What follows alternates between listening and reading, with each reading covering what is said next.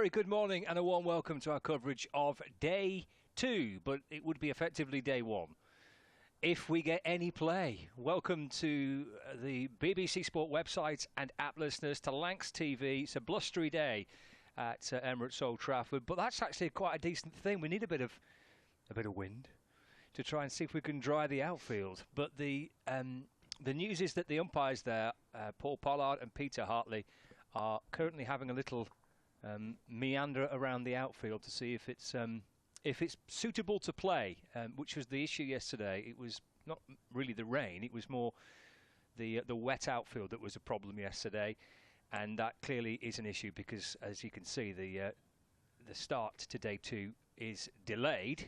We're just waiting to find out how long it will be delayed for. Scott Reed and Mark Church in the commentary box here at Emirates Old Trafford. Church is alongside me. We're just playing the old waiting game, aren't we? Well, we have been since yesterday, and Yes. we are this morning. Yeah, look, it's obviously not suitable to play, otherwise we'd be out there. That's the key thing here. Now, I think the problem we've got is it's been so wet up here in Manchester. The ground staff have worked tirelessly to get everything ready to go, but the outfield is damp, and I think there is a bit of an area just as the bowlers hit their delivery stride. So that's where the umpires keep going to and having a look, and it's at this pavilion end, and all the players were out there this morning early having a look at that area. So as you can see, umpires Hartley and Pollard are now at the Jimmy Anderson end, having a little look at the run-ups there. So you can see where they're concerned, and that'll be where the bowlers hit their delivery stride. And those supporters that are in, and lovely to see them, there were a lot in yesterday. Didn't see any cricket whatsoever yesterday. And this isn't our game. I look forward to the start of the season so much, and isn't cricket the most wonderful thing? Because here we are on April the 6th, and basically what we're doing at the moment is watching two umpires stood at either end, sort of doing the old stamping down routine with their feet to see whether it's going to dry out or not. I'm optimistic we'll get something today. Right, okay. If I'm brutally honest with everybody, we won't be obviously starting at 11 o'clock. No. And we'd have to wait to see even if we get a toss at 11, because the only thing with that as well is, are we going to toss at 11 until we know when we're starting?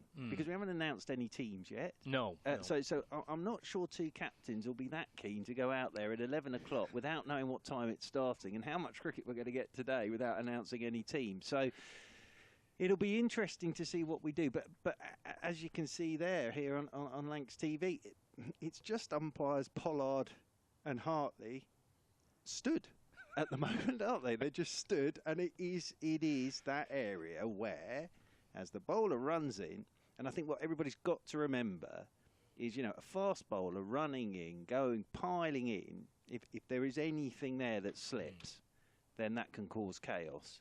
And it's the opening game of the season, and everybody wants to get out there and play, but also you've got to take into account the players' safety. So I think that's what we're looking at the moment. But the other thing I've learnt over the years, Scott Reed, and you've been doing this a long time as well, is there's no great urgency to any of this at the moment, is there? So as I say, at the moment it's just a lot of strolling around. Both sets of the other thing is the players haven't warmed up yet. They've been over and had a heat, but normally they're doing their shuttle runs and fielding practice and all that good stuff. There's been none of that so far. No. So we will just have to wait to see. But the ground staff have worked tirelessly. They've worked really, really hard. They're having a well-earned cuppa at the moment, quite rightly, sat on the roller there. But what more can they do? Yeah. What more can they do? There is a perception that we should be playing because the covers are off and it isn't raining. So that if you were looking at this now and there's spectators inside the ground, there's listeners and viewers thinking, well, hang on, it's not raining, it's dry, the covers are off. The perception is we should be playing. Yep. But as you say, you've just got to look a little bit beyond that, haven't you, as well? I think you have, because, as I say, the worst thing that could happen here is you want to play, yes, and then your big fast bowler runs in and first morning of the season, back foot slips as they hit their delivery stride, and they pick up an injury. It's just not worth that. But I can understand why, if you're in the ground now, you're sort of sat there going, well, why aren't we playing? It's not raining. The players are here. Everybody's ready to go. But it is definitely those two ends, and I think it's more at our end, at this media centre end, that they are definitely concerned about it'll be just as that bowler's back foot lands and they take off, that it's damp and it's moving. And if that is the case, it's a really difficult thing to sort out. It really is. And the only reason we've got this is the amount of rain that we've had over the last few months up here in Manchester. Yeah, and I don't think there's much else that the ground staff can do. No, absolutely not. It just has to dry, and it takes as long as it takes to dry. As you say, the ground teams up and down the country have worked tirelessly all through the winter, as they always do, to try and get some play, try and get grounds ready. But at some point, the natural elements have got to help them out. I always feel you come to the end of the season and every single ground staff, county ground staff, should get a medal, because what they have to go through a season to get us out there and get the players out there is they work tirelessly, and they were here late last night and they were here early this morning. And as I say, that group there have done as much as they can do. What they'll be hoping is there is quite a strong breeze going across the ground. The only thing that can help, really, is this breeze at the moment. You can't do anything more as the ground staff. You're just hoping this breeze keeps coming, there's no more rain, and then it's decided that actually, yes, it's fit enough to get started. But at the moment, as I say, it's obviously where the big bowler's going to run in. Jamie Overton. Let's take Jamie Overton, for example. He's a big fella. Now, what Jamie Overton doesn't want is piling in back foot lands and slips, because you can do yourself some serious damage there. And I'm pretty sure, both sets of players have talked about this. We did see the captains out there, didn't we? Rory Burns and Keaton Jennings. They were with the two umpires. Seemed to be a bit of hugging going on as well. I don't know what they were talking about, but it ended with hugs. It did. We've not had a hug, have we, this morning? We haven't. We normally do. Yeah. We normally do. I think we've been sort of under pressure. Haven't we? This morning, we've been under an awful lot of pressure this morning. I haven't noticed that, really. But you see, again, there, body language. Yeah, it's not. And I'm not a body language expert. No. But just looking at the Surrey players up there on the balcony, they're just waiting to get a word from the umpires. Now, here come... But look, umpire Hartley he doesn't look happy to me, umpire Hartley, with that outfield as he's making his way back. It looks like Mr. Pollard is going up towards the Lancs dressing room and Mr. Hartley's going up towards the Surrey dressing room. So obviously they've had a little look around, they've had the inspection, they've had a chat to the ground staff, and they've made up their minds. So this now will be both umpires relating that to the respective dressing rooms. They've done a lot of walking. They've definitely done their steps for today.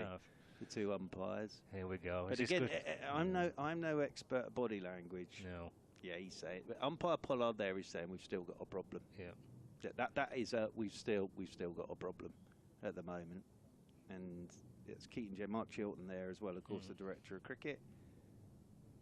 And this is not the sort of chat of fellas get yourselves ready to go, is it? No. At the moment, unfortunately. It would be quite nice, and we'll see if we can do it. Just actually hear from one of the umpires. Just get a view from one of the umpires just to explain exactly what the issue is.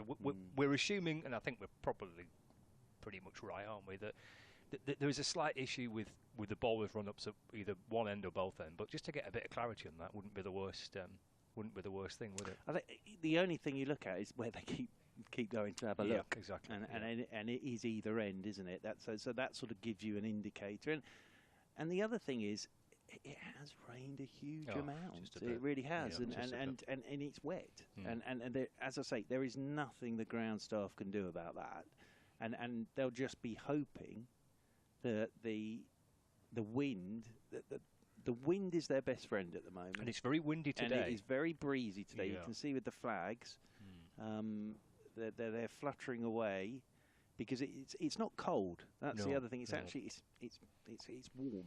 So that could help this drying out process. But that's all we're waiting for at the moment. And obviously, we should get some news in a minute, because we just saw the 2 umpires have gone up to both dressing rooms. Yeah. Players all still in their training kit. And look, umpire Pollard, the conversation is still going on the Lancashire balcony. So we should get an announcement in a moment. It's just really frustrating. And we were saying yesterday, it's the earliest ever start here at Emirates Old Trafford. We've got away with it the last 2 years. Yes. Starting early, we've got away with it. Unfortunately, this year, we haven't. And this is the great frustration for everybody. And just going back to your point, I can understand why people coming into the ground might be sitting there thinking, well, why aren't we playing cricket? But if there is any doubt, player safety, if there is any doubt out there. And the other thing is, both sides have got to agree. That's the other thing. Both sides have got to agree. We're ready to go. Yep. As you say, it's the first match of the season. There's 6 months coming up, and especially for the bowlers, you have to factor in the element that you don't want bowlers running in and getting injured. No. For the very first match of the season, we don't want that happening at any point, but certainly at the start of a campaign. So this is Mark Chilton, who's the director of cricket here. He's having a little wander out towards the middle. I can 12:15, I think. Inspection. Another inspection at 12:15, and that doesn't surprise. And I think that's coming down to wind. Yeah. I think that's the key thing now, is the wind. I think what we're waiting for is sort of the elements doing the job for everybody, so. really. Because, as I say, this wind coming across the ground, it's not a cold day, and it's a pretty strong breeze. And I think what we're hoping is that wind will dry out those wet patches. But all credit to the ground staff again. They've done everything within their power to get us started. But if it is just a bit too wet to start, you can't get started. So that's a further inspection at 12:15. It's what we're now hearing. So we hope in another hour and a bit, as you say, the forecast is for really quite strong winds today. Yes. I think upwards of 40, 45 mile an hour winds today. And it is quite warm, so hopefully within an hour or so, if that might just help a little bit. Can I just say, the ground is looking fantastic. I know we haven't played any cricket yet, but I love coming here now. I've always loved Old Trafford anyway. Fantastic ground. But with the second part of the hotel now all working, with its big walkway between the two. Have you enjoyed that? I have, actually, yes. Excellent. I have enjoyed walking along the sort of glassed walkway of a morning. But it's looking fantastic. It's a great setup here now, isn't it? It really is a magnificent venue. It really is. And it's always lovely to come here. And even though the weather is sort of curtailing cricket at the moment, it's a magnificent setup here now. It really is. Yeah, I think it's the first season where the second hotel has been in full use. Yeah, you just kind of, I think, kind of complete it a little bit, doesn't it? So those spectators are having to be patient again. There's Mike with his red rose hat on.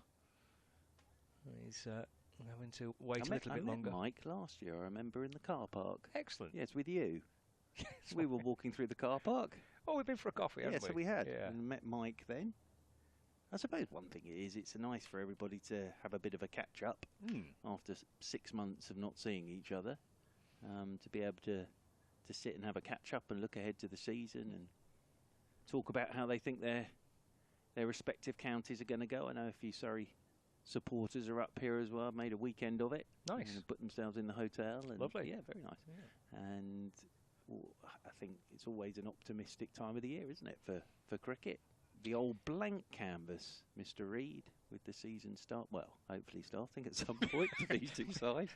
Might be next week, but could be next week. It could be next week, but it's always an exciting time of the season, isn't it? The great Dave Halliday on reception. Yes.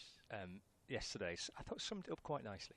He said it was like waking up on Christmas Day yesterday, all excited. Yes, First day of the new season. And then not getting the present and you then wanted. not getting your present. Yes, yeah. yes. Or getting a present, Mm. but you asked for a bike and you got a microwave. It's a bit like that, isn't it? I think now it'd probably be an air fryer. They seem to be quite in fashion, don't they? They do. Yeah, They do. Yeah. But yes, I've seen that go around the social media world before seasons start. The night before the start of the season is like Cricketmas Eve, someone put once. Yeah, which is very good. But no, it's disappointing. But I think for the spectators, I suppose it is a nice way of all meeting up again and having a chat. That may have worn off by tea time tomorrow if we haven't had any cricket. But I think now it's a nice way to catch up and look ahead to the season. And it's going to be a fascinating season. I think I'm looking forward to seeing what happens in this first division this summer. And Surrey are the team to beat, aren't they? I think they are. And the reason I say that, and it's a very obvious reason, is they've won it the last 2 years. And nothing's really changed, Scott Reed. That squad hasn't changed. The only addition really is Dan Lawrence. They've played a huge amount of their cricket together now. They know how to win a championship. It's a tricky one, though. Since the 60s, Yorkshire were the last ones to do the treble. Right, so it's been, what are we, 60 odd years now since that's happened. So it's always a tricky thing to do 3 on the trot. But I think what Surrey have said to themselves is we'll go about it exactly like we went about it last year. And last year they never talked about defending the title. They said we're going out to win it again. And I think that'll be exactly how they go about it this season. They know that every side, when they turn up, will be looking to play their best cricket. Because I think what we've seen with Surrey over the last 2 years, if you're slightly off your game, then they will barge the door down on you. Of course, we saw Lancashire beat them last year back in South London under the lights in that low run chase where Tom Bailey and Will Williams got the ball to hoop round corners under the lights and bowled magnificently well. But what's interested me with Surrey is that they've just talked about what we want to do this year is get better. Individually and as a team, we want to get better.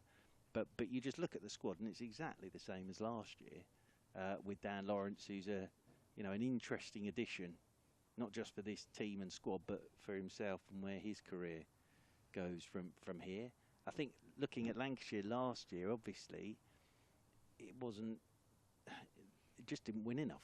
Drew a lot of games last year, but didn't win enough games. And I think it's a really obvious thing to say. Although we're back to 8 points for the draw now, aren't we? I think to win this, you've got to be winning games of cricket now in the first division. I don't think the days of drawing a lot of games and not losing, I don't think that will win you a championship now. I think you've got to go out and win games of cricket now. Yeah. And I think in the way that teams play, that's why you get a lot more positive results. Well, we hope we're going to get a result here, but it's looking increasingly unlikely with so much time being taken up from this match. So I think we'll leave you for now. Just to let you know that there are some other games taking place. It's not a complete kind of wipeout for this opening round of fixtures. There's Division 1, the games between Kent and Somerset has now started. Nottinghamshire, Essex played the majority of yesterday with Essex 246 for 9.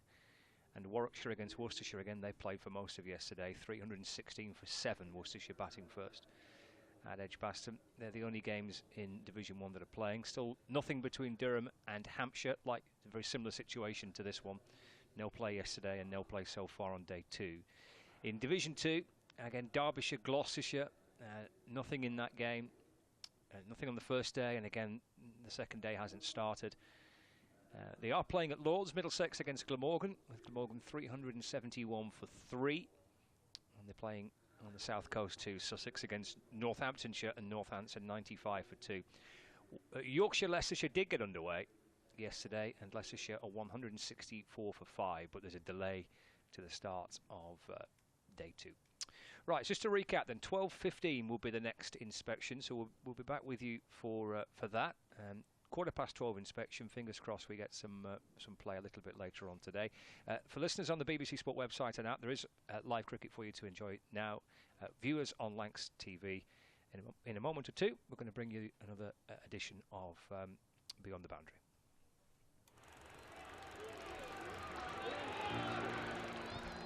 "1864. We were first class then, and we're first class now.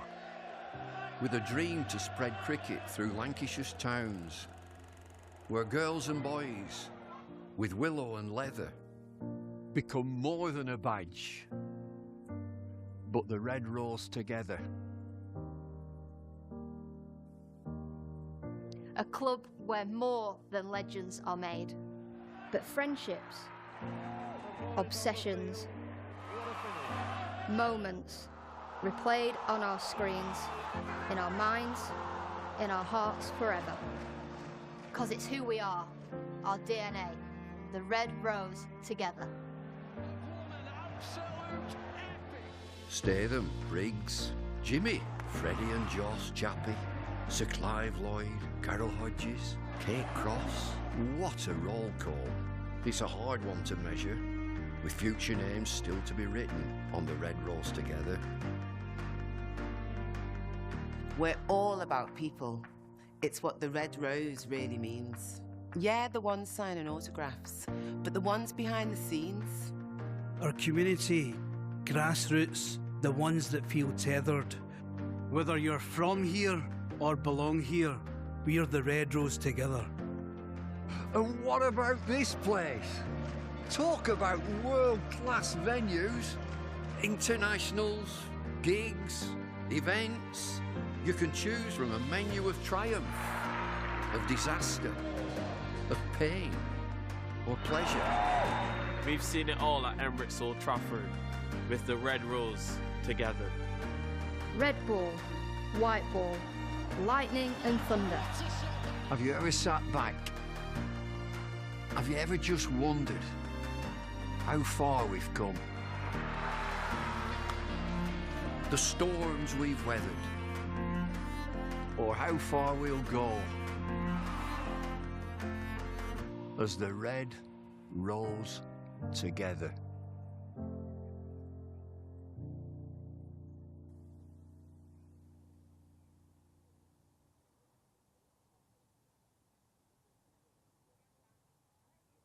At the time, I didn't really feel like I was trailblazing. I was just a young girl who loved cricket, had a passion for it. Because at the time, there was nowhere really for you to go. I never believed I was good enough to play for England. I say it's his fault, I'm a number 11 now. The girl coming on now, this is where we cash in, this is where we get stuck in. And I got four for, and like not many overs. And my mum just turned around to them and went, that's my daughter, by the way. You know, he always maintained that I was good enough to be there. It was nothing to do with being a girl. That was probably my goal, was just to do as much as I could for as long as I could. I remember that summer being, it just lit cricket up, didn't it? I must have had 6 hours sleep throughout the entire test match. You know, they've got a girl playing for them, is she any good? I remember being more nervous making my first team debut for Hayward than I was for my England debut. You're like a young Kate Cross, to not have to do what I did, not have to be the first girl to do things. Welcome along to Emirates Old Trafford for another edition of Beyond the Boundary. And I'm delighted to say that today I've got a trailblazer alongside me, none other than Kate Cross, the first girl to be admitted to the Lancashire Academy, the first lady to play in the Central Lancashire League and one of the original centrally contracted players for England. Kate, I think it's pretty fair to say you are a trailblazer for women's cricket, isn't it? I think when you say all those things, I guess hindsight gives you a bigger picture. Obviously, at the time, I didn't really feel like I was trailblazing. I was just a young girl who loved cricket, had a passion for it, wanted to play as much as possible, and was lucky enough to get those opportunities. So I think that the trailblazing kind of comes with the territory, but not what I intended. No, you wouldn't. Obviously, you wouldn't think that at the time, I don't think. But thinking about it, the first girl to be in the Lancashire Academy, going back to 2006, that must have been a very interesting experience and possibly quite a scary one for you. Yeah, it was. Again, I think at the time I was just delighted that I got another couple of training sessions in the week, and I was getting to come here and do it at a ground that I'd watched a lot of cricket at, and you know, that felt really special.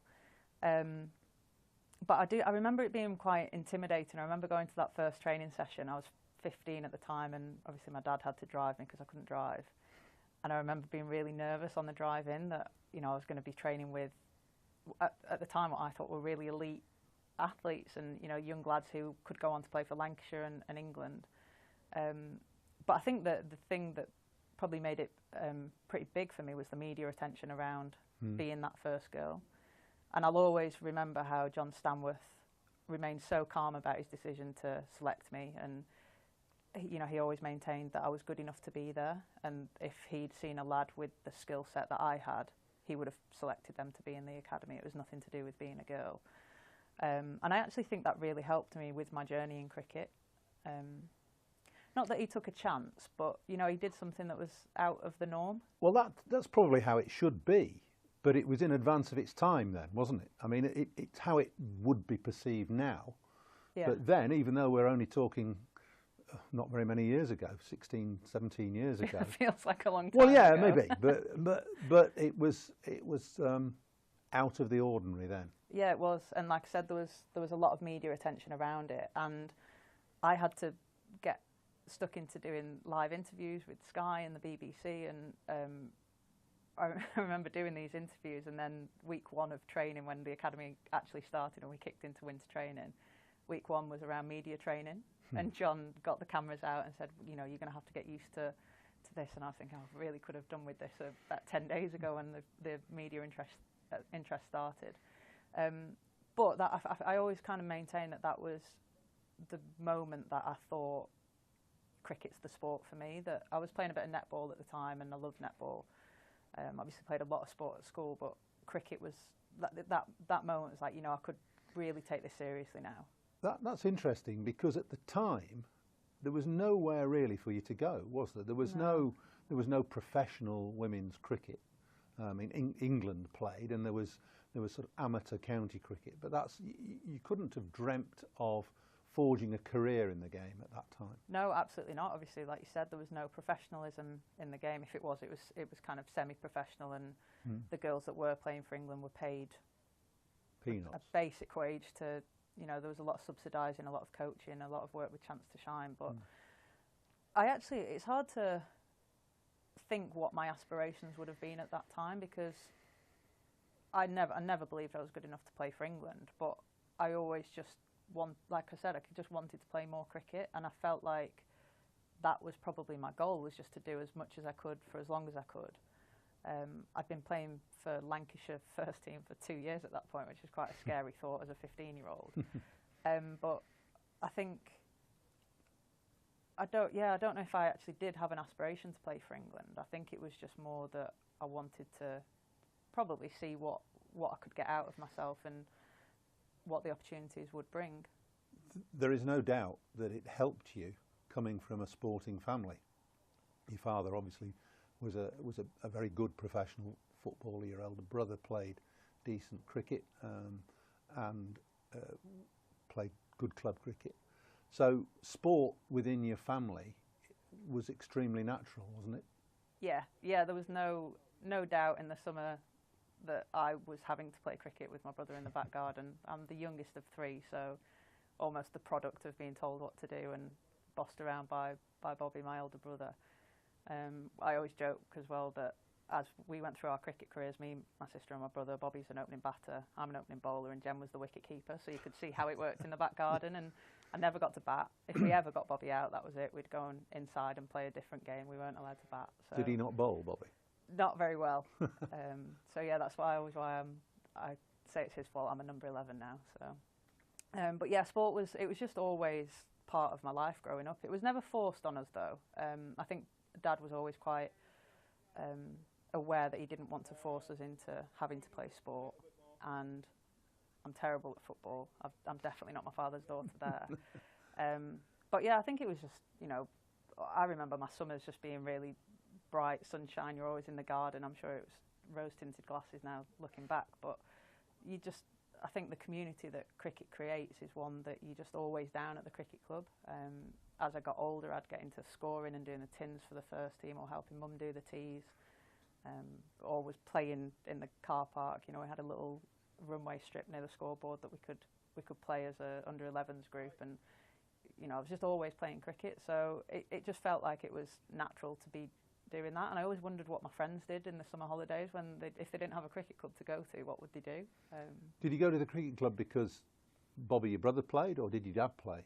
Or was it just because you wanted to go anyway? It stems back to my Uncle Bob. So Uncle Bob. But not Brother Bob. Not Brother Bob, Uncle Bob, does get a bit confusing. He was the under-11s coach down at Haywood, and he'd played cricket for Haywood all his life, basically. My dad would play down there when he was out of football season. So the family tree always goes back to Haywood. I was actually grew up in Bury. But when I went down to play my first bit of proper cricket and went down to training, it was Uncle Bob that was the coach. So I think that also helped me back then, because I was the only girl, stood out like a sore thumb. I was the only one with a ponytail in the back of my hat. So I think it was quite nice having the family there to kind of ease me into it. And it was back in the day when Uncle Bob had to be called Sir by everyone. It was very strict under 11s coaching, but I was allowed to call him Uncle Bob as long as no one else was around. So how did you progress then to play in the men's first team? You were the first woman to play in the Central Lancashire League, which is another trailblazing step.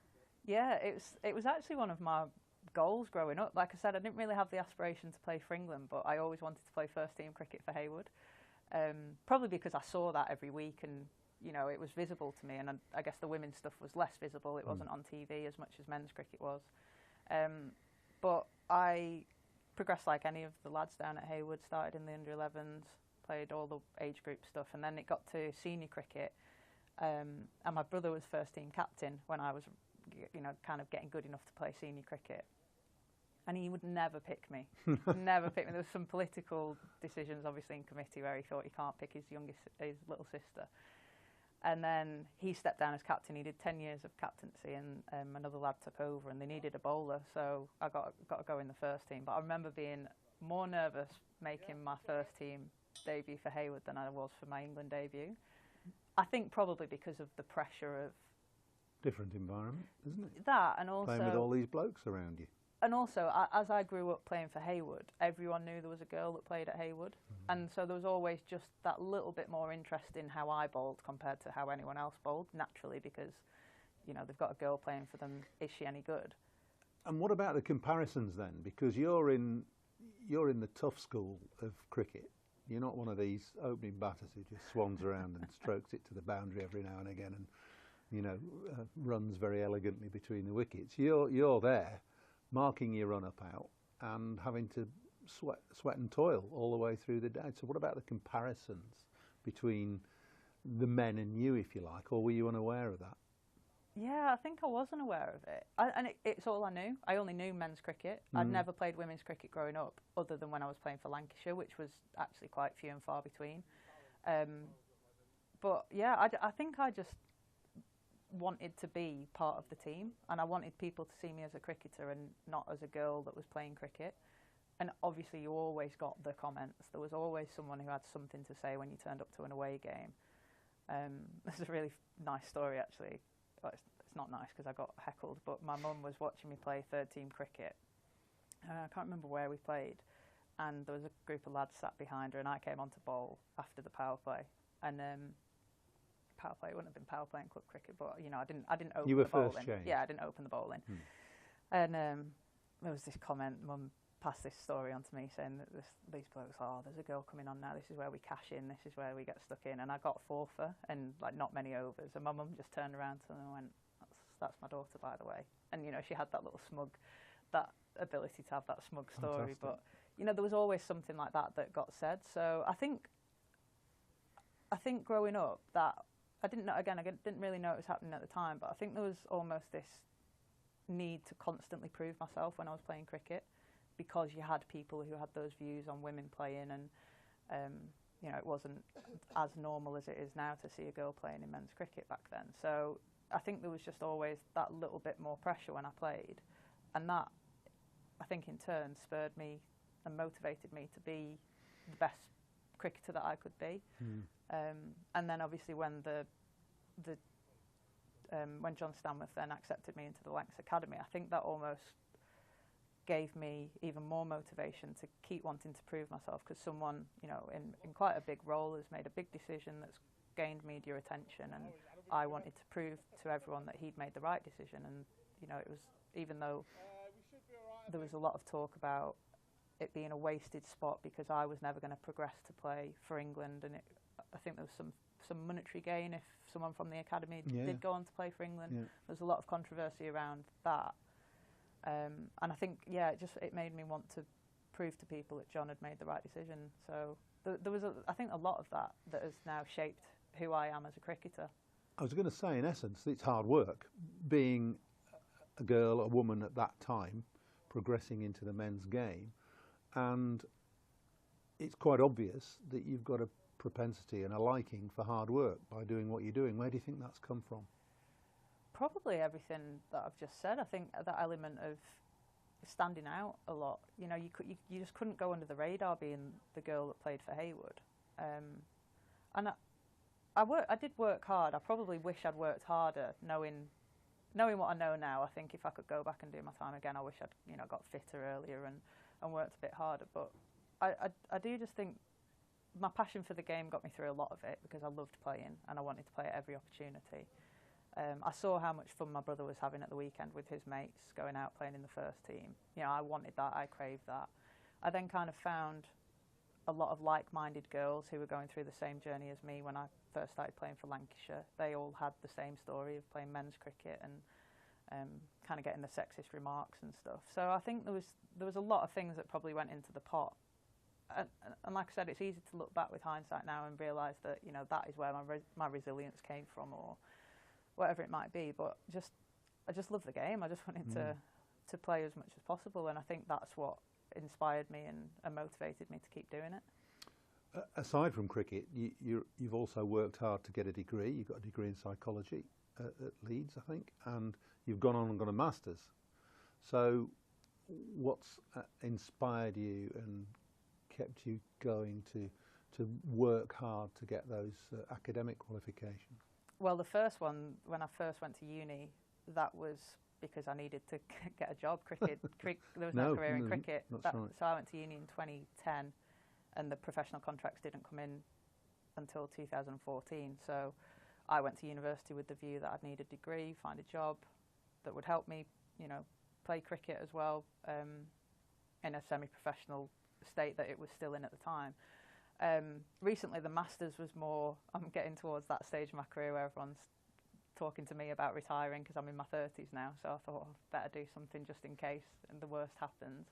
But I've always had, I think my journey in cricket has always made me want to help a young Kate Cross to not have to do what I did, not have to be the first girl to do things, but actually have a really clear path that would, you know, help them play for England or for Lancashire or for Thunder, whoever it might be. So I did a master's in a sports director's master. I'm not very patient with coaching, so I think I'm more behind the scenes kind of decision making. But I think that's why I did it. It was just so that, you know, young girls wouldn't necessarily have to have the journey that I had in it. Not that I would change my journey for anything, but, you know, I just want girls to think sport's a really great option as a career, especially cricket, because it's given me some of my best times in life. It's given me some of my worst times in life, but it's given me, you know, some of the most incredible memories, and you want as many girls to think that that can be for them. So that's why I think I've been inspired to keep going academically as well. In a way, they say life, or some of the good things in life, about being in the right place at the right time.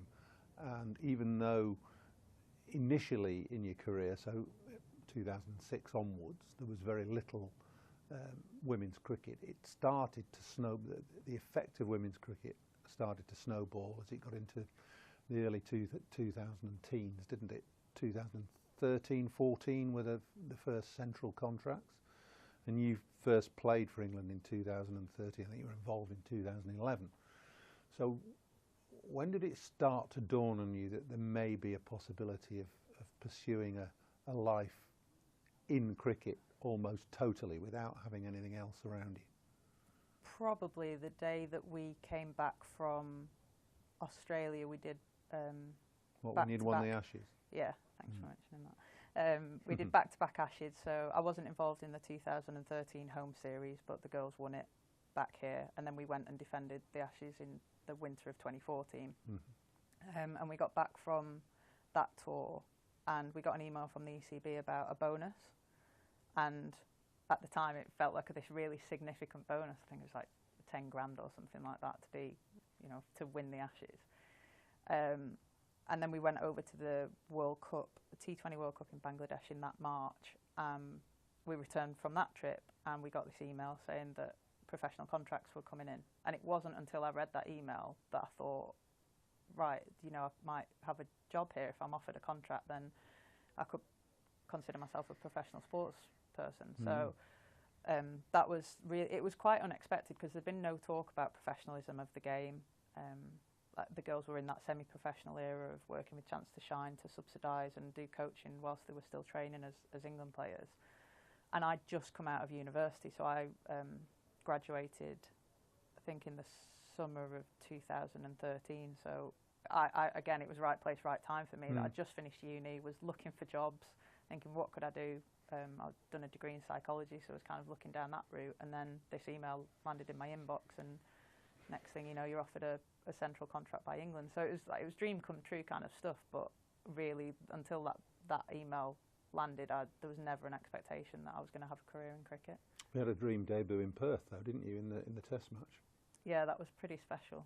Winning the game, wickets in both innings. What do you get, 3 for 35 in each innings? Or yeah, it was strange. Something like that. Yeah, and then the next Test match I played, I had the same figures in the game as well. It was 6 for 70 in my first 2 Test matches, which was strange. But yeah, that was a real magic 4 days. It was hard work. It was hot. I remember it being really hot. Like you were getting in the ice bath after every session.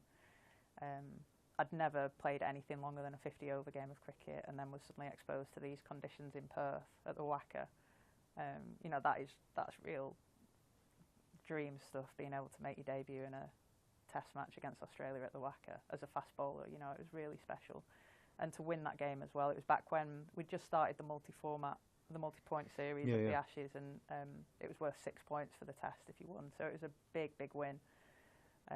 But I was exhausted at the end of it. I remember David Collier was would he have been the CEO or the chairman of the ECB at the time? Yeah, probably.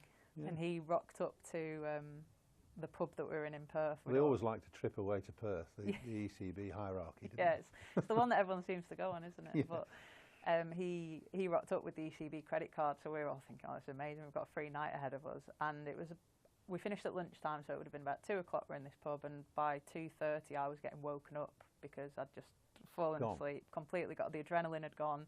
I must have had 6 hours sleep throughout the entire Test match. I was just on a high after every single Well, those Swan Lagers do it to you as well. Yeah, I think I'd only had about 2. I was gutted, I missed the big party, but yeah, it was again probably a bit of an eye-opener of what was to come, because there was just the doing it because it was there, the opportunity had come. Of course I wanted to play in a Test match. There was no talk about bowling workloads back then, or you know, nothing like that. But yeah, it was a really special 4 days for us. Interesting point, that, because the format that the women play now, with the point system in one-day internationals and Test, you don't play very many Test matches, but I get from just chatting to you here now and knowing you anyway that you really enjoy the challenge of the Test match. Do the girls in general look forward to playing Test matches? Yeah, always. And wish they'd play more? Yeah, it's always just you always get your coloured kit for T20 cricket and one-day cricket, but the special packages when you know you've got an Ashes around the corner, or potentially when we're playing India or someone like that, because you get your whites as well, and it's what every kid in the back garden plays growing up, isn't it? Or my generation especially, it was always Test match cricket, and that was what was on my telly, what I was watching. The 2005 Ashes was just, you know, I remember queuing up outside here in 2005 to get in on that final day. Yeah, I actually snuck in. I managed to find a little two lanes were merging with the queues, and I just snuck right through the middle and got in. But it was just, I remember that summer it just lit cricket up, didn't it? It was just incredible. Yeah. Andrew Flintoff running in and making things happen and changing games, and he had a personality. I remember he was the first player that I saw that had this big personality on a cricket pitch, and I thought that was really special, and I wanted to be part of that. So it was kind of what I was brought up on. You know, white ball cricket wasn't really around back then, and so it was still always my dream to play Test cricket, and it's the same for every single player now. If you ask anyone, they'll want to play a Test match. I find it such a shame that we don't play enough of it, because we almost have to learn as we play. Because you don't play it domestically, do you? No, we don't play any red ball cricket, and we play 2 Test matches a year now, and that's a lot. When I first started, it was 1 every 3 years, and it would be in the biggest arena of playing in the Ashes, where it really mattered, where the points were heavily weighted for the Test match. So you learn in the job as you go, and you know, one session really teaches you a lot, and then you don't play it again for 18 months. So it's I think it's a real shame in that aspect, because I think we'd learn, as female cricketers, I think we'd learn a lot more about the game by playing more red ball cricket. You know, you just got to do your basics for longer, and generally the better team comes out on top in Test cricket. And I think that's what I love so much about it, is that it's the toil and the hard work and the emotion and everything that goes into 5 days for us now. We played a 5-day Test match this summer, and then at the end of it, you want to do it all again. It's crazy. You put your body through hell, but you want to do it all again. It's just got this. There's a great degree of satisfaction about it, isn't there? Yeah. I think that's something you get from bowling fast. It doesn't matter particularly whether you've taken wickets or had a good day. There is a great degree of self-satisfaction to be had, just the physical effort that you put in and getting some form of reward at the end of the day. Yeah, do you think that? Yeah, I agree with that, and I think there's the kind of chess play of it as well, and how like the tactics of Test cricket. Obviously, if you understand the game and the nuances of it, then you see a lot of the ebbs and flows in Test cricket. But for me, it's the being under pressure of trying to work batters out whilst you're out there. I feel like T20 cricket, you probably do your homework and you know how players play and how you might get them out, but there's very little time to set players up, whereas in Test cricket it's all kind of about that, trying to stay one step ahead of the game, but you know, work players out as you go, and I just think that's quite special. So you've had a great time winning the Ashes 2014, 2015, but it's not always been plain sailing for you, because a year or so later you hit a bit of a wall and you have an issue with anxiety and stress. How did that manifest itself? And I know you don't mind talking about it because you have talked about it before. And why do you think that occurred for somebody who was quite obviously having a good time within the game? Yeah, I think it was actually a bit of a shock to me that I was feeling the way that I was feeling. Like I said, I studied psychology at uni. I remember being in a lecture and we were going through depression and anxiety and symptoms of those illnesses. And I remember being in this lecture theatre and like ticked off 5 of 6 of the symptoms, and I thought, wow, that's exactly how I feel. And I remember speaking to my mum, and it was a really difficult conversation because I actually find saying the word depression really difficult. And I remember saying to her, I think this is what I'm suffering with. And she said to me, she said, I've been wanting to talk to you about this for a while, you've not felt yourself. She recognised it, did she? Yeah, I think she just recognised that I'm quite a bubbly character, I'm quite extroverted, and I think I was quite insular when I was at uni and didn't seem to be enjoying myself as much as 18-year-olds at university should do. And that whole time of my life is actually a big blur. Years kind of merge into each other. And so you're talking about when you were at university, and even when you were playing in your early days for England, it manifested itself then, but didn't actually come out. Yeah. Until what was it, 2016? 2016. Maybe? So that's 3 or 4 years later. So I think a lot. Like I said, it does kind of all merge into one. But 2016 was when it all came to a head, basically. And for anyone who has ever suffered with anxiety or depression, it's really, I say easy, it's easy to go into your cricket environment and be the character that everyone knows you to be. But it was when I was getting home that I noticed that I was finding all of the cricket things really exhausting, because I was putting this mask on. I was, pretending I was having the best time of my life, because why wouldn't I? I'm travelling the world with England and getting to play cricket for a living. And actually I was despising every second of it. I was dreading going to training. I was putting so much pressure on myself to perform every single day because I was being paid to do that now. So my hobby, my passion that I'd grown up with became my job overnight, and I really struggled with that transition. And it wasn't until I started seeing psychologists who, a bloke called Mike Rotherham, who was working with the England team at the time, I started having sessions with him consistently. There were weekly sessions, and this all happened because I basically had a really big breakdown when I got to Loughborough one day. I ended up getting pulled out of a tour to the West Indies. This was the year before the Home World Cup as well in 2017. So I remember I was having a real big argument with myself about, if I tell anyone how I'm feeling, then I might risk a place in the 2017 World Cup squad. If I don't tell anyone how I'm feeling, then who knows what might happen. I'm really struggling. So I was having this internal debate for a long time, and it all just came to a head. And I remember crying the entire journey down to Loughborough. The only reason I went down was because I was picking Sophie Eccleston up. She couldn't drive, so I had to pick her up en route, and I didn't want to let her down. I got to Loughborough and I hid in the physio room. I couldn't even go and see any of the girls. Couldn't face them. Just couldn't face anyone. My best friends were in that squad, and I couldn't bear the thought of being around them. And so I got the help that I needed. I spoke to our physio. Mark Robinson was our coach at the time, and he said, look, I'm pulling you out of selection for this tour. Go away, make yourself, get yourself better. Cricket doesn't matter right now. Make sure you're okay. And this is when I then started seeing Mike Rotherham.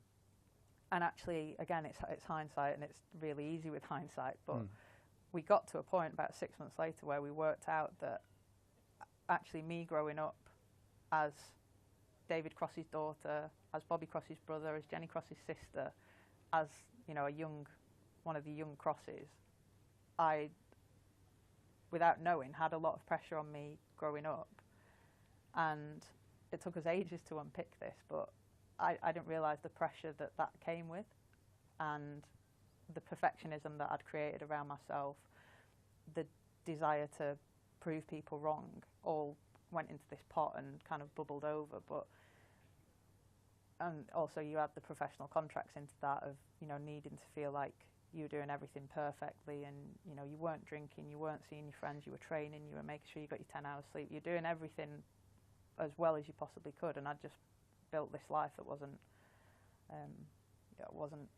obtainable, I guess. Full of self-doubt. Yeah. And lack of self-worth. Yeah, and I think I said it at the start of this interview, but I never believed I was good enough to play for England. So then there was this imposter syndrome as well that came in, and it was no one's fault. It was just how it had kind of all happened. And being the first girl as well, there was just this natural, well, Kate will play for England, she must do. So there's this pressure that a lot of it was my internal dialogue with myself as well, that I've played for the academy now, so I must do this, I must go on to play for England. So anyway, we got to the bottom of it, and we did some hard work. I remember having to have a lot of difficult conversations with my parents as well, because I felt a lot of pressure when my family came to watch me play. That it happened at Worcester, did it? Yeah, that was the example I was going to use. Everyone it was the first day, so I've been playing for England for a few years, but this day at Worcester we were playing Pakistan. It was the first day that all my closest family had been able to watch the same game. So it felt like a really big deal, and I really wanted to do well for them. And I think Nat Siver hit record runs, and we had our highest total, and we should have beat Pakistan. It was a game that we were on paper going to win. And I remember bowling and just getting hit everywhere, and my figures were terrible. And I remember thinking, I'm not good enough to be here. I'm actually, like, it's all going to come out now. Everyone's going to realise I'm no good at cricket. And I remember just being on the pitch with my sunglasses on, and just tears were rolling down my face. And I thought, I'm live on Sky Sports here. I need to, something's not right. This isn't, it's the dream that everyone sells you just doesn't seem to be what I'm experiencing. So yeah, I had to have conversations with my parents around how much pressure I felt when they came to watch me play, and they were laughing at me. They were going, what are you on about? You're playing for England. We're so proud of you. We don't care if you do well. You're out there representing your country. You're representing us. So there's a lot of difficult conversations around that. And that's when I think, if you speak to anyone who's played, not even professional sport, just sport in general, I think you have to go back to that kid in the garden. Like, why do you play? What do you love about this sport? And actually kind of hitting rock bottom for me was that opportunity to fall back in love with the game. And since then, since around 2018, I've arguably have probably had my best years in an England shirt. I've loved the game. I've loved giving back to the game. I've loved experiencing everything that cricket can give you. I feel like I've got much better balance with cricket and life and travel, etc. So I feel like, in a way, it was the worst time of my life. But without it, I don't think I would. I think I would have stopped playing cricket and not played again. Well, that was a fantastic account of the poor time, the bad time that you had, and how you've come out of it, and how you realised that without that you probably wouldn't have got on to do what you've done now.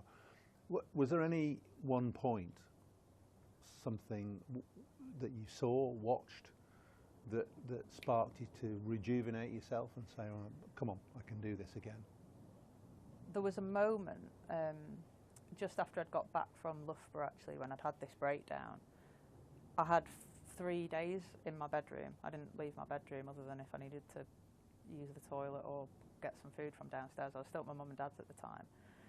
And my dad came into my room, and I think my mum and dad just didn't know what to do. They'd not really dealt with anyone who was struggling mentally, and I didn't know what to do. And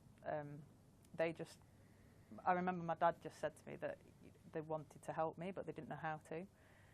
And he said to me, his quote was, I can't remember where he got it from, but he just said, "Tough times don't last, but tough people do." And I really vividly remember him being sat on my bed and my blinds were closed. It was the middle of the day, I'd been asleep for a lot of it. And I just really remembered not wanting to feel how I felt. And I was just fed up of, like, I'd come home not showered. I'd been, like I said, I'd been in my room for 3 days, and it just really felt like I was at absolute rock bottom. And I remember that I didn't want to feel that way anymore, and I wanted to get myself better. And then I think the natural, process of getting yourself better and understanding your mental health more and how you work, how you function, what your triggers are, got me in a better place, which then made me realise that it wasn't cricket that had triggered me. It was everything that came with cricket, but actually cricket's still an unbelievable sport that I'm still really passionate about and still want to be a part of. Whether that's for England, I wasn't sure at the time because I didn't know if I actually had.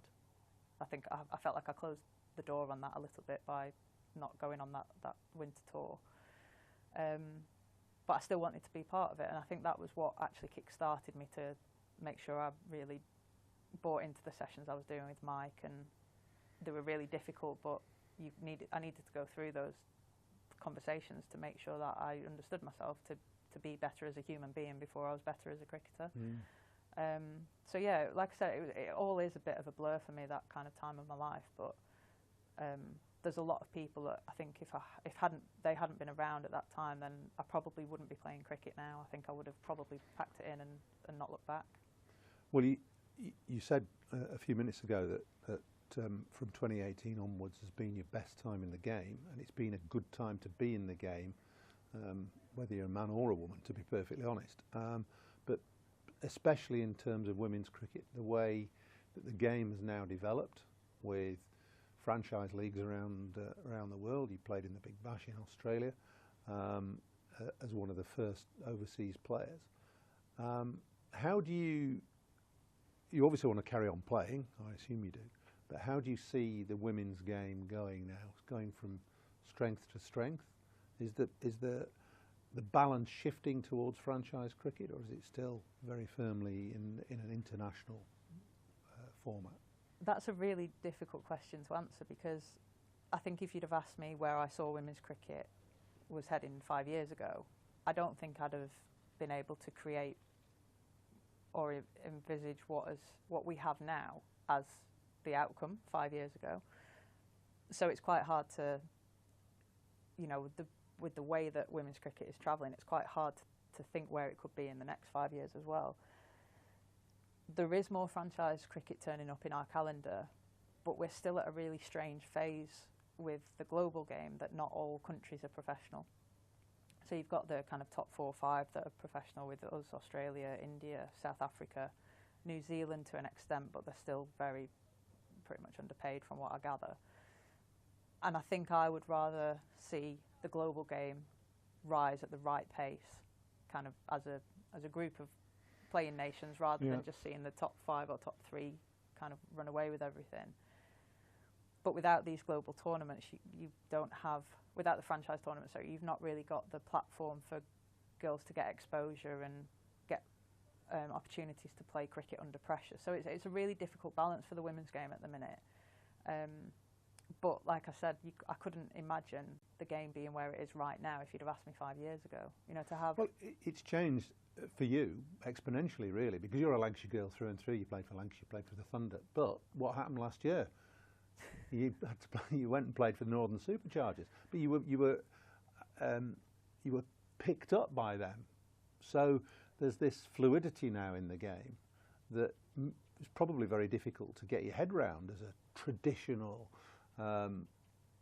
women's player and somebody who's grown up through this system. Yeah, but you're there now. We are, and I am. I do play for a Yorkshire team. You can say it. I don't hope no one from Yorkshire will be watching this, will they?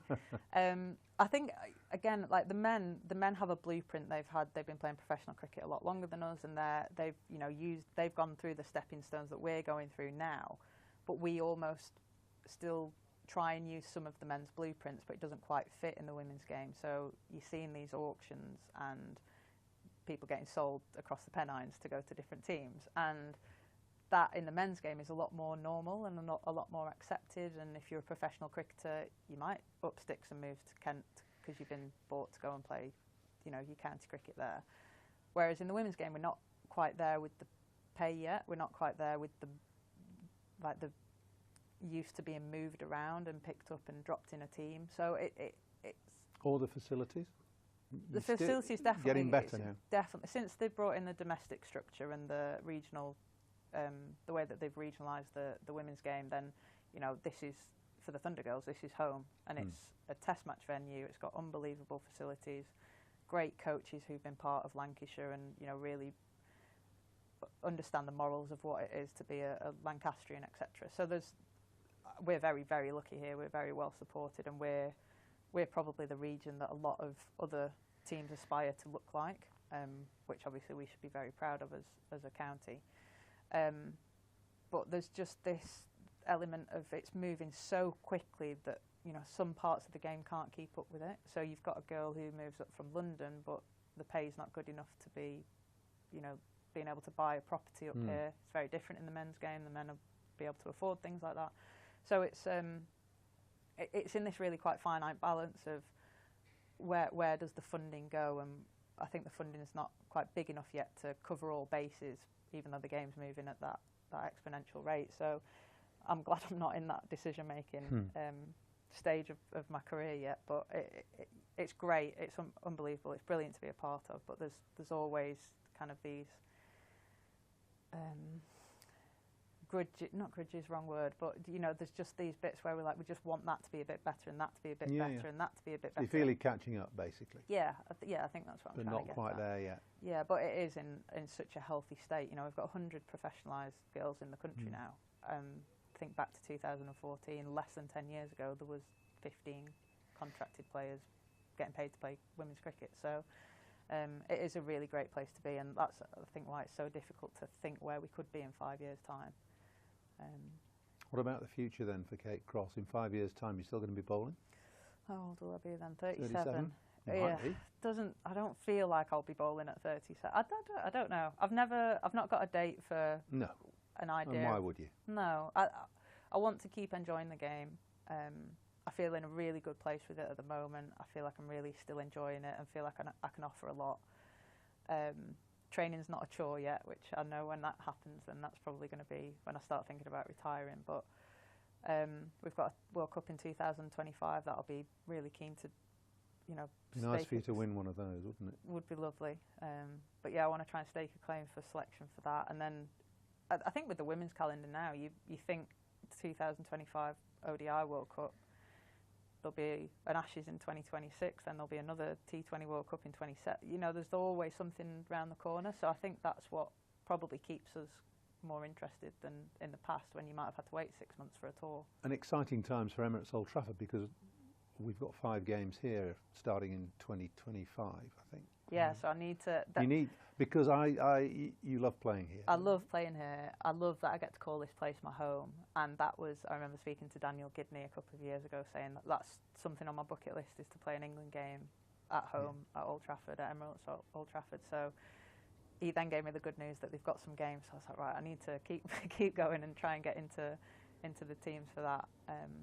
But that, again, that's just, I think I was 23 when I got to play my first game here, and it was in the Kia Super League, and it rained, of course it did. So I think we actually got rained off for the first game, but I remember the excitement that I had was like, you know, the 7-year-old in the garden who'd seen it on TV and seen Andrew Flintoff playing on telly here, and I couldn't believe that I was getting the opportunity to play here. And now this is, you know, where we play a lot of our cricket, and it's the norm, and we've got a home dressing room, and we've got our own lockers. You know, this is what I call home. So it has changed so much, but I think to be able to play an England game here would be on the bucket list, and really want to tick that off the to-do list. Kate, thanks very much. It's been a really enjoyable 45 minutes at least. Has it? Oh yeah. Time flies. Fantastic. You've been a really good interviewee, and I think everybody will enjoy listening to you. I certainly hope so, and we'll get you back in because there's plenty more we've got to discuss. So, Kate Cross, thank you very much indeed. Thank you.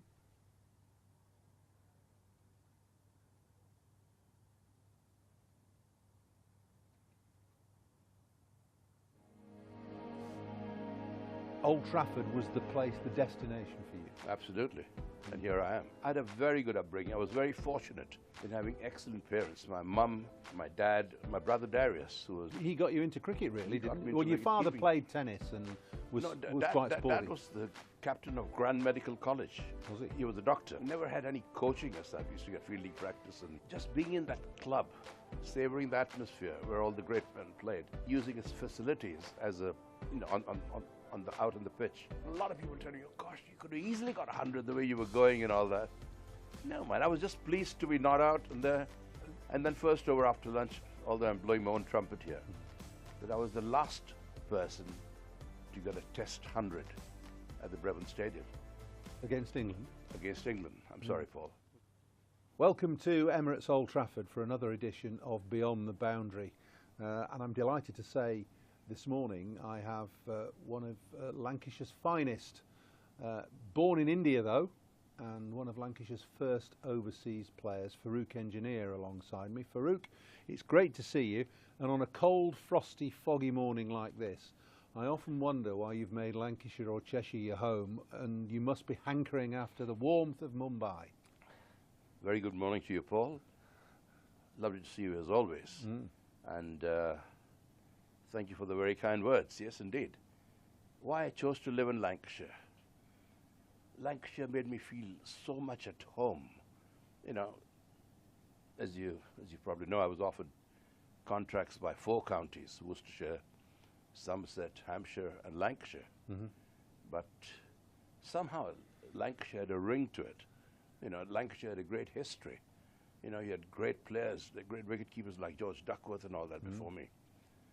And Lancashire just seemed, and funny enough, I was a Lancashire supporter living in Bombay, never having seen a Lancashire match, but like people are Manchester United supporters, you know. And so Lancashire, as soon as they offered me the contract, you know. Yeah, there's something about, doing a little bit of research for this, you said that you came to Lancashire because of its history and because of the ground. So that must have sparked the imagination of a young Farouk Engineer. Indeed. Playing Old Trafford. I mean, you played through the 60s for India and into the 70s.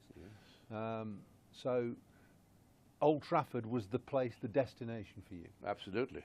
And here I am. Yeah, and here you are, and here you still are. Still are, very much so.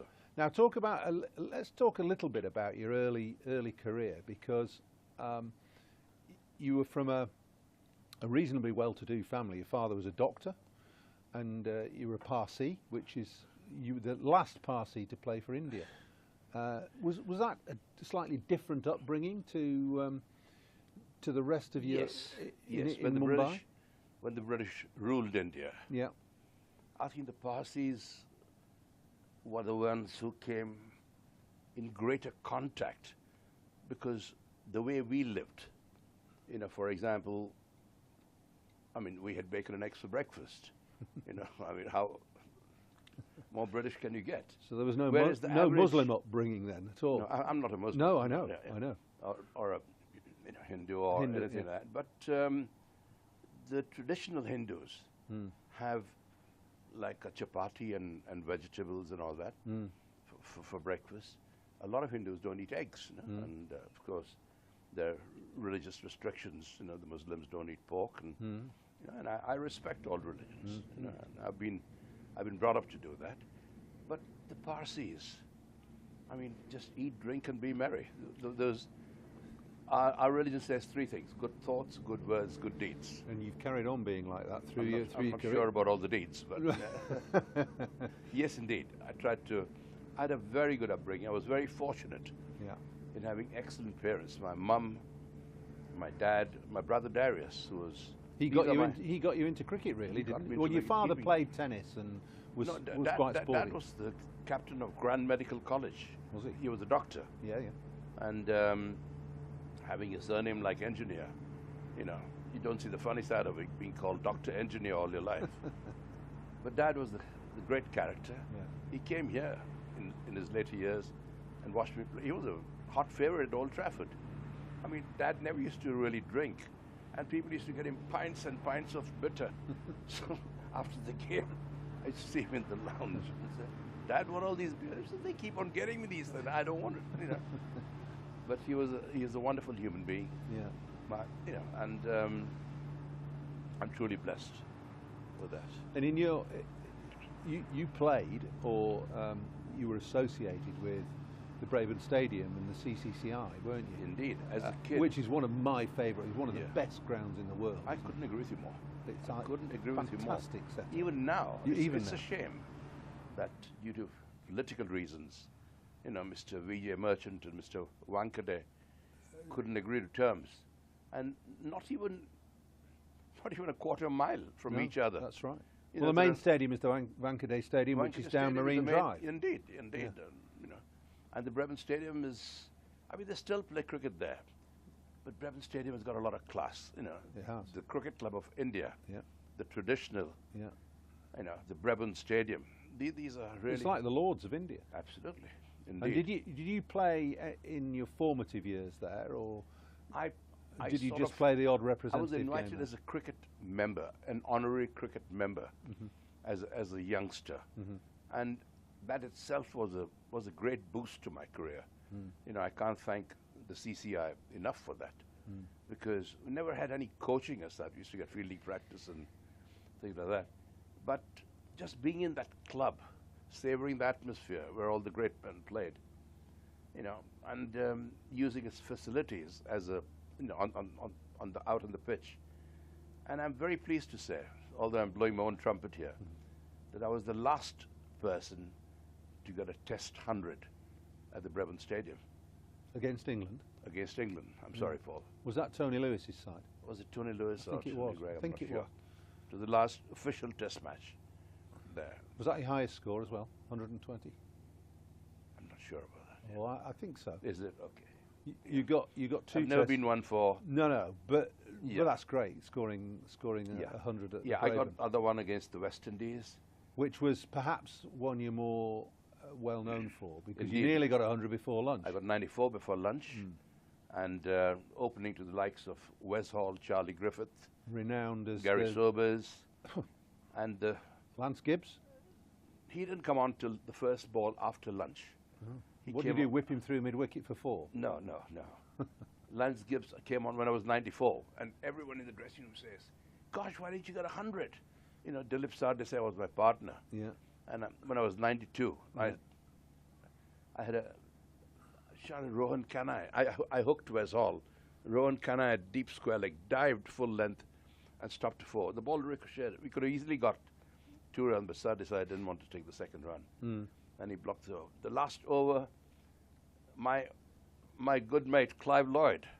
Yes. You know, I had a cover drive of Charlie Griffith, and Clive dived full length, and it touched his fingers, and you know, again he could have easily got 2, but you know, we took one and Dilly batted the rest of the over. I mean, I'm not blaming Sadisai for that. I think most people would settle for 94 before lunch Yes, in a indeed. test match against that attack. I was more than happy. But a lot of people tell me, oh gosh, you could have easily got 100 the way you were going and all that. No, man, I was just pleased to be not out and there. And then first over after lunch, I see Lance Gibbs come onto ball. And I hit him straight for 6, straight out of the stadium. I think the ball is still travelling, you know. They never found it. That's how I onto the beach. On the beach, yes, indeed, yes. Yeah. Well, when did you were renowned as a flamboyant cricketer, and slightly unusually in those days, and even now, you kept wicket obviously, but you opened the batting as well. I mean, that was quite a test for any individual to be able to keep and then open the batting. I didn't consider it a task. It just came naturally, and I think it was an advantage to me because just having kept wickets, you're coming to open the batting. So your eyes already, you know what the pitch is doing, you know what the conditions are like. You're as near the pitch as the previous batsmen were. So you're halfway there, really, you know. And I preferred fielders behind me than all. I had some big gaps in front too. You know, I used to lift the ball a lot. You did. I can lift him. Was your phrase, wasn't it? You used to say that to. That was one of your famous phrases in the Lancashire dressing room. Yeah. I think I can lift him. Yes. So, in other words, hit it in the air. Indeed. And I used to play the scoop and all these stupid shots those days that the T20 people in IPL play these days. I tried to hit the ball where there were no fielders. You know, and if I lifted the ball in that direction, I knew it was pretty safe because there were no fielders to catch them or stop them. I mean, I remember watching you as a schoolboy, sitting in the ladies' stand, opening the batting for Lancashire in the John Player League, and you became symptomatic with the way the new game, you know, it was a new game, should be played. You used to whack it through mid-wicket from ball one. You used to work the ball. Yes. In a similar vein, I'll blow your trumpet for you now, to Viv Richards and more latterly Kevin Peterson. That's the way you played. Yes, because I used to come right behind the ball. And when you come right behind the ball, the gaps open automatically, especially between mid-on and mid-wicket. So you're virtually playing with a straight bat, but you're placing the ball at an angle. And that gap gives you so many fours because there's never a fielder between mid-on and mid-wicket, you know, unless people are going for runs nowadays and all that. So I got a lot of runs in that area. So people thought I could only play on the onside. So when England came to India, Tony Greig or Tony Lewis, oh, he's an onside player. They packed all the onside and started bowling on the offside. And that's where I got all my runs. But yeah, I enjoyed my cricket basically, Paul. But was it a conscious effort to play that way, or was it just a natural way of playing? It was a natural way of playing. I mean, you must have had a fantastic eye. Yes. Both as a keeper and as a batter. Definitely helps. I was never coached, you know, which is perhaps a blessing. You learn from your own mistakes. You know how we improved? I looked into a mirror when I got out sometimes, and I tried to play that shot, why I missed it. And the mirror told you everything. You know, my bat was at an angle there, should have been going straighter, and this and that. So, I mean, you learn from your own mistakes, and there's no better way of learning, as long as you don't make the same mistakes again and again, you know. True. And well, you had a wonderful career for India in Test match cricket. You were before really the age of one-day cricket. You only played a handful of games because there weren't any. I played the first World Cup. In the first World Cup, Cricket World Cup. Right. Yeah. When Sunil Gavaskar got some batting practice, he decided to, you know. Yeah, at Lord's. He did. Yeah. Great player, Sonny, you know, and a great friend of mine. And well, I've got your book here, Farouk, and he said, Farouk Engineer, the original playboy of Indian cricket. He's just getting his own back on me there. But Sonny and I are very dear friends, you know. And, yeah.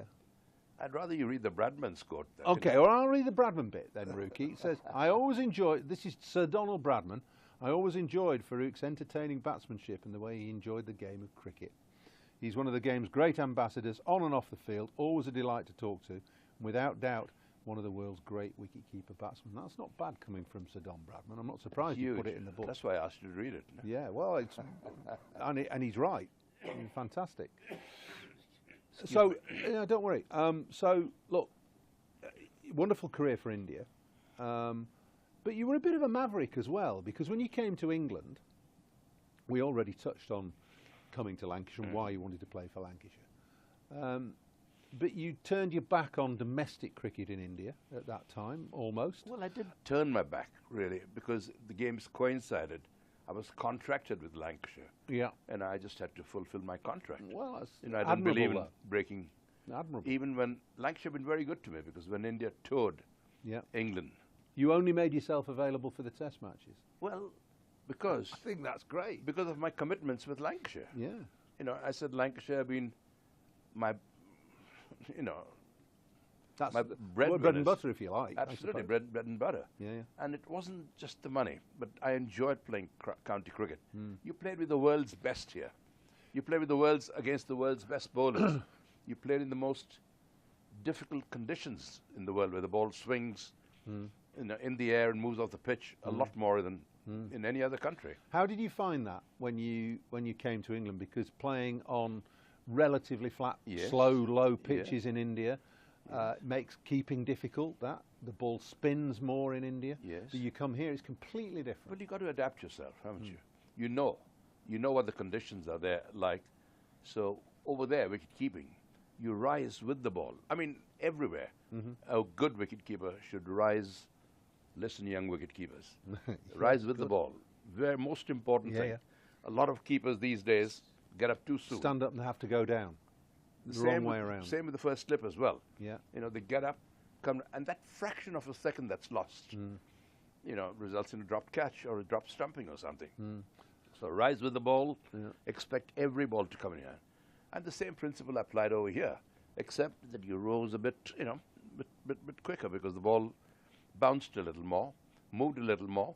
You anticipate the swing, the pitch and everything. I'm chopping and changing a bit here, but you started keeping in '59, so late '50s into the '60s, and keepers traditionally in India were a little bit lazy then. They used to not bother taking the ball down the leg side. Yeah, I'm glad you said it. And blame the bowlers. Okay, Paul, you hit the nail on the head. That is exactly what happened.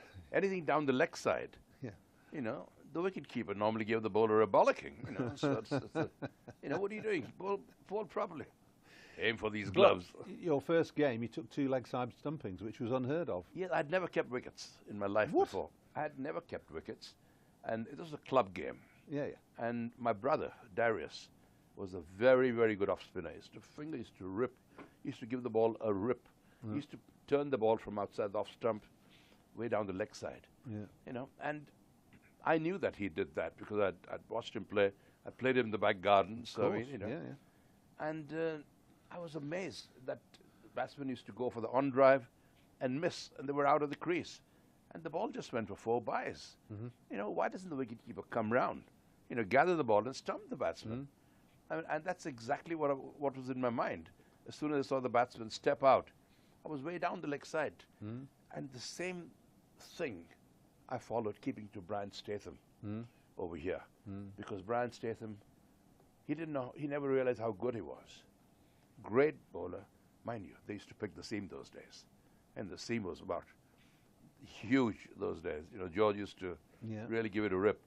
And anything that pitched on the off and middle stump coming at that angle in, I was way down the leg side. Literally way down the leg side. And I got so many leg side catches of Brian Statham there. Who's the best bowler you kept to? You've mentioned it. Surely you've just mentioned him, have you? Brian Statham, I think, would be one of the greatest. Right up there. Because right up there. Because he not only swung the ball, but he sort of cut the ball both ways. And with the seam or without, he was a great bowler. Lancashire had been in a very barren patch when you came. They hadn't won a trophy since 1950. And in your time at Lancashire, from 68 to 75, 76. Lancashire won 4 Gillette Cups and 2 John Player Leagues. Well, that's a credit to the team. You know, we had a very good team. Yeah. You know, very good captain, Jack Bond. Jack, I can't remember Jack doing anything on the pitch until he took that one catch at the Oval of Asif Iqbal. You know, we hardly saw him bat, or, you know, he never bowled. But his man management was terrific. The way he held the teams together, the lads together. You know, there was Peter Lever, Ken Shuttleworth. There were no test players except Brian Statham and Ken Higgs. Ken Higgs later came on. And by the time myself and Clive finished, you know, we had David Lloyd, Barry Wood, Frank Hayes, Peter Lever, Ken Shuttleworth. It was a team of internationals. Yes, almost. Harry Pilling should have played, actually. Yeah, you know, it was good enough. But we had a very, very good team. You know, David Hughes. Yeah. I mean, excellent bowler, great fielder. Jack Simmons, but, you know. That was one of the best Lancashire sides throughout time. Why didn't you win the championship? Well, time and again. 1864. We were first class then, and we're first class now. With a dream to spread cricket through Lancashire's towns, where girls and boys, with willow and leather, become more than a badge, but the red rose together. A club where more than legends are made, but friendships, obsessions, moments replayed on our screens, in our minds, in our hearts forever. Because it's who we are, our DNA, the red rose together. Statham, Briggs, Jimmy, Freddie and Joss, Chappie, Sir Clive Lloyd, Carol Hodges, Kate Cross. What a roll call. It's a hard one to measure, with future names still to be written on the red rose together. We're all about people. It's what the red rose really means. Yeah, the ones signing autographs, but the ones behind the scenes. Our community, grassroots, the ones that feel tethered. Whether you're from here or belong here, we're the red rose together. And what about this place? Talk about world-class venues, internationals, gigs, events. You can choose from a menu of triumph, of disaster, of pain, or pleasure. We've seen it all at Emirates Old Trafford, with the red rose together. Red ball, white ball, lightning and thunder. Have you ever sat back? Have you ever just wondered how far we've come? The storms we've weathered, or how far we'll go as the red rose together.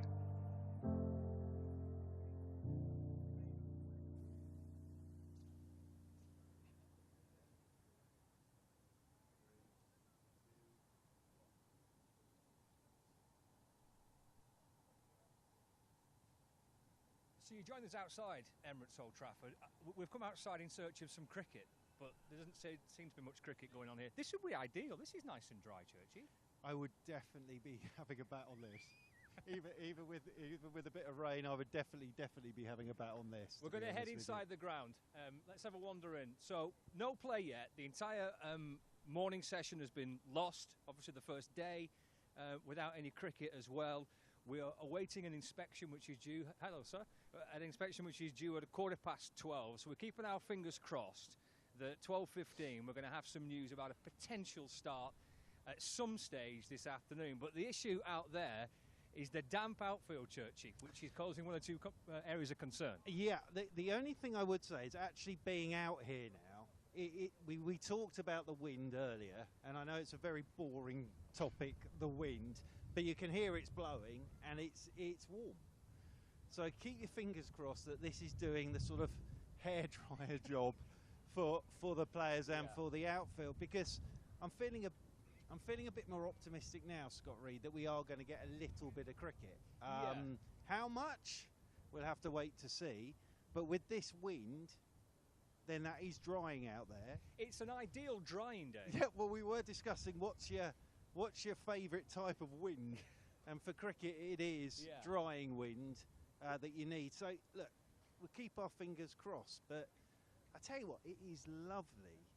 We tend to get cocooned in the commentary box, but it's just lovely to be here at Emirates Old Trafford and having a look as we're hopping over the sight screen. I'm not sure this was the right way to come. In front of the old pavilion.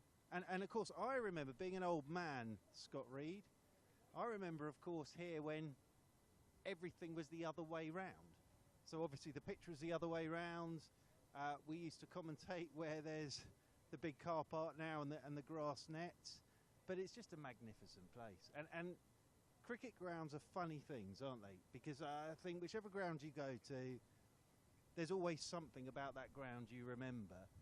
But the wonderful thing about Emirates Old Trafford is the history of this place is phenomenal from a cricket point of view, but also the way the ground has modernised for the year 2024.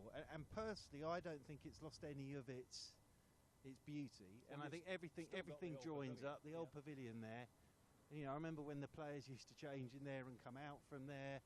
And as I say, with the pitch the other way round, there's obviously been some amazing international games of cricket here. I was discussing with you earlier today Dominic Cork's hat-trick here against the West Indies in 1995.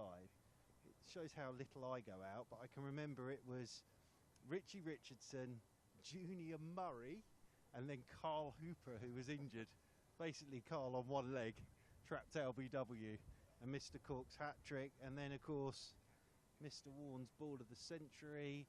I think it was here, wasn't it, that Alex Stewart in his 100th Test match scored 100 on the Queen Mother's 100th birthday. Only Alec would do that, but it's just a wonderful cricket ground. It really is, and you know, let's just keep our fingers crossed we do get a bit of cricket here in the next 3 days. Well, the two umpires have been out and had an inspection, so they've been out and had a look at this already.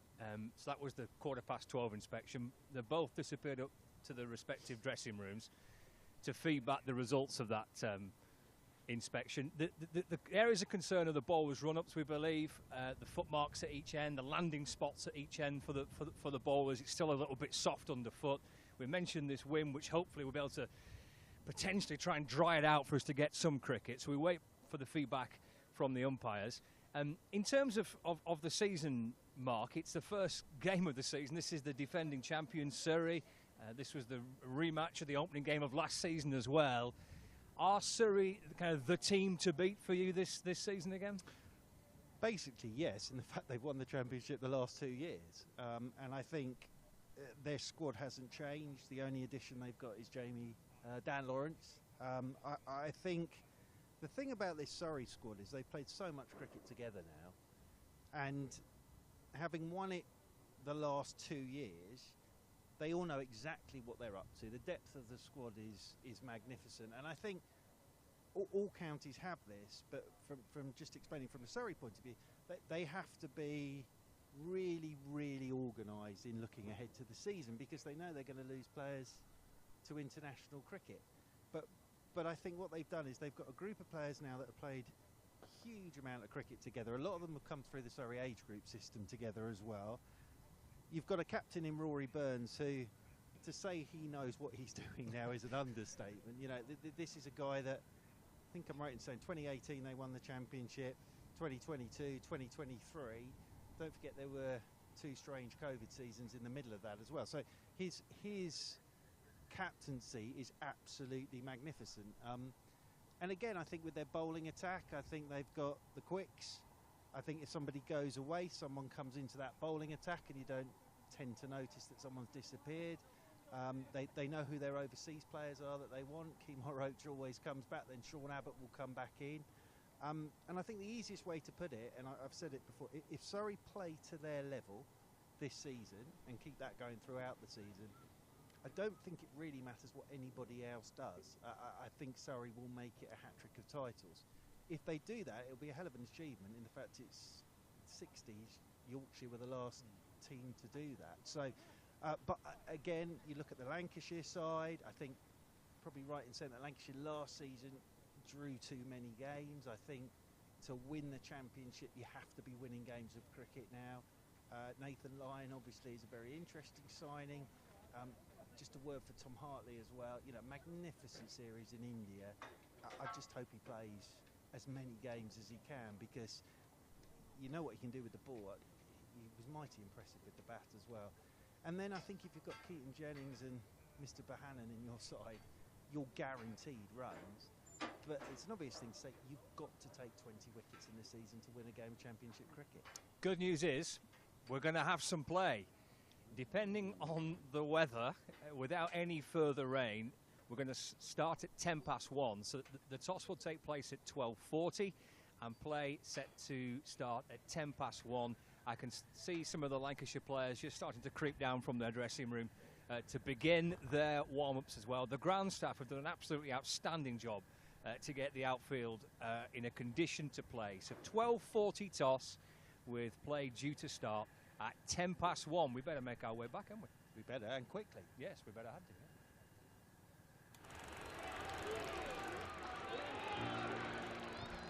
1864. We were first class then, and we're first class now, with a dream to spread cricket through Lancashire's towns, where girls and boys, with willow and leather, become more than a badge, but the red rose together.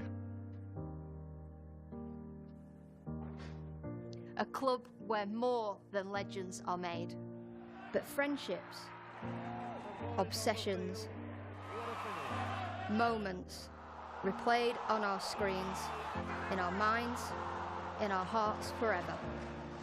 'Cause it's who we are, our DNA, the red rose together.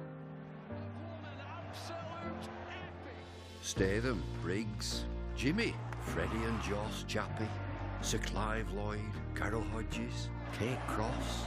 What a roll call. It's a hard one to measure, with future names still to be written on the red rose together. We're all about people. It's what the red rose really means. Yeah, the ones signing autographs, but the ones behind the scenes. Our community, grassroots, the ones that feel tethered. Whether you're from here or belong here, we're the red rose together. And what about this place? Talk about world-class venues, internationals, gigs, events. You can choose from a menu of triumph, of disaster, of pain, or pleasure. We've seen it all at Emirates Old Trafford, with the red rose together. Red ball, white ball, lightning and thunder. Have you ever sat back? Have you ever just wondered how far we've come? The storms we've weathered, or how far we'll go as the red rose together.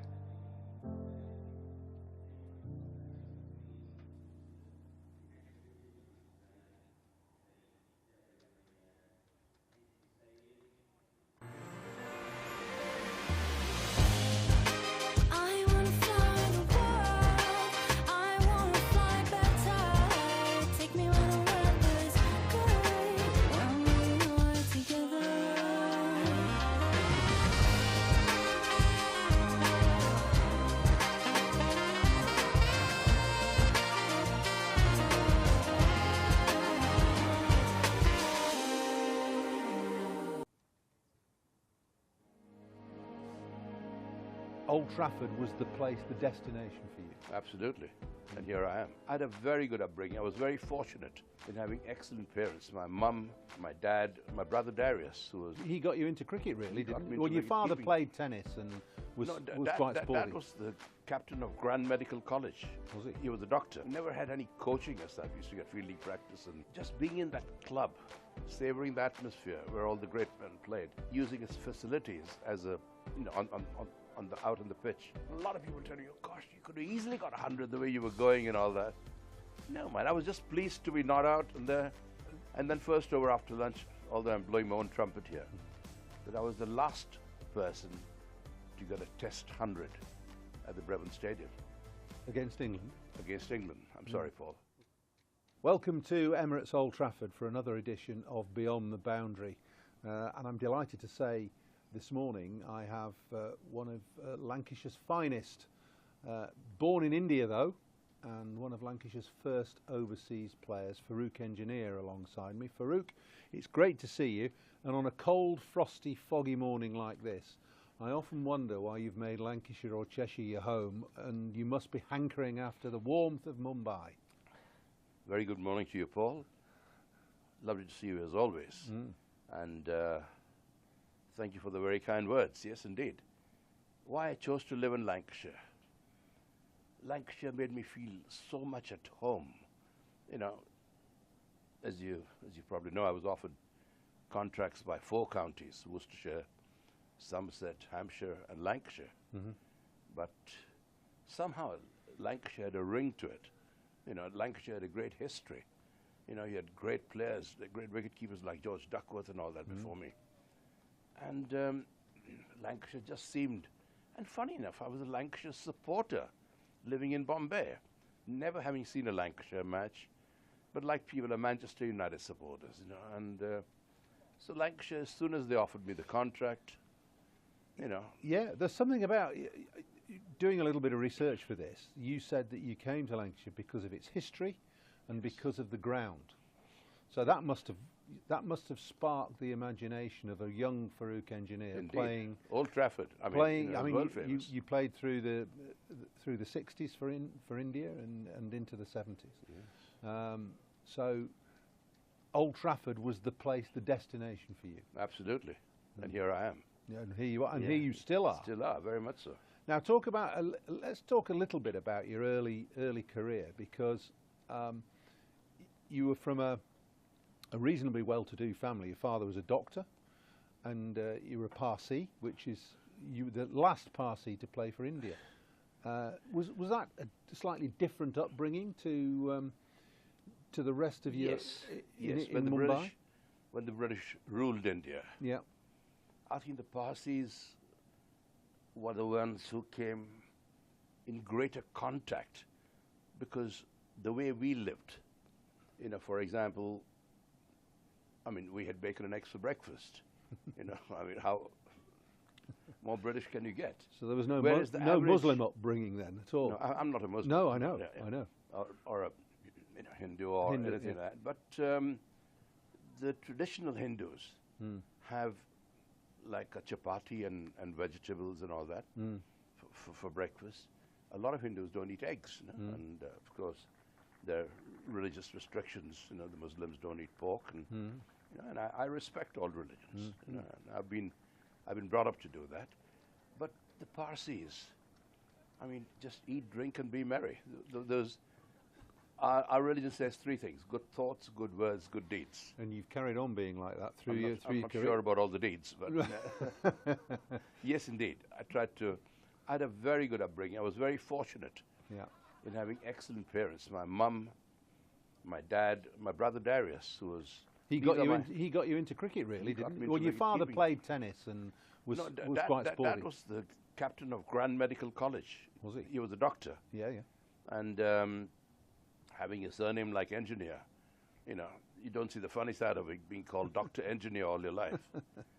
But Dad was the great character. Yeah. He came here in his later years and watched me play. He was a hot favorite at Old Trafford.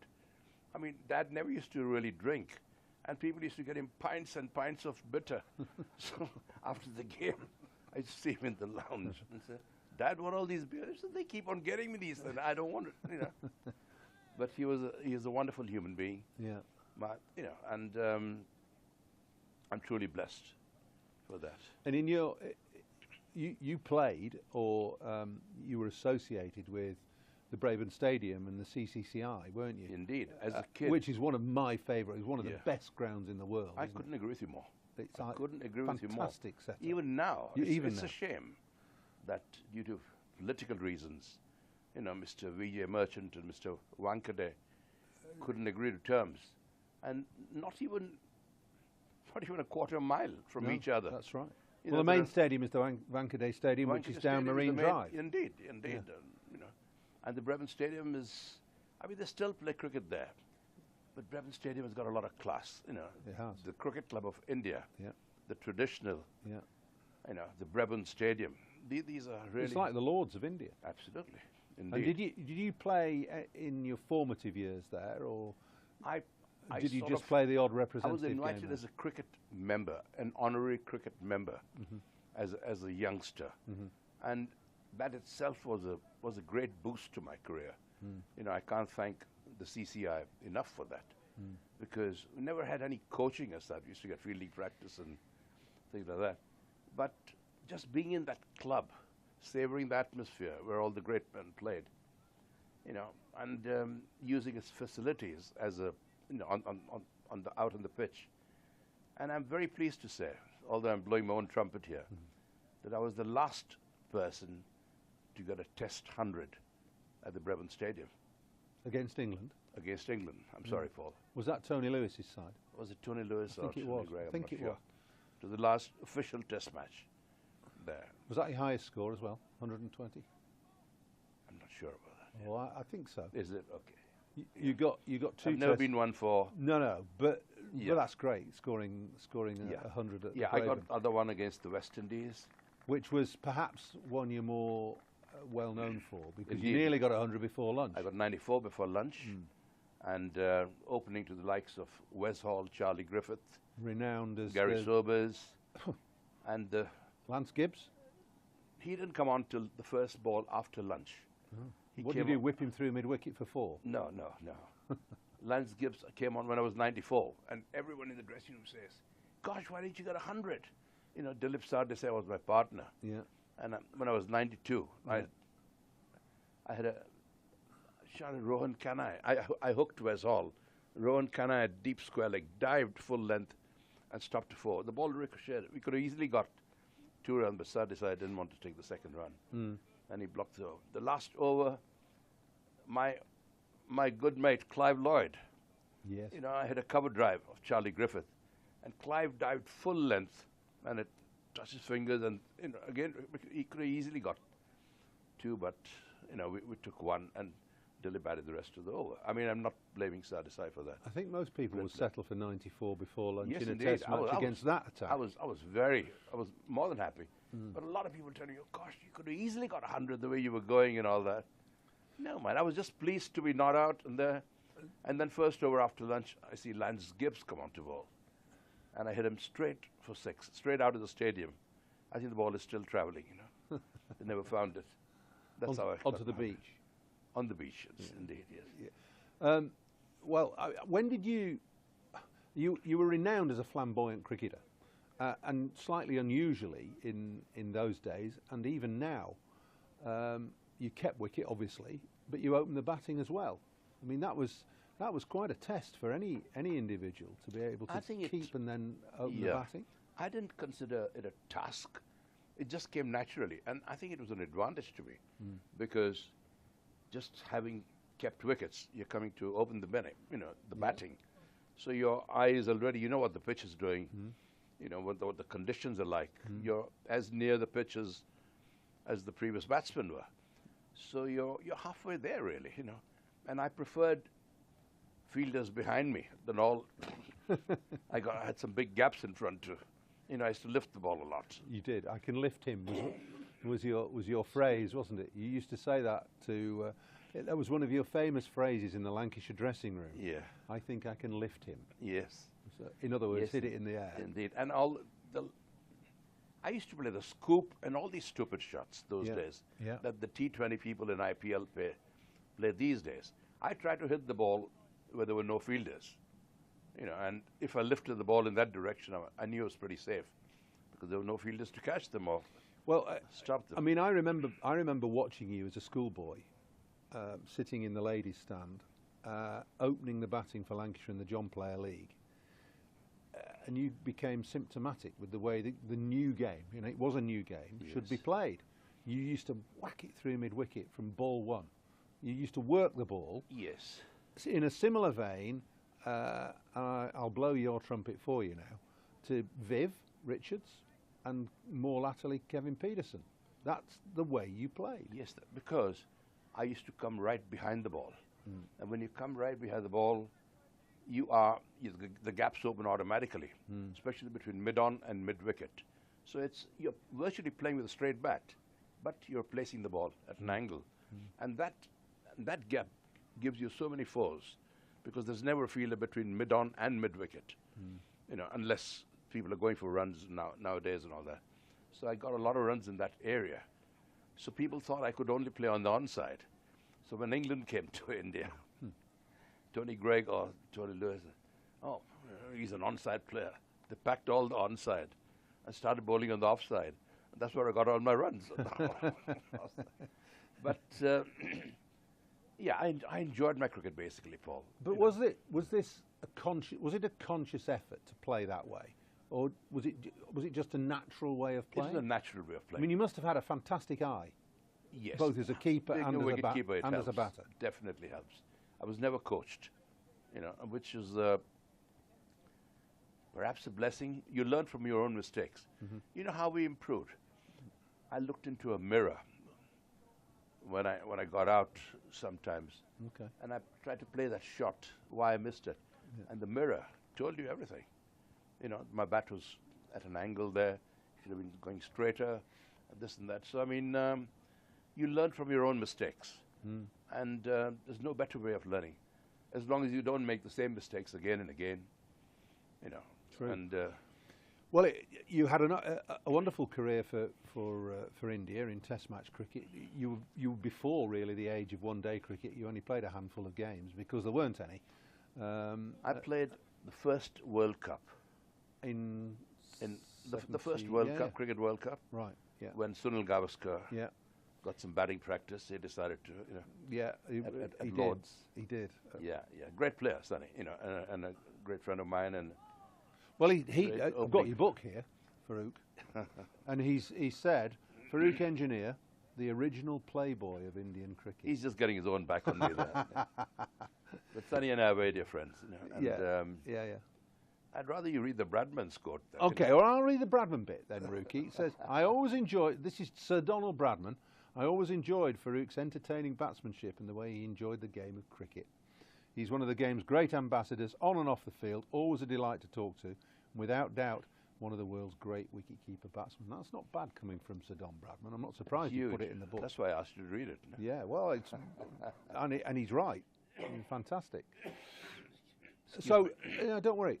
So, look, wonderful career for India. But you were a bit of a maverick as well, because when you came to England, we already touched on coming to Lancashire and why you wanted to play for Lancashire. But you turned your back on domestic cricket in India at that time, almost. Well, I did turn my back, really, because the games coincided.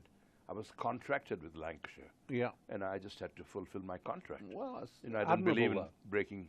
Admirable. Even when Lancashire have been very good to me, because when India toured England. You only made yourself available for the Test matches? Well, because... I think that's great. Because of my commitments with Lancashire. Yeah. I said Lancashire have been my, that's my bread and butter, if you like. Absolutely, bread and butter. Yeah. And it wasn't just the money, but I enjoyed playing county cricket. You played with the world's best here. You played with against the world's best bowlers. You played in the most difficult conditions in the world, where the ball swings in the air and moves off the pitch a lot more than in any other country. How did you find that when you came to England? Because playing on relatively flat, slow, low pitches in India makes keeping difficult. That the ball spins more in India. Yes. But you come here, it's completely different. But you got to adapt yourself, haven't you? You know what the conditions are there like. So over there, wicket keeping, you rise with the ball. I mean, everywhere. A good wicketkeeper should rise. Listen, young wicketkeepers, rise with the ball. Very most important thing. A lot of keepers these days get up too soon. Stand up and have to go down. The wrong way around. Same with the first slip as well. Yeah. They get up, come, and that fraction of a second that's lost. results in a dropped catch or a dropped stumping or something. So rise with the ball, expect every ball to come in here. And the same principle applied over here, except that you rose a bit, bit quicker because the ball bounced a little more, moved a little more. You anticipate the swing, the pitch and everything. I'm chopping and changing a bit here, but you started keeping in '59, so late 50s into the 60s, and keepers traditionally in India were a little bit lazy then. They used to not bother taking the ball down the leg side. Yeah, I'm glad you said it. And blame the bowlers.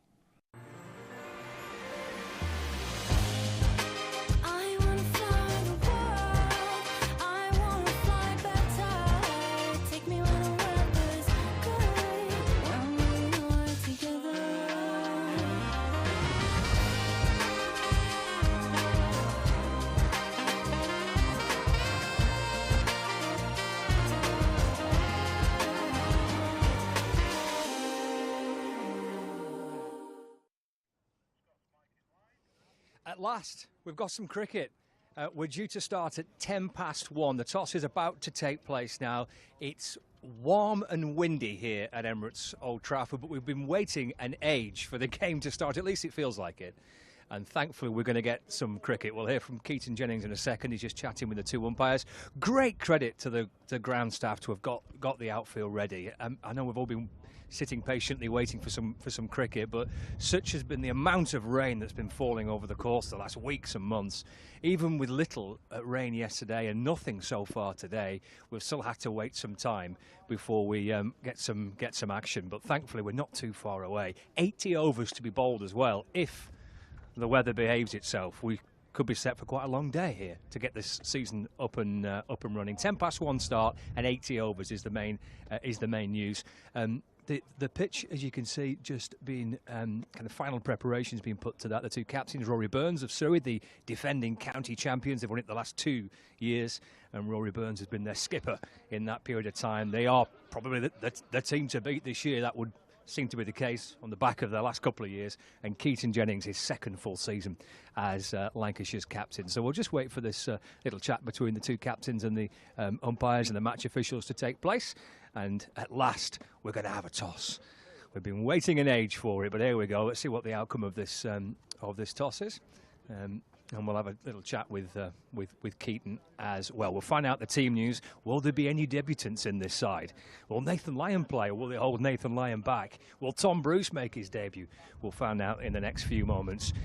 Couple of photographs just before we get play underway. Let's grab a word with the Lancashire captain, Keaton Jennings. We're going to get some cricket, Keaton. Happy days. Yeah. Sorry, grab this mic here. Yeah, we are. So the rain stayed away long enough for us to get out. Still not 100% ideal, but we're here. Let's play some cricket. What's the news from the middle? We've lost the toss and we are batting first. And what's your team news? Any debutants? We've got a couple, actually. We've got a young Nathan Lyon makes his debut for the Red Rose today. We've got Brucey.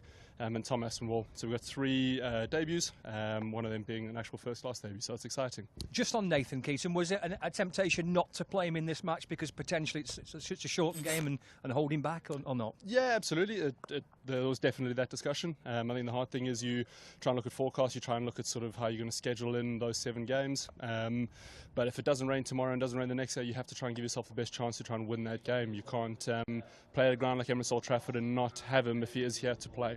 So it was definitely a discussion, but we've felt like he should be in and around the group for his first game. OK, we'll let you go. You're batting first. Good luck. Cheers, thank you. Cheers, Keaton Jennings, the Lancashire captains. That's the news from the middle. Lancashire losing the toss. They're going to have a bat first. It will be tricky in these conditions. 3 debutants as well. Tom Bruce, Tom Aspinwall and Nathan Lyon, all featuring for the Red Rose. Underway at 1:10. Let's head up to the commentary box. Here's Mark Church.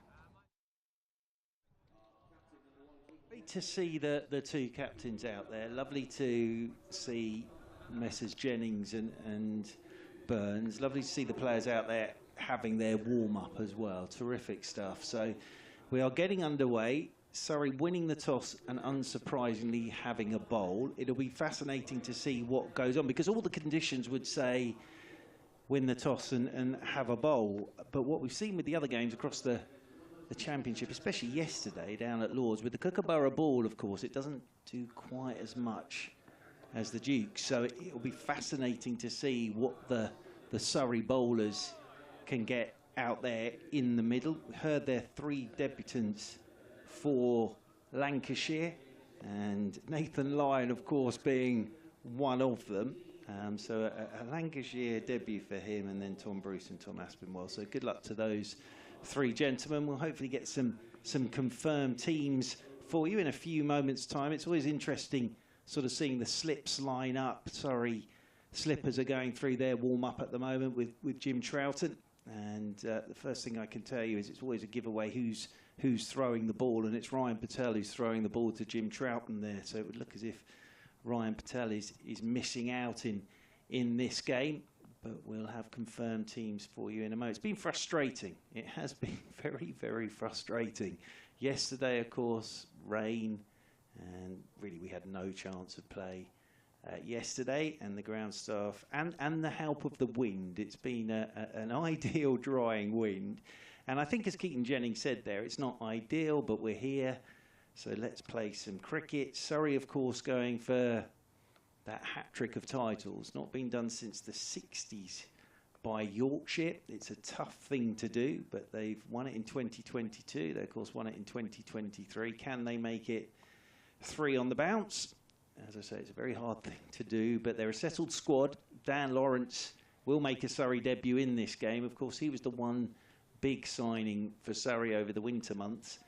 And be fascinating to see how he goes. I think expect him to see, maybe not in this game, but expect him to see a bit of the off-spin of Dan Lawrence throughout the season. And then Surrey's bowling attack, which is pretty relentless. Whoever they play, whichever bowling attack they go with, whichever pace attack they go with, they're normally pretty relentless. So it's going to be fascinating. We've got 80 overs today. We start at 1:10. And the other thing here is how quickly Scott Reed can make his way back from the middle, having done the toss, and get himself back into the commentary box to get this summer of 2024 started here on BBC Radio Lancashire and on Lancs TV, of course, and on BBC Radio London. And as I say that, he's done very, very well there, but just take your time. Take your time. You had a lot of work to do out there in the middle. Scott Reed is back with us, and terrific to see Mr. Reed back alongside. And the sort of attitude I got there from watching you with the 2 captains was that Keaton Jennings was sort of, it's not ideal, but let's get on with it. We're here. Let's play some cricket. Let's crack on with it. Yeah. That was the view, I think, from out in the middle. It's a long way back up. I thought I did quite well there. You did very well. Yeah. I saw you sort of. You didn't exactly sprint off, but you took your time to come off. but you're here now, which is the most important thing. But it was. I just think everybody was happy. It looked like everybody was just happy to be out there. There's an awful lot of people out there for a toss these days, isn't there? Lots of people a lot of people out there. Yeah, you've got your 2 umpires, and then your match manager, and then you've got your photographers out there, and your 2 captains are out there, and you've got your media people out there. There's a lot going on. Yeah, it's quite busy. I was just trying to find the confirmed teams. I heard you saying that there'll be 3 debutants for Lancashire in Aspinwall, Lyon and Bruce. And Bruce, yeah. I'm just looking from a Surrey perspective, and you can see Ryan Patel on Lancs TV. I think he's going to miss out, because a normal giveaway is who's doing the throwing for the slip catching practice, and that was Ryan Patel doing that. So that logic would mean that it's probably going to be Dunn and Patel that miss out for the Surrey 11. So Surrey, I'll try and do this off the top of my head if that is the confirmed team, but we haven't had them as yet. No, interesting there as well. I didn't get a chance to speak to Rory Burns out in the middle. Didn't hear that team. I think it will be Burns and Sibley, then Pope. I'd expect Lawrence to bat at 4. Then it'll be a mix-up between possibly Folkes at 5, Smith at 6, Cameron Steele at 7. I would have thought from a Surrey point of view, Jordan Clark, Jamie Overton, Kemar Roach, Tom Laws, Kemar Roach. I think that will be the Surrey 11 for this one. And that bowling attack, there's plenty of options there again for Rory Burns, as we saw last season throughout the summer. He's got plenty of bowling options up his sleeve as the captain. Interestingly, just seeing a few images there on Lancs TV about that it was George Bell with the gloves. So George Bell will keep wicket for Lancashire. So we'll confirm those teams in full. I thought it was quite interesting about Nathan Lyon, which you can see on screen, that they are going to pick him. So they can only play him 7 times in this first 9 fixtures. So all I would say with that, and I understand you want to play him, but all I would say with that is, let's just say that Surrey bowled pretty well today. The Lancs bat all right today. Yeah. And then we do get a bit of rain tomorrow and a bit of rain on Monday, whether Surrey will actually get out there and have a bat. So you could be having a game where Nathan Lyon might not bowl a ball in anger, I suppose. It could just be Lancs batting. Exactly. So yeah, it's an interesting one. I suppose it's a tricky one, isn't it? Because he's here. He's your big signing. Yeah.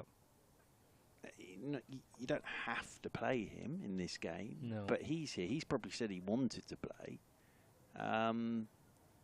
But you'll just be hoping that he gets a bowl, really. Otherwise, that's one game ticked off without him actually turning his arm over. So, yeah, it's an interesting one, that. It's a very, very interesting one. But I hope we do get to see him bowl, because you're going to have an absolute treat watching him bowl and Mr. Hartley as well, who I terrified this morning by just walking up to him. Never met the boy in my life. Just walked up and said, "Well done."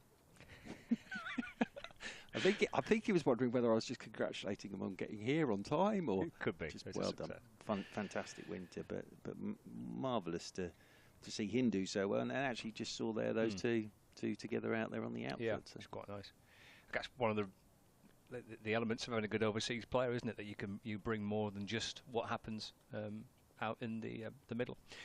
Viewers on Lancs TV, I've got details and news of a competition.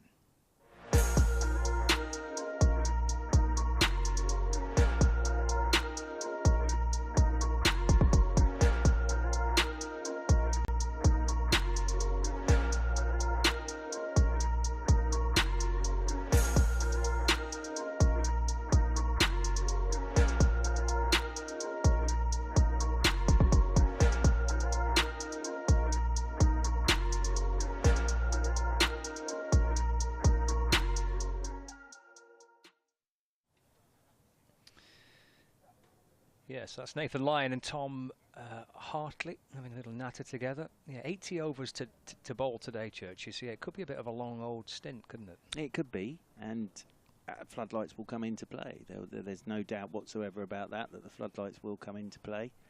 And I'm going to be fascinated to see what happens here, because all the conditions say have a bowl, don't they? I'm pretty sure Lancashire would have had a bowl as well, but the Kookaburra ball, fascinating. See how that goes, and we've seen that. Is Sam Northeast still going down at Lords? He's playing a magnificent innings for Glamorgan, is Sam Northeast. But the impression you get from that scorecard from Lords is nothing's happening. 485 for 3, Northeast 268 not out. Now, that's got to tell you something. It really has. And actually, if you go across the score cards from yesterday and today, at this time of the year, you're normally expecting to see one side getting bowled out for 100, aren't you?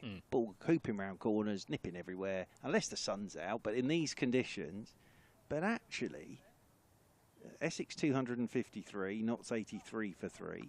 Worcestershire 360 all out, Warwickshire 26 without loss, Glamorgan 487 for 3, Northants 185 for 3, Leicestershire 164 for 5 against Yorkshire, and they are underway, Kent and Somerset, and Kent are 80 for 3. So again, in these conditions that we've seen over the first couple of days, with clouds and a bit of rain around and all that good stuff. We haven't had a side get knocked over cheaply yet, and that will be down to the Kookaburra, because it doesn't do as much and it gets soft very, very quickly. So, you know, maintaining that ball is absolutely key. If you win the toss and have a ball, and Surrey will have said to themselves here, and Lancashire know this, Surrey will have said to themselves, we're not going to get a full game in. There's absolutely no chance we're going to get a full game in here. So we've got, what's our best way of getting points? And it's the ball. It's the ball. 3, 6, 9 wickets, you pick up your 3 bowling points. Lancashire will sort of steel themselves for it could be a very tough first hour, as it should be. That's what you'd expect.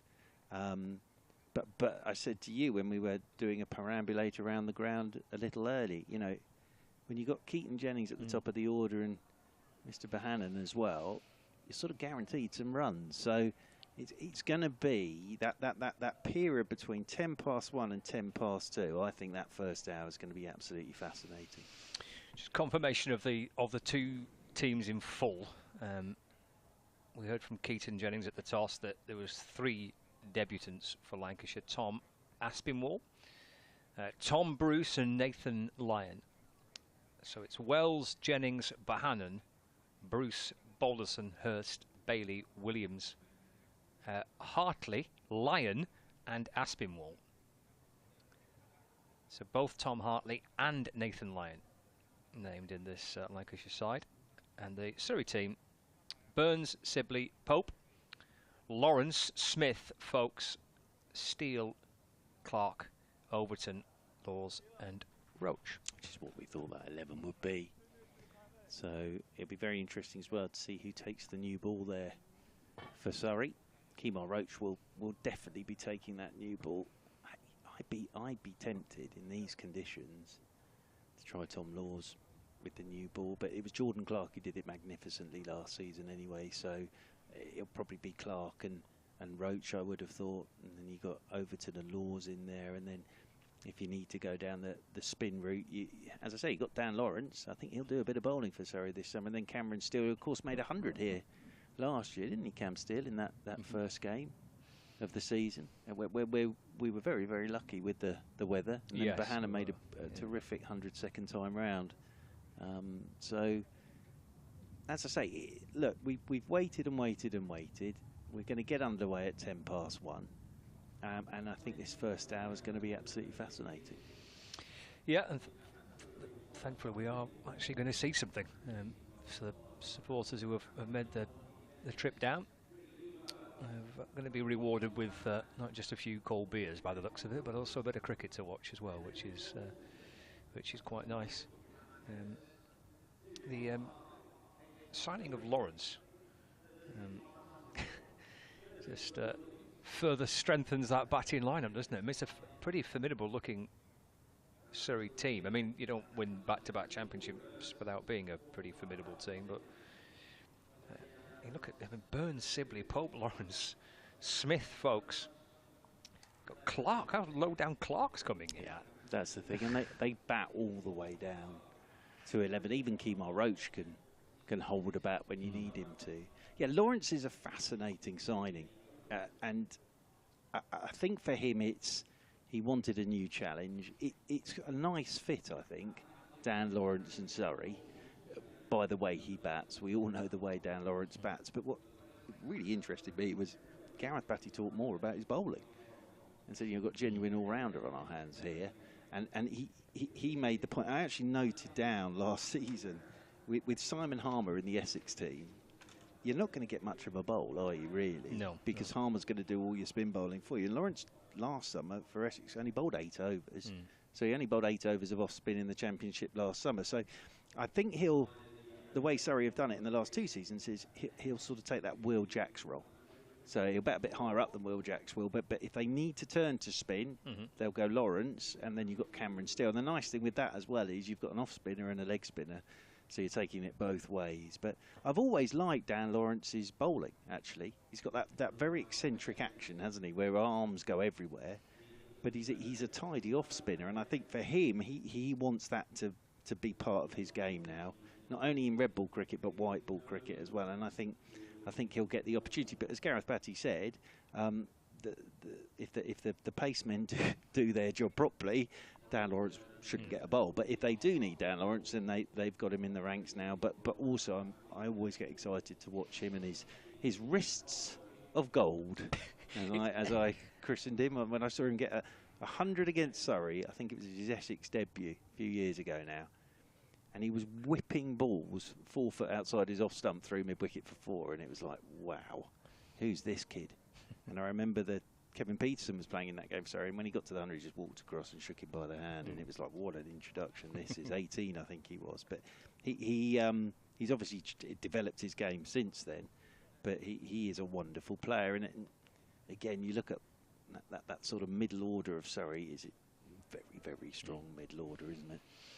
Ground staff are heading out just to remove the hover cover in the not too distant future, and final kind of preparations on the pitch. The staff have worked as ever really hard to try and get it all ready for some cricket.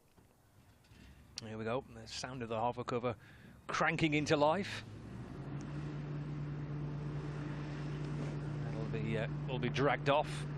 Nothing like sound of a cricket's summer than the sound of the hover cover. Well, I was about to say one of the sounds of the summer, isn't it? The hover cover. Yeah, it yes. is. Yeah. Often that gets involved in your post-match interviews down on the outfield as well, doesn't it? Yes. Does. I've had a few over the years where you're sort of halfway through your interview and then you can just see it coming towards you, getting louder and louder and louder and louder. But no, and the other nice thing now is the sun's come out, so it's actually looking very pleasant out there now. Well, we had a walk around the ground, didn't we?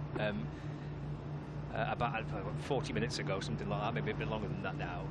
And I was obviously out for the toss as well. It's actually quite pleasant.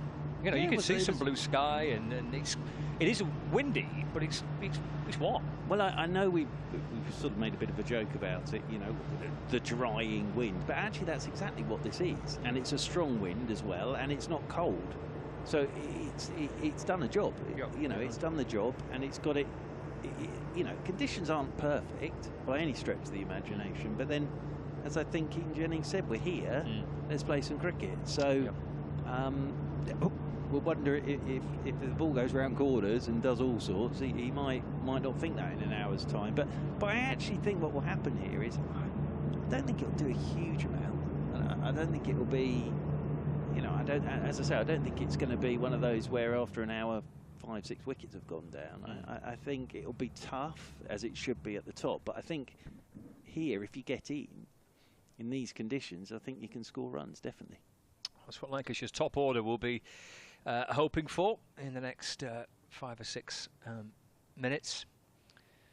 10 past 1 start.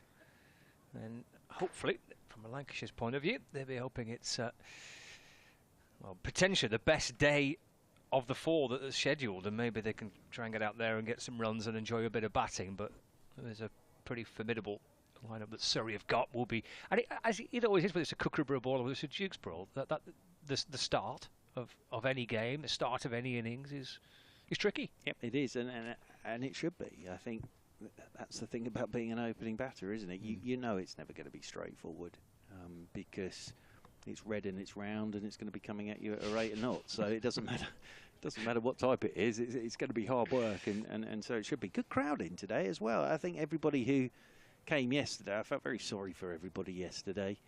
Desperately hoping for some cricket yesterday, but we didn't get any. But today, we've got the sun now, blue sky and the sun. Yep. This is very nice. Yep. Very nice indeed. Well, let's hope it's a sign of things to come, albeit tomorrow doesn't look great, but at least we're going to see something over the course of the next few hours. That looks at pictures, doesn't it, now? Yeah, the bit of blue sky and cloud above, but the outfield all bathed in kind of watery sunshine. It looks like a proper cricket scene now. It does. It looks like the season's about to start, which it is. So that's perfect. But it's looking gorgeous now, isn't it? It really is. Compared to where we were this time yesterday with the weather, this has all changed now. And as I say, everyone's just very excited to get started at 10 past 1. I was looking at last year's game, actually. I was just looking at the scores here last year. Surrey batted first, 442. Folkes made 76. Smith, 54. And Steele, 141. Tom Bailey took wickets. I remember there for Lancashire, they made 291 in response. Surrey, they made 292 for 6 declared. Folks got 100, and then Bohannon 108. And Stephen Croft made 50 odd as well, and was undefeated at the end. And thanks 247 for 3 game drawn. But it was a good game to get the season started. I think it's always all you really want to do. Ideally, you want to win your first game, don't you? But I think you just want to get off to a solid start, don't you? Not any dramas. That's what you just don't want, any dramas. So you just want to get off to a good, solid start with bat and ball. Gareth Batty's out there at the moment doing some catching practice. Last members of the ground staff there making their way off. Jade Dernbach is out there in the middle on the practice pitch with Cameron still. There's Jamie Smith and Gareth Batty going through a bit of a catching routine. Big summer for that young man, Jamie Smith. Big summer for Jamie Smith. Wonderful player. Made his England One Day International debut, of course, last summer. And Dan Lawrence making his way down the steps for the first time in Surrey whites. There's Dan Lawrence in his Surrey whites, followed by Tom Laws. The other thing to mention about Dan Lawrence is he's a terrific fielder as well. Absolutely tremendous fielder. And as I say, fascinating signing, Dan Lawrence. And it'll be very, very interesting to see how he goes this summer for Surrey. And as I say, I think he wanted a new challenge. He said that a few times. Difficult decision to leave Essex, but he's got himself a new challenge. Spectators still making their way into the ground there, all wrapped up with bobble hats. There's the bell. And here come umpires Hartley and Pollard, Scott Reed. With their white jackets on as well, not with their wintry outfit, huddled under the collars and the hands in the pockets that we've seen for the first day and a half. They're in their umpire whites, which is great to see. Got the cameras as well. Oh yes, fixed to their jackets. I think that's used, isn't it, to give selectors and coaches a different angle of how bowlers are going on follow-throughs and batters are setting up. So they've got the cameras now on their jackets. They have a lot of kit these days, the umpires, don't they? As they make their way out to the middle. But those two gentlemen will be relieved.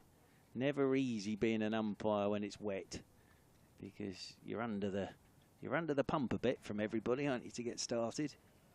But there they are, Messrs Pollard and Hartley, and Keaton Jennings and Luke Wells are getting ready to make their way out to the middle. Yes, a very familiar opening partnership now for Lancashire. Wells and Jennings have batted together for a long time. Two very similar looking batters, are both tall men, both left-handers, but I think they get the runs in different ways. I think they complement each other pretty well. Well, Jennings had a pretty good England Lions winter again, didn't he? Bohannon was in charge, wasn't he? Captain Tom Laws was in that as well. But he is a fantastic player, Keaton Jennings. But here we go then. Rory Burns leads Surrey out to the middle. And Messrs Jennings and Wells make their way out to the middle. And thank goodness, this summer of 2024 for these two counties is finally getting underway, Scott Reed. And actually, doesn't it look great? It does. It's as if we'd waited for the sun to come out to get started. But yeah, I think this first hour is going to be very, very interesting. It really is. I'll tell you what, Jennings and Wells won't mind seeing that. A bit of blue sky. They'll be very happy to be walking out there in sunshine. And it looks as if it's going to be Kemar Roach to get us started. Back this season for Surrey is Kemar Roach. He is a very popular figure at Surrey now. He's Kemar Roach. Picked up the 26 championship wickets last summer. Did Kemar Roach. But he's very much the leader of this attack these days is Kemar. And it'll be Luke Wells on strike. And we've got 3 slips in there. We've got a backward point, and welcome to listeners on BBC Radio 5 Sports Extra as well who are with us. And finally we are getting underway, thank goodness, here at Old Trafford. And Surrey have won the toss. They've decided to bowl first. Kemar Roach has the ball in his hands. Luke Wells, left-handed, is the man on strike. And we are finally getting underway after no cricket at all yesterday. A lot of rain around Manchester. It was still pretty damp underfoot this morning, but the ground staff have worked tirelessly. We've had a drying wind which has helped, and now the sun's actually come out, so it looks a picture out there in the middle. But it'll be Kemar Roach with this first ball of the summer for both Surrey and Lancashire. He's got 3 slips in there as Kemar Roach is round the wicket he comes, and Wells drives handsomely straight out to extra cover. And Cameron Steele does the fielding in there at extra cover. And there is no run. Just keeping an eye on who's in that slip cordon for Surrey. It looks like it's Sibley, Overton and Jamie Smith, I think that is, in there at 3rd slip. And then it's Ollie Pope lurking around down there at backward point. Good to see him out there for Surrey. Steele's in the covers. Rory Burns at mid-off.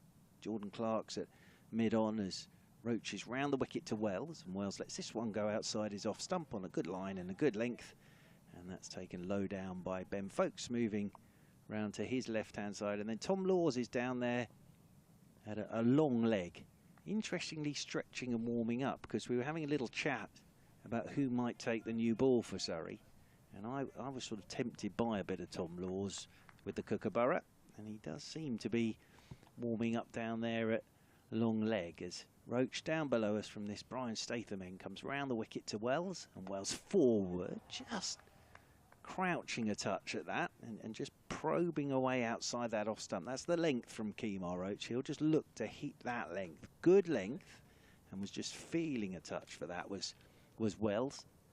And it's picked up by Ollie Pope, moving round to his right hand side. Of course, Surrey going for the 3rd championship in a row. Not been done since Yorkshire in the 1960s, so it's been a while. It's a tough thing to do as Roach is in once again, goes back of a length this time. That's left alone by Luke Wells, just shoulders arms, and taken by Ben Folkes, moving away to his left-hand side. The irony here is, Scott Reed, that after no cricket yesterday, and it was very gloomy and dark and damp this morning, we've got a help there. Sun's come out. It's really rather lovely out there in the middle now, isn't it? Looks it, doesn't it? Yeah. And as I say, I tell you what, the Lancashire dressing room won't mind seeing this. A bit of sun. Roach wearing 66. Round the wicket he comes to Wells. Wells forward. That's a good length from Kemar Roach. He will just try to hit that good line, good length. Just attack the top of it. They always talk about the top of the off stump, don't they? And that's exactly what Kemar Roach will be looking to do. And Luke Wells pushing forward there and just prodding the ball out towards Cameron Steele. Rory Burns, the captain, stood up there at mid-off in his customary white floppy sun hat, with his hands in his pockets at the moment. Roach is in once more to Wells. Wells lets this one go outside the off stump. It's the end of the first over. It's a maiden from Kemar Roach here on BBC Radio Lancashire, BBC Radio London, BBC Radio 5 Sports Extra, and of course on Lancs TV. And we are underway, which is tremendous news. Surrey winning the toss, bowling first. Lancashire yet to get started. A maiden over from Kemar Roach, and it will be Tom Laws to open the bowling from the Jimmy Anderson end. Yeah, for listeners and viewers that have just joined us while we've been waiting patiently for some cricket, we spoke to Keaton Jennings at the toss, and he said, look, it's not 100% ideal. The issues have been the bowlers' run-ups, but in particular kind of the landing zone for the bowlers as they get to the crease, and there's obviously elements of that being pretty soft underfoot, but it's encouraging to hear Keaton say, look, not 100% ideal, but let's get on with it. Let's give it a go, yeah. Yeah, absolutely. I think of the 4 days, this is the best day. Yep. The forecast has been pretty solid that it would be dry and sunny for most of today. Here comes Tom Laws. Into Jennings, who beats him through to Folkes. Sharp start from Tom Laws. Yeah, he's had an impressive start to his career as Tom Laws, and had a pretty good England Lions tour as well. Just has this lovely knack, Tom Laws, and I always say it, and people will fall asleep as I say this because they've heard me say it so many times. He has a lovely lovely knack of taking wickets. That's quite handy, isn't it? Handy as a bowler. Yeah. 3 slips waiting. Jennings up onto his toes and defends this. Just deflects back down the pitch, and there is no run. Played 10 games for Surrey last year in the Championship, picked up 39 wickets, but in those 10 games that included 3 fifers. He's also very handy against the tail, is Tom Laws. Only in his second first-class season as well, so a very, very young man, but a huge future ahead of him. Running in from the James Anderson end, bowling over the wicket to Jennings, who's on the walk, just advancing a step down the pitch, and then plays inside the line. Ball just slides past into the gloves of Ben Foakes, and there is no run. It's very much a Keaton Jennings trait, that, isn't it? It is, yeah. To walk down the pitch towards the bowler and then just pulling the bat inside the line. Just indicated that one did just move a touch away from him. 3 slips, crouching down. Laws back into Jennings. Wide ball this time, he leaves it. And Foakes, the tumbling keeper, rolls in front of Dom Sibley at first slip as he takes the catch. And again, there is no run. Yeah, the 3 slips in there, Sibley, Overton and Lawrence. And then Ollie Pope down there at backward point. Wants to play at the moment, does Ollie Pope. But I think what you tend to forget is how much cricket he missed due to his shoulder injury. He's very, very keen to play some cricket. Laws to Jennings. It's nudged away off the hip. And they're the first runs for Lancashire. And it's come from the Lancashire captain, Keaton Jennings. Just steered away to square leg. And it reaches the boundary rope. And Jennings and Lancashire are up and running. A boundary 4, a little flick away off the hip. Through square leg. 4 without loss. Neat and tidy way to start your summer and open your account if you're Keaton Jennings. Nicely just tucked away off his hip for 4. Final ball of the first over for Tom Laws. And Jennings drags the bat inside the line. Ball just angled across him from over the wicket and through to Ben Foakes. So 2 overs gone of this fixture here in Manchester at Emirates Old Trafford. Lancashire batting first. Surrey putting Lancashire into bat. That eventually got some cricket. We've waited a bit for it, but at least we're playing. And Lancashire are 4 without loss.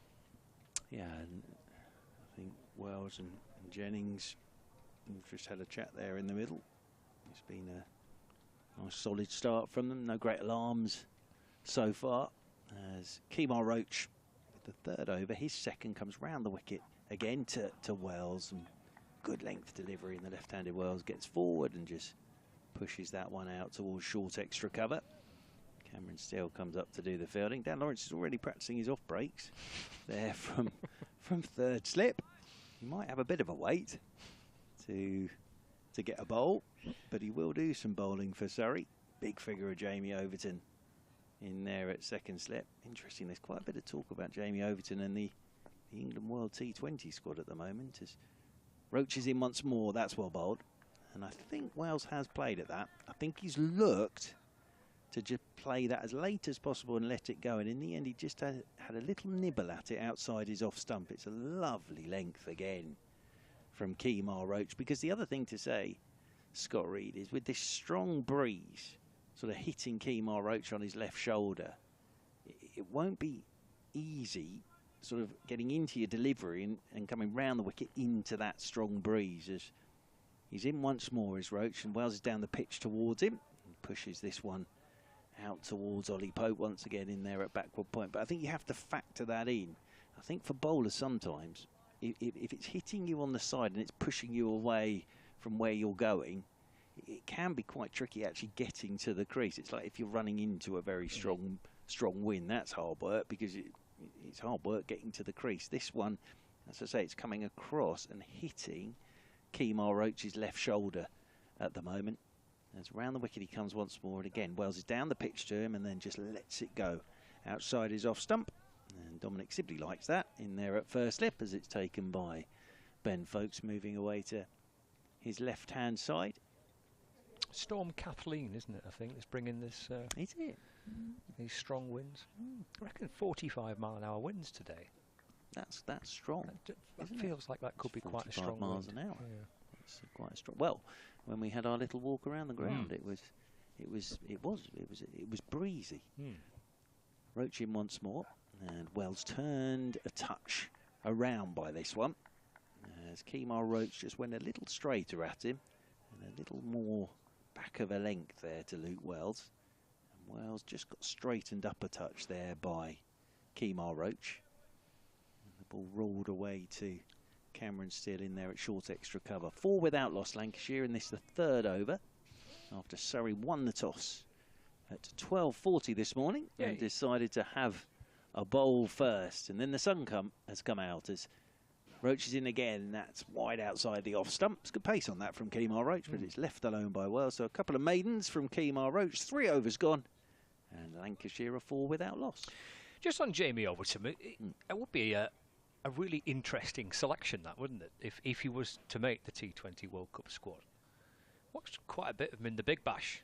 Yeah, he had a good Big Bash. Fantastic Big Bash, yeah, with bat and with ball. I think that's probably what's done it. I think always seen his potential with bat, and he scored a lot of runs for Surrey, but especially in T20. And I think by going and doing what he did in the Big Bash, then I think it's got people asking the question.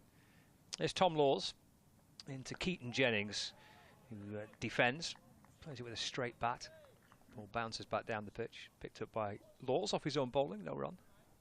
Yeah, and I think as well, if he can bowl your 4 overs, 3 overs of pace as well, which he can, I think, you know, that's a handy thing to have up your sleeve. And he's a brilliant fielder. Wherever you put him, he can stand in the slips, he can go out on the boundary rope. Laws over the wicket to Jennings, who again advances. Just turn around a little bit, the ball comes off the edge of the bat. Wells is a pace or 2 down from the other end. He's sent back by his captain, Ollie Pope. They pick up and throw towards the bowler's end. It was all just a little bit frantic, that, for a few moments. It was. Ollie Pope got round, picked up, and then had about 4 players in front of him trying to get back to the stumps, including Tom Laws and Luke Wells. So I don't think he could actually see the stumps. I think he just had a little pause to try and see where the stumps were, Ollie Pope. Laws into Jennings, rocks onto the front foot and doesn't offer a shot through to Ben Folkes, and there's no run. Elsewhere in the First Division, Scott Reed. Yes.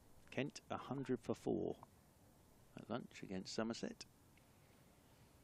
And Nottinghamshire 93 for 3. Essex were all out for 253. Worcestershire made 360 at a lunch. Warwickshire 35 without loss in reply. Laws to Jennings and just nudges the ball away to mid-wicket. There is no run. And again, I think at Durham, no play today. Yeah. So that's a real shame. Durham promoted, of course, this season against Hampshire. Still delayed Derbyshire and Gloucestershire in Division 2. They haven't got started yet. Lords, this is ridiculous, really. What a start to the summer this is for the Glamorgan skipper, Mr. Sam Northeast. He's 283 not out. And Glamorgan are 507 for 3. Happy days. Laws to Jennings. Tries to carve that one away, but in the end it wasn't perhaps the prettiest of shots from the Lancashire captain. And through it goes to the keeper. How long have we been out there for? We've been out there now, what, for 15 minutes? That's our first horrible bit of cricket, isn't it? It wasn't a very good ball. It was a horrible shot from Keaton Jennings as well. Northants 202 for 3 against Sussex. Tom Laws to Jennings. It's pushed forward, but wide of off stump from over the wicket to the left-hander. And through to Folkes. End of the 2nd over of the day for Tom Laws. 4 gone in this Lancashire first innings. 4 runs on the board. Wells 0 and Jennings on 4. And Yorkshire and Leicestershire 164 for 5 Leicestershire, but it's delayed at Headingley. I tell you what, there for Sam Northeast, of course, he did make 400, didn't he? Was it last season? A couple of seasons ago? He did, yeah. I tell you what, that's flat. And that kookaburra isn't doing anything. So just keep batting if you're Sam Northeast. Round the wicket is Kemar Roach, and this is the first runs for Luke Wells of 2024. Ball just drifting onto his legs a touch, and he's picked it up and whipped it leg side aerially. Shows how wet the outfield is, because it hasn't got to the boundary rope, but it's a nice way to get his summer started as well, Luke Wells. And it means Keaton Jennings comes on strike to Kemar Roach for the first time in this 5th over. And Lancashire move on to 7 without loss. But yeah, I think it's probably fair to say it, Laws, not a lot's happening for the bowlers. And the other slight concern there for Middlesex is that Colin Ingram's 72 not out. So Sam Northeast 283 not out. Nice way to start, get some of that, isn't it? Really nice way. And as the captain, you can decide when you're going to declare as well. Roach for the first time round the wicket to Keaton Jennings, and Jennings gets a ball that just comes back at him on the angle. Just stands up tall and pushes it straight back down the pitch. Kemar Roach does the fielding off his own bowling, and there's no run. Jordan Clark there at mid-on, back here, of course, at Lancashire, his first county. Outstanding last season. Jordan Clark, particularly with the ball, 48 championship wickets last summer for Jordan Clark. Same number as Dan Worrell. Those wickets were shared around by the Surrey Quicks. Laws 39, Atkinson 20. As Roach into Jennings. Jennings allows this one to go outside his off stump. Heard the grunt of effort there, I think, from Kemar Roach. Jamie Overton picked up 14 wickets. Sean Abbott, who'll be back later in the season, 37, and Kemar Roach 26. So I think that's the key to Surrey's success, is that all those quick bowlers picked up wickets. There isn't someone with sort of 80, but both Worrell and Clark 48, then a 37 from Abbott, 39 from Laws, as Jennings drives handsomely. It was a little uppish through the offside, but he will get a single.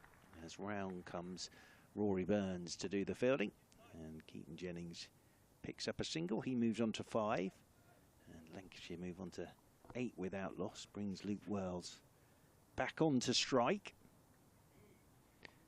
Just nice to have some cricket. As I say, very frustrating yesterday for everybody.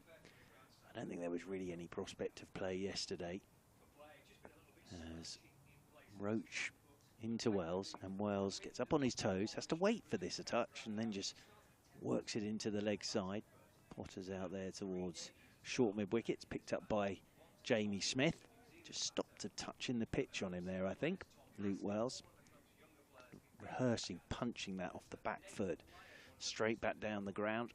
If you're just joining us here on 5 Sports Extra and BBC Radio Lancashire, BBC Radio London, Lancs TV, Nathan Lyon does play for Lancashire, makes a debut, as this one's left alone outside his off stump on a goodish length by Luke Wells. End of the over from Kemar Roach. 5 gone, and Lancashire after being stuck in by Surrey. 8 without loss. Tom Aspinwall and Tom Bruce also make debuts for Lancashire. There's a debut for Dan Lawrence for Surrey in this game as well.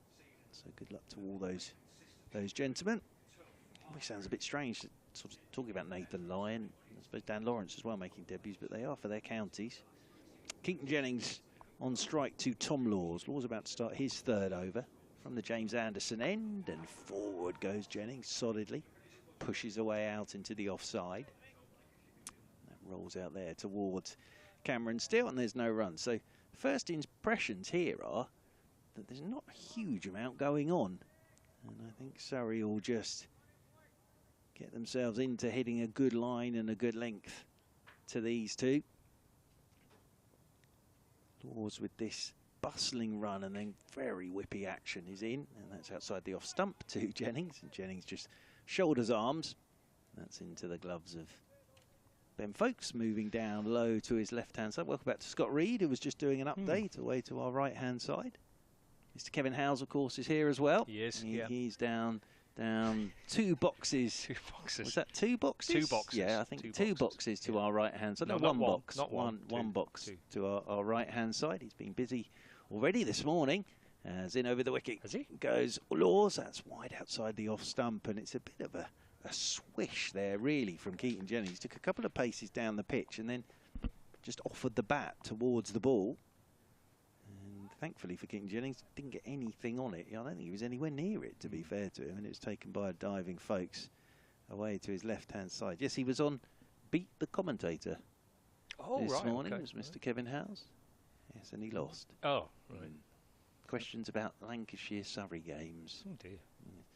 In over the wicket goes Laws. That's better from Keaton Jennings. Gets up on his toes, cuts away through the offside. Again, it shows how damp it is out there, because it's not exactly flying through the outfield, is it? As Ollie Pope got across to do the fielding, and they'll pick up another single, and that'll be one more to Keaton Jennings. He moves on to 6, and Lancashire move on to 9 without loss. My first observation about the 2024 cricket season is that the stumps and the bails look like a set of matches.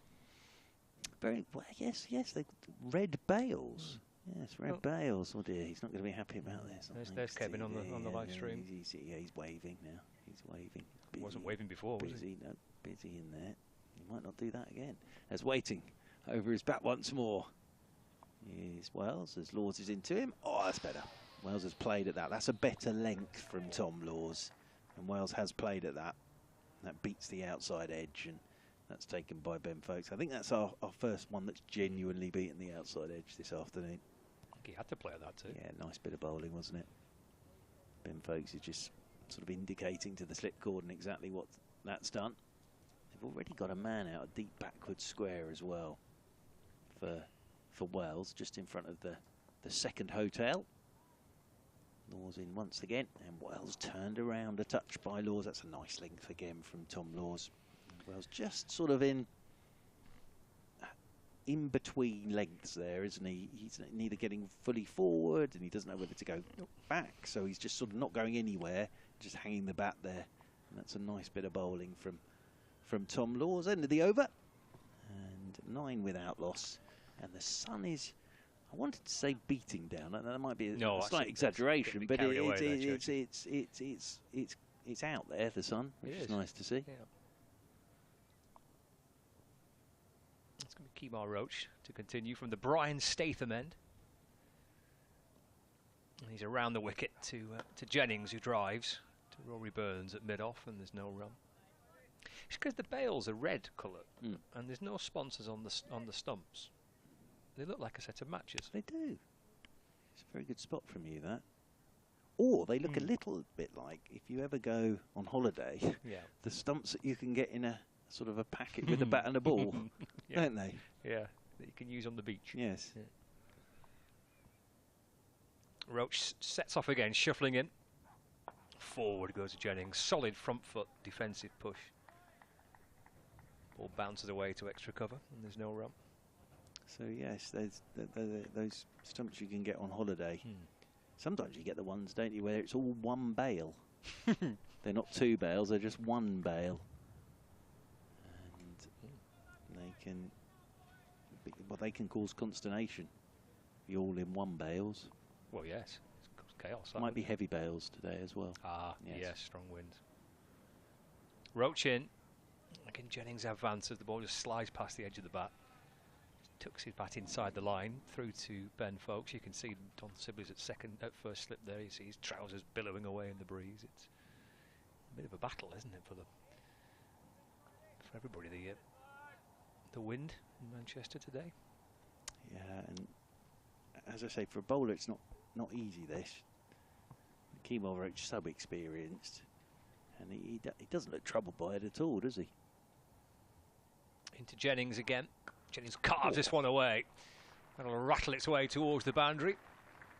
And that's 4 runs for Keaton Jennings. Handsome looking shot. Hammered away through extra cover. And he moves on to 10. It was a July shot from Keaton Jennings, wasn't it? Lovely looking shot. Just takes it at a big pace down the pitch and then lets it go across him. And then just, almost like a front foot cut shot, wasn't it? Away for 4. Beautiful shot. 13 without loss. Fired in this time, fuller by Roach. Right onto the toes of Keaton Jennings, who's bringing his bat down and defends to mid-wicket, and there's no run. He's a wonderful player now, Keaton Jennings. He really is, and he's one of those that knows his game completely now, doesn't he? And of course, he was going brilliantly last season until he hamstring, wasn't it? Yes, it was. He was making runs when he pulled the hamstring, I think. It was 180 not out. Yeah, that's right. Yeah. Not ideal. No, but he's just a player that knows his way now. Roach to Jennings. That's rattled onto the pad, but from around the wicket to Jennings. Sliding down the leg side, half an appeal from behind, nothing from Kemar Roach. It's the end of his 4th over of the day. 13 without loss. Luke Wells on 3. And Jennings on 10. It's been a pretty steady start from both sides, isn't it? Nice tight stuff from Messrs Laws and Roach, and tidy start from Messrs Wells and Jennings.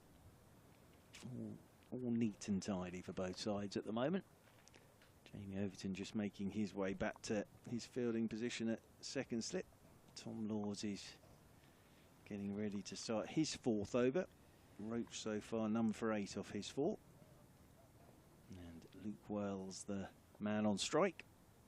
As Laws is over the wicket to Wells. Wells just covers up, pushes this one out into the offside. Cameron Steele, who, as I say, I have fond memories of this game last season. Started his summer with 141. Did Cameron Steele.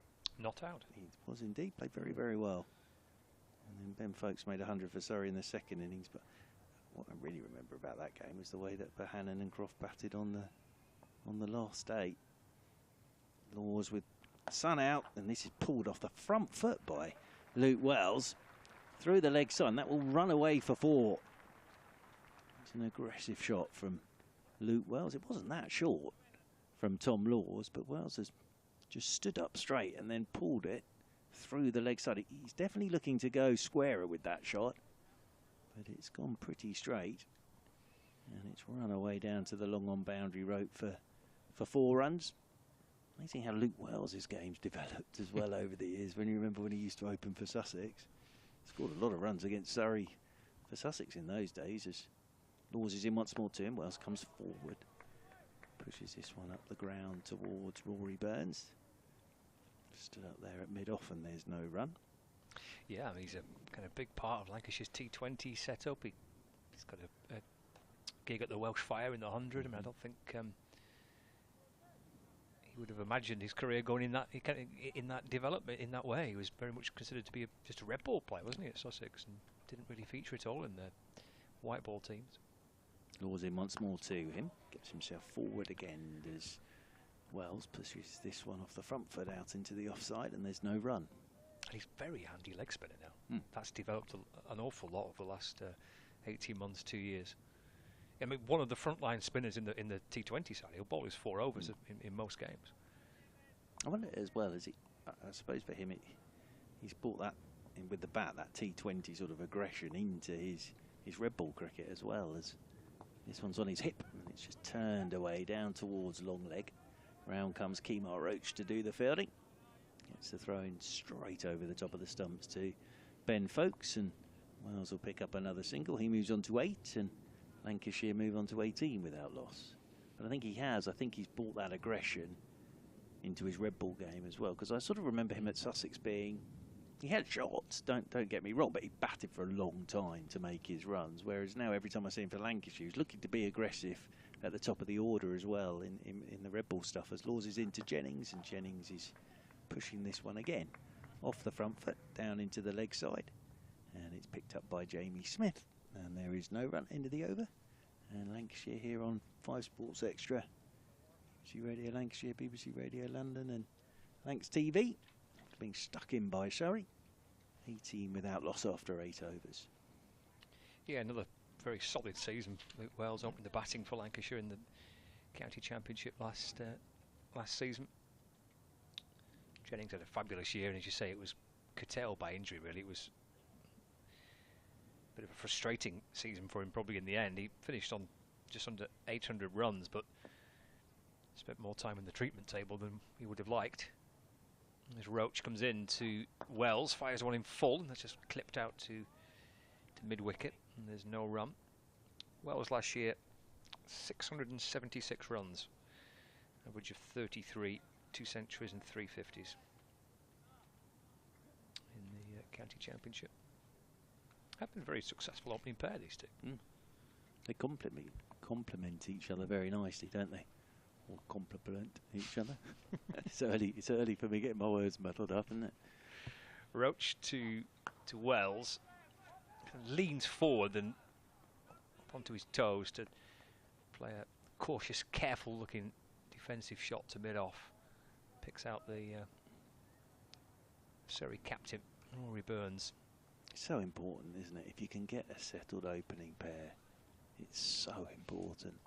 Who bat together and know each other's games and almost don't even have to call when they're running between the wickets. They just know the way the other one's going to go. 18 without loss. Roach to Wells. Steered away to mid-wicket. Leaning forward, tall man, almost stooping forward onto the front foot just to guide the ball away to mid-wicket where there's no run. Just to say, with Surrey's bowlers, Dan Worrell's got a little neck issue, which is why he's not involved in this one, and Gus Atkinson, sort of England are keeping an eye on him, so not available for this game.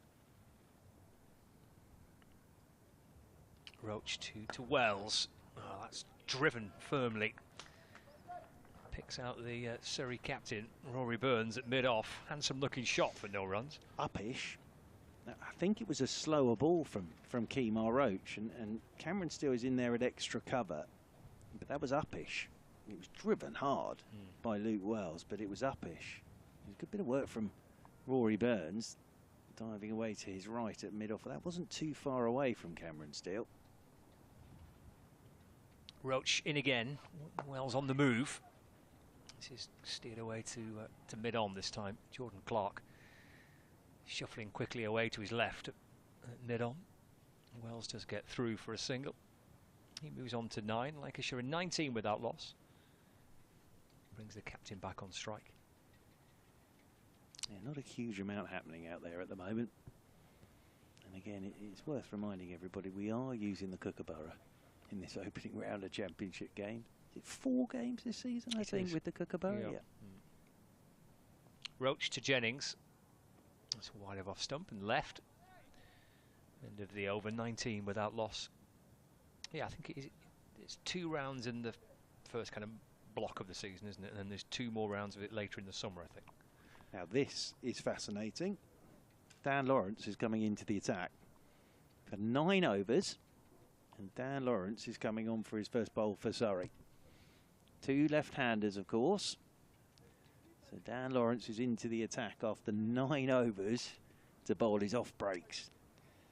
So helmets have been bought out by Ryan Patel. 1 for Ollie Pope. Is Jamie Smith popping one on as well? Yeah, Ollie Pope wants a helmet as well. But this is what we talked about with Dan Lawrence. Now, Tom Laws there has bowled very nicely. His 4 overs, but not a lot's happened. So straight away, Rory Burns has nipped across and spoken to Dan Lawrence, and that's why cricket is such a wonderful, wonderful game. All we've talked about is Nathan Lyon, isn't it? And Nathan Lyon getting his first bowl. And who is it? It's going to be Dan Lawrence. And we're only 9 overs into the season, but this is what Surrey talked about with Dan Lawrence, genuine all-rounder. And he does give it a rip. He's got this, it's slightly peculiar bowling action.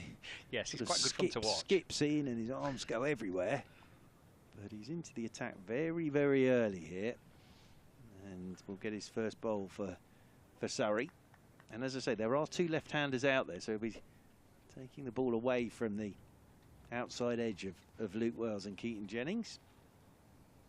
I doubt they expected to see him quite this early. It looks as if Jordan Clark's getting himself warmed up as well.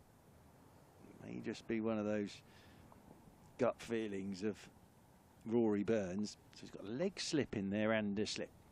In his short sleeve sweater, Dan Lawrence with his first ball for Surrey to Luke Wells, and it's on a length and forward goes Wells. Pushes this one out into the offside. And there is Rory Burns to do the fielding. He's got himself a sweeper on the cover rope, and then Kemar Roach is down there just behind square on the leg side on the orthodox sweep shot, as Wells gets a ball up on his toes and it's just played back down the pitch to Dan Lawrence. But yes, Jordan Clark is definitely going through his warm-up routine back here at Emirates Old Trafford. Jordan Clark, where it all started for him. Nice conditions to be bowling in if you're the off spinner. Sun's out, bit of a breeze to work with as well. Scott Reed. As bouncing in again is Lawrence. And this is punched off the back foot by Wells. out there towards that sweeper on the cover rope, which is Tom Laws out there. And Wells will take the single. And that will bring Keaton Jennings onto strike. That'll be one more to the total. Fine player of spin, of course, Keaton Jennings. Made hundreds in Sri Lanka for England, of course. As Keaton Jennings against spinners, so he knows what he's up to against spinners. Lawrence is into him, and Jennings just waits for this and plays it out into the offside. Up comes Rory Burns to do the fielding under his white floppy sun hat. Ollie Pope is in there at leg slip. Jamie Overton at slip. But you can see there's a big white sheet acting as a sight screen down there at the James Anderson end, and that is absolutely billowing in this breeze at the moment as Lawrence is in. That's nicely bowled, bit quicker that one, I think. And forward went Jennings, played it straight back up the pitch. Tidy first over this from Dan Lawrence, but yes, you can see on Lancs TV that sheet it's like a sail on the high seas for anybody who's into yachting. As it was cut away by Jennings, it was a bit short, and it's picked up there by Jamie Smith, moving away to his left-hand side. End of the over, first one from Dan Lawrence, spin into the attack after 10 overs, and Lancashire are 20 without loss. As I was just saying, that the sheet, the white sheet down there at James Anderson end is like a sail billowing in the wind. It's a bit. Not that I've ever been yachting, I have to say. No? Not a huge fan of the sea, really. Oh, you know. So, no. Okay. There's a lot of it. Yes. And it's very deep. It can be. So I like looking at it from a distance. From the shore. But I don't particularly like being on it. Yes. Never know what's underneath you either, do you, with the sea? Don't trust it. No, don't trust it. Not in the slightest. Double change, as predicted, as the wind picks up again and billows into that sight screen. It is going to be Jordan Clark replacing Kemar Roach. So Clark for Surrey with Luke Wells on strike and 3 slips in place. Clark to Wells. It's nicely played off the pads through square leg. Come back for 2. The score moves on to 22 without loss. He had a good game last year here, didn't he too, Jordan Clark? Yeah, got he wickets did. in the match. Yeah, he did. He's a very fine cricketer, is Jordan Clark. I'm really surprised he doesn't get more sort of franchise cricket. He just is a very, very good bowler and very, very handy with the bat, as everybody at Lancashire knows. Battling the wind, Clark, as he's into to Wells. That's jabbed away to mid-wicket, and there's no run. He picked up with the ball last summer. Well, with the bat, he made 100. Average 26 with the bat, 427 championship runs, 102 50s, and then with the ball, 48 championship wickets as well. So, you know, really good all-rounder. He's Jordan Clark now. 22 without loss, Lancashire. Luke Wells waits, stands tall in the crease as Clark fires one in from around the wicket. Wells defends up to mid-on, and there is no run. I think as well, good fella to have in the dressing room. You know, no nonsense. And I think that character in the dressing room is very important for Surrey as well. His hair's grown over the winter. Looks lovely. I think he's got his Alice band in. You could do with one of I those. go really good. Yeah, you could. Yes. Clark to Wells. Handsome looking shot off the front foot. Punched to mid-off. Good stop again by Burns. Quickly across the ground to his right-hand side. Hit firmly once more by Wells to the Surrey captain. And again for no run. We saw Jordan Clark have to do the job last year, didn't we? With cut his pace completely, bend folks up to the stumps and just plug away. He did Keaton Jennings, didn't he? He did, yeah. Like that. I think in both. I think in both innings. Was it? So. Yeah, bowled him twice. Let's run away down to third man by Wells. Nicely played that. He's not gone at it. They'll come back for 2. He's just let the ball kind of deflect off the face of the bat with his wrist tucked into his hip, slightly open face, and just guides it down between backward point and third slip. Yeah, I think he played that brilliantly, in the fact that I think it just hopped at him a touch as well, but because he played it so late, I think dear old Ollie Pope's got a very wet pair of whites now, having just slid down there inside the boundary rope. 24 without loss. Clark to Wells, that's edged, bouncing in front of third slip. And that's the end of the over. Wells there, I just think was looking to force that off the back foot, but again, it shows there's no great pace to this pitch, which you wouldn't expect at this time of the season, and the fact that it bounced a good couple of foot in front of Dan Lawrence, who's going to continue from the James Anderson end. I do like this from Surrey. They've talked about Lawrence, the all-rounder. Well, he's in the game very, very early here. Just to say, down at Lords for everybody, Mr. Sam Northeast is 288 not out. You know, when you go to bed ahead of the first day of the season, if you're a batter, you think, oh, it'd be lovely to get off to a good start. You really would. And you sort of lie in bed and you think, oh, you know, if I get a ball on my hip first up, work that one away through the leg side. I don't want any alarms. That'll be nice. Just get in them. That's a nice start, isn't it? 288 or not out for Sam Northeast. He'll keep going as well as Lawrence round the wicket he comes, and Jennings drives out towards the sweeper on the cover boundary rope. That's Tom Laws out there, and they'll pick up a single. He's got previous, of course, Northeast, in, as I say, made 400 and something, didn't he? What did Mr. Jennings make it? He made a massive 300 and something, wasn't it? Yeah. But Northeast made 400 and something. I wonder if he'll think about going past that and then declaring. Wells forward he comes to Lawrence. Very respectfully played. Back up the pitch. And there's no run. 318 Keaton Jennings made. Remember when Lara went through his little patch? Lasted 20 years, didn't it? It did. He never really had a bad patch, did he? Lawrence, oh, that's a horrible full toss, and that one swung away by Wells. Down towards long leg. Oh, and the feet of Kemar Roach do a magnificent job there. Gets round to his left to do the fielding. And it would just be a single after all that action. And Kemar Roach's left boot there, I think, did a pretty good job. Because, yes, of course, he made the 375, did Brian Charles, and then beat his own test record and made 401.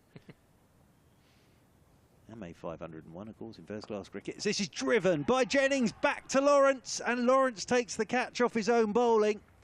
And Dan Lawrence makes the breakthrough, and it's a big one for Surrey. It's Keaton Jennings for 11, and Dan Lawrence has his first Surrey wicket, tossed up. Jennings driving, straight back, good catch from Lawrence, down low to his left-hand side, and Lancashire are 26 for 1. It's actually a nice bit of bowling. Looped it up there, but Keaton Jennings has just driven it straight back. Low catch to his left-hand side. And Lancashire 26 for 1. Jennings goes for 11. Did give it a bit of loop, didn't he? Watching back on the replay there. You mentioned maybe it might have been a bit of a hunch by Rory Burns, perhaps, potentially. Get Lawrence into the attack early on, but decisions work perfectly. He's got the breakthrough. I like the way he just tossed it up a little bit. Watch back on the replay here as he comes into bowl. Just gives it a little bit there, doesn't he? And it's the wind. Look at the drift on that as well. When you see it again on the replay, it's just drifted late at Keaton Jennings, who is a fantastic player at spin bowling. That's the other feather in Lawrence's cap, is it's Keaton Jennings, who's a wonderful player of spin bowling. So, nice moment that for Dan Lawrence. Rory Burns was delighted there. And Dan Lawrence has his first Surrey wicket. And here's the man of the season last year. Mr. Bohannon is out there. It's interesting, in isn't the it? middle. When you look at, yes, you're absolutely right, Church. He had a fabulous year. Josh Bohannon, Division 1 leading run scorer last year, club's player of the year, captain the Lions in the winter, and now he's Lancashire's official vice captain as well. But just on Dan Lawrence, you talked about him wanting to develop his bowling at Surrey, and I was chatting to Tom Hartley a couple of days ago at Media Day, and he was talking about how he wants to develop his batting, and feels as actually almost as much of his batting got him involved with England as his bowling. And that, tell you what, you talk about Tom Hartley's bowling, but when you watch him bat, he's got a bit about him. You know, if you're walking down the pitch to Ashrin and plonking him 30 rows back over his head, you've got a bit about you with the bat. But it's that element of wanting, both in Lawrence point of view, wanting to improve your bowling, Hartley wanting to improve your batting, that idea of wanting to be more than just that one-dimensional definitely, and I think these days you almost have to be, don't you, really? So Bohannon, the right-hander, is out there. There'll be a short leg and a slip. Keaton Jennings, the man to have gone for 11. Lancashire 26 for 1. Dan Lawrence with his first Surrey wicket. It's come a bit earlier than I expected, I have to say. I wasn't sure we'd see much of Dan Lawrence, but this is a great move from Rory Burns. As over the wicket he comes. Lawrence to Bohannon, and Bohannon's pushing off the back foot into the offside and off the mark immediately. Here's Josh Bohannon. Jordan Clark comes round to do the fielding. And Lancashire move on to 27 for 1.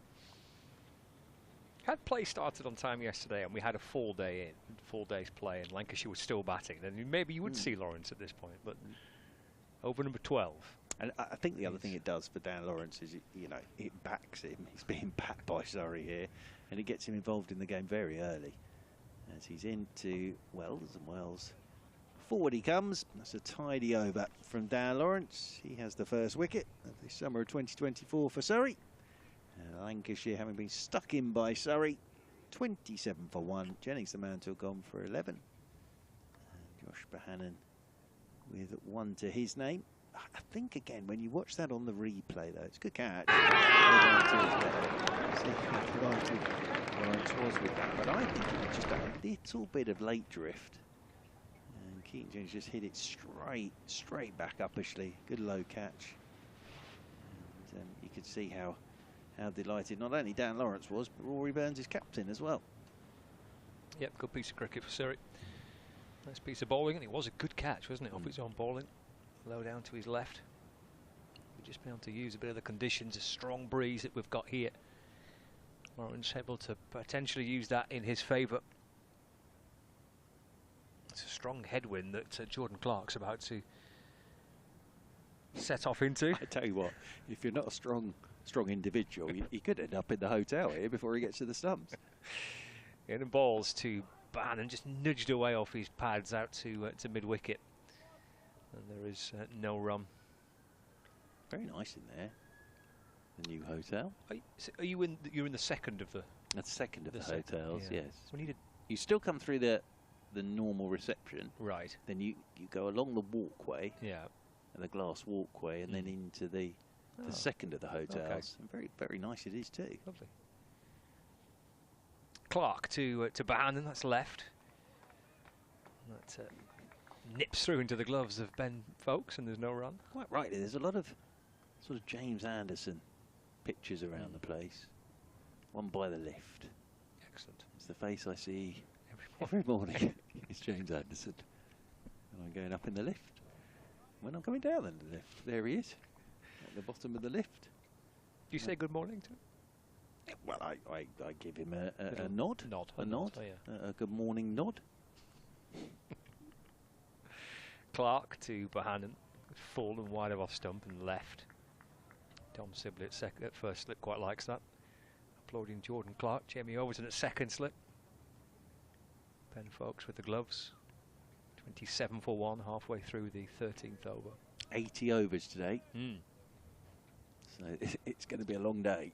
It's going to be a long day, and actually the weather at the moment looks pretty good, doesn't it? It does, yeah.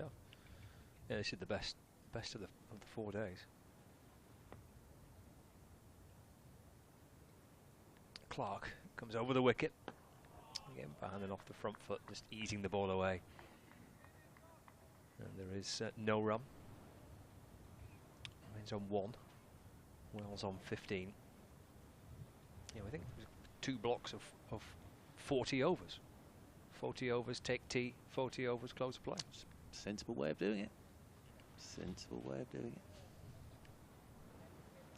Normally doesn't happen, does it? So that's good.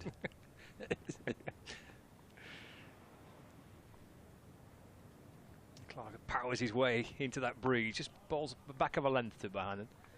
It's defended away into the offside again. There's no run.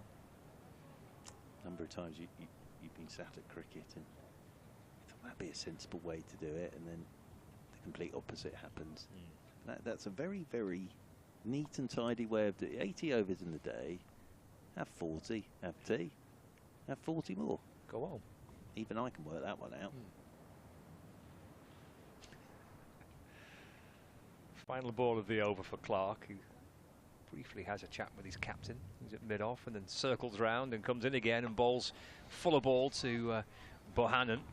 He's off the front foot and punching away to extra cover. Good stop as well to deny the possibility of a run there for Josh Bohannon.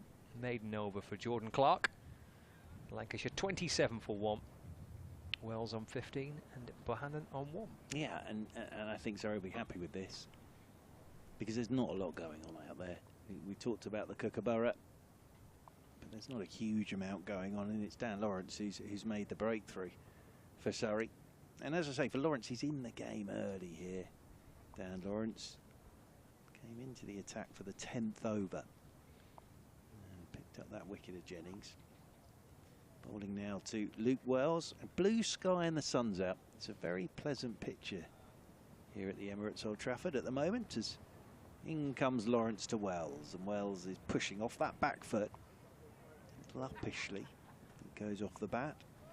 Potter's out there towards Rory Burns, diving away to his right hand side. I wonder if Burns might be tempted about getting someone in a short extra cover. He's fairly close himself there as forward comes Wells. Just rolls away as he turns his wrists on that delivery from Dan Lawrence out there to Dom Sibley. And there it's short mid-wicket. Just wonder if he would think about getting a short extra in as Wells forward he comes again. Plays this one out towards Rory Burns. He comes around from that extra cover position to do the fielding. Kemar Roach all on his own down there. That long leg. He opened the bowling. Very, very economic figures from Kemar Roach from this Brian Statham end. Lawrence bounces in once more. Wells plays this one to the left of Ollie Pope, moving round to his left-hand side in there at backward point. Nicely played by Luke Wells. Pick up a single. And that will bring the right-handed Bohannon onto strike. A couple of people sat on their room balconies watching away there in the first of the hotels. Away to our right-hand side. But I was saying when we had our little walk round the ground, it's a magnificent setup here now. It really is, and everything joins up, if that makes sense. Especially with the glassed walkway. Bohannon, little inside edge on this one. And it's just got to be, again, aware of this breeze. There's Josh Bohannon. Saw that little bit of drift that Dan Lawrence got to Keaton Jennings. He's got the right-hander to bowl out now. He's trying to whip this one. Here's Bohannon through the leg side, got nothing on it. Hit him on the thigh guard. Just rolled down to Jamie Smith in there at short leg. End of the over, 14 gone then. Here on 5 Sports Extra, BBC Radio Lancashire, BBC Radio London. People taking selfies on the balcony at the moment. Either that or looking at where to go for dinner this evening. No, definitely a selfie. And on Lancs TV. And people wrapped up, actually, in bobble hats and big jackets. I should think in the sun, though, it's not too bad. Because it's not cold, is it, today? It's just windy. Yeah. Yeah, it's just pretty windy. It's quite warm. It's a warm and windy day. Be a nice album title, that. I think so. A warm and windy day. Like a jazz style album. I can see something from you in a few years along those lines, Scott Reed. Okay. There's Clark with Wells waiting, comes around the wicket. Wells down on one knee and driving away. The ball disappears down towards third man for 4 runs. Wells moves on to 20 and Lancashire to 32 for 1. A little edgy, wasn't it? from Luke Wells, but it flew off down towards third man. Interestingly, Surrey are calling for another helmet out there in the middle at the moment, or do they want a long sleeve sweater? I think Dan Lawrence is going to move to more of a gully position. Yeah, here we go. That's where they want the helmet, although I think Ollie Pope decided not to take it.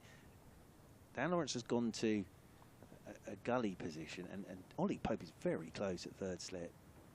Clark again to Wells, punches down the ground. Stopped by Clark off his own bowling, no run. So Ollie Pope is in there very close at third slip, because unless Wells really goes after it, it's not going to flash into that slip cordon, is it? No, there's no great pace to this pitch. No, and we've seen one edge already drop short, haven't we, from Wells? Bouncing in front of third slip, so he has just shuffled a little tighter. Not too close where he would have to wear a helmet. No, although I think his helmet's out there because he's been doing some short leg duties. Clark to Wells, forward in defence. He's jabbing the ball up towards to mid-on, and there's no run. Clark may have to do a bit of what he did last season here. And just bang away at that good line, good length. Off cutters. I'm not sure folks will come up to the stumps this time. Did last year. He may have to do that sort of workmanlike job here. And he comes once more, halfway through his third over. And Wells leans into it and defends with his wrist tucked into his hip. Ball just deflects off the face of the bat. Bounces out towards extra cover, and there's no run. He does play that very late, doesn't he, Luke? It's almost as if sometimes it looks as if he's surprised when the ball hits the bat, doesn't it? Because he's playing it as late as possible, which is ideal, really. He's playing it with the ball right underneath his nose, isn't he? Which is what they always say you should do. Shirt sleeves on for Luke Wells. Twirl the bat and settles back into his crease. Clark comes stomping back in, balls again. That's defended once more. Bouncing away to extra cover. There's no run. He's a strong man. He's Jordan Clark.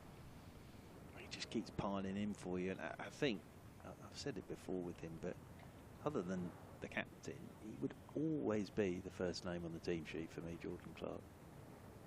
I know they've got a lot of all-rounders in the side, but I think he still glues it all together, really.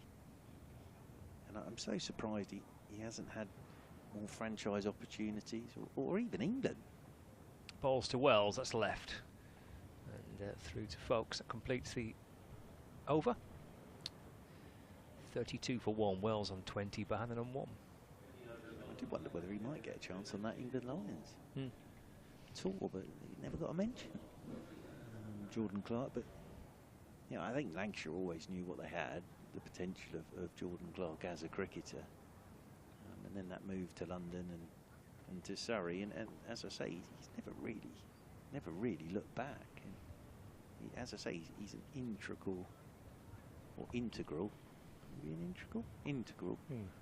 part of this Surrey Championship lineup. Scott Reed, Josh Bohannon is the man on strike, and it's going to be Dan Lawrence with his off spin from the James Anderson end. Bohannon down the pitch to him, wow, and smashes this straight back over Dan Lawrence's head and away for 4. Now Lawrence won't mind seeing that too much, but it's positive stuff from Josh Bohannon.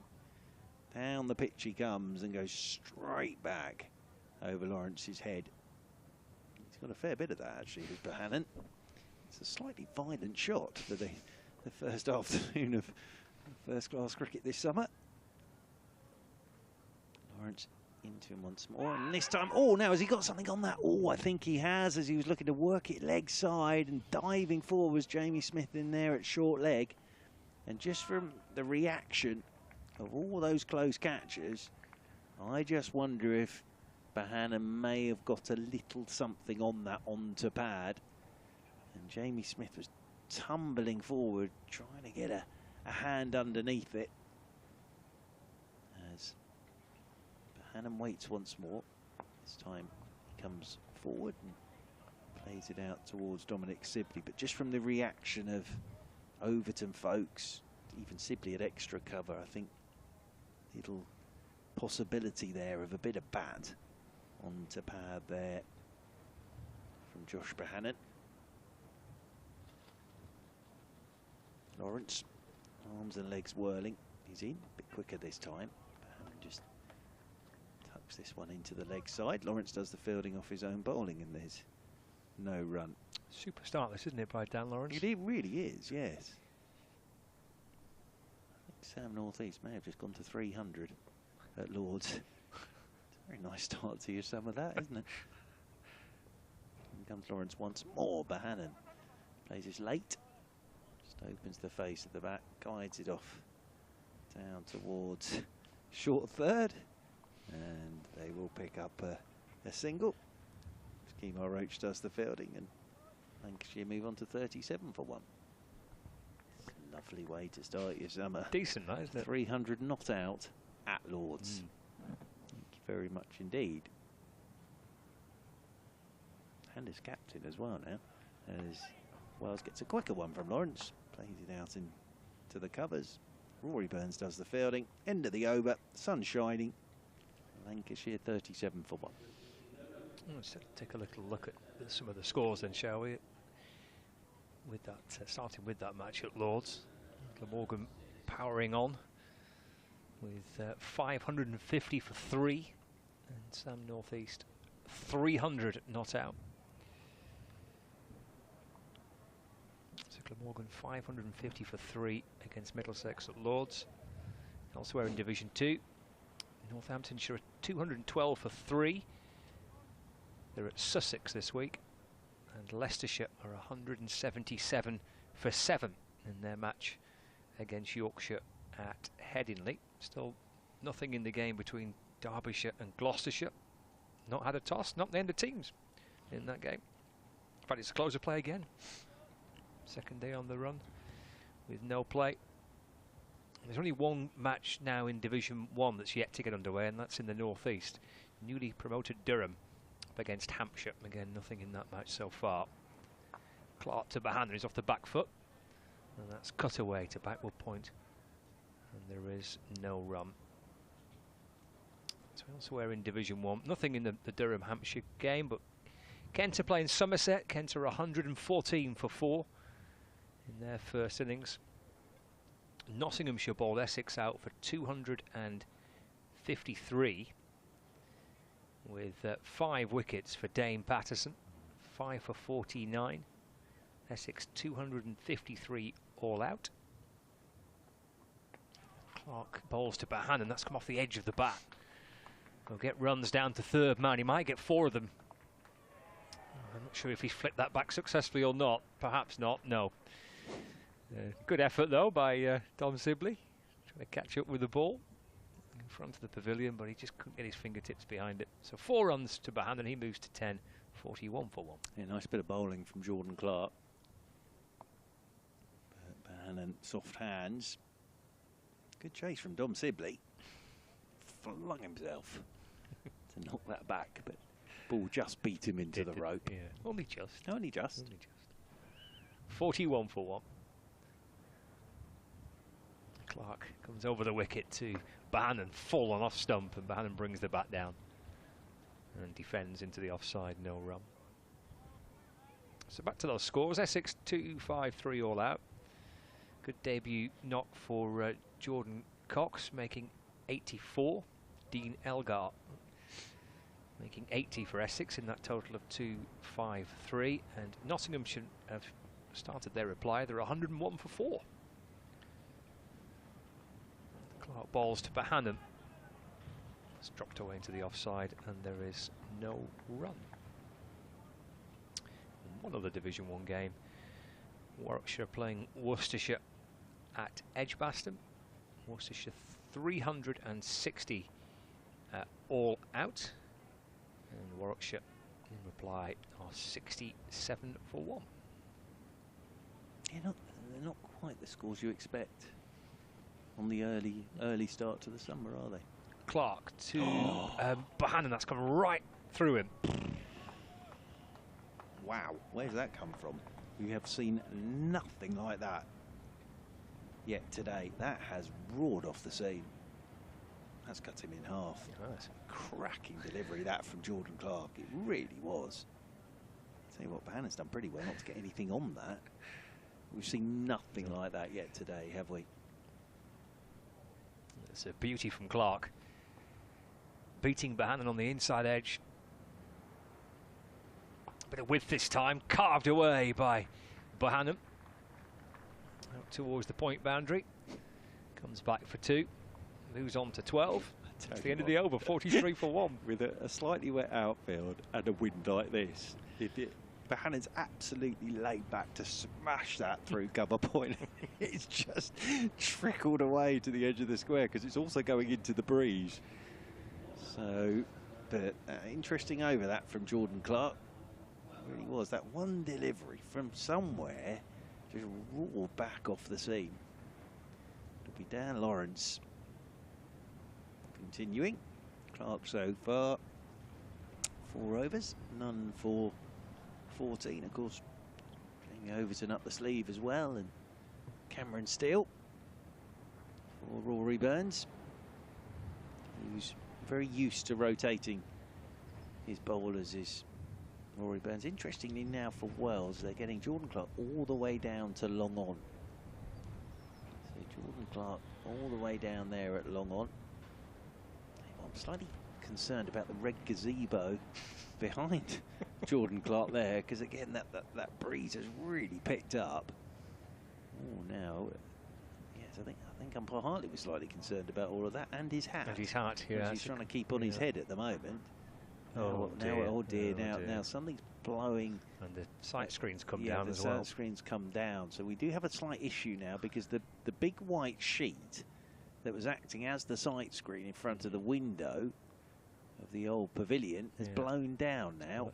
So because it's above the 2 sight screens on wheels. So all of a sudden, I don't know why there were people sat in that room watching from behind the sheet, actually, because we've just seen them in the window. Now, so are we going to continue here? Because, as I say, we had that big white sheet. That's just disappeared now due to the high breeze. I do remember this once at New Road, Worcester, this happened. And we'd sat around for ages, and it rained and rained and rained and rained, and then finally did get out there eventually, and the sun came out, and we couldn't start because the sun was glinting off the white seats at the Basil D'Oliveira stand. So you know that there's the school pitch next door, or the club pitch next door. It had to run across and wheel a couple of their sight screens over to get them up there, so that we went a bit higher on the sight screen. But now I suppose what we might need here is another white sheet. We need another I white don't know sheet, where that one's ended up. No, I don't know where it's gone. It's somewhere in the car park. Yeah, I think at the moment. It's gone somewhere. So we could have a bit of a delay here, really, because, as I say, we've got to get that white sheet up again. You need to get your pegs out, don't you? Really, get it pegged back up again. No expert on sort of putting up a big white sheet, but so now we got the umpire Pollard's down below us. It was all going so well. We've been out there for an hour, uninterrupted, and it was all going so well. There's sort of a lot of debris blowing across the ground now as well. That's the head groundsman Matt Merchant speaking to the umpire Pollard there. So yeah, this is not ideal, is it really? No, it isn't. No. And as I say, getting a new... Well, where's the sheet gone, number one? And well, it may have disappeared towards the other Old Trafford, perhaps. It's down Matt Busby Way. It could be on top of someone's car at the moment, Well, it could be, in the car park. But yes, unfortunately, we're not playing because we've lost our white sheet that was acting as a sort of barrier to the window in the old pavilion. I mean, you can see on the pictures on Lancs TV the strength of the wind, which so the forecasts were suggesting it will get upwards of 45 miles an hour, the wind today. Yeah. So it's taken a bit of a battering, really. So the ground staff are all heading over to the pavilion Well, to try and find the white sheet, potentially, yeah. Yeah, well, yes. Or to maybe... Well, I think the problem is that it's above the 2 sight screens on wheels. Yes. That window. So it's above that, and of course Lawrence is coming round the wicket to the left-hander, so his arm's coming straight over the top of that sight screen, and there's the big window behind. Yeah, it's not ideal. No, it isn't really. It could be a very late finish here now. Yeah, tonight, couldn't it? Could Because be. we're now what 20 past 2, and we've still got another. Goodness gracious, 63 overs to go in the day, and now we've got the delay. Have we actually? We've not seen the white sheet yet, have we? We don't actually know where it's gone. No, it was there, wasn't it? It's billowing in the wind. It was, and then suddenly it's gone. It's gone, as if by magic. Yes. So there's a lot of pointing there is. going on, and off go the ground staff down there. It looks as if they may be moving those sight screens on wheels now. Push them across. We walked over those earlier, didn't we? Yes. Yeah. Whilst trying to talk. So now Luke Wells is understandably sort of looking up to see where the bowler's going to come from. See, the other thing here, of course, is they batten down those sight screens as well, quite rightly. They don't blow off in the wind as well. So it could be quite a tight knot, that, couldn't it? Really, it could be. Yeah, could be a tricky one to undo that. Oh, I'd hate this job now. I have enough trouble doing my shoelaces up in the morning, but under pressure as well. Under pressure. To get that, we've done very well now. Yeah, so now they're able to split the sight screens. You see, so Wales should be all right now. Splitting the sight screen. We still don't know where we the definitely sheet's lost the white sheet. We don't know where that's gone. But as long as Luke Wells, well, the only problem here as well is that umpire Hartley's a bit shorter than Dan Lawrence, but he's doing the bowling bit. But as long as that's not coming out the glass and it's not coming out the top of the sight screen, we should be all right. We should be all right actually, without having to find another white sheet. Yeah. So I think we'll be okay now. So well done to the ground staff. Yeah, because they've done busy. really well there. Because as I say, due to the strength of the wind, they've battened down the sight screens as well. So once they've got those all sort of refixed to the railing. So I don't think actually in the end there, Scott Reed, it was the white sheet. I think it was just that they couldn't split the sight screens. Right. But the white sheet was there. It was there. That sort of just abracadabra just disappeared.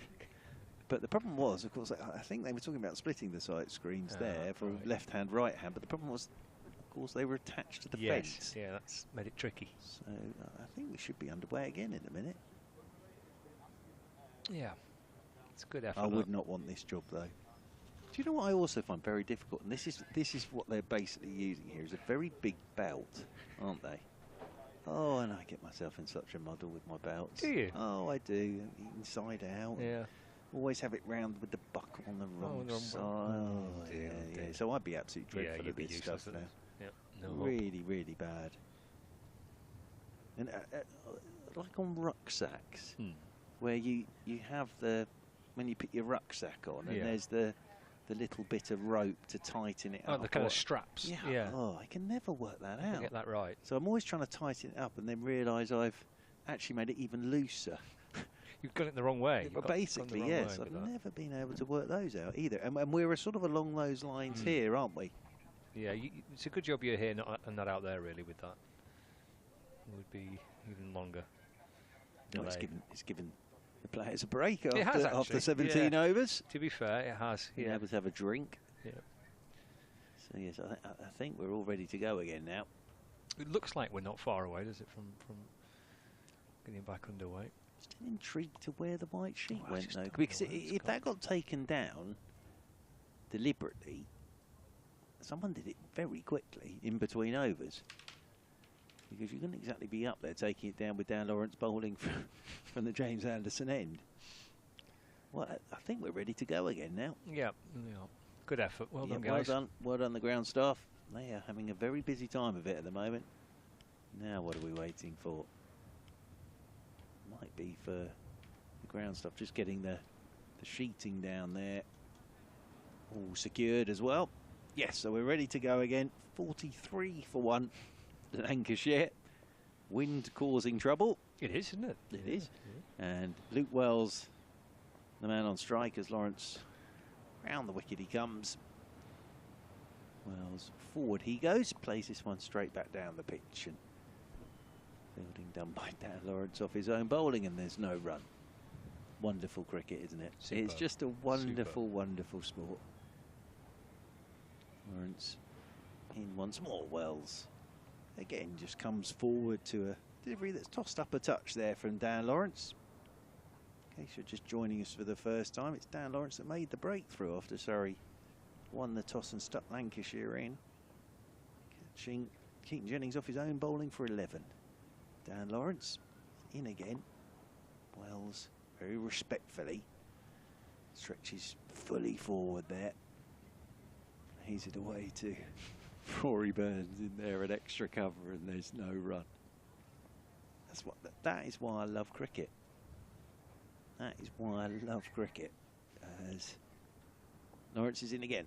Wells this time gets down the pitch to him. Now, is he offering a shot there? That's the question from Lawrence. He was a long way down. Was he really offering a shot? I think that's what Dan Lawrence is asking umpire Hartley there. Just a polite inquiry there, I think it's fair to say, from Dan Lawrence and Ben Folkes. Slip and a leg slip in there. It's good stuff, this, from Dan Lawrence. It is, yeah. Forward again goes Wells. He's not allowing Wells to get at him here. You can see Wells there getting down the pitch towards Dan Lawrence. Very controlled stuff, this, from Dan Lawrence. I always talk about 6 balls on the same spot. Someone on a walkie-talkie. He's driving as Wells, and Burns will do the fielding in there at short extra cover, and there's no run. End of the over, 43 for 1, maiden over from Dan Lawrence. He has 1 for 10. Wells has 20, Bohannon has 12.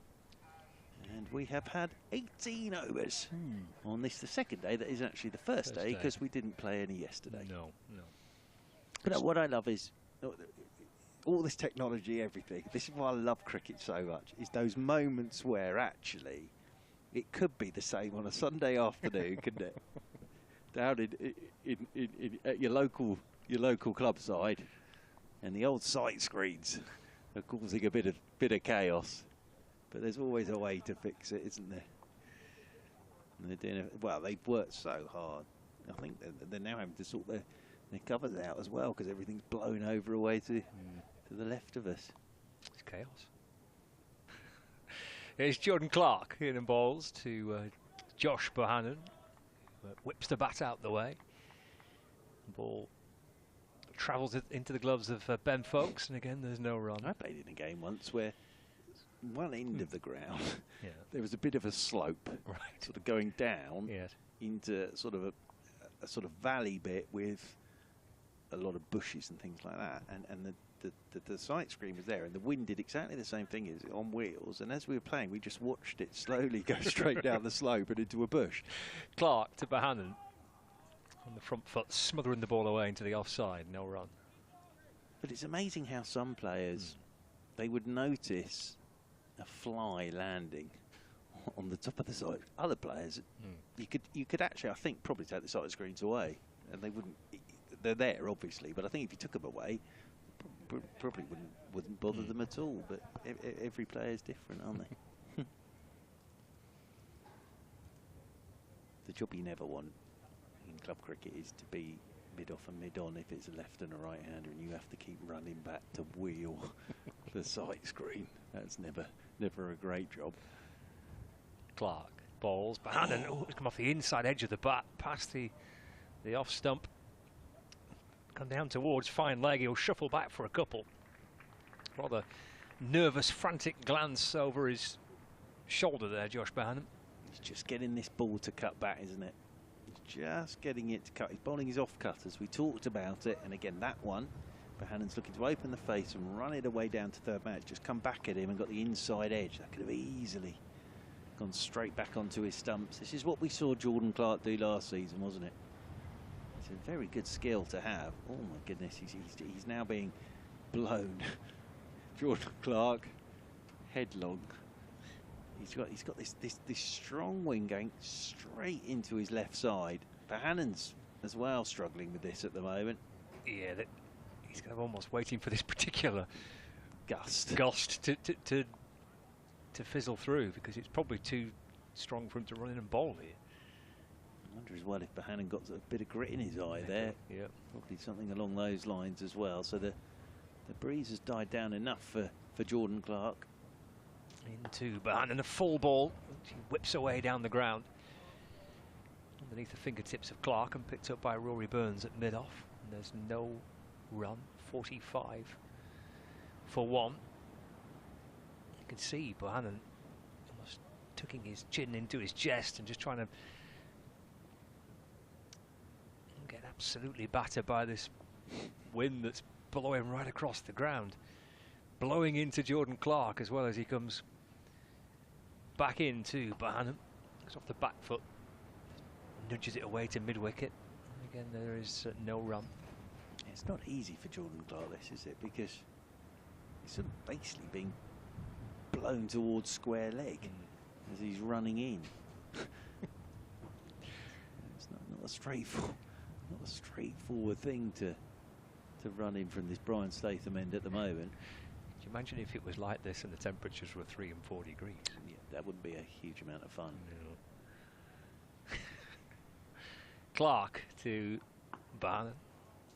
And again, defended calmly away with a straight bat. And just pushing it back down the pitch to Clark, who fields off his own bowling. And does well to remain upright, actually. It's a good job, he's a big, strong lad. He's running into the strongest of winds. End of the over, 45 for 1. Wells has 20. And Bohannon unbeaten on 14. Of course, got a lot of overs today, which is a good thing, but with Lawrence bowling, we're getting through these overs fairly quickly at the moment. 61 to go today. As we were saying, it's been split 40-40 from what we hear, so tea will be after 40 overs today. It's just good that we're out there and playing some cricket. Dan Lawrence with his off breaks to continue. And the James Anderson end. He's got Wells coming down the pitch to him. Wells turning this one into the leg side. Tumbling stop from Dom Sibley. Just on top of Luke Wells at the moment is Dan Lawrence. Wells can't get him away. Lawrence in again, quicker this time. Wells gets fully forward. Pushes this one straight back up the pitch. Lawrence does the fielding off his own bowling. 1 for 10 for Dan Lawrence in bright sunshine. With a slip and a leg slip in there as Lawrence is in. And Wells, oh, this guy's a catch it. It's down the leg side. I don't think he got anything on that, Luke Wells. There was just a moment for Josh Bohannon early in his innings where there were cries of catch it for Jamie Smith diving forward at short leg. Whether he did get a bit of something on it, we'll never know, but there were a lot of hands on heads for a few seconds as quicker ball as he saw him coming. I think Wells coming straight down the pitch at Dan Lawrence, so he fired it in a bit quicker. Wells adjusted and plays it away into the offside, takes a single, gets himself off strike, and Bohannon comes back on to strike. 46 for 1 then. Bohannon 14. And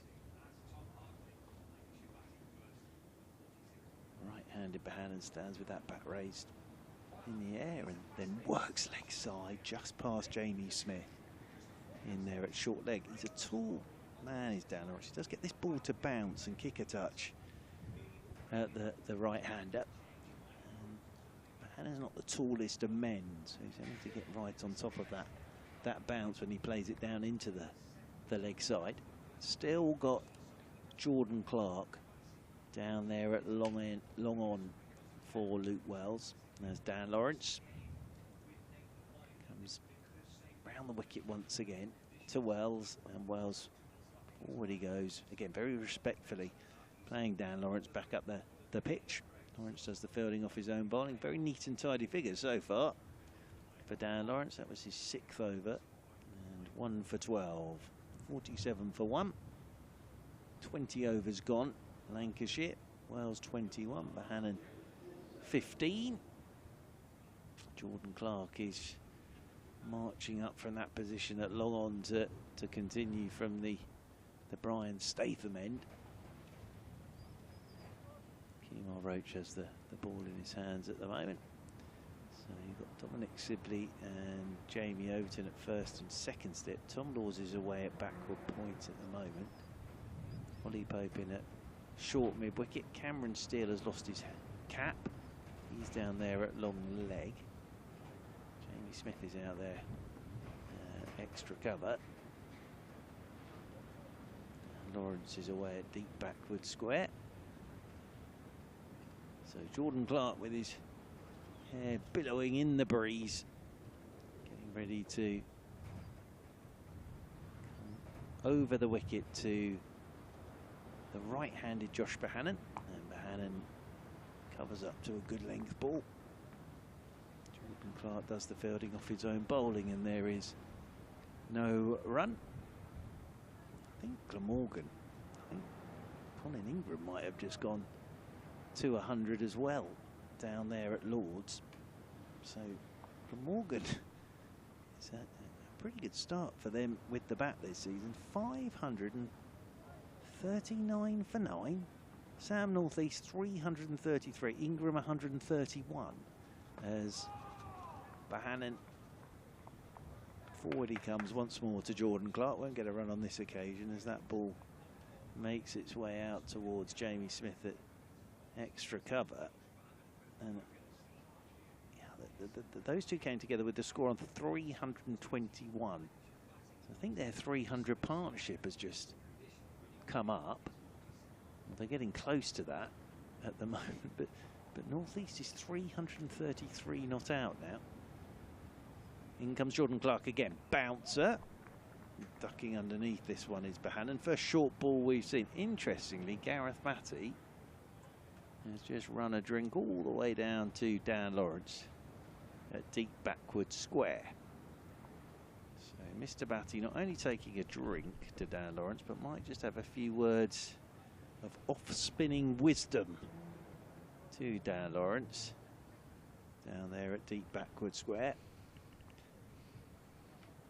As, oh dear, wind again. Oh dear. A bit of grit, I think, in the eyes of Bohannon. Yeah. But I was just saying that Northeast 333 not out, Ingram 131 not out, and their partnership coming towards 300. It's decent too for the 4th wicket. But yeah, I've seen him do this before. Gareth Batty just wander down with it. He spotted something here for Dan Lawrence, so he's taken a drink down to him. As I said, there's a lot of off-spinning wisdom there. As Clark, he's in, Bohannon turns this one off his stumps into the leg side. Bit of a cry there from Jordan Clark. And welcome back to listeners on 5 Sports Extra here at the Emirates Old Trafford, with Lancashire 48 for 1, having been stuck in by Surrey. Luke Wells 21, Josh Bohannon 16. The sun is shining. The 1 wicket to go. That a Keaton Jennings caught and bowled by Dan Lawrence into the attack in just the 10th over. Dan Lawrence and his first Surrey wicket, and Jennings going for 11. Watching Jordan Clark come round the wicket to Luke Wells, and Wells plays this one out into the offside, picked up in there at extra cover by Dan Lawrence, who's just been having a bit of a natter with his head coach Gareth Batty down on the boundary edge. Scott Reed alongside myself, Mark Church, this afternoon. It's been a fairly neat and tidy start from both sides really so far, hasn't it? It has, yeah. It has. Surrey have plugged away pretty well. Lawrence's spell's been absolutely terrific. Clark started nicely from this Brian Statham end. Round the wicket he goes once again, and Wells pushes forward, prods this one out into the offside. Lawrence does the fielding. Lawrence will continue, I would have thought. He's having a bit of a conflab there with Rory Burns as captain. We've got 80 overs today. Still got 19 to go until the tea break, and then another 40. For Dan Lawrence, you mentioned wanting to develop his bowling. One of the reasons why he joined Surrey. The fact that the head coach is Gareth Batty must have been a pretty significant pull as well, if that's an element of his game that he wants to try and work on. Well, the other thing is you've got to bowl, and he only bowled 8 overs for Essex last season, and he's into the attack in just the 10th over today, so he's getting a proper bowl. Into Bahan, who's off the back foot. And let's work away through the leg side. Goes through for 1. Nice little back foot punch through to deepish mid-wicket, where Ollie Pope is fielding. Bahan moves on to 17 now, 49 for 1. And that'll be the Harmer factor as well, because of Simon Harmer. But Lawrence into his 7th over now, 1 for 13. Here he comes from the James Anderson end, around the wicket to Wells. Comes forward, steers the ball away down to backward square leg for a single. 22 to Luke Wells. That brings up the Lancashire 50, that. 50 for 1. Ripple. Yes. First ripple of the summer. Gentle ripple of applause around the ground. They've been waiting a while for a ripple, haven't they? Absolutely. Been huddled away in the pavilion.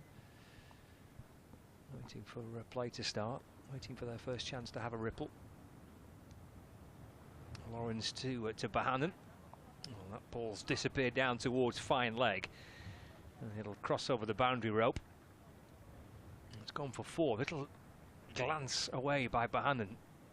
Nice fine glance down to the boundary for 4. Takes him to 21.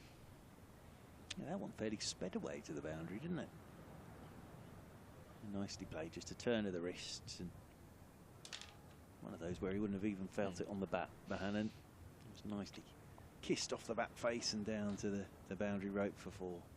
Short leg and a slip in place as Lawrence twirls and over the wicket to Bahanan, who's right forward. The ball loops away into the offside. Wells was backing up. He was halfway down, leg by the call from the umpire. Bahanan remains on 21. Nicely bowled. Again, just threw it up there a bit more, did Dan Lawrence. Which is one of the aspects of the Keaton Jennings dismissal a little earlier on. Got Jennings caught and bowled, but he got the ball up. There's quite we've mentioned this wind that's around today. It's flatter this time from Lawrence to Wells, and there's no run. Just trying to use that in his favour, making that strong wind work to his benefit. Jamie Overton seems to be getting warmed up. That's going to be a heck of a battle. Overton against the wind. There's only one winner. Yeah, absolutely. Lawrence to Wells. And that's just dropped into the onside. There's no run. Super stuff from Dan Lawrence. Now bowled 7 overs, 1 for 18. 22 overs gone of Lancashire first innings. 55 for 1. Yes, it's going to be Jamie Overton into the attack. So we are going to get the battle of Overton versus the wind, because this wind is going, as we sit in this Brian Statham end, the wind is going left to right across the ground. So it is pounding into the left shoulder of Jamie Overton, but he is a big man. Is Jamie Overton. And it's going to take a very, very, very strong gust of wind to blow him off his feet or in the wrong direction. So Jordan Clark comes out of the attack and Jamie Overton comes into the attack. These two came together with the score on 26. So they've added 39 so far. Hannon has 21 of them. Wells has 22. Jamie Overton's going to start with a couple of slips in there, and Bahanan will be on strike. Overton then from the Brian Statham end is in, and Bahanan's in behind this delivery. Is it out into the offside, and there is no run. Glamorgan have declared. Have they, with North East? Unbeaten on 335. It's a nice start, isn't it? Nice little red inker. Glamorgan 620 for 3. Very good. That's a nice way to start, isn't it? Solid, really. yeah. Bowlers would have enjoyed that as well. Glamorgan bowlers being sat with their feet up for the start of the season. Oh dear, umpire Hartley's lost his hat. there, a square leg. His hat's blown off, so it's had to be retrieved. He's got it back though. That's good. You need a proper fitting hat on a day like this, Scott Reed. Yeah. As Overton is in, and Bohannon cuts this one away down to the third man boundary rope for 4. Just got right on top of the bounce, didn't he, Bohannon? He did. Nicely played by Bohannon. And away to the boundary rope it goes for 4 runs. Yeah, he's in complete control of that, is Bohannon. Umpire Hartley's just adjusting his hat now, I think. It's tricky, isn't it, for him there? It is. Well, umpire Pollard has dispensed with his. Wise move. That's all I was going to say. That's another way round it. Take your hat off. That's the move forward, isn't it? And he's going to keep blowing off. He's putting it back on again. Umpire Pollard has dispensed with his hat as Overton is in once more, and this is coming back and hitting Bohannon amidships a touch there. Just that extra height and bounce of Jamie Overton. Just made life a little uncomfortable there for Josh Bohannon. I suppose that the only problem for umpire Hartley is he does have the sun sort of going straight into his eyes at square leg. I suppose a pair of sunglasses sometimes can solve that problem. Overton's in once more. Forward goes Bohannon. Plays this one straight back up the pitch. Nice tidy start this from Josh Bohannon. Leading run scorer last season in the First Division was Bohannon. He's a punchy player, isn't he? He really is. And he'll just be looking to build on that this summer. Captain the England Lions during the winter as well. Nice accolade for him as Overton into him once more. Goes fuller of length this time. It's just pushed away by Bohannon. Out there into the offside, and Jamie Smith does the fielding. Yeah, it's come a long way since his debut actually against Surrey, which I think was in 2018 in one of your favourite games of I suspect your commentating career. It was with a pink ball under the floodlights in the day-night championship match. Awful, isn't it? So glad they don't do that anymore. I thought you enjoyed it. Overton into Bohannon. Bohannon will pick up a single here. Nicely played. Drop the ball away to the left of backward point. And they'll pick up a single. It's the end of Jamie Overton's first over. Bohannon has 26 and Wells has 22. That was his debut at the Oval. Right. Came out to bat with under the lights, the pink ball. Morning Morkel was bowling for Surrey. Oh, yeah, that's no fun, is it? Tricky. Well, that's the other thing. Yeah. That's no fun. And he got through that and got a 50 the next day. That was his debut match, and he's been on a pretty upward trajectory really since then. He's kind of gone from strength to strength as the seasons have gone by. Last season was, I suppose, a bit of a landmark year. It's the first time he got to 1,000 runs. But that curve is on the up really for Josh Bohannon. It's very much settled into number 3 position now at Lancashire. Got his runs last year at number 3. Here's Lawrence to Bohannon. He cries a catch as he gets forward and works it through short leg. And gets a single, moves on to 27. 61 for 1 now. He's got the role of being Lancashire's vice-captain this year as well. First time that they've named an official vice-captain for a long time, actually. I can't remember the last official vice-captain of the club. Clipped away by Wells to mid-wicket as Lawrence continues, and there's no run. It's interesting that, especially with the new head coach as well. I wonder if that's something he likes to have, is Maybe, yeah. Just having a vice-captain. Slip and a leg slip in place. There's a deep point, short extra cover, short mid-wicket. Long on, deepish mid-off. So Dan Lawrence in the sunshine from around the wicket, bowling to Wells, shoveled away out in front of square on the leg side. He's going to get 4 runs for it. Kemar Roach will not cut that off. 4 for Wells takes his total on to 26, and Lancashire is 65 for 1. It's a good shot that from Luke Wells.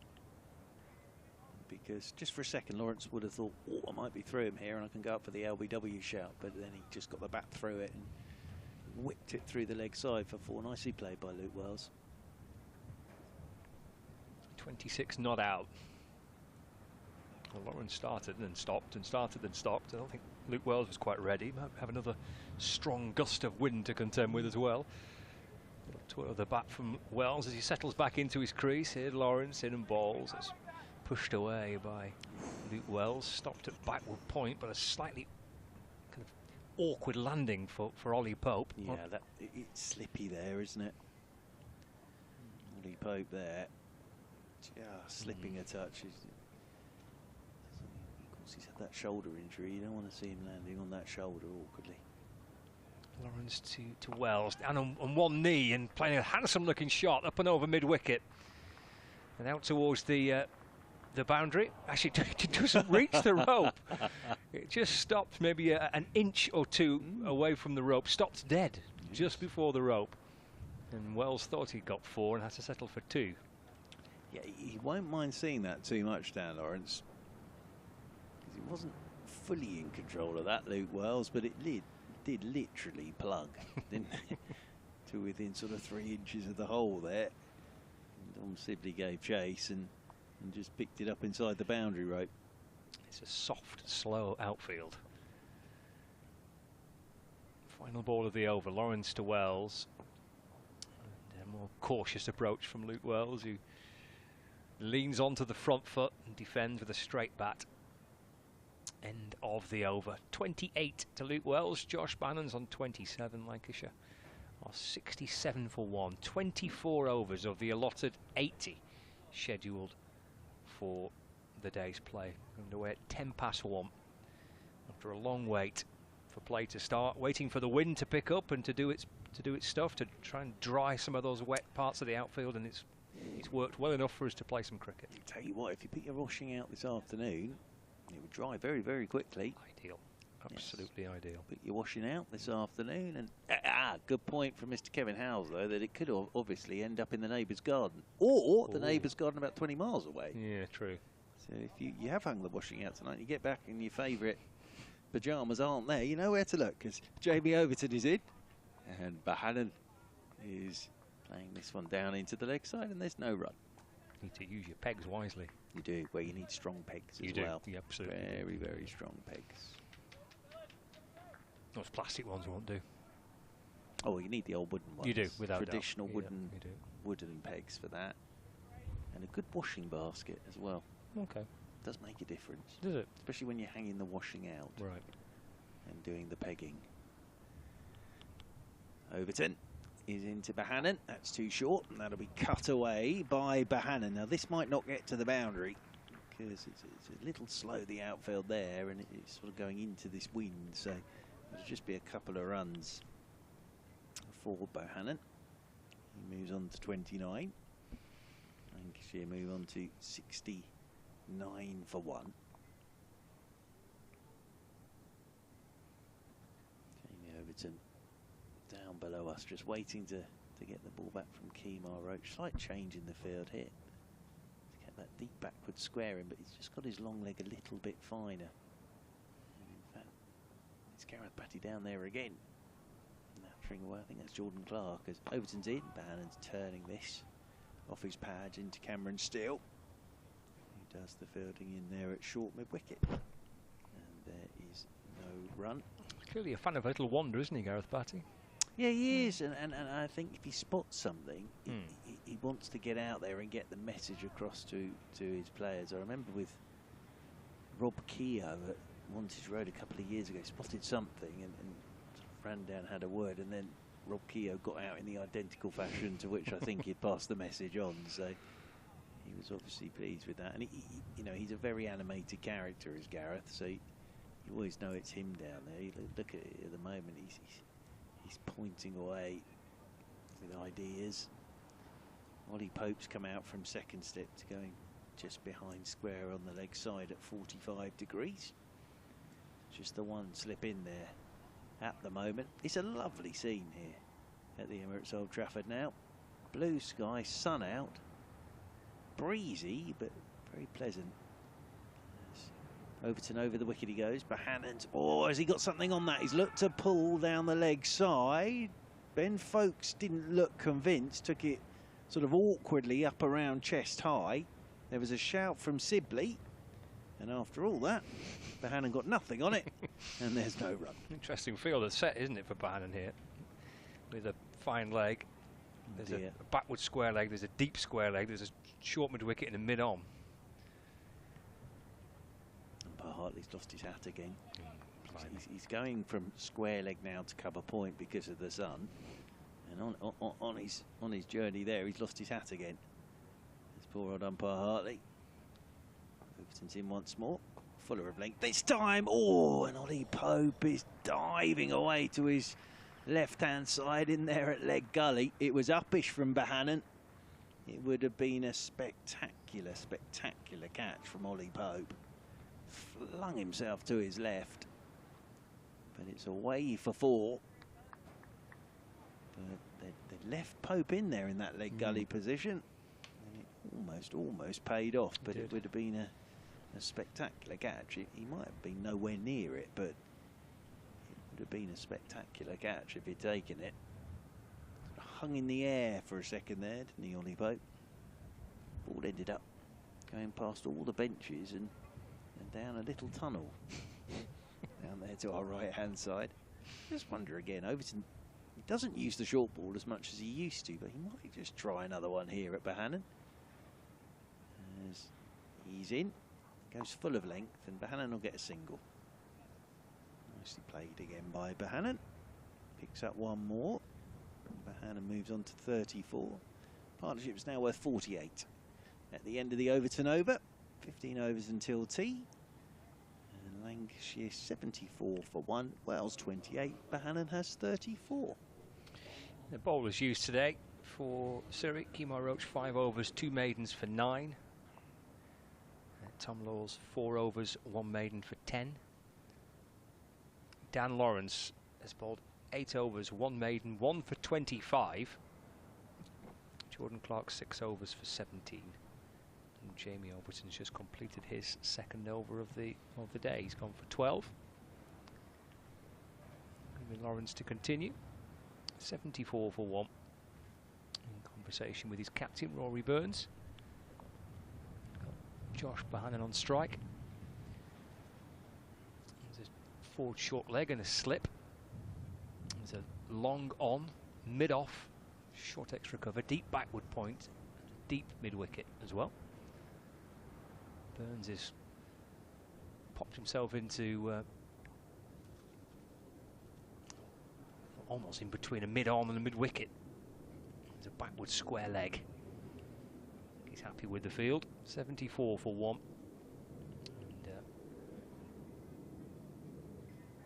And so he's not happy with the field yet. It's deep mid-wicket to... He hasn't bowled much at Bohannon, has he? He's bowled the majority of his overs at Wells. And the times he has bowled Bohannon, he's just got him a little bit awkward when he's sort of turning that ball into the leg side. Comes Lawrence to Bohannon. Well, he gets forward and defends the first delivery. Play back to Lawrence, and there's no run. Kevin Howells is behind you. Oh my goodness! Over your right hand shoulder. I didn't sense his presence, yes, which is very unlikely. I did. Did you? Yeah. Lawrence to Bohannon. Oh, he's hopping back into his crease and defending. I certainly did. I didn't feel it. Glad you didn't. Normally you get the sense of Howells arriving in the commentary box, a bit like Lord Vader. Lawrence to Bohannon, who's off the back foot. That's in the air, but safe enough. Clipped away off his hip out towards deep mid wicket. Gets a single. Moves on to 34, 74 for 1. Again, the previous delivery, he got himself in a little bit of a tangle, didn't he? Bohannon against Lawrence. I'd have thought as well with Lawrence's action. It's quite an eccentric action, isn't it? So getting yourself set and getting used to it at the start of your innings must be quite tricky actually, because it's all those arms are whirling everywhere, aren't they? There's lots of whirling going on. Wells is back on strike, 28 not out, 75 for 1. Here comes Lawrence, whirling his way in again. Punched off the back foot, wants a quick single head as Luke Wells takes it to mid-off. Moves on to 29. 76 for 1. He's bowled very nicely so far though, hasn't he, Lawrence? Into his 9th over now, 1 for 27. Came into the attack in just the 10th over. As I was saying, there was all of us talking about Lyon and Hartley, and it's Dan Lawrence who's into the attack very early. To Bohannon. Trying to work the ball away through the onside, but can't get it past Rory Burns at mid-wicket. Another tight over this from Dan Lawrence. Just a couple of runs off it so far. Over number 9 from the James Anderson end. Balls to Bohannon, who's using his feet, coming down the pitch. Drills it through mid-on for a single. 76 for 1. End of the over as well. Wells on 29, Bohannon on 36. I shall bring Mr. Howells in to join you. Does that sound all right? Yeah, absolutely, Mr. Reid. You take a well-deserved break, so you've been very busy today. 77 for 1. Circuits of the ground, doing the toss of the coin. Hasn't stopped all day. And Kevin Howes has had a very busy day as well. His day started at 10 o'clock. In the Beat the Commentator competition on Radio 5 Live. Jamie Overton it is from the Brian Statham end. Coming into Bohannon. Good length delivery. Bohannon will get a single as he just helps that out into the offside. More to the total. This partnership has now gone past the 50 mark, so it's been a good one so far. 78 for 1, so the partnership now worth 52. And Wells comes back onto strike. Good afternoon, Kevin Howells. You had one job this What have I morning on done? Beat the Commentator, to sit by my side and to help me out with the answers. Tough questions, those. I thought You gave me one answer, Yeah, so you I only was helped. You tried to convinced help me I out was with one. right There were as 3 well. questions. You helped me out with one of them. Yeah. And it was wrong. I was convinced I was right as well. It was. I may have just it got was the cigarette and I- not the pig. Yeah, I think I just got the farm animal wrong. Yeah, but young Sam, wasn't it? 14-year-old You from were up- Stratford yeah, upon Avon. You were up against. They were tough old Big questions. questions, yeah. And Big one questions, about 5. the gravy as well. Burnt gravy Burnt caused gravy causing a Lancashire game to actually held up at Kent. Never knew that. Overton into Wells. Wells hitting this one off the front foot into the leg side. Smith does the fielding in there at mid-wicket and there's no run. And the other one was was it a Surrey game that was held up by somebody dressed as a cigarette walking onto the field, and you thought it was a pig that had run Well, onto the field. I distinctly remember that a game at Cresselly against Glamorgan in a one-day game. Right. I think the farmer I think it might have been his cows out. And Right. I think the game got Straight held up onto for a the while cricket as they walked across the outfield, and that's where I got muddled. Mm. As Overton's in, and pick-up shot here from Wells down the leg side, but he gets nothing on it at all, and it's taken by Ben Folkes moving away to his right-hand side. And so so I'm 2-1, Yeah. 2-0 down at that stage. We got a chance to come back, and I did in brilliant style You for the did, third you one, did. because it was about Lanky the giraffe, and it was always controversial is the mascot race Absolutely. on finals day, and it was about why was it that Lanky giraffe was disqualified, and it was it the neck that was too long and got across the line ahead of others, or was there a false start? Although, as in over the wicket comes Overton, and this one's run away down towards third man by Wells. Will pick up a single as Jordan Clark does the fielding. It's normally with the old mascot race, which has become at times more important than the cricket, too really. controversial. Exactly. But it's mascots without their feet on. Mm. So they're just running without the Yes, and but the with pantomime hooves and that sort exactly. of thing. Yeah. Exactly. How did we let the state of the game get to that? That it's often one of the It most is. Controversial aspects of any summer. Absolutely. As Overton is into Bohannon, and Bohannon nicely played again, flicked into the leg side. It was uppish. There were cries of catch it, but it's bounced a good 20 metres in front of Cameron Steele out there at deep backward square leg. Bohannon will get another single. He moves on to 38. Lancashire move on to 80 for 1. What about Sam North East, eh? It's a nice start to your summer, isn't it? Look, it's been in some ways, weather-wise, a bit of a rubbish start first couple of days, okay? But that sort of story, Kashif Ali yesterday with that century, the South Asian Cricket Academy, and this one today, North East, highest individual first-class score at Lords. Terrific stuff. Yeah, it's fantastic. It's short ball, and now what's that hit? Wells is ducking. What's that come off? Back of his bat, I think. Periscope's up. Yeah, he is. He's looking at the back of his bat, and it's flown over over the second slip. And I suppose there, what was he at the end? 3-3. What was he? 3-3-5. So he's gone past G. Gooch with his 3-3-3 from 1990 against the West India. Indies. Was it India? Yeah, I think it was. Oh, it was, yes. Okay, yes. India, not the West Indies. Because I can remember poor old Kieran Moray, the keeper of Manoj Prabhakar, when Gooch was only on about 20, dropping an absolute sitter behind the But colleague Henry Moran has also pointed out that apparently North East was not out on a big score at the end of last season, his last innings. 170 odd, I think, yeah. He's going all right. He's just held on to that good form at the start of this season.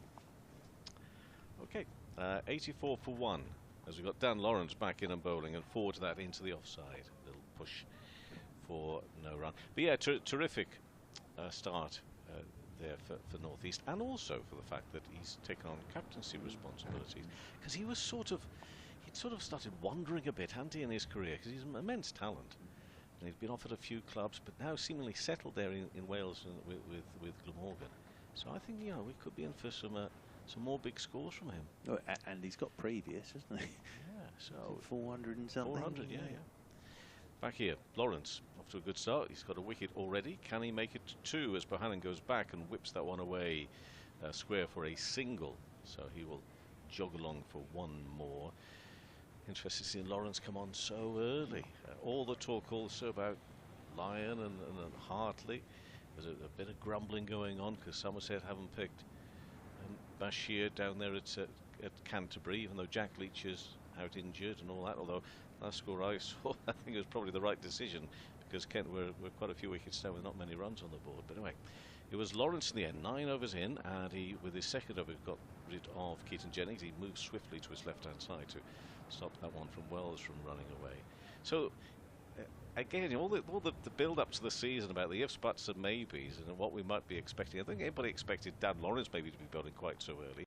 Maybe not to see as many spinners in the Lancashire team. Who knows? I mean, they were very open about the fact they were going to wait and see about that. And all these runs being scored as well in certain pockets of the country. Lawrence around the wicket, and that is driven nicely by Wells. A nice little flourish there. He's just got to get it one run up towards the boundary, but it's one more for Wells, and he moves to 35. 86 for 1. Wells on 35, Bohannon on 39. A couple of runs so far from this over. But that's what makes it so interesting, isn't it? Well, the fact we haven't a clue what's going on. Yeah, well, we haven't a clue what's going on. And you think at this time of the season, wickets will be tumbling left, right and centre, but with the old Kookaburra, that's not the case. Lawrence over the wicket, goes back again. Bohannon is busy, isn't he? Jumping around. Just in the end has to settle for pushing that to Jordan Clark out there, wide long off. Sun is glorious, the wind is just stupid. It's just really, really silly. You could have predicted a little yesterday that those covers at the far end, they were going to go flying, because it was breezy enough yesterday. It's even stronger today. Whipped through the legs of the man fielding there, a forward short leg, and there will be no run to finish off that over. So there were just 2 runs coming from that in the end. Lawrence has bowled 10 overs, 30 for 1. How many overs have we had here? Just the 28, and he's bowled 10 of them. 86 for 1. Wells 35. Bohannon on 39, not out. Yeah, that just to point out that whatever people were disgruntled a little about Somerset's 11. Finally, they got underway like us. They were off yesterday, the bowl being bowled. But Kent are now 180 for 5, so there might have been some wisdom. Lewis Gregory picking up 3 wickets. Of course, he's another new captain, so to speak, taking over from Tom Abel. That's a blow for them. Abel giving up the captaincy because he wanted to concentrate more on the batting, and now I think he could be out for a few weeks with an injury picked up in pre-season. Jamie Overton it is, from the Brian Statham end to Luke Wells. Giving a good length to Wells there. Ball played up towards Kemar Roach at mid-on. You've got to feel a bit for Bashir though, haven't you? He does look a terrific bowler. But also, in fairness, he gets picked for England, but actually not playing very much anyway for Somerset. Yeah, so no, the talent is there. Yeah, absolutely, but you'd hope that he'd get a bit of cricket. Of course, he was at Surrey and then went to Somerset. So, as in over the wicket once again. Oh, it's a slower ball. That's beautifully bowled by Jamie Overton. He almost did Luke Wells there with that. No discernible change in his action. Still the big jump into the air and the aggression, and then it just looped down at Wells, and Wells was almost through it. Did very well there, Luke Wells, to adjust. And with this really gusty, almost gale force wind, it probably is gale force, it had that great look about it as well. It was almost as if the ball was fighting the wind to get to him, but it wasn't that. It was the skill of the bowler. It was a tremendous slower ball, that. As Overton runs away from us once again, and this one's pulled off the front foot by Wells into the leg side. Kemar Roach is giving chase. It won't get to the boundary rope, and Kemar Roach picks up and gets the throw in, hurls it into Jamie Overton, but Wells picks up 3. Nicely played by Luke Wells. He moves on to 38, and Lancashire move on to 89 for 1. I'm actually really angry about this wind, because, you know, for the last at least 4 or 5 weeks, 6 weeks, I've been having to get Try the and fly washing. your kite? No, washing dried inside the house because it hasn't really been suitable for going out. You start your working summer, and all of a sudden, Perfect drying wind. Perfect drying wind outside. Yeah, absolutely. How frustrating. Very frustrating. Although, as we were saying, you need proper wooden pegs. Yes, those of us that are well into our domestic work, yes, i.e. me, yes, we always deal with the proper pegs. That's good. As Overton is in, and Bohannon lays this one down into the leg side, and there is no run. Great kite flying weather, though. No, too much. If you're into that much, sort of thing. Too strong. Well, I don't know. Not if you've got one of those sort of proper ones on pulley type things. Hang gliding. Kids, if you're listening in now, you be careful out there because you take you off your feet. You could do, yeah, that's true. That's true. Very, very good point. Hang gliding, handy for hang gliding or any type of gliding, I suppose. This strong drying wind. Over the wicket goes Overton again, looking for the Yorker, tucked away by Bohannon, straight out to Cameron Steele at deep backward square. They will take another single.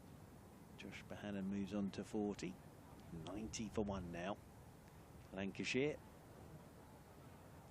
Nice partnership developing by these two at the moment. Came together with the score on 26. So far added 64. Drama, something red. Yes, we had a blowing across the ground. Errant bin liner. Well, that's not earlier coming across. Did you see what happened to the white sheet, Kevin Howes? Well, I did. I saw it. Do you mean it the blew one off at the far end? Yeah, did it blow off? Well, it probably did. I mean, I say yesterday it looks like it was going to in the much reduced strength of wind. It was there at the start of, well, when we started, as Overton is in, and this is played away by Wales out into the offside, and he won't get a run on this occasion. Kemar spotted, what is it? A bit of red something there. A bit of rubbish he's picked up. They've had to remove the picket fencing. Well, that was blowing from over. the far end as well by the red marquee. And of course then, with the left and right hander needed, the sight screens moved on wheels, but they'd been put down like belt and braces down there, wasn't it?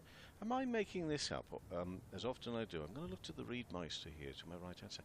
Was there a case that the wind was so strong at Northants on one occasion that the ground staff, understandably, were saying it was too dangerous for them to go out there and remove the covers, and Ashley Giles, then as director of cricket or head coach, got the players to go out there and do it? Really? But you can look at these tarpaulin covers. Yeah, well, they are, yes. They're like sails. We should take this wind seriously, Mark. I'm taking it very seriously. Very dangerous. But Giles was having none of it. I think he got the play. I've thought that story for such a long time, and then I end up thinking, am I making that up? But it did happen, didn't it? I'm sure, yeah. It's got the players. players out there. We want to get this game going.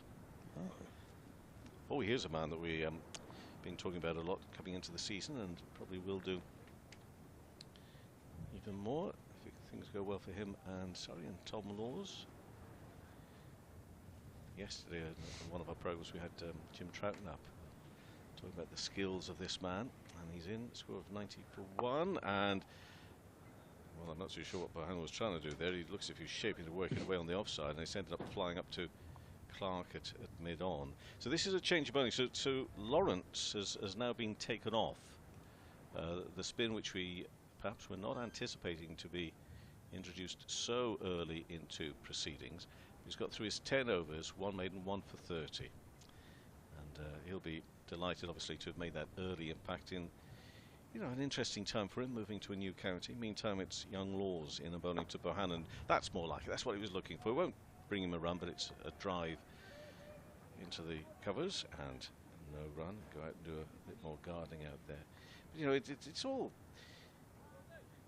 new and different for players, no matter what experience they've got. I mean, sometimes I wonder if it's even more difficult for people like Lawrence, who's been at Essex for so long and you know quite comfortable around there, and then move on to a new county with such expectancy as well. Bohannon pretty much defends that into the offside from Laws.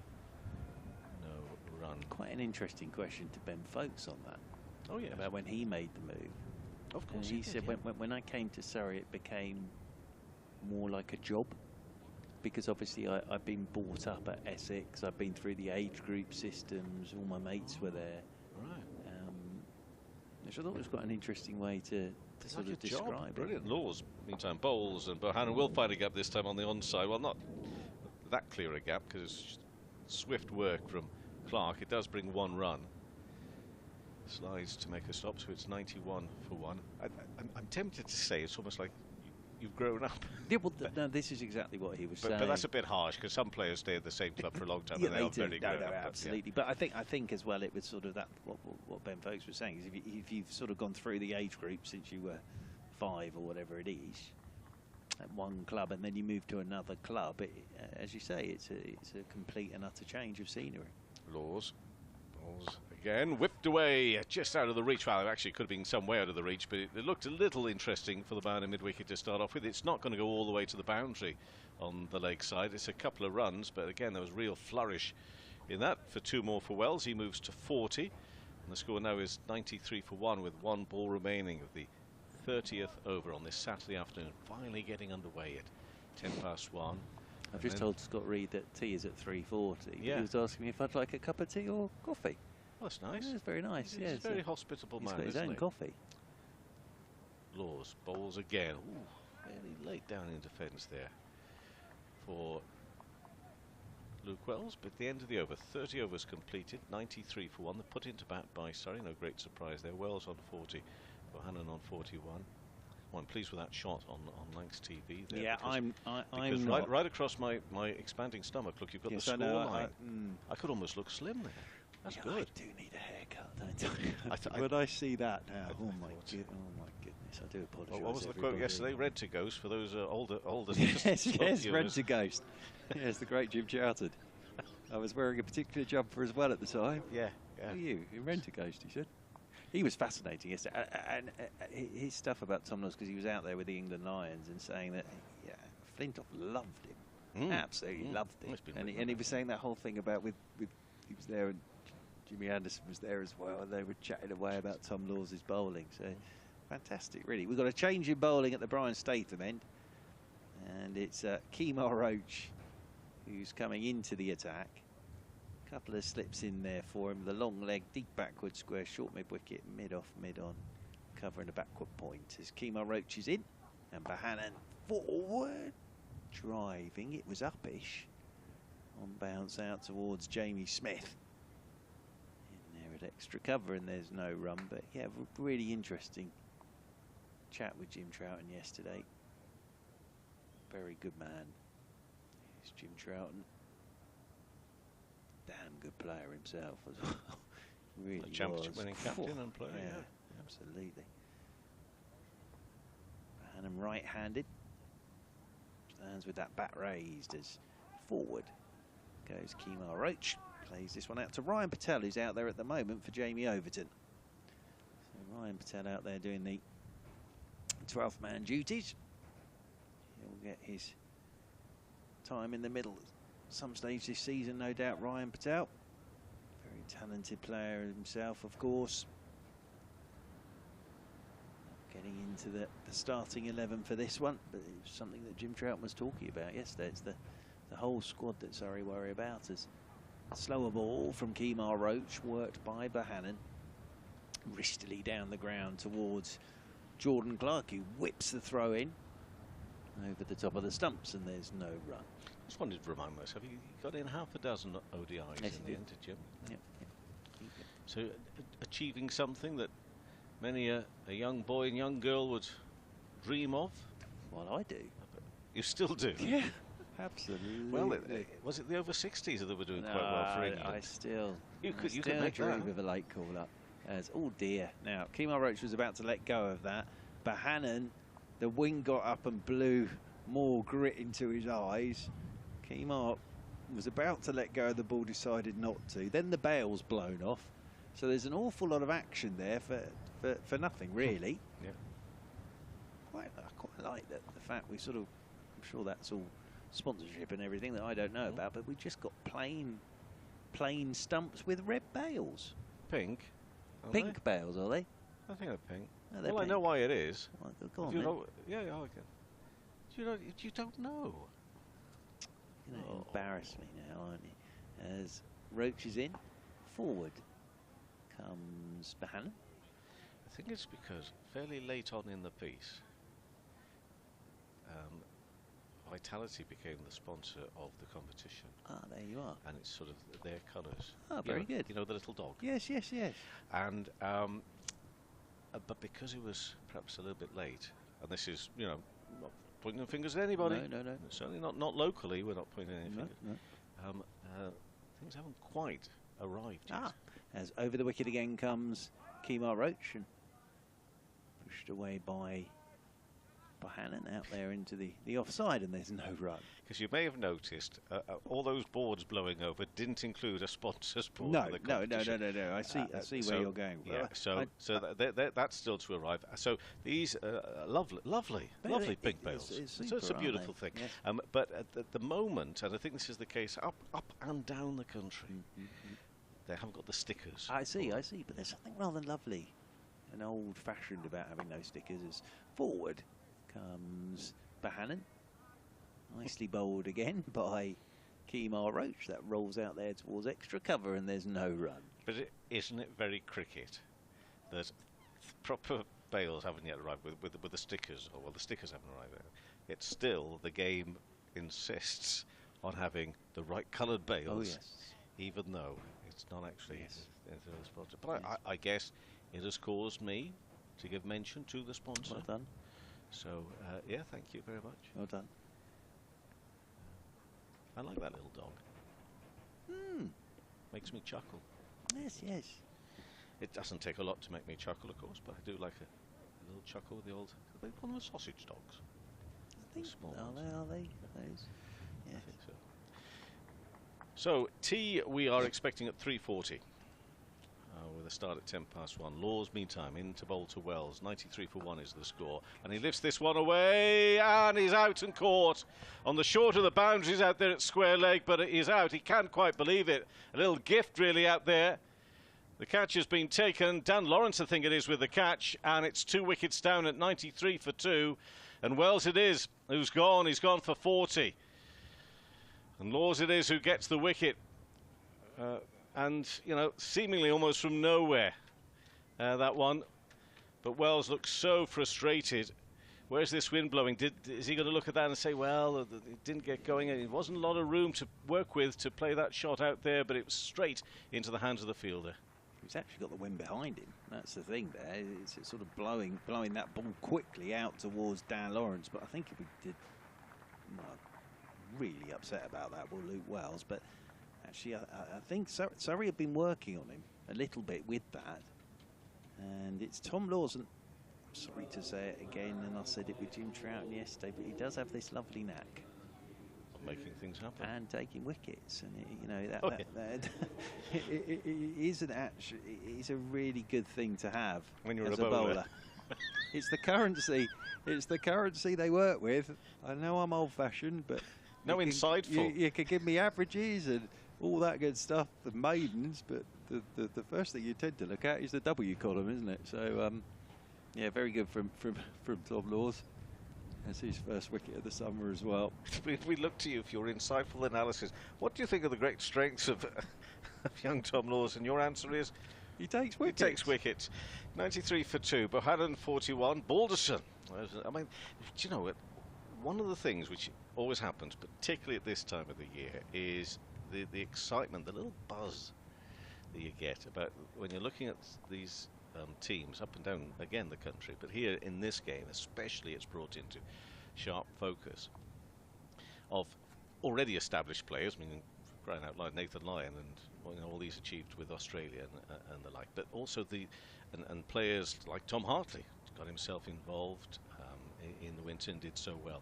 But all the players that you think, what is their summer going to bring? And because they showed so much promise, and for me, Balderson is definitely one of those. Really looking for. So you've got two of them. You've got Laws at one end bowling to Balderson now with the bat, and it's one of the things you look forward to. And I think particularly at the start of a season, start of a new summer season, how is it going to play out for them? And of course, you wish them all the very best. It doesn't always work out, and sometimes takes a little bit longer than others. But for me, Balderson is an exciting talent. Let's see what he can do today. The left-handed batter. Laws comes around the wicket to him, a little fence at that actually. He didn't do what I was really fearful of as I spoke like that, of give the wicket away there, but that's terrific delivery. This is horrible for Balderson. Opportunity here for Surrey, 15 minutes until the tea break. Okay. So it's a horrible little time to bat. Okay, yeah. This for Balderson. Go out there, 15 minutes to bat. I felt for Chat Leaning today. I saw it on the live stream. First ball nicked off. Got 3 slips going down here for Laws around the wicket. 2 Balderson defended into the offside. There'll be no run. And the other thing I must just say, for all those of my age, I mean, you're a little bit younger than me, Churchy, but for all those of my age, as I was walking around and looking in the nets as I came by, how young they look. Even Mark Chilton. Yes, yeah, he's got a bit of Peter Pan about him, hasn't he? He has. Has He's he looking very well. Yeah. Very well. Laws around the wicket in balls and a little fend at that, but it will be runs. He's off the mark, is Balderson. Down towards the third man end boundary. He'll come back for 2. So he's off the mark with a couple there. And he'll be delighted with that, taking the score to 95 for 2. Yeah, he's looking top form as always, Mr. Chilton. Must be living a good life. The old director of cricket. Actually, he does well not to get the furrow brow there, because he's a big carer. He's one of the great men. Laws around the wicket in and bowls, and past the offside taken low down by folks there, the wicket keeper. And, so go on. No, after you. Well, I just wanted to pick up, talking of directors of cricket and those of an older generation. We were talking a lot about Alex Stewart yesterday, weren't we? And one of the main things we were talking about is how much he will hate us talking about him. So we mustn't do too much of this. I'll come back to it in just a second. As Laws comes in now, far end in and bowls, and again they'll fend into the offside. One of the things I didn't mention about Alec, the end of that over, 95 for 2, 32 overs gone, because we were talking about he's the the most emotional, non-emotional person you can come across, and basically what he uses is decency, real decency. But I know that there's quite a long list of people that even I know that sometimes, for all sorts of reasons, can almost think of themselves as being friendless in the game, because something's gone on. It doesn't matter, forget all the details, but almost friendless in the game. Well, they feel that way because something's happened, and in that instant they'll get one telephone call. And who is always making that one telephone call? Up and down again in the country. They don't have to be Surrey people. You hear the name Alex Stewart. I got support. It's always from Alex Stewart, giving people a ring when they most need it. Yeah. As Kemar Roach is in from the Brian Statham end and driving.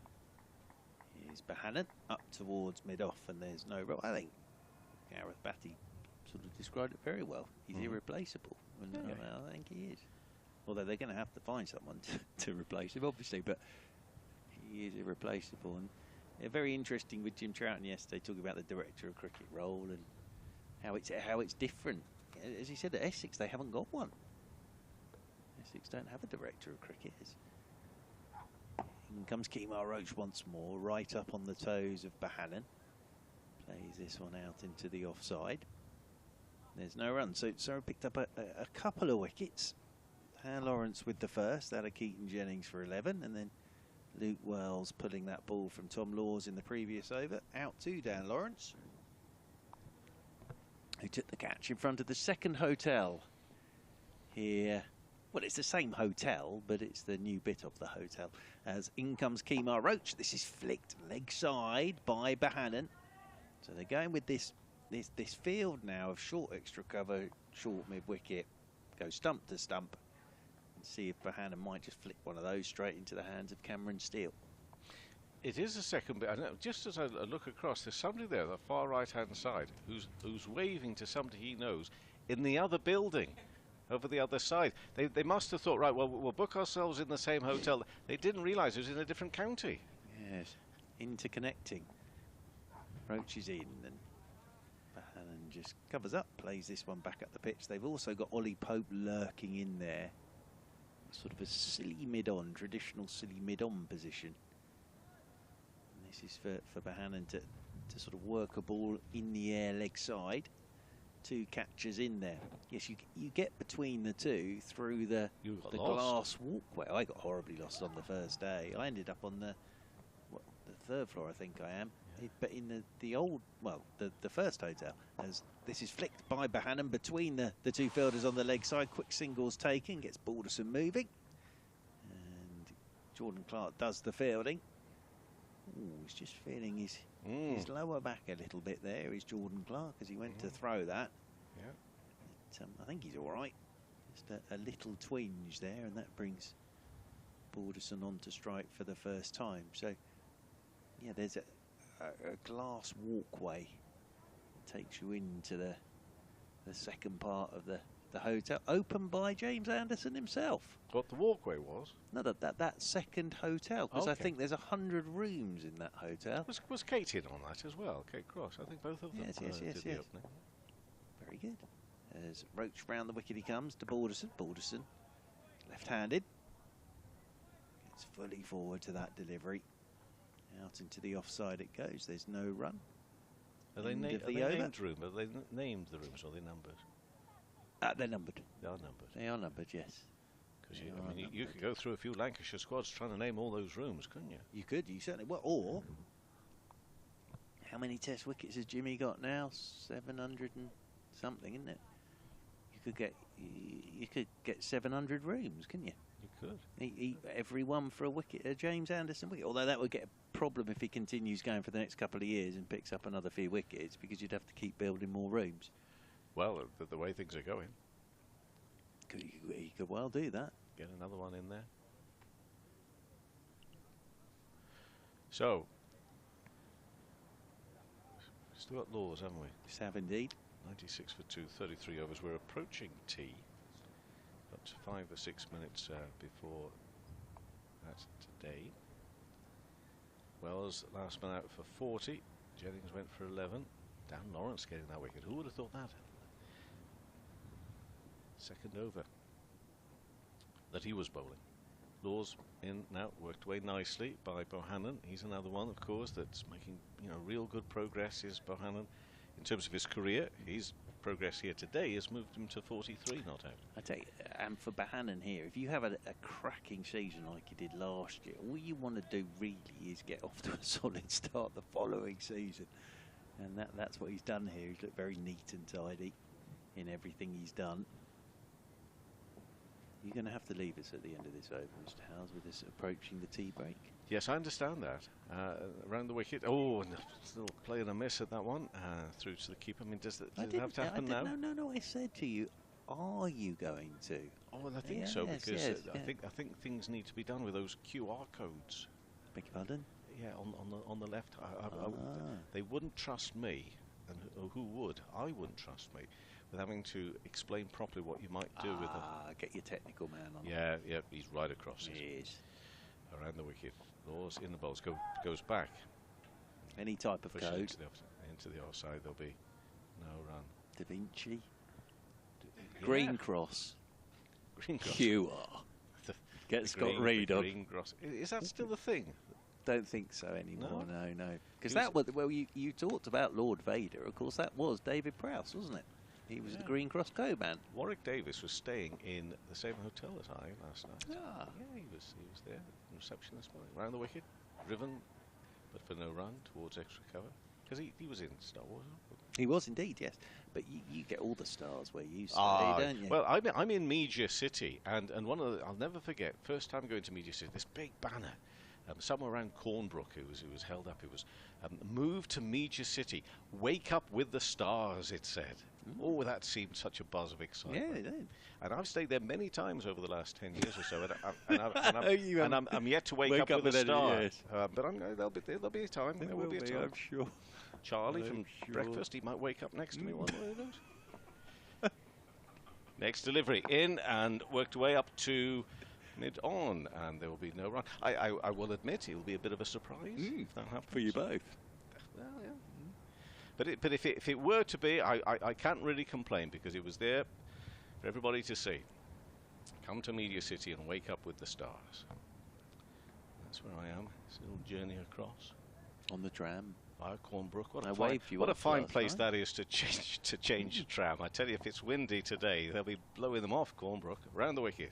In they come. That's not far past the off stump. Through to the keeper, there'll be no run. 97 for 2, 34 overs gone. Bohannon on 43, Balderson on 2. I treated you last night to a little tour of the Old Trafford tram stop. Did you enjoy it? I loved it. And I even waved you off. And I had to explain to him. It was like the scene from Brief Encounter. Well, it was. I had to explain to you, though, that here in the north you have to press the button to open the door, because down in your London tube thing, you have to press the button to open the doors around here. That's the way we are in the north. Very good. Anyway, Reed's going to come in. The code man. So thank you to Kevin House. He'll be back with us, no doubt, after tea. And Kemar Roach coming in from the Brian Statham end. Short ball to Bohannon, and Bohannon's ducking underneath this. And that's taken by Ben Folkes away to his right-hand side. But yeah, I've really enjoyed this first session of cricket. It's been good, hard-fought stuff. Not a huge amount going on out there. But Bohannon's played nicely. Wells was playing nicely for his 40. Surrey picked up a couple of wickets as Roach is in. And Bohannon again gets forward, looks for a quick single. There isn't one there as he just plays that out into the offside. Jamie Smith does the fielding. Welcome back, Scott Reed. You need to talk codes. Oh, right, yes. For viewers on Lancs TV, you will see a QR code on your screen. There'll be more on this during the course of the tea interval as well for viewers on Lancs TV, but you scan the QR code on your mobile phone and you can win a signed Nathan Lyon shirt. Oh, that's worth doing, isn't it? It really is. As Kemar Roach is in, and again, Bohannon wants a single, but there isn't one there. As up comes Rory Burns to do the fielding. That's a good idea, isn't it? Oh, especially if you're a fan of Nathan Lyon. Absolutely, or shirts. Yeah. Especially Lancashire ones. Oh, the modern world and technology, it's an amazing thing, isn't it? It's an amazing thing. As Roach down below us. Right arm over the wicket he comes to Bohannon, and Bohannon's taking this ball off his pads. He's aware, as Steele does the fielding in there at short mid-wicket, that Steele is in there and Pope is also lurking in that leg side, catching positions for anything that goes slightly uppity. And those two will be looking to get their mitts around it. As I say, it's been a pretty even session, I think, hasn't it? Yep. Luke Wells will be frustrated, I He think. will. Yeah. Because he hit it, you thought, oh no. As Roach is in short one, and Bohannon just sways inside this. Just gets his right shoulder out the way of that. It's taken by a bearded Ben Folkes behind the stumps. So yes, congratulations to Sam North East. Yes. Nice first class score at Lords. Going past G. Gooch's 333 against India back in 1990. He then got 100 in the second innings as well. In fact, everybody got hundreds in that test match from what I can remember. In goes Roach, forward goes Bohannon. Plays this one leg side. They'll pick up another single. And no, apologies, they didn't pick up a run there. And that's the end of the over. Maiden over. So I think we've got time for one more. Yeah, 340. T. Never quite sure whether they're going to split it equally in overs per session, which sometimes they do, but they've gone for 340 T. It doesn't matter whether there's 40 overs or not remaining, which there will not be. There'll be 44 left going into the evening session. Tom Laws then to send down the final over of the first session of the match to Balderson, who's off the back foot and guides that ball away nicely behind square on the offside. Just beats backward point. Might hustle back for 3 here. The ball, yeah, he does. He does come back for 3. Just a bit of pace taken off it at backward point. 3 runs added. That brings up the 3 figures for Lancashire as well. 100 for 2 in the 36 over. He's got a bit about him, young Mr. Balderson, hasn't he? Yeah, this is a promotion for him, this batting at 4. He's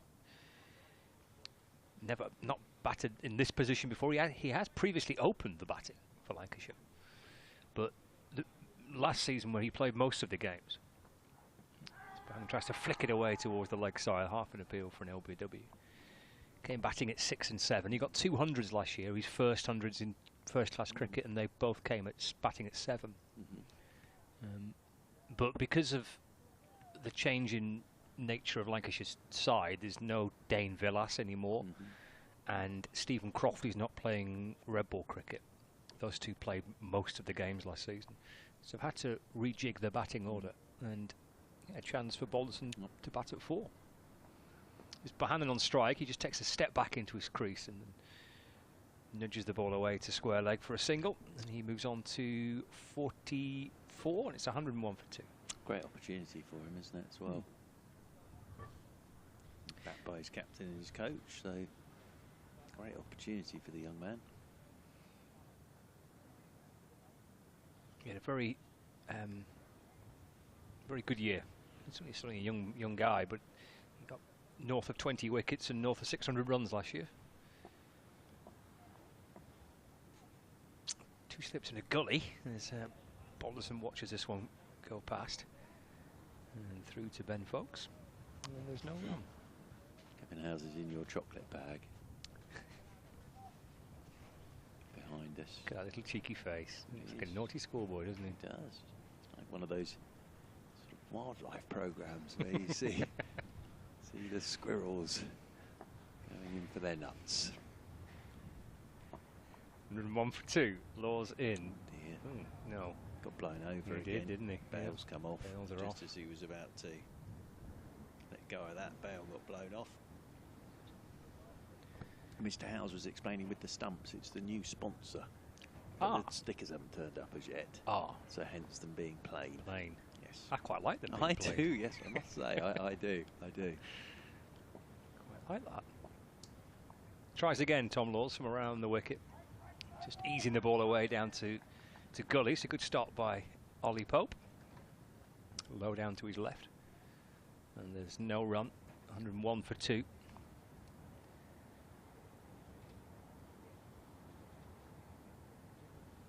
Balderson on 5. Comes down to have a little chat with Josh Bohannon. 2 balls left for T. Wells in again to Bohannon. A short ball this time. He ducks underneath it and through to the keeper. In fact, that was the final delivery of the over. And that will be T as well. And a bit of respite from the wind for the players and for the the two umpires out in the middle, and indeed all the guys part of the live TV stream as well, who've been out there as well.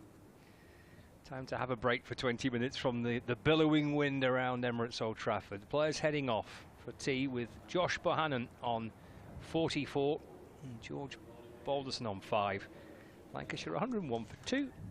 Yeah, pretty even, you reckon, Churchy? Yeah, absolutely. I think a pretty good first session of cricket. I think Surrey will be pleased with the way they went about it, because there's not a lot happening out there really, and I think Balderson and, well, Bohannon in particular has looked very, very good. Balderson's only just started his innings. I think Luke Wells will be disappointed. I think Dan Lawrence will be delighted to have picked up his first wicket, and Tom Law's getting that wicket of Wells, what, 15 minutes before tea?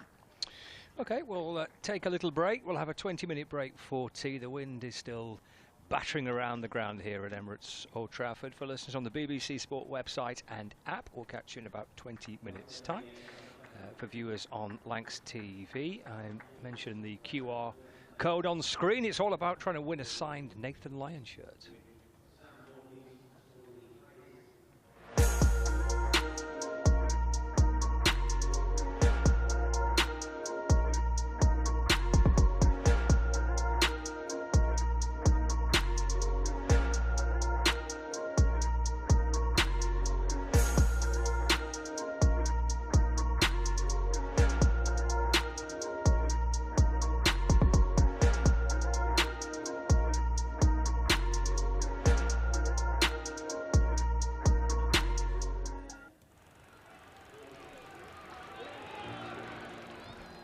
(1864). We were first class then, and we're first class now, with a dream to spread cricket through Lancashire's towns, where girls and boys, with willow and leather, become more than a badge, but the red rose together. A club where more than legends are made, but friendships, obsessions, moments replayed on our screens, in our minds, in our hearts forever. Because it's who we are, our DNA, the red rose together. Statham, Briggs, Jimmy, Freddie and Joss, Chappie, Sir Clive Lloyd, Carol Hodges, Kate Cross. What a roll call. It's a hard one to measure, with future names still to be written on the red rose together. We're all about people. It's what the red rose really means. Yeah, the ones signing autographs, but the ones behind the scenes. Our community, grassroots, the ones that feel tethered. Whether you're from here or belong here, we're the red rose together. And what about this place? Talk about world-class venues, internationals, gigs, events. You can choose from a menu of triumph, of disaster, of pain, or pleasure. We've seen it all at Emirates Old Trafford, with the red rose together. Red ball, white ball, lightning and thunder. Have you ever sat back? Have you ever just wondered how far we've come? The storms we've weathered, or how far we'll go as the red rose together.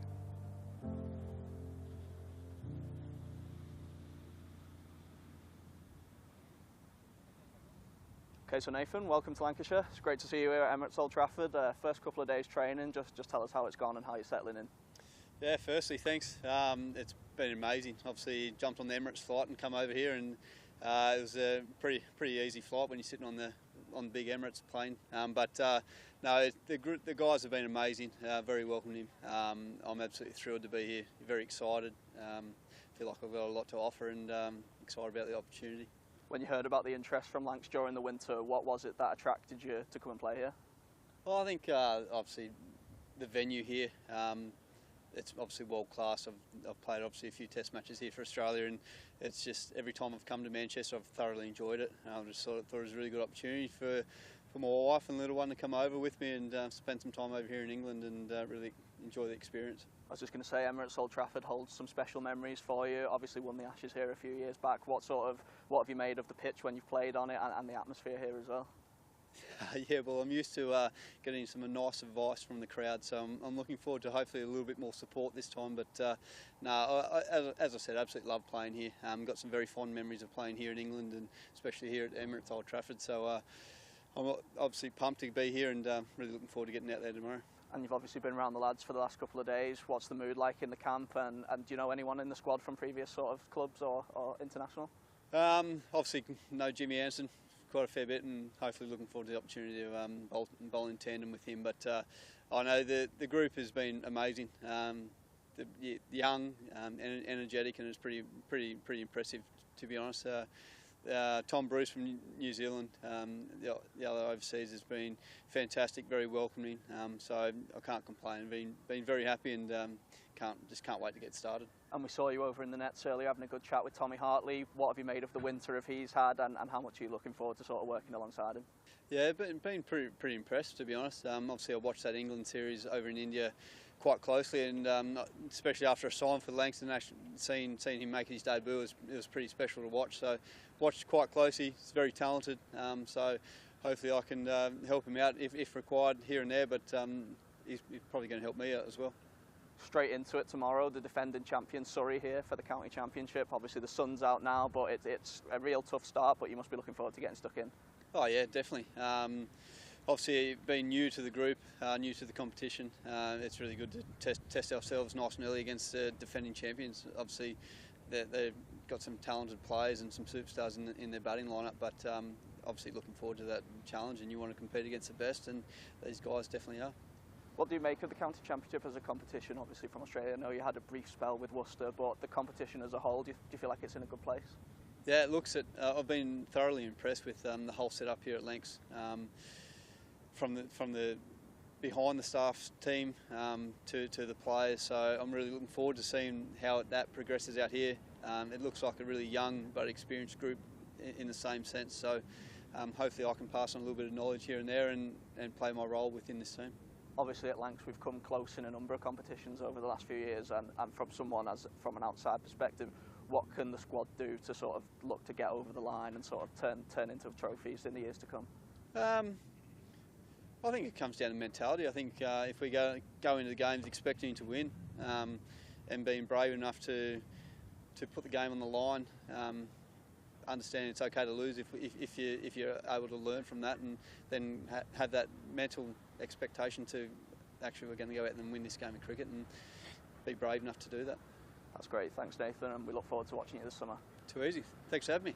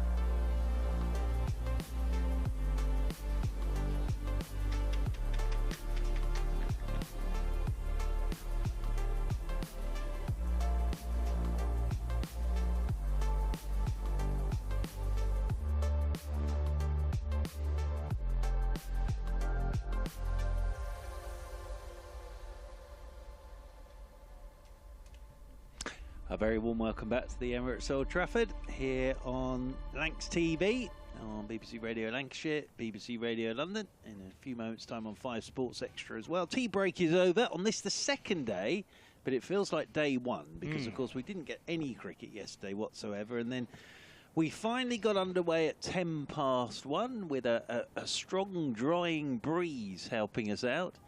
And in the 36 overs of play that we've had, Lancashire, after being stuck in by Surrey at tea time, find themselves 101 for 2. Balderson 5 not out, but Hannon 44 not out off 84 balls with 5 boundaries. 2 wickets for Surrey. Dan Lawrence with the first of those. Keaton Jennings caught and bowled in the 11th over. 12th over, apologies, 4-11, and that was 26 for 1. And then Luke Wells, who looked very good for his 40, pulling a ball from Tom Laws 15 minutes before tea straight into the hands of Lawrence. Stood in front of the new hotel here at the Emirates Old Trafford, and that was 93 for 2. But Scott Reed is alongside, and we both said I think both sides will be fairly satisfied with the way that first session went, Mr. Reed. Yeah, I think so. I think there's a bit of something in there for both sides. I think Luke Wells would have been frustrated, I'm sure, with the way he got out, because he looked like there were plenty of runs there for him. So that would have been disappointing for him. George Balderson has a fantastic chance here. He's batting at 4. If this is where they see him featuring in their team this season, that's a great opportunity for him, having batted mainly at 6 and 7. Certainly last summer he did. He has previously opened the batting for Lancashire, but clearly a promotion for him here at 4, alongside Lancashire's best batter from last year. So nice chance to have a bat through the course of the afternoon. We're going to see Kemar Roach to open up from the Brian Statham end of the ground, and just rocking onto the front foot and easing the ball up towards Rory Burns, the Surrey captain, for no run by Josh Bahanan. So got quite a lengthy session here, only 44 overs to get into. Yeah, it is quite a long session. But actually the weather's fine now, It isn't is, it? Blue yep. sky, sun's out. Still very windy. Just nipped out there during the tea break, and it's blowing a right old hoodie out there. It really is. It's been a bit of a battle for the players. As Roach is into Bahanan, he goes back and just flicks the ball away off his hip. Takes his first single of the final session of the day. Just steering it away towards square leg for 1. So Bahanan moves on to 45. It's 102 for 2. It was quite a big, tough battle for batters and bowlers in that first session, wasn't it? We saw quite a few times with the bowlers stopping on their run-ups because the wind was too strong. We saw the batters stepping away for similar reasons. It's been a battle for the umpires to keep hold of their hats as well. It has, umpire Hartley in particular. Yeah. We lost the sight screen, that blew away. It's around the wicket by Roach to Balderson. Handsome looking drive, lovely shot, 4 runs. George Balderson's up and running for the evening session. Lovely cover drive to take him on to 9. It's probably the shot of the day so far, that, from Balderson. It's a gorgeous looking cricket shot. Everything is right about that drive from Balderson, and even with a slow outfield, that has fairly whistled to the boundary rope for 4.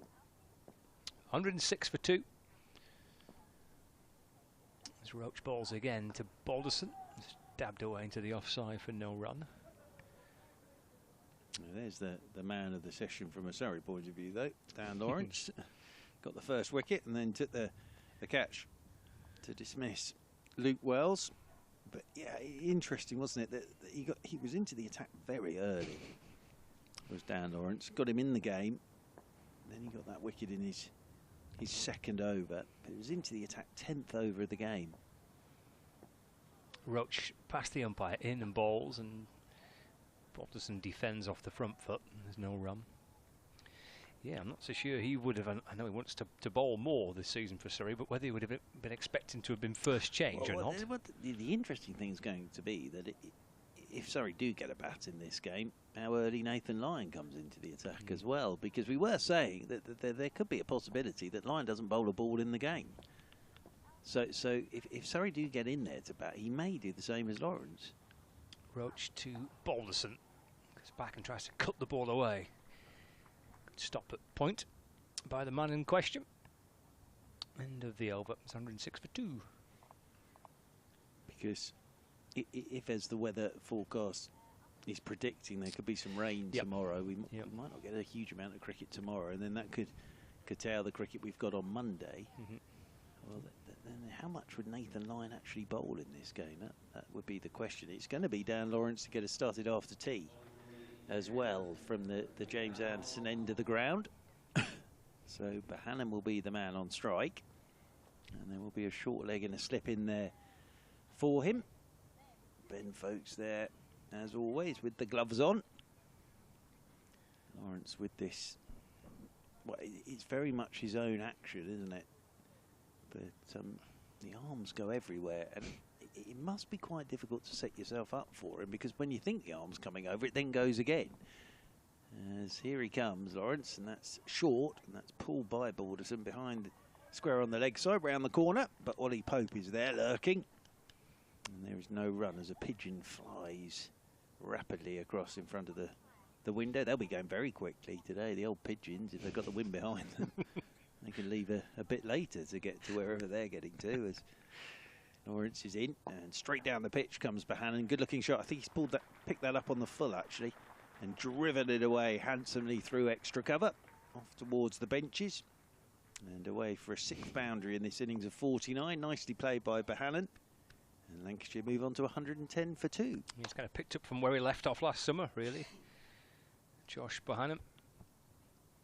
Oh, but he's quite keen to tell me on media day, as we watch him come dancing down the pitch and hammering away for 4, that he very much got to start again. Yep. Last season was last season, been and gone. You've got to go again. It's a nice start for him here as Lawrence is into him, and there's his 50. Nicely played. Just punched down the ground towards long on, and that 50 coming from 89 deliveries with 6 fours. So yeah, very much picking up from where he left off last season, Josh Bohannon. I'll be interested to see how Lancashire go about this in this final session as well, because the way these two have started straight away after tea, we saw Balderson driving away through the covers for 4, then laying back and cutting one to backward point. We've seen Bohannon already using his feet to Lawrence. They may just look to push the button a touch with 44 overs remaining in the day, because they'll be aware of what the weather forecast is as well. And of course the batting points again this season, first one at 250, second one at 300, third one at 350, fourth one at 400, fifth one at 450. So you've got to get on with it a touch as Balderson's forward, the left-hander, to Lawrence, plays it down in front of him, and there's no run. Yeah, that's changed, hasn't it? The bonus points, but it's gone to 8 for a 8 draw for again, a draw, hasn't it? and 16 for the win again. But they've sort of reverted back to the 8 for a draw, because it was 5, wasn't it? Yeah. For a while. As Lawrence is in, Balderson once more just playing this with soft hands down in front of him. Folkes comes round from behind the stumps. I still think the batting bonus points is one of the more pointless escapades of all time, really. But there we go. In again goes Lawrence, and this one's up on the toes of Bohannon. Apologies, Balderson. And he plays that up towards mid-on, and there is Jordan Clark to do the fielding. End of the over from Dan Lawrence. 111 for 2 Lancashire, with Balderson on 9 and Bohannon on 50. Yeah, I mean, to get to 450 inside 110 overs is some going at the when conditions suit you. When you play so much cricket, when perhaps conditions don't favour the batter, and to try and get to 450 in 110 overs, it's I've always been the same as the great Mark Butcher. I'm just not a fan of the points batting at all. points at all. Okay. Here's Kimo Roach to continue. And Bohannon defends, and there's no run. Because you don't get any in Test cricket. So why are you having it in first class? I know it makes for exciting moments in the season. Very exciting. Very exciting moments in the season, but I've never really understood it, because it's meant to sort of mirror Test cricket, isn't it? First class cricket. Get players ready for playing Test match cricket. Although whether that's the case anymore, I don't know. But Roach over the wicket, balls back of a length, swatted away by Bohannon, just for a single out towards the mid-wicket boundary in front of the hotel. 112 for 2, moves on to 51.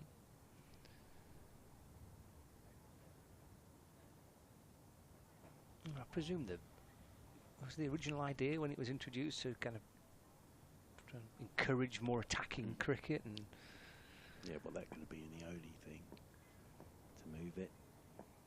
But again, it seems pretty pointless. Roach to Balderson, forward in defence. And there's no run around the wicket to the left-hander, over the wicket to the right-hander. Kemar Roach got the left-hander George Balderson on strike for Lancashire. 2 slips in place. Quite a well-guarded offside field. Short extra cover, point cover, mid-off. It's a mid-on, mid-wicket. There's a fine leg. Roach loops around and sets off again past the umpire. He's looked to drive that away, Balderson. It comes off the inside edge of the bat. Ricochets away to the leg side as he's trying to drive through the off. Just got to be a bit careful with that. He's been one gorgeous shot all through the covers. Picked the right one. That one. Not quite sure that was the right delivery to be going after for Balderson. There is a chance, of course, of that thick inside edge and the ball rattling back onto your timbers. 112 for 2. Defends this time. Plays it with a straight bat. Carefully defending back to Roach and then walks away to square leg, and Bohannon comes down the pitch and does a bit of gardening. It's an ideal start, this, for Josh Bohannon, isn't it? After such a good season last season. I was saying to Kevin Howes, you know, all batters go to bed the night before the season starts and think, just a nice start, please. And he's had a very nice start to this summer. Again, Balderson off the back foot, trying to find a way through a well-guarded offside field. Only picks out point. And there's no run. End of the 39th over. Just a single off it. 112 for 2. Bohannon on 51. Balderson on 9. And you know, Sam North East would have gone to bed before the start of the game at Lords, thinking a nice solid start, and then you walk off with 335 to your name. So extraordinary, really, isn't it? I was reading that's the highest individual first-class score ever in April. No great surprise, is it? A lot of sides that don't even get to 335 when they all have a bat in April. So yeah, shared a partnership of 299 unbroken with Colin Ingram. Middlesex will be slightly under the pump when they go out there to have a bat. As Lawrence from the James Anderson end is into Josh Bohannon. He's turning that one into the leg side. Went past Graham Gooch's 333 back in 1990. No doubt will get a little honours board or something for himself there, will Sam North East. As Lawrence is in and forward goes Bohannon. Made 100 in the Eton Harrow game I was reading in the paper. Did Sam North East? Well, I think he was at Harrow when they used to have a game at Lords. So he's always done pretty well at Lords. Nice place to do pretty well, isn't it? Forward again goes Bohannon and plays this one up the pitch, and Lawrence does the fielding off his own bowling. But then he finished last season with a 170 odd not out. Did he? He's going all right. Yeah, he's going nicely in his last 2 innings. Oh, now this one has gone past the outside edge as Bohannon's just laid back and looked to force that through the offside. And it beat the outside edge of the bat. A little moment after tea for Dan Lawrence. Interesting battle this between Bohannon and Lawrence. As Bohannon flicks this one into the leg side, that ricochets off the feet of Jamie Smith at short leg. He'll get a single. That'll be one more to the total. Mr. Scott Reed is moving to... Oh, he was just off to get something and he's back now. I thought he may be going off to do an update or something along those lines. But I think he was getting it the second of his phones. 2 phones read. 3 hamper Howells, 2 phones read. So it's great to have all the greats in the room at the same time. Short leg and a slip in there. Still one of my favourite moments of the winter, that. As forward goes Balderson, played into the offside, and there's no run. Mr. Howes winning a prestigious award, quite rightly. Absolutely. Richly deserved. As you mentioned it. For the captain, the leader of our ship. Did he mention it when he was on commentary? No, he hasn't mentioned it once yet, actually. But richly deserved reward. What was it for again? Services to broadcasting. Services to broadcasting. Yes, indeed. Well done, Kevin. Oh, it wasn't. Oh, it wasn't that? Oh, right. That's what I thought it was for. Here's Roach, comes over the wicket in and balls down the leg side to Bohannon. Good take by Ben Folkes. Well, he should have one for services to broadcasting. Maybe that's coming up That will down be the coming line. up down the line, yeah. Maybe that's something you get when you kind of retire or something. That's something towards the end, that, isn't it? Well done for your that and a services watch. to broadcasting. It's normally what you get, isn't it, when you retire? A watch. Services to county cricket. Is that what it was? And broadcasting of county cricket. Quite right, too. I was delighted with that. Roach to Bohannon. That's defended away into the offside, no run.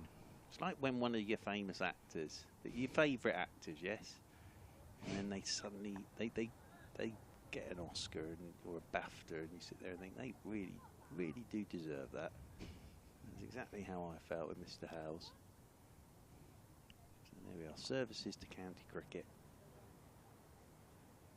And in our eyes, broadcasting.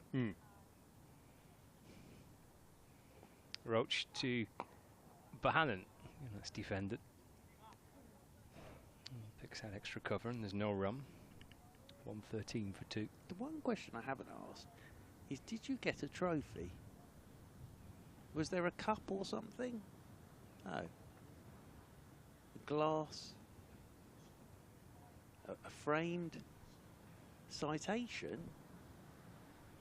Oh, very nice. Yeah. I wonder who the citation was from, though, that have been framed. Roach to Bohannon. Again, defends, and there's no run. Oh, the cricket writers, of course. Yeah, well, that's lovely. Very nice. All joking aside, richly deserved. And as I say, without this great man behind us, not sure we'd all be in the right place at the right time, really, would we? Certainty. Absolute certainty. You and I'd still be walking around the car park. The wrong way. Roach back in to Bohannon again, right forward. Solid looking defensive shot from Josh Bohannon. And there's no run. Nagging away. Yeah, that's Roach. it. He's just nag away here. I think that's what you've got to do on this pitch, is just nag away, bang away at that good line, good length. Don't know about that off stump. That's why he's got the two men catching on the leg side as well for Bohannon, for anything he tries to work off those stumps. Yeah, two short, kind of straight mid-wickets. Just drops it away into the offside this time. Going to set off with the intent to try and get through for one, but it bounced straight to extra cover, and there's no run. Tight stuff from Kemar Roach. Been pretty tight stuff since the resumption after tea by both Roach and Lawrence. That's been so far through the course of the match. 113 for 2. If the weather stays like this, I'm not sure we will need. I thought we'd have a bit of floodlit cricket, but I'm not sure we'll need the floodlights, because the other thing is with Lawrence bowling, we're getting through the overs pretty quickly. So I'm not sure we will need the floodlights, and yeah, I think we'll get through the day naturally. It's always a good way to get through the day. Is here is Dan Lawrence from the James Anderson end. Oh, I try to anyway. Yeah, we all try to aim for that. Yes. I wake up every morning. Let's just get through the day naturally, Mark. As round the wicket then is Dan Lawrence. This one's turned by Balderson down into the leg side. Picked up by Jamie Smith in there at short leg. Kemar Roach is just on the sweep on the leg side at 45. Little skip and then round the wicket goes Lawrence. That's too short, and that's cut by Balderson. He'll feel he's missed out there because he's cut it straight out towards Tom Laws in the covers. He does the fielding. Moving round to his left-hand side. First bad ball he's bowled, isn't it? It is. He's bowled very tidily so far. And Lawrence, he comes once again. Can that short? That's much better shot from Balderson. Just lays back, doesn't try and hit that too hard.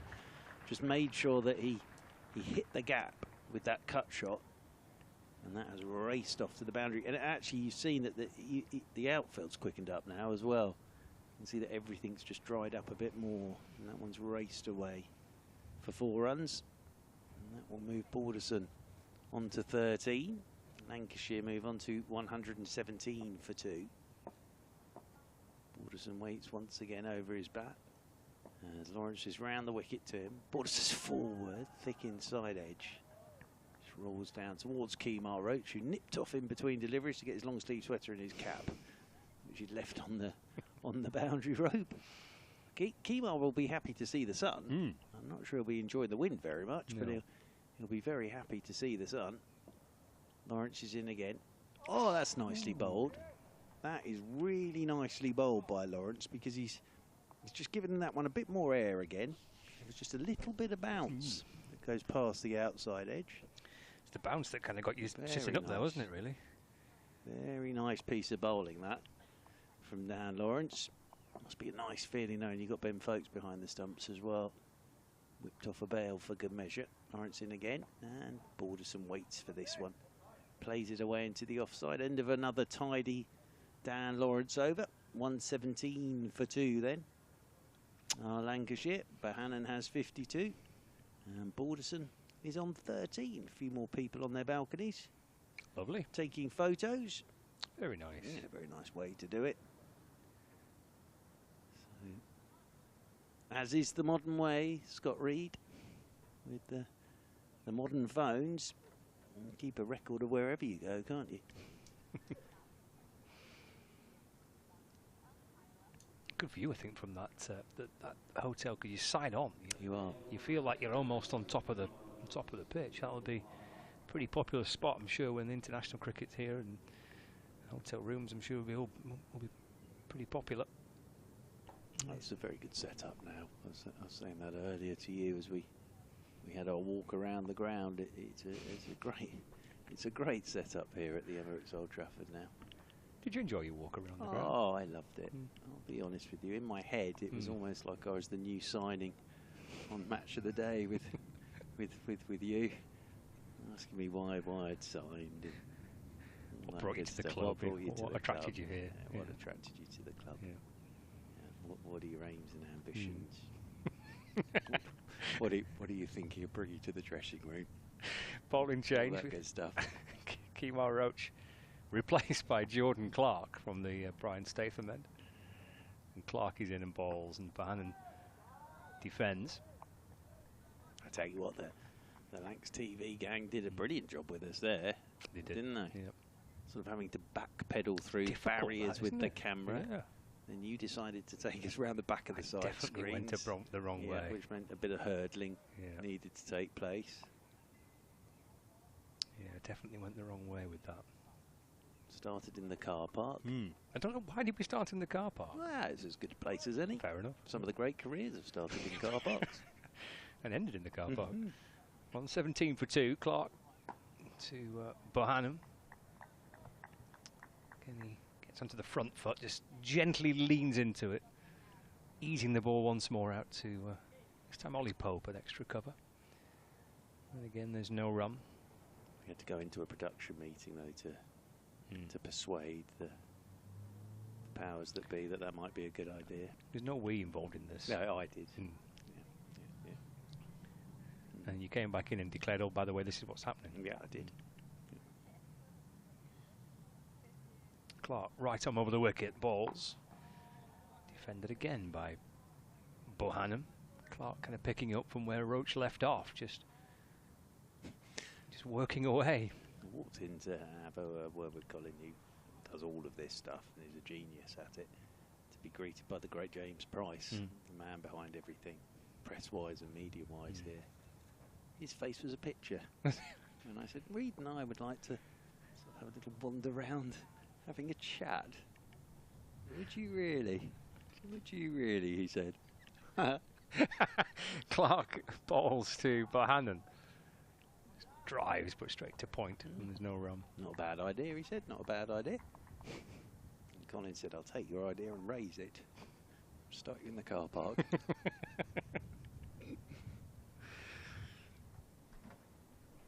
117 for 2. The viewers on Lex TV were greeted with the aerial pictures from a drone on the first day. It's just magnificent, isn't it? Quite good. Too windy today, I bet, for the drone. I do like the thought of the Lancashire drone in its own little aerodrome somewhere in the ground. Clark to Bohannon, that's clipped down to fine leg. And well, he wanted to come back for 2, but Bollison wasn't so keen, so just a single to Josh Bohannon. He moves on to 53. The score moves on to 118 for 2. Not an easy thing to fly, those. I could imagine, yeah. I like the ones where they go indoors with them. Oh, that's clever, and sort of fly through sort of cathedrals and historic buildings. But you've got to be pretty good on the old joystick, haven't you, with that. Yeah. Dear. Good thumb control. Oof. Yeah. That's pressure, isn't it? Oof. Yeah. George Bollison's back on strike. Clark to complete his first over after tea. Over the wicket to Bollison, hopping back and defending. And there's no run. 118 for 2. 43 overs gone of the Lancashire first innings. 37 remaining today. Josh Bohannon on 53 and George Bollison on 13. Yeah, it's a tidy start this from Surrey after tea, because I think the way that Bohannon and Bollison started after tea, they showed some real intent, didn't they? But Surrey haven't let them get away now. And Roach is just plugging away with Clark on or about that off stump, exactly what Jordan Clark has just done. And then you've got Dan Lawrence twirling away from the James Anderson end of the ground. So it's a tidy start this from Surrey after the tea break. And Lawrence is coming over the wicket to Bohannon, and Bohannon lays back again, looking just to punch that, and I think it just turned back at him a touch, and he's ended up slightly awkwardly pushing that ball out into the offside. As over the wicket goes Lawrence once again, and Bohannon will get a single as he drives down towards long on. What time's your next update, Mr. Reed? I don't know. Oh, Mr. Kevin Howes is leaving the room now. Oh. So let me find out. I was just wondering whether, after your next update, you'd like Kevin Howes to join you for. Well, I've had the great honour of being with the award winner. As Lawrence round the wicket he comes, and Balderson goes forward, plays this one back up the pitch. Full time with the football results. That's when it's got to be. So that would be at 4:45-ish. 4:45-ish. 10 to 5, something like that. Well, maybe if you do that update, and then Mr. Howes can come in for you at that point, and then I'll vacate once you've done final score. That's forward. Goes Balderson to Lawrence. Soft hands again, played down into the leg side. Of course, Mr. Howes has done the full classifieds before, hasn't he? Yeah, that's brilliant, isn't it? That is an art. That's pressure. That is pressure, and it's a real art form as well. As Lawrence in once more, and Balderson drives back down the ground. Lawrence does the fielding off his own bowling, and there's no run. Yeah, that's big pressure. It's all about getting the tone right, isn't it? Yeah. Because you don't want to, if the side that's got the more goals, you don't sound too excited about them getting more goals than the other side, you can almost get it the wrong way round.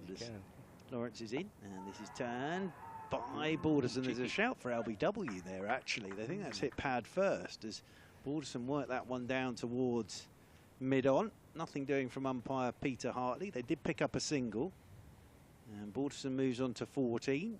44 overs gone, 36 remaining today, and Lancashire are 120 for 2.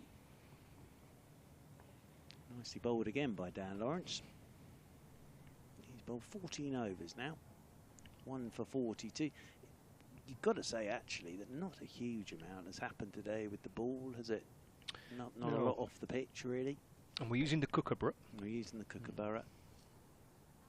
Fully understand why, when winning the toss, Surrey decided to stick Lancashire in, but actually, it's all played pretty well, hasn't it? We talked about the batting bonus points being a bit, well, you know, some would say they're a bit pointless. What's the point of the Kookaburra ball being used? Oh, well, it's Clark in and balls to. Well, I think it is. Balderson, It's to get players ready, if they get picked for England, to play international cricket overseas. But the only thing is, we're playing here. In April. Yeah. I didn't understand it last season, and I don't really understand it this season, because, all right, fair enough, but how, you're not overseas, you're here, in these conditions. Don't get it really, but there we are. Clark to Balderson again, he goes back, just jabs the ball away into the offside, no run. Yeah, but I suppose as a bowler, if not a lot's happening, you have to find other skills to make it happen, and then you can take those skills overseas. But I just at times think you can get a bit too innovative at times when you don't really need to. I say that to Colin all the time. Well, I think he's coming up with some lovely innovations. You'll be abseiling down Blackpool Tower, see? Clark to Balderson, just flicked away off his pads. Mid wickets there to field, no run. 120 for 2. I suppose, I mean, last season when we used the Kookaburra ball, we used that kind of right in the middle of the summer, didn't we? I get that. I sort of get that more, actually. I get that more. I get if you're in hot, sunny conditions, a bit like when you're overseas and you're using the Kookaburra. But do we really need 4 games with the Kookaburra? I'm not even sure when those 4 games are. Are there 2 at the front and 2 during the sort of high summer months? I think so. Whatever they are. Yeah. Around the wicket, Clark to Balderson down the leg side, taken by Ben Folkes. I do remember the first time we used it last summer. We found out that South African and Australian bowlers are very good with it, but we sort of knew that anyway, didn't we? So yeah, I think at times you can get a bit too innovative with everything, really. It's a bit like the batting points changing. Don't tinker too much with it all. It works pretty well as it is. 120 for 2. Pushing man out towards deep backward square legs, and there's also a fine leg. Balderson guides that down to third man instead in front of the hotel. Who's on to 15. It's 121 for 2. I'm all for innovation, and I'm all for the fact we're in 2024. But don't tinker too much with the old game. It's always worked pretty well. It's been going long enough.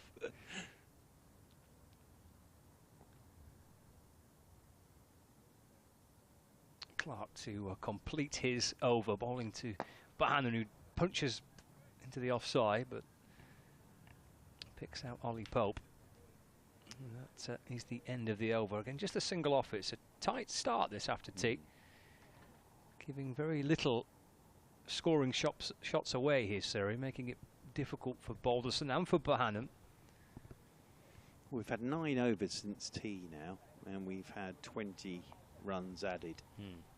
So that is pretty tight stuff. Just see myself on Lancs TV. God dear. What? What's wrong? I do need a haircut. I hadn't realised lovely. Quite how much I needed a haircut, to be honest with you. It's not a fashion statement, it's just pure laziness, really. But, yeah. As waiting over his back is Balderson. It's going to be Dan Lawrence from James Anderson end, and forward goes Balderson. Plays this one back up the pitch, and there's no run. I think it was a member of the Surrey coaching staff mentioning Rent-A-Ghost to me that made me think. Maybe take a long, hard look at myself. Well, very brief look at myself, as this is short delivery from Lawrence, dragged down, cut by Balderson. Straight out to Tom Laws. Out there at cover, and there's no run. Lawrence shines the ball up once again down there in the distance. And then will come bouncing in round the wicket to Balderson. Balderson, left-handed, gets fully forward again with soft hands. Plays this one out into the offside, leaving Ben Folkes to come round from behind the stumps to pick up. Wise words. As Jamie Smith now has gone in at silly point. He's gone round from short leg to silly point with Balderson just propping forward on that front foot. He's gone down the leg side a touch here is Lawrence. Balderson's trying to whip that leg side. Gets nothing on it. Hits the pads and rolls away. Yeah, floodlights here, magnificent at Emirates Old Trafford. And we can see some of Manchester city centre away to our right-hand side as well. Little like Manhattan, that, isn't it? Away in the distance. You can just about see the top of the other Old Trafford. That'll be busy tomorrow, won't it? Oh, yes, they're playing, aren't they? Do you remember the game here where somebody got a single as a goal in? There was a massive roar for a single. As Balderson plays this one away into the offside. And that's picked up by Rory Burns. And there's no run. It's one of the sort of most jubilant singles of all time, I think. But yes, they're in action tomorrow, I think, aren't they? So I believe. Yes. What time does that kick off? Could be quite busy around here. Yeah, it could be. And it's forward again. Goes Balderson, nicely bowled by Lawrence. Plays this one straight back up the pitch. Lawrence does the fielding off his own bowling. And there is no run. End of the over. And 121 for 2. Balderson 15, Bohannon 54. 3:30 kick-off tomorrow. 3:30 kick-off tomorrow. Opposition being? Liverpool. Oh, so yeah, proper game, proper game. There we are, on Lancs TV. Oh, looks lovely. There's Manhattan. Whereabouts is that then? Manchester. Oh, it is Manchester. Excellent. I am looking in the right general direction then. Super. Good. Yes, Manchester. Excellent. Jordan Clark to Josh Bohannon. And that's flicked out to the leg side by Bohannon. And there's no run. It's still a bit damp out there because you see that divot that Cameron Steele's just taken out of the outfield. It's Edgbaston, isn't it, where you can see Birmingham city centre with that hotel that's the big green tower, which sort of glints in the sun.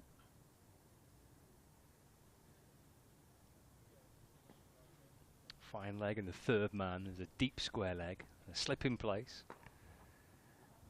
But Bohannon can't pierce the infield. I think this is a game of patience now.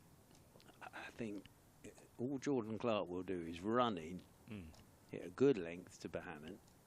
You can see even with that shot that Bohannon a little frustrated that he hasn't found a gap. So they've sort of got the patience game going on at the moment. Which is no great surprise in these conditions because there's not a great deal there for the bowlers at the moment. Clark to Bohannon, back's running short. And Bohannon ducks underneath it and ends up on his backside. Yeah, it's good bounce of that, isn't it? Wasn't expecting that, Bohannon. He's played it pretty well, but ended up sitting down. Got back to his feet very, very quickly. That's good disciplined approaches, isn't it? I mean, you should put the short ball in there as Jordan Clark, but up to that point, just nagging away, just on off stump.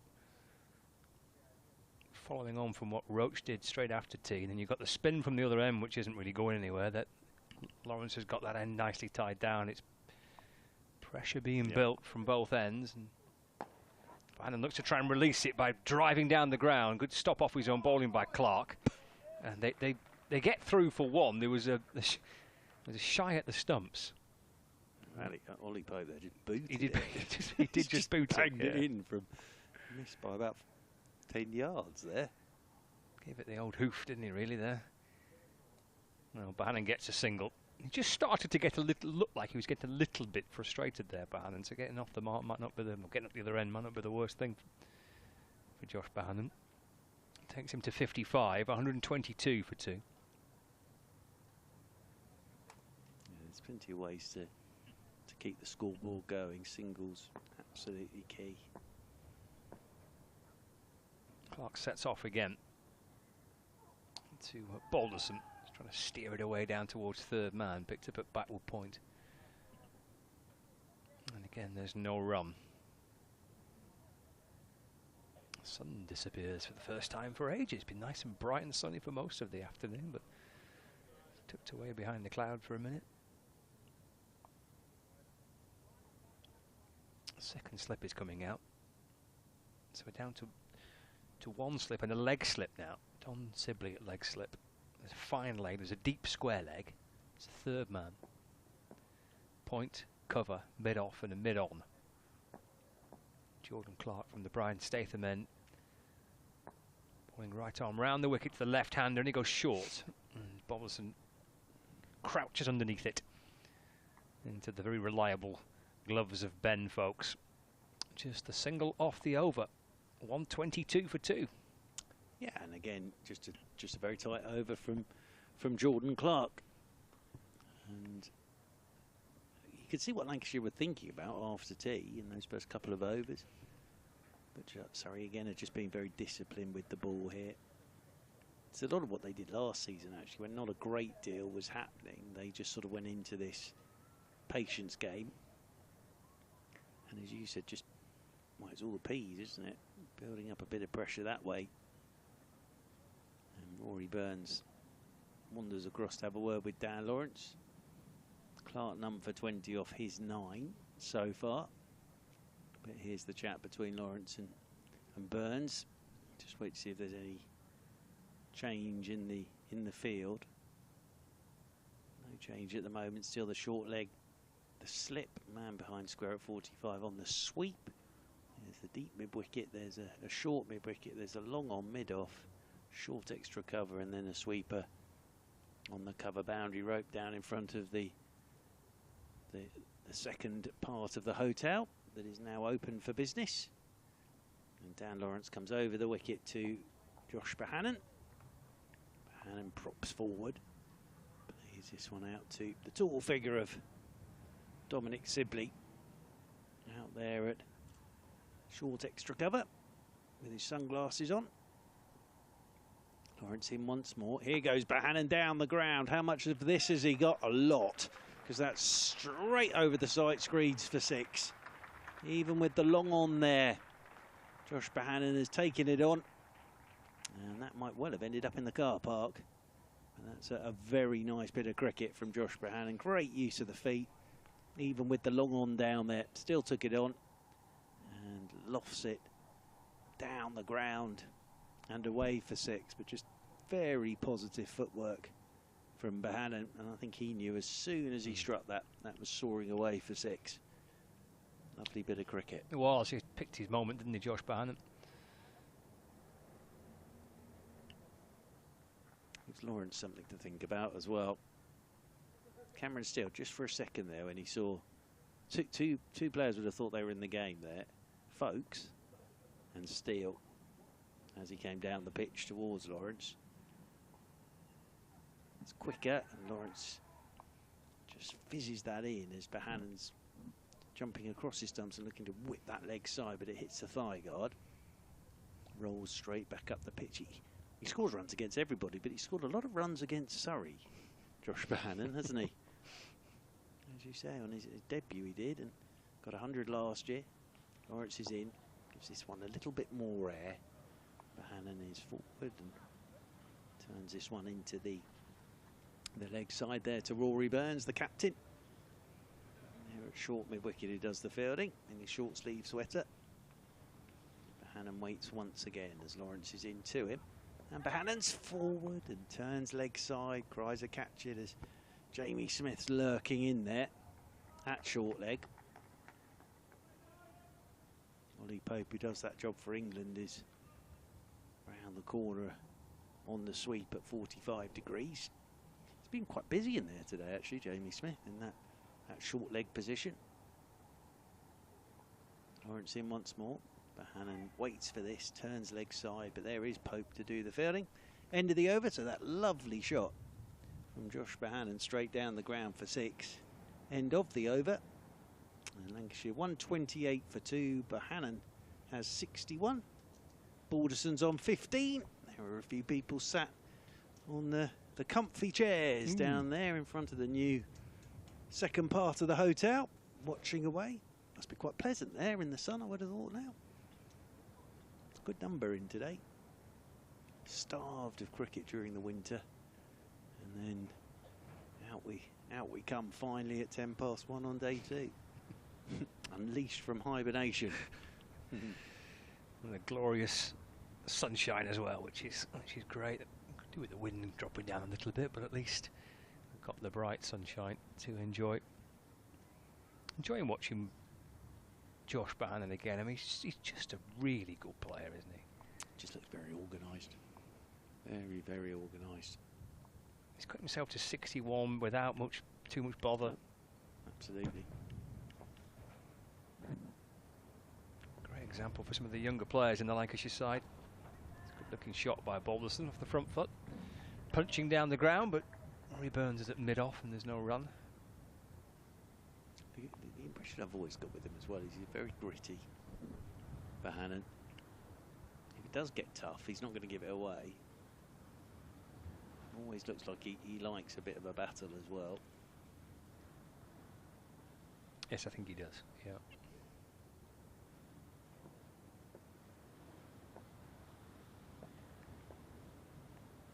There's Jordan Clark from the Statham end. Right arm round the wicket. Balderson drives away through the offside. Ollie Pope does well. That's a good stop away to his right. It's a good looking shot by Balderson. Good piece of fielding, good cricket all round. Yep, a good test of that Ollie Pope shoulder again there, wasn't it? With the dive. Nice looking shot again though from Balderson. Lovely extension of his arms on that drive, isn't there? He's got quite a few fielders to try and manoeuvre the ball through on the offside. Many gaps, and again he can't get it past one of those 4 fielders on the offside. Just wonder, he's plugging away at the moment, but I just wonder if he might try Balderson with the short ball here in a moment from round the wicket. Jordan Clark, we saw him give Bohannon the hurry up, didn't we? Yep. As we've already seen, he's got it in the locker. It's Jordan Clark. 128 for 2. Halfway through the 49th over, Clark to Balderson. Just turned away to the leg side. Just got his line slightly wrong there, Clark. Just opens up the leg side for Balderson just to tickle the ball into and take a single. Moves on to 16, 129 for 2. Yeah, I think it was a slower ball, wasn't it? But just from round the wicket, the line was slightly off where he wanted it to be. Enable Balderson just to nudge it into the leg side and pick up a single.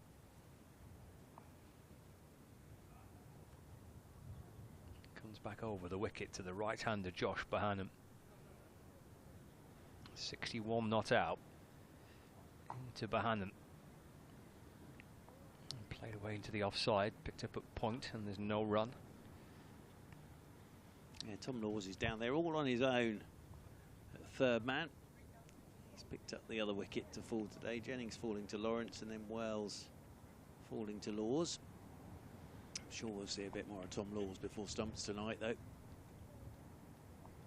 8 overs, 1 maiden, 1 for 20 for Laws. Roach, 11 overs, 5 maidens, none for 16. Lawrence has got 1 for 48 off his 16, and Overton none for 23 off his 4. Final ball of the over. Clark in to Bohannon, full ball, which he works to mid-wicket, and there's no run. Just a single off it.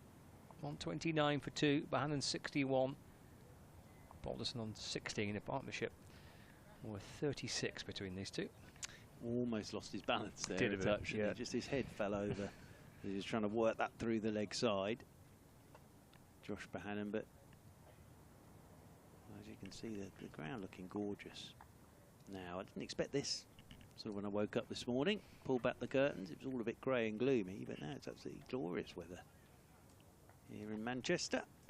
Blue skies, as you can see, and you're watching on Lancs TV. See the flags fluttering there, and you can see Dan Lawrence getting ready to come in and bowl what will be his 17th over.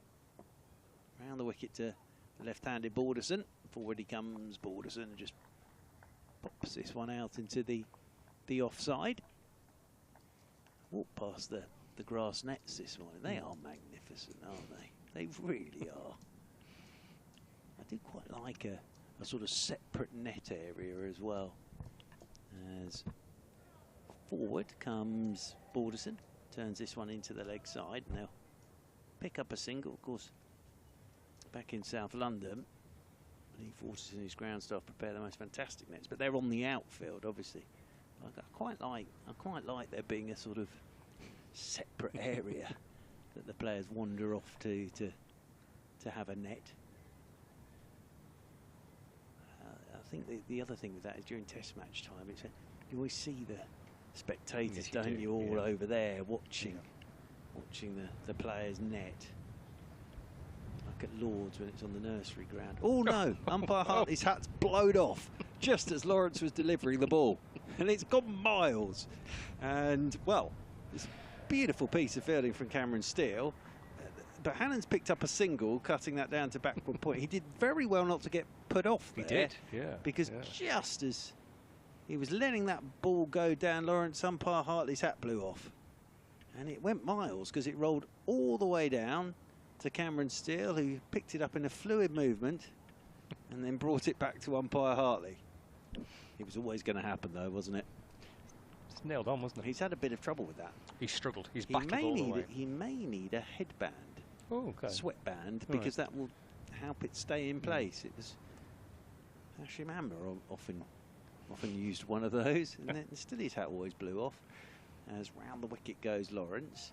That's too short. That's pulled by Balderson. He hasn't really timed this at all, and it just potters out towards Kemar Roach, moving round to his right-hand side at square leg, and there's no run. But that will be a spectacular highlight. Everything will have happened in that single for Bohannon with a cut shot. There'll be hats flying, balls flying. Umpire Hartley was trying to run back as you would naturally. Oh no, there goes my hat.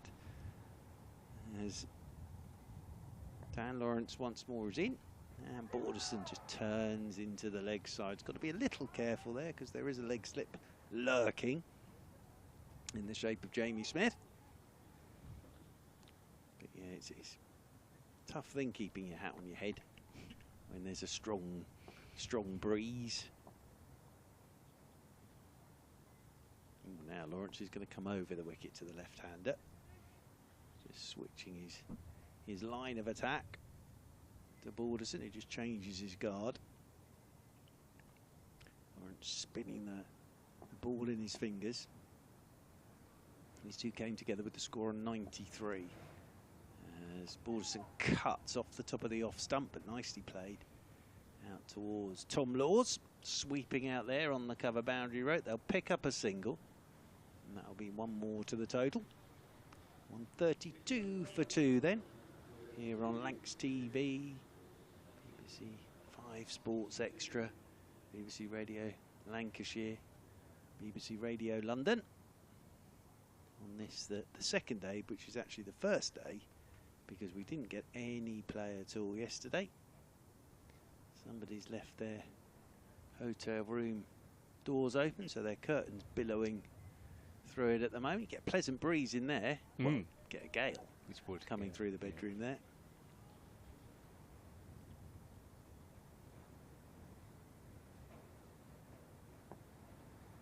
Of course, have it with those little loose tea bags that have been next to your kettle. Blow away. Balderson wants one here, just playing off the back foot. Eased away into the offside, but no run. 132 for 2. That's a bit a nice way to do it, though, if you've got a room overlooking the ground. And ideal. Just come out and sit on your balcony and have a watch. Yep, ideal. If you want to sleep, you can go and have a quick kip in the afternoon, come back out. Because you can get the cricket on the TV in the hotel. I know, I found that out last night. right, okay. When I was flicking through the 47,000 channels. There's a lot of channels on the telly, I tell you.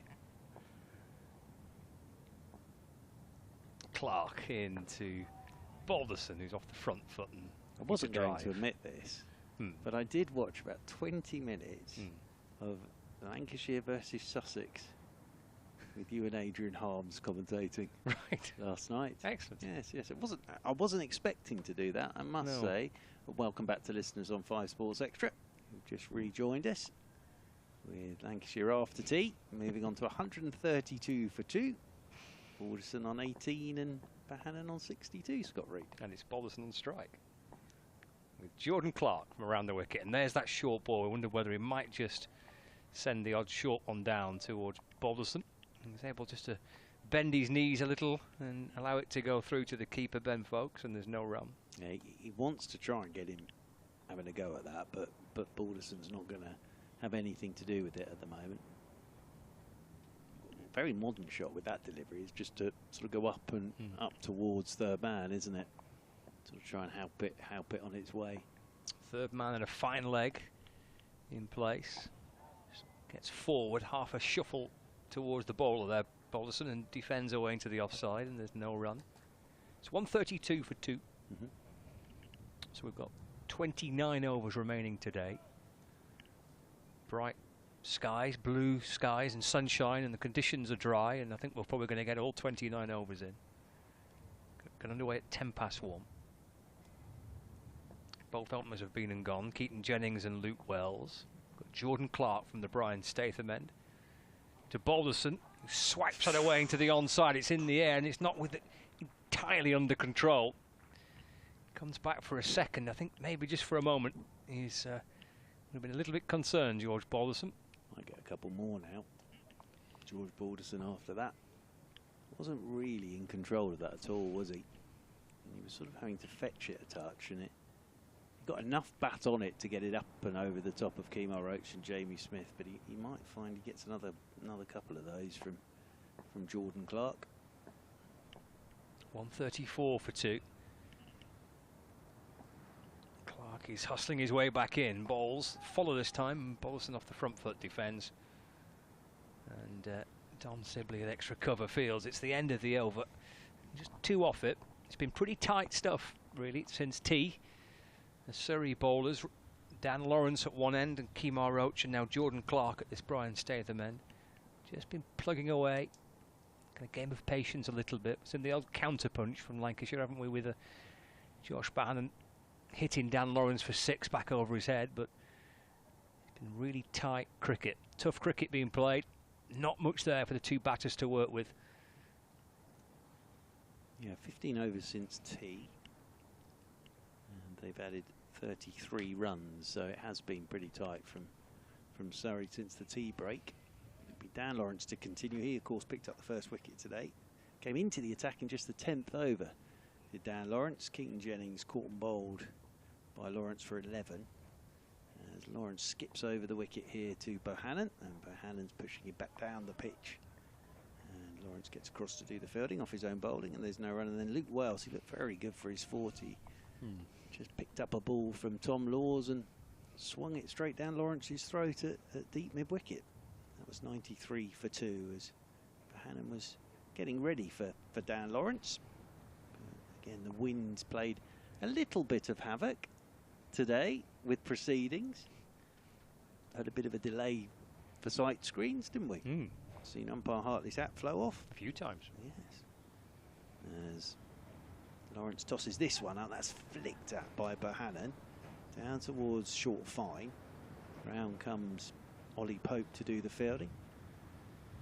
But yeah, we'll keep our fingers crossed, because the weather forecast for tomorrow is not great, is it? You said there's thunder and lightning. I'll double check again. That's never a great sign. No. It's not ideal, really. No. And as I say, we didn't get underway until 10 past 1. Lost the whole of yesterday, unfortunately. Lawrence over the wicket he comes. Here goes Bohannon again. That's an even better shot for me. Checks this up and over the top of mid-off and away for 6. Oh, that's a lovely bit of cricket from Josh Bohannon. I think just for a second, he may have been done in the flight there, but he's adjusted his feet and then just checked it straight over long off for 6. It's a beautiful bit of batting from Josh Bohannon. Just watching his feet again here. He's come down the pitch and for a second, and then he's just checked it and beautifully played. His second 6 of this innings so far. He's on to 68, and that brought up the 140. 140 for 2 for Lancashire. As whips this one. Does Bohannon. Now he wants 2 because he's brought Cameron Steele round to his right at long on. Balderson's got to get his skates on as the throw comes in, but Balderson safely back for the second. 2 more for Bohannon. He moves on to 70. 142 for 2. It's good running, isn't it? As you say, they ran the first quickly. The intent was pretty clear from Bohannon. He wanted to come back for a second.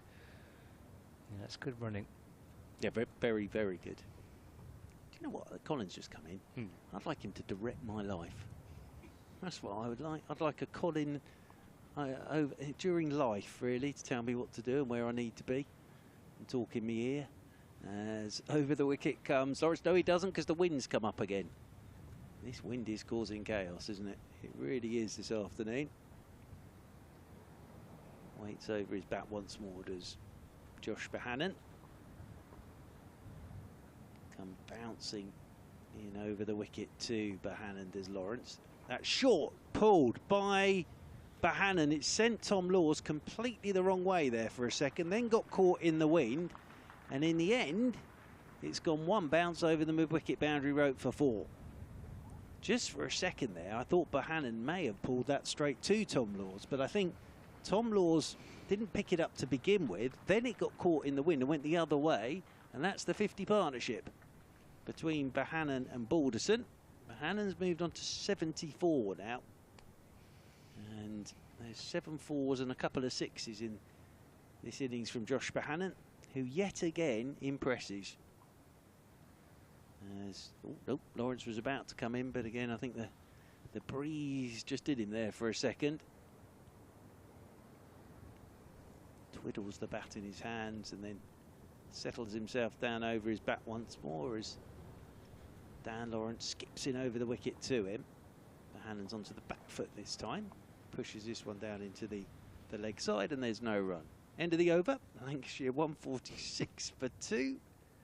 And Balderson 20. Bohannon has 74. Yeah, it's Lancashire's best over of the session by a mile, isn't it? That they've just managed to ease a little bit of the pressure that was being built up. They think they've tried to target Dan Lawrence a little bit more. They've had so little to work with, either by Roach, who started after tea, and by Clark, who replaced him.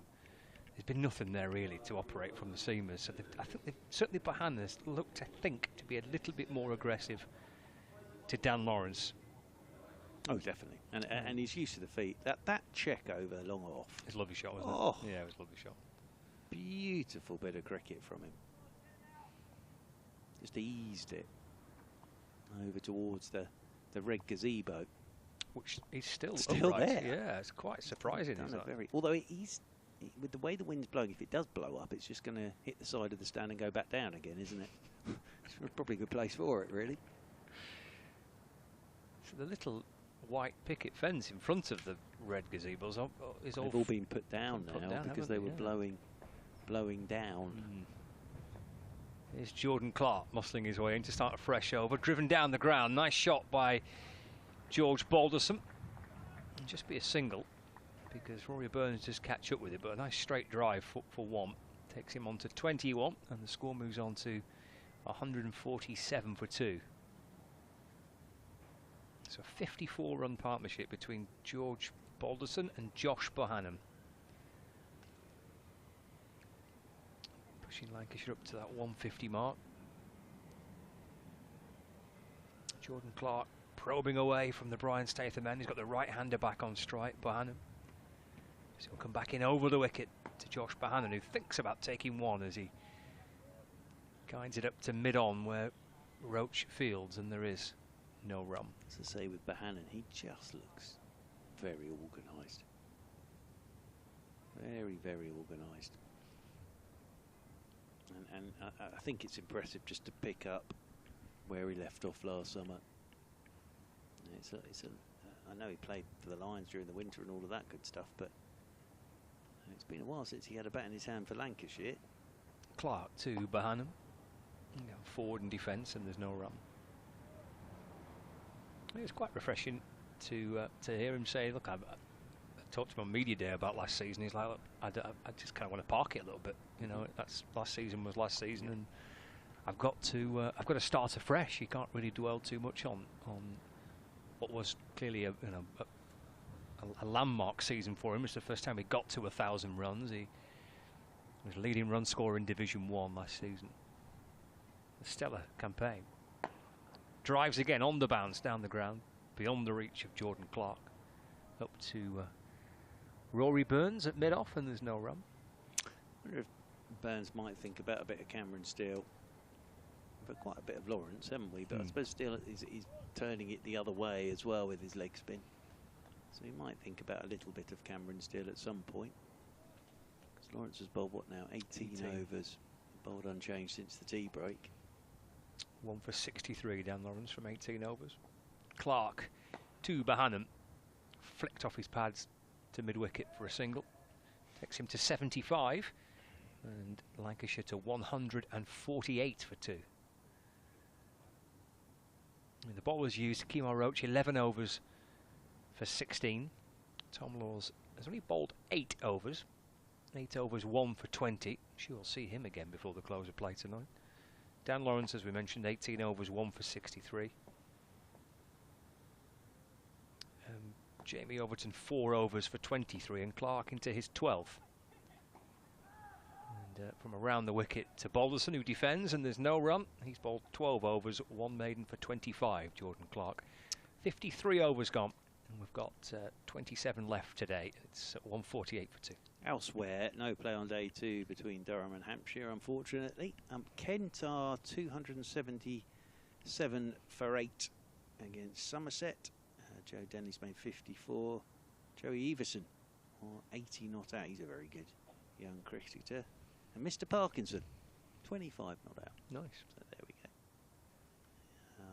Nottinghamshire, 257 for 4 in reply to Essex's 253. Joe Clark, 104 not out, and Haynes is 76 not out.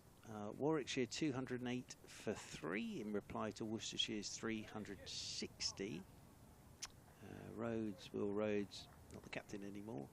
Mr. Davis is doing that, 64, and Barnard 64 not out. For Warwickshire in Division 2, nothing between Derbyshire and Gloucestershire, unfortunately, today. Middlesex 80 for 1 in reply to that massive 620 for 3 declared by Glamorgan, with Sam North East making 335 not out, if you haven't heard. As here is Dan Lawrence continuing from the James Anderson end, and forward goes Bohannon and plays this one back up the pitch, and the man to go, Sam Robson for 43. Mark Stoneman is 34 not out. Lawrence is in once more. Bohannon flicks away into the leg side. That'll roll out towards Tom Laws at deep backward square, and they'll stroll a single. Sussex and Northamptonshire. Northamptonshire are 292 for 7. Luke Proctor made 92. Captain of Northamptonshire. Now Luke Proctor, formerly of this parish, of course. Luke Proctor. Yep. As they're bringing Jordan Clark, formerly of this parish, up from long on to mid-on. There's Dan Lawrence. Round the wicket he goes once again, and Balderson just stays on the back foot, lets the ball come to him, and then just plays it down in front of himself. And Jamie Smith comes around to do the fielding. And the other game to tell you about, Yorkshire and Leicestershire. And Leicestershire 346 for 9. Ben Mike is 82 not out. As this is looking for the pull shot, was Balderson. Actually ended up getting nothing on it at all. It's very well taken by Ben Folkes behind the stumps. Ben Mike, one of my favourite cricketers, of course. Not only is he very talented, 2 Christian names. As his full name, as Balderson waits once again, and driving is Balderson straight there to Rory Burns moving round to his left-hand side, and there is no run. You can see Cameron Steele warming up quite a bit, Yeah, Church, you know. there you go. It makes sense. We haven't seen anything of him as yet. As Lawrence is in. Oh, Balderson's laid back to cut a ball that wasn't that short, and there was that bit of bounce again from Lawrence. And that was very close to the outside edge. It's the end of the over from Lawrence. Again, nice bit of bowling from him. Balderson gets away with that one a touch. And Lancashire 149 for 2. Having been stuck in by Surrey at 10 past 1. And Balderson 21, Bohannon has 76. Partnership's worth 56. And Lawrence 19 overs, 2 maidens, 1 for 64. He's getting that extra bit of bounce, isn't he, Dan Lawrence? So a couple that he's sent down that have bounced as much as any potential grip and turn that's caused the batter problems. Tall guy, isn't he, Dan Lawrence? Yeah, he should be able to get that. And even with his action as well, but the bowling hand, the bowling arm, it's a very high arm. So he is going to get that bounce because he's coming from a big height. I know the arms whirl a bit, but actually when he gets into delivery, that bowling, the delivery arm, delivery hand is very high up over his right shoulder. So he will get that ball to just kick a bit at times. This is good fun to watch. Be interested to see Cameron Steele here and what impact the leg spinner can have. We've had seam all the way from the Brian Statham end. Dan Lawrence has bowled from the Jimmy Anderson end so far today. We've had 19 overs of Dan Lawrence from the Anderson end, but we're going to see some Cameron Steele. He picked up 6 championship wickets last summer. Cam Steele, including a 4 for 40. Of course, as I was saying earlier, fond memories of this place with the unbeaten 100 in the first innings in the opening game last summer. Yes, we got a little bit better luck with the weather, didn't we, 12 months ago? Though the game did end in a draw, but here's Steele. And that's into Bohannon, who's hopping back and cutting the ball away, and they think about taking a single. They decide against it. Ball picked up at backward point, so no run. He's got a slip in place. There's a short fine leg, deep mid wicket. There's mid on, mid off cover, deep point. Jabbed away into the offside, but for no run. Let's see what Cameron Steele's leg spin can conjure up here for Surrey. He's also got an extremely good googly, as Cameron said. He tends to throw it into the piece quite early. In and balls, going back and cutting the ball, and this time they will hurry through. Oh, be a sharp single. I reckon a direct hit, and he's struggling. Gone. Absolutely gone. For all money there. Lovely pickup from Jamie Smith to his right, and if that had hit, I don't think it'd have been in the picture. Bohannon, it's just a beautiful pickup. Yeah, he's gone by miles if that hits the stumps. It was the pick up and release, wasn't it? All in one kind of flowing motion. It was one of those. You always know when a batter's panicking slightly because it's like their feet are caught in treacle and they're going to overbalance because they're desperately trying to get that bat down towards the crease. It was the pickup that made it. Just a one-handed pickup and then let the ball go. They thought about taking a single from the previous delivery and were a good pace or 2 down and changed their mind, but they went for a sharp single there. But certainly an element of risk involved in it. Bohannon's got to 77. He's actually now past 4,000 first-class career runs, Josh Bohannon. Steals into Balderson. He's right forward in defence at the forward short leg for Balderson. Slip in place with that ball spinning into the left-hander. Close catcher on the leg side, as well as the slip. 2 balls left for Steele's first over. Into Balderson. Oh, he has. Middle stump's gone back. And he's found a way to beat Balderson's defences. And Cameron Steele with the breakthrough in his first over. And that decision by Burns again has worked a treat. He brought Dan Lawrence into the attack this morning, and that got a breakthrough for Surrey. And he's turned to Cameron Steele to find a breakthrough. And that's exactly what's happened. A 57-run partnership coming to an end. Balderson's been bowled by Cameron Steele. Lancashire 3 down, 150 for 3. Well, he's really tossed it up there. There you go. That's gone. That is a lovely bit of bowling. It really is. And that was the leg break. And Balderson's just sort of pushed towards the pitch of the ball, left a little gap, and it just spun back and gone through between his bat and his pad. So that's a nice bit of bowling, that, from Cameron Steele, and it breaks a promising partnership. And Balderson gone for 21, and so we have a bowling point, and first point of the summer, and Lancashire are 150 for 3. Lovely piece of bowling, wasn't he? So he went kind of half forward, Balderson, but that little gap between his bat and his front pad, the ball spinning back in, has gone past the inside edge, right onto the middle stump. It's a funny one, isn't it? Because just gave that a little bit more air. Balderson's seen where it's going to pitch, and has thought, right, I'll come forward, but I'll just put the bat towards where it's pitching, and then it has spun back sharply, and all it's left is it's not a big gap, but it's a big enough gap. It's gone straight through and hit the top of his middle stump. So it's actually a really nice bit of bowling from Cameron Steele. Tom Bruce is the new batter, the New Zealander. One of Lancashire's 2 new overseas signings for this year, albeit Bruce will be here for the whole year. Nathan Lyon now only staying for the first kind of couple of months of the campaign. A very good record in first-class cricket in New Zealand, very healthy record, averaging north of 50. And he joins Josh Bannon, so 150 for 3. And Cameron Steele instantly making an impact for his side. You always tend to get something happening, don't you, when you get your leg spinner into the game.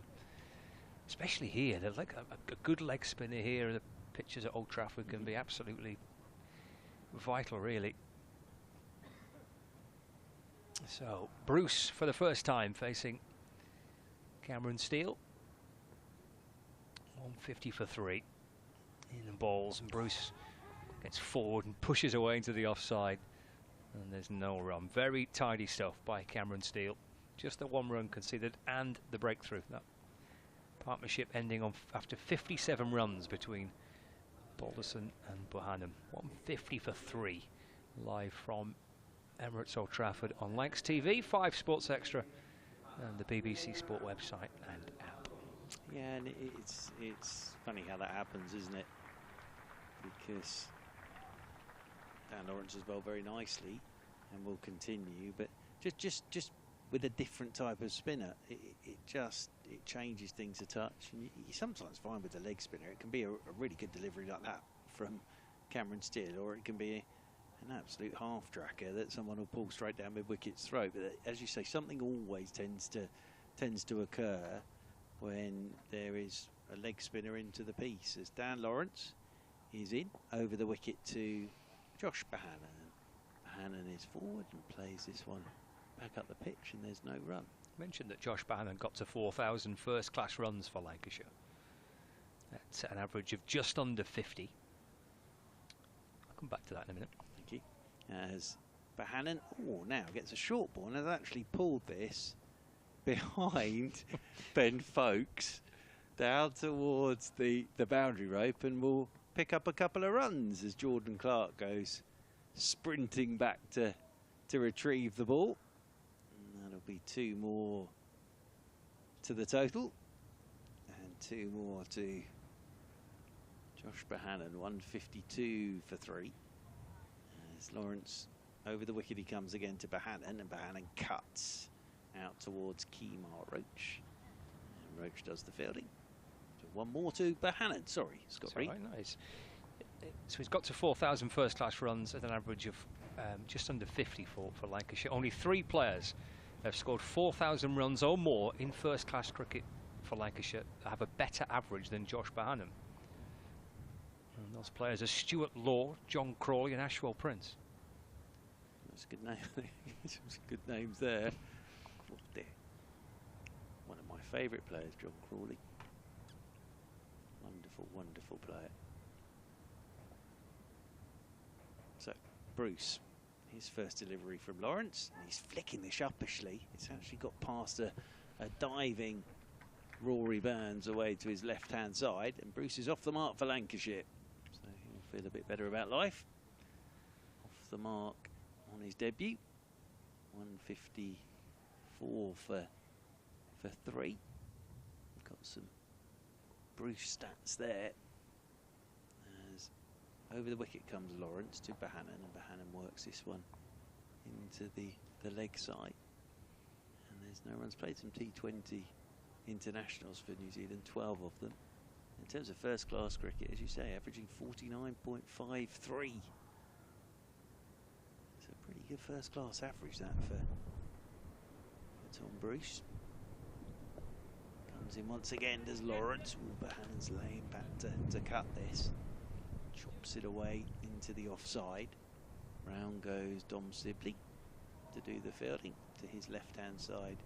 And they will pick up a single. End of the over, 155 for 3 then Lancashire. Bohannon has 81, Bruce has 1. And the sun is still shining.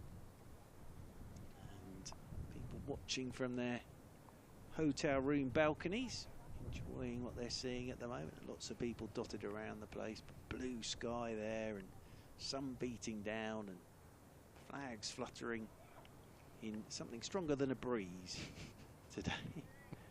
During the tea break, I did go downstairs. God, dear, I knew it was windy, but I didn't realise it was quite that windy.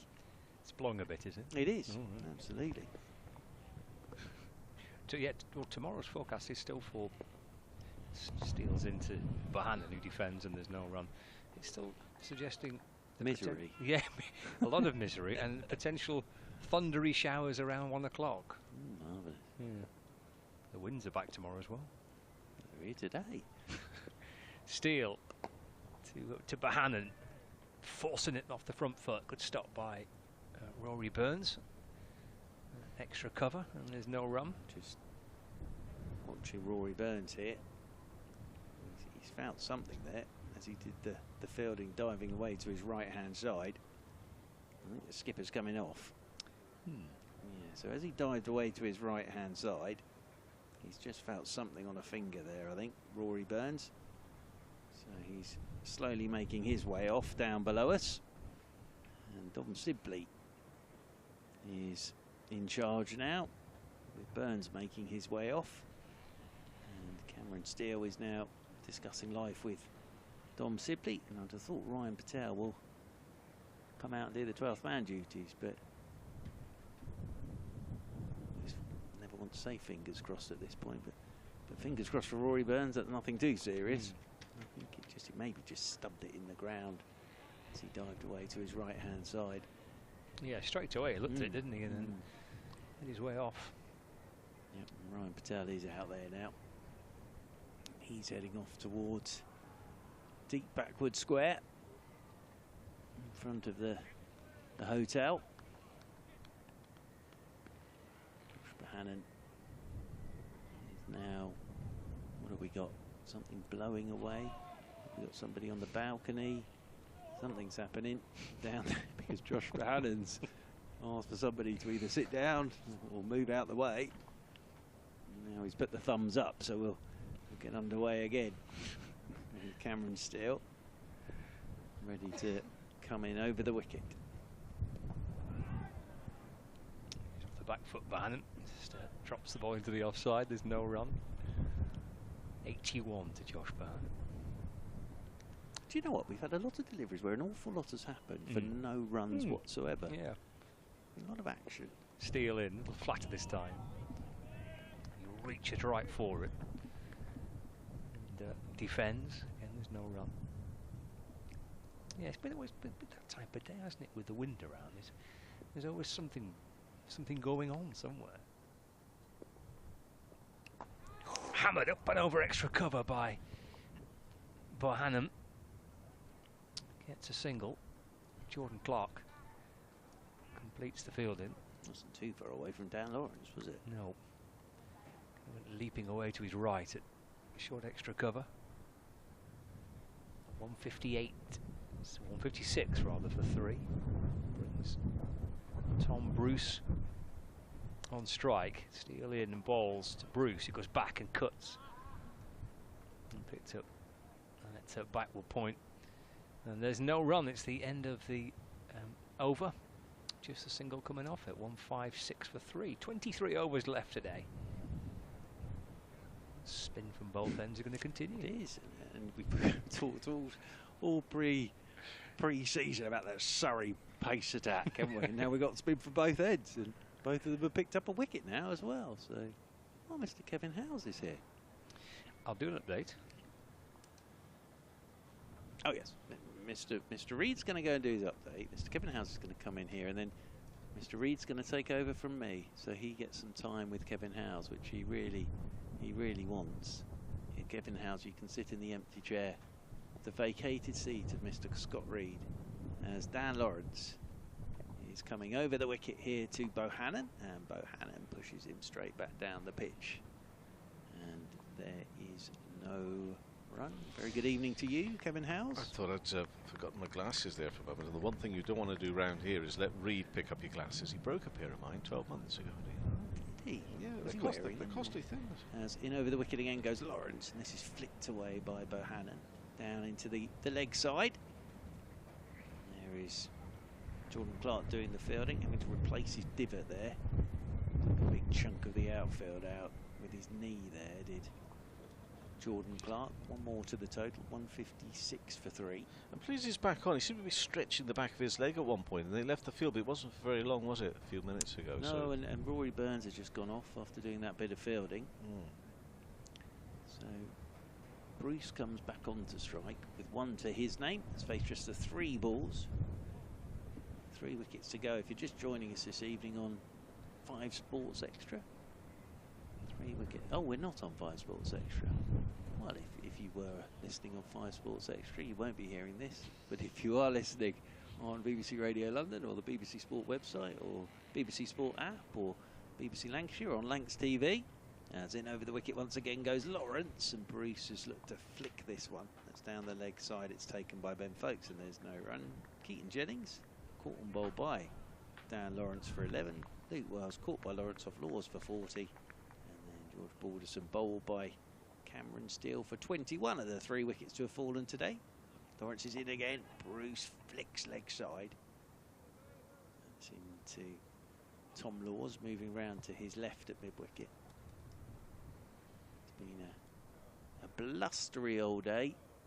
There's been strong winds. There's talk of sort of thundery showers. Well, I've heard tomorrow, that, but look at my oh, yours well, is much better. It's not great. Let's look at yours. As forward goes Bruce and plays this one down into the leg side. It's picked up by Sibley in there at short mid-wicket, and there's no run.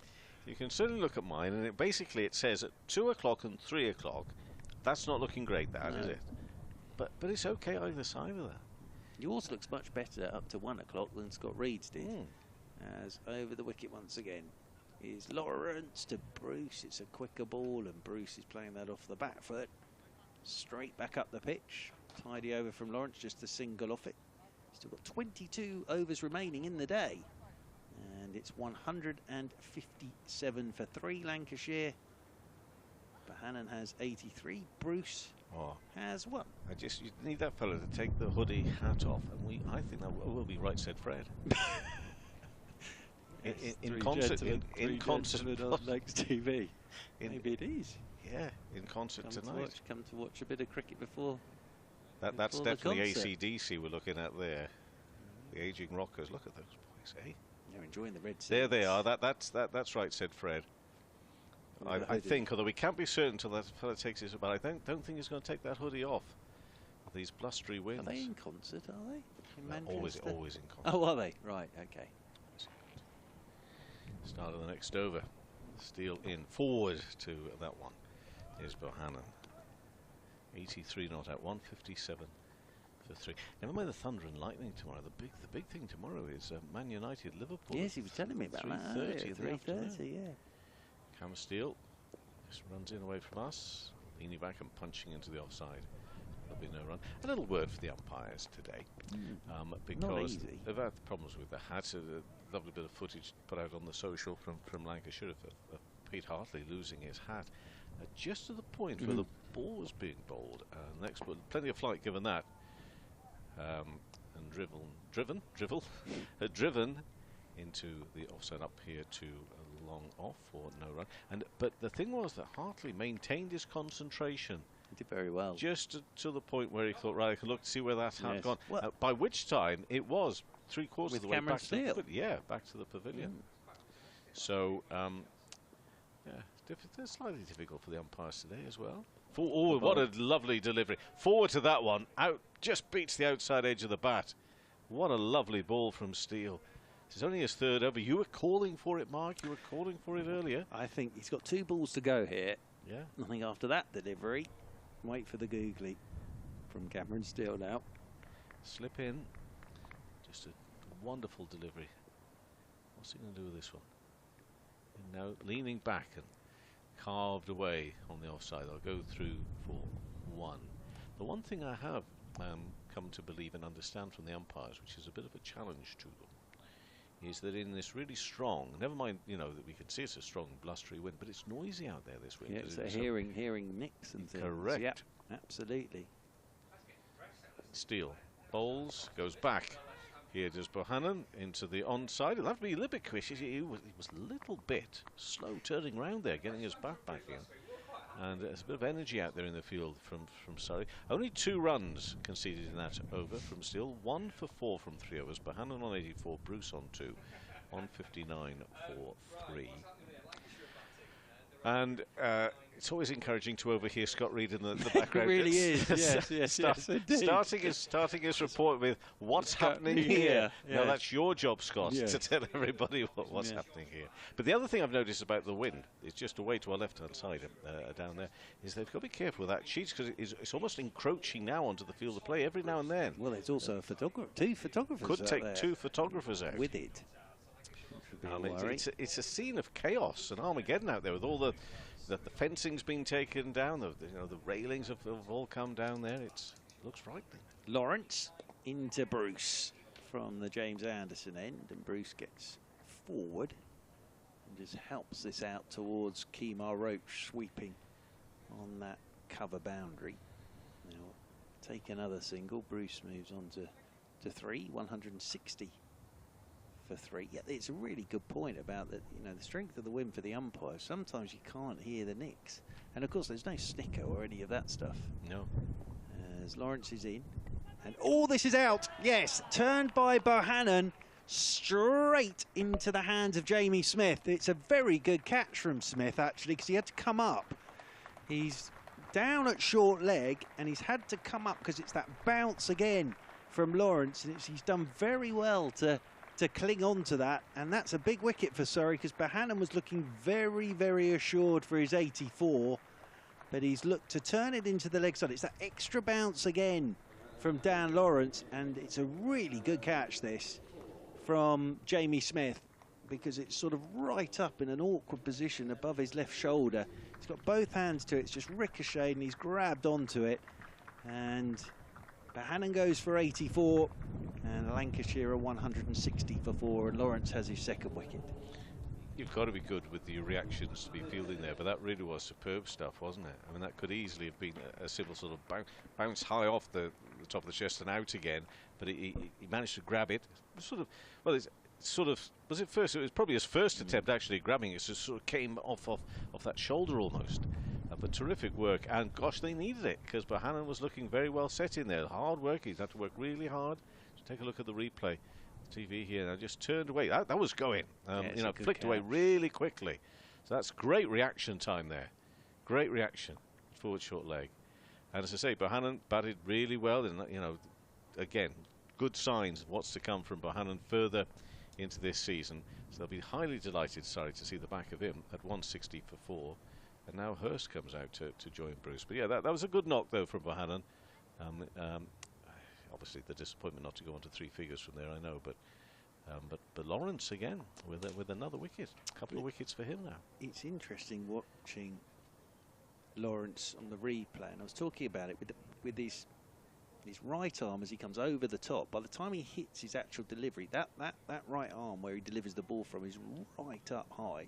So he's coming from a real height when he lets that ball go, and that's why he does find a bit of bounce.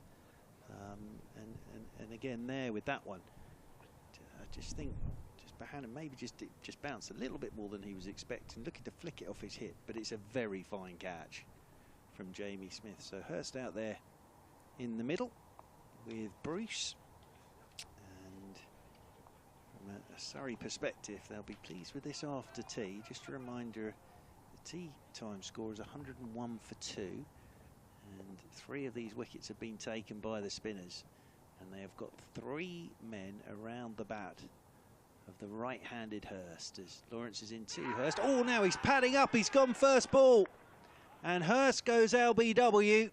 He's got himself in a right old tangle there, and in the end he didn't really even offer a shot and just raised the bat, and he's gone LBW first ball, and Dan Lawrence is on a hat-trick, and Lancashire are 160 for 5. Oh, he's jumping around there, Hurst. I mean, gosh, he's annoyed and angry with himself. Walking off there. I mean, he's just going through everything in his mind, and the frustration is so clear. But terrific from Lawrence. What a position to find himself in on this hat-trick now, on his debut performance here for Surrey. But young Hurst, take a look at this. The umpire took no time about it at all. Comes back in, hit him sort of fairly high there, but in front, and off he goes. Peter Hartley not taking too long over that decision. But yeah, I mean, it's one where he's just not settled. He's only just gone out there, and again, good straight ball from Lawrence. You know, it's not one he would have liked to have faced. He would like a bit of width or something, just something to have maybe settled some nerves. There was no opportunity to do that at all, and he really was very energised as he made his way off the field. So annoyed and frustrated with himself. Well, here comes Hartley. First time back here at Emirates Old Trafford, following a terrific winter for him. One he wasn't expecting necessarily. But he's going out there with bat in hand now.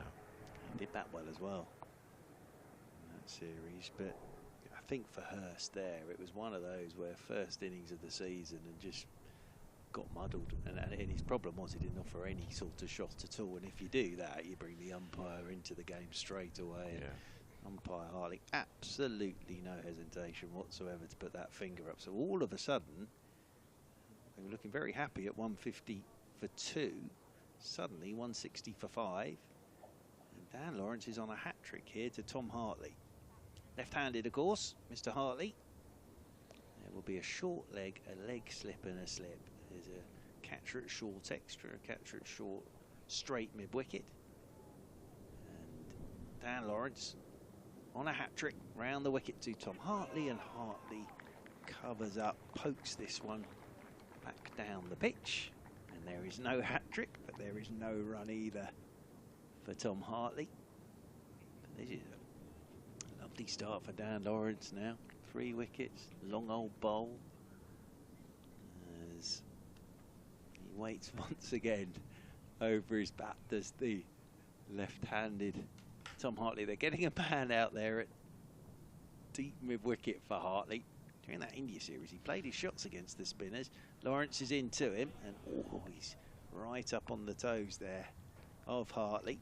Hartley's just pushing this one back down the pitch, and there is no run. All sorts going on in this commentary box with the excitement of 2 in 2. Almost sent me where I didn't want to go. As driving is Hartley, uppishly, out towards Tom Laws. There in the covers, there is no run. It's the end of the over. We've got 20 to go today. Lancashire of 160 for 5. 2 in the over for Dan Lawrence. And Kevin Howes, you're going to be joined shortly by Scott Reed. And where Mark didn't want to go, but actually does want to go, is to the toilet, bless him. He sent me a message about 40 minutes ago. He sent me a message saying, is there any chance? And I looked around and I thought Scott's going to come in and help out an old friend and colleague here, but no, you went away as well.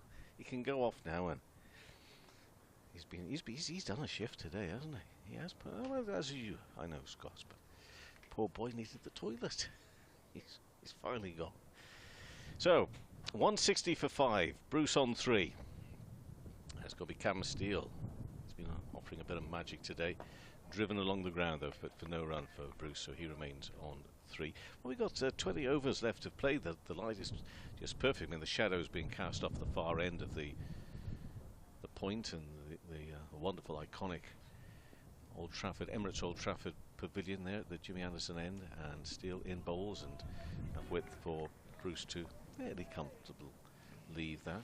Still got a slip standing in alongside the keeper. But it is ridiculous, and I'm sure this is the case up and down the country, wherever you're listening and watching us following this game. You know, it's a windy day today with Storm. Kathleen, well, that's a big storm of a shot as well. How far has that gone? Down in front of us, and how far has it travelled? I need to get confirmation because we've lost it. It's got 4. Just down in front of us, the rope. We just can't quite see where it is. And there also appears to be a running track down there almost, doesn't it? A 100 metres running track with various lanes marked out. But anyway, the rope is all part of that, and it's signalled as a 4 by the umpire. But God, there was a bit behind that. So Bruce moves to 7, 164 for 5. And again, it's Steele in. And worked away this time away Lakeside. Kimar Roach will keep his eye on that one. Rolls along the grounds. 1 more for Bruce. And he will move his score to 8. And 165 for 5 now. So, yeah, it's if you think of it, dare I say, from a neutral's point of view, having lost so much of the game, it's a bit of progress perhaps needed, really, in terms of getting a result come late Monday afternoon. I was saying earlier, thankfully, my app suggests a little bit better than yours, but there's something tomorrow, isn't there? Something that could cause trouble. Yeah. We don't know just... It may not take a lot, even though it's been great to get the game underway today. It may not take a lot tomorrow to cause some serious trouble again out there. So Steele in, bowls worked away on the leg side this time. And it's Hartley, who looks every bit as busy as Bruce, trying to get this, not scoreboard moving along, but being positive, taking it back to the bowlers a bit, it seems, here at the moment. So the score moves to 166 for 5. Cam Steele back to his mark. He's got 2 or 3 yards, that's all to cover in, and well, a little fortunate there in some ways, because that ball was destined to work its way out onto the leg side and gets a leading edge up towards Jordan Clark, fielding at mid-off. So it's the end of the over, and I think that's going to be either 167 for 5. I think the board. So. It's quite 167 for 5. 167 for 5. Here we go. This is it. With Bruce and Hartley out there, trying to settle it all down really now, Scott. Yes, that got a bit eventful, didn't it? I went down to fill up the water bottle. Is that what you did? I did, and then came back and 2 wickets have fallen. Yeah. 2 and 2. 2 and 2 was it? Right. Okay. 2 and, yeah. Blimey. For Dan Lawrence. For Dan Lawrence. He's got 3 for 71 for Dan Lawrence. That is correct. Oof. He's had a good day. Didn't expect him to come on as early as the 9th over today, but that he did, and then in his 2nd over got rid of Keaton Jennings. He did, yeah, caught ball. Yeah. The first one to go, wasn't it, today? He's picked up 2 more since. So yeah, good day for Dan Lawrence.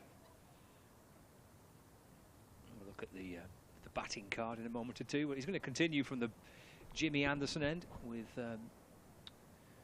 Tom Bruce on strike. Lawrence in to Bruce, is sweeping. There's half an appeal for LBW.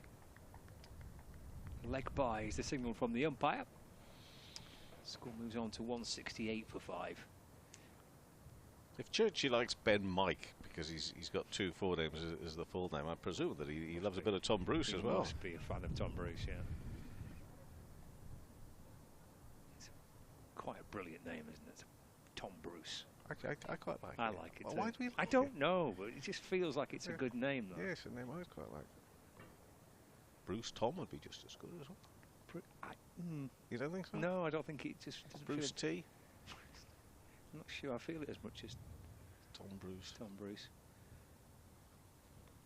Dan Lawrence in conversation with Tom Sibley. Got Tom Hartley on strike, slip in place, and a forward short leg. There's a backward square leg, a deep mid wicket. The conversation there is to bring up long on from the boundary. I'm going to mid on and mid off, short cover, and backward point. And comes Lawrence into to Hartley.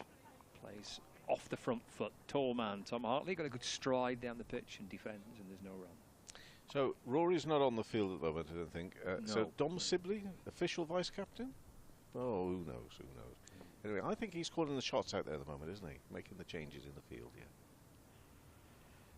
Lawrence set off, and then something didn't feel right, so he aborts and turns and goes back to his mark. On 68 for 5. Lawrence 3 wickets today.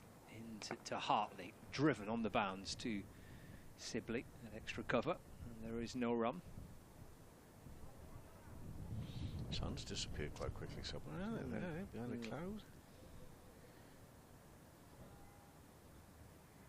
Lawrence again to Hartley, he's using his feet coming down the pitch and heaving the ball away towards mid-on. He'll get 4 for it. It was in the air. It was. And there was plenty of risk about the shot, but Hartley gets some reward. He moves on to 5, 172 for 5. I wonder whether we've got a shot of that. I mean, it comes down the pitch and he hammers it as to how close that was to the fielder out there. They certainly, for a moment, the Surrey fielders thought that was going to be a catching opportunity. Just escaped him. Hartley moves on to 5. Lawrence in again to Hartley. Trying to clobber the ball away. Bottom edge on this, and it bounces back down the pitch to Dan Lawrence. And there's no run. Comes skipping in off 5 or 6 paces. Bowls. Hartley goes back, trying to force the ball away into the offside. Slightly awkward bounce for Jordan Clark, who's just at backward point, but may have hit him somewhere on his knee, perhaps, by the looks of it. But he stopped the ball and he denies a single for Hartley. He remains on 5, and Lancashire 172 for 5 after 62 overs. So there's 18 overs remaining in the day. Bit of bad luck creeping in around the place, because down on the south coast at Hove, they had to call it off fairly early in the afternoon. So earlier than they obviously would have wished due to light there, with Northampton 292 for 7. Off a bad light at Canterbury as well. That was right at the end of the Kent innings, 284 all out. Lewis Gregory picked up 4 wickets there. Somerset choosing to bowl first. They only started today, well, like this one here. I got a feel for those at Durham, Hampshire, because they've been not able to get underway again today there in that fixture. Warwickshire 248 for 3 after Worcestershire made 360. Nottinghamshire 288 for 9, a lead of 35 runs. There's been a collapse there. It goes back. Does Bruce to push that one back up to the bowler, who continues to be Cam Steele. So just have a look at that score, because Nottinghamshire were a little bit iffy to start off with in that reply. Then Haynes and Joe Clark got some runs. Clark got a century. Haynes on his debut as well. Cam Steele bowls and leans back, and ooh, good stop from the man at backward point. He, like a keeper, sent the wrong way. Good stop in the end. But I see that the wickets have fallen since that pair. Sam Cook has got himself 4 wickets in there. So the lead is a lead for Nottinghamshire, but now 35 runs with that 1 wicket standing. Good tight game there. That one is just pushed behind square on the offside for no run. They were late starting yesterday, but not by much. I think it was about midday time. So they haven't missed too much there at Nottingham at Trent Bridge, have they? So that game is making some good progress. Nice tight game. Cam Steele, plenty given to that, as it is off the bat as well, and it probably deserved it, in fairness. That really has gone some way, cleared the rope there. It's a shorter boundary, but gosh, that had a bit of power behind it. Got it all wrong, Cam Steele, on that occasion. And fair play. Fair play to Bruce. He was quickly onto it and smashed the ball away for 6. Yeah, not using the facilities provided there by the ground staff. Cameron Steele just looked to toss it up and it never came down, and then, well, Bruce's eyes lit up, didn't it, and he just launched it for 6. Kemar Roach has ended up virtually leaving the Emirates Old Trafford here to go and get the ball back. It's the first loose delivery that Cameron Steele's bowled, but nicely put away by Bruce. I've just worked out, oh, it's broken a seat. That as well, I've just seen. It's broken one of the seats, that shot. And that one is delivered to Bruce, this time using the facilities, as Mark quite rightly suggested, i.e. the pitch, and it's played away onto the onside, and no run. Oh, the chief executive won't be happy. Those are expensive. Those They are. seats. To get a New seat put in. Yeah. So, slip still down. What are we waiting for here? It's just like changing the field. Clark here moving just a little bit to his right-hand side at long on. Cam Steele bowls a little quicker and worked away. Good use of the wrists to get a couple of runs there. We're just saying, presumably, if you're a big fan of Ben Mike because of his name, you like a bit of Tom Bruce as well. Indeed, Out there. He's got himself a couple of runs as your man. That's the end of that over. 63 overs gone at the innings. 180 for 5. Bruce to 17. Hartley on 5. Minimum overs remaining today. 17. Last time I looked at that, I thought, well, that's not a problem. But here it has got. It's got cloudy now. Yeah, Hasn't it? sun disappears. We may get a bit of floodlit cricket. You're quite keen on that, aren't you? Well, I just thought this morning, if we do get any cricket, it could be all under floodlights. But because we've had a lot of blue sky, it just hit me when Tom Hartley bats, who he reminds me of. I've been racking my brains all winter. Reminds me of the way Chris Schofield used to bat Tom Hartley. I really enjoyed watching him bat against India in the winter, as Lawrence is into him from the James Anderson end and forward. Goes Hartley, plays this one back up the pitch, and there's no run. He's another with a foot in both camps, isn't he, Schofield? Yeah. Played with your lot. Yes, and played for Lancashire as well. Yep. Absolutely. As round the wicket once again goes Lawrence, and cutting is Hartley out there into the offside. Laws does the fielding, tumbling away to his right hand side. They'll pick up a single. They will. That's one more to Hartley. Hartley moves on to 6. It's a nice image, that, isn't it? It's a nice image. You pick up a single. You do. There's a single. I think I'm going to pick it up. Absolutely. Absolutely. And Dan Lawrence, 3 for 76 today. And he was on a hat-trick. And he picked up 2 very quickly. As Lawrence comes in over the wicket. And Bruce, has he got something on this? He is. He's caught behind. He's pushed forward. I think he may have just got a little inside edge onto that front pad. It's looped up behind him. And Ben Folkes has done the rest. And Lawrence has 4 now. And Surrey have a second bowling point. And all of a sudden, it's 181 for 6. It's a nice bit of bowling again. There's the turn. And yeah, it's got a little bit of something on it. And it's taken by Ben Folkes behind the stumps. So now Bruce has gone as well. And it's 181 for 6. Bruce gone for 17. Lawrence has 4 for 76. And Lancashire are 181 for 6.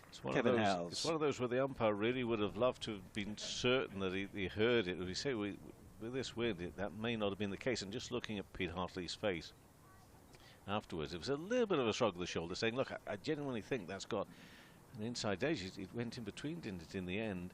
I mean, it's a big call for the umpire to make if you can't hear that much either at the end because of the wind. But he's on his way either way, and it wasn't that Bruce made a big fuss of it. He stood his ground. You expect that. He looked at the ump, and the ump again straight away. His head down, and off he goes. So just to show that it's not as straightforward for the umpires out there as it may have been. But that easily could have got a little bit of a nick through to the keeper, but he would love to have been certain with a bit of noise maybe picked up as well. 181 for 6. It's a nice bit of bowling again from Dan Lawrence, because that has spun back sharply. And again, it's at that height. You get the trajectory is so high that if there is any bounce there, he's going to find it. And Aspinwall is out there in the middle. I talked about that collapse at Trent Bridge. They got something that we didn't quite get here. They got a hat-trick. Oh, they did at Trent Bridge. And it's Cook who got the hat-trick of James, Hutton and Pennington. Lovely. In fact, they've lost now 4 wickets in 7 balls there. So that is a collapse, isn't it? Well, Tom Aspinwall's out there on his Lancashire debut, so good luck to him. And under a bit of pressure here now, and suddenly it has got very gloomy. Now the sun's disappeared, it has got very gloomy. But look at those figures of Dan Lawrence now, 4 for 76 in his 24th over, and he's bowled unchanged since tea. That's the other thing here, bowled unchanged since tea from the James Anderson end. He's got 3 men around the bat of Aspinwall, right-handed. as Lawrence is in. And Aspinwall's first ball, he's forward, it's hopping at him. Little circumspect there as it just potters out into the offside, and Ben Folkes jogs round to pick up. Shall I be the first to say that Nathan Lyon and Tom Hartley be quite looking forward to having a bit of a go out there? As in over the wicket comes Lawrence, and forward goes Aspinwall. Plays this one down towards backward point. Well, having seen what Lawrence has done, and Cameron still got the ball to spin a bit, they might be into the attack a bit earlier than we suspected. Can they beat 9? It was 9 overs in, wasn't it? It was 9 overs in that Lawrence came into the attack. As Lawrence is in again, he's tossed this one up. Aspinwall's driving up there towards mid-off, and there's no run. You said yesterday, Mystic Meg, that Nathan Lyon will open the bowling. 181 for 6. 16 left in the day. It's about an hour of cricket to go tonight, although with the spinners going, we'll get through that a bit quicker. It may have been, actually, if we'd had the quicker men on, lights would have had to come on, and we may have had to get the spinners on anyway. This is the coach, Dale Benkenstein, up there having a watch of his new charges. I mean, fair play to him, he's sitting there in his shorts. I just wonder whether Dale, you know, he's not old, but he's not as young as he once was. Well, I was thinking maybe it's just a bit chilly for this. But I suppose some coaches like a short, don't they, whatever the weather. Makes them feel more business. Whatever the weather. Yeah, feel part of it. Whatever the weather. Okay. Michael De Venito, he liked a short. Yeah. So, quicker ball, and LBW appeal. Not out. Oh, umpire Pollard. He's gone up and just wiped something away from his eyebrow there. He did. If Hartley had looked up then, his heart would have been in his mouth for a second, because he just went up and wiped something off his eyebrow. I think he actually was thinking of raising the, and then actually thought, I'll just tap my eyebrow instead. Next ball, this is interesting. Just tickled away. There will be runs here. Just turn round. They'll probably pick up a couple. Is it going to go all the way to the boundary? No, it's not going to quite get there. They'll come back for 3 in the end. So 3 runs here. Now, I'm pretty certain there that umpire Pollard was thinking, I'm not sure. Oh, I'll just rub my eyebrow. It's a horrible moment if you're the batter, though, isn't it? It is. Just have a little look up, and you see that finger going up, and then it's not so good for the bowler. I think it was Cam Steele thought the same. Yeah. Just brush my eyebrow. Good stuff. 184 for 6 then. Aspinwall has a little look around him. He's faced 3 balls yet to get off the mark. Up against the pressure of the spin here of Cam Steele. He's in his 6th over. There's the Surrey bowler. And again, nice and quick and a lovely delivery. I mean, this is the thing about the pace that he's bowling here too. I mean, there's no chance of feeling settled. You've really got to be on the metal here for the batters who've only just made their way out there. Aspinwall is the latest who drives that one back to the bowler. I think he'll try the googly again, especially to Aspinwall, who's just come in. As you say, he's got a very good googly. That's Cam Steele. Doesn't look settled as yet, and neither would you really expect him to be. Comes forward, edge, caught and slip, and he's on his way. Well, what a terrific effort this. Working now in tandem, Lawrence and Steele, and they're causing havoc with the Lancashire batters. Aspinwall has gone. He's gone for a duck. Well, you can't really be too harsh on him because of the fact that others before have shown that it's a bit difficult out there against this pair at the moment, Mark. It's just a very nice piece of bowling again. He's tossed it up there, and Aspinwall's pushed at it, outside edge, and nicely taken by Jamie Overton in there at first slip. And you feel for Aspinwall on his debut. He's just searching for that first run.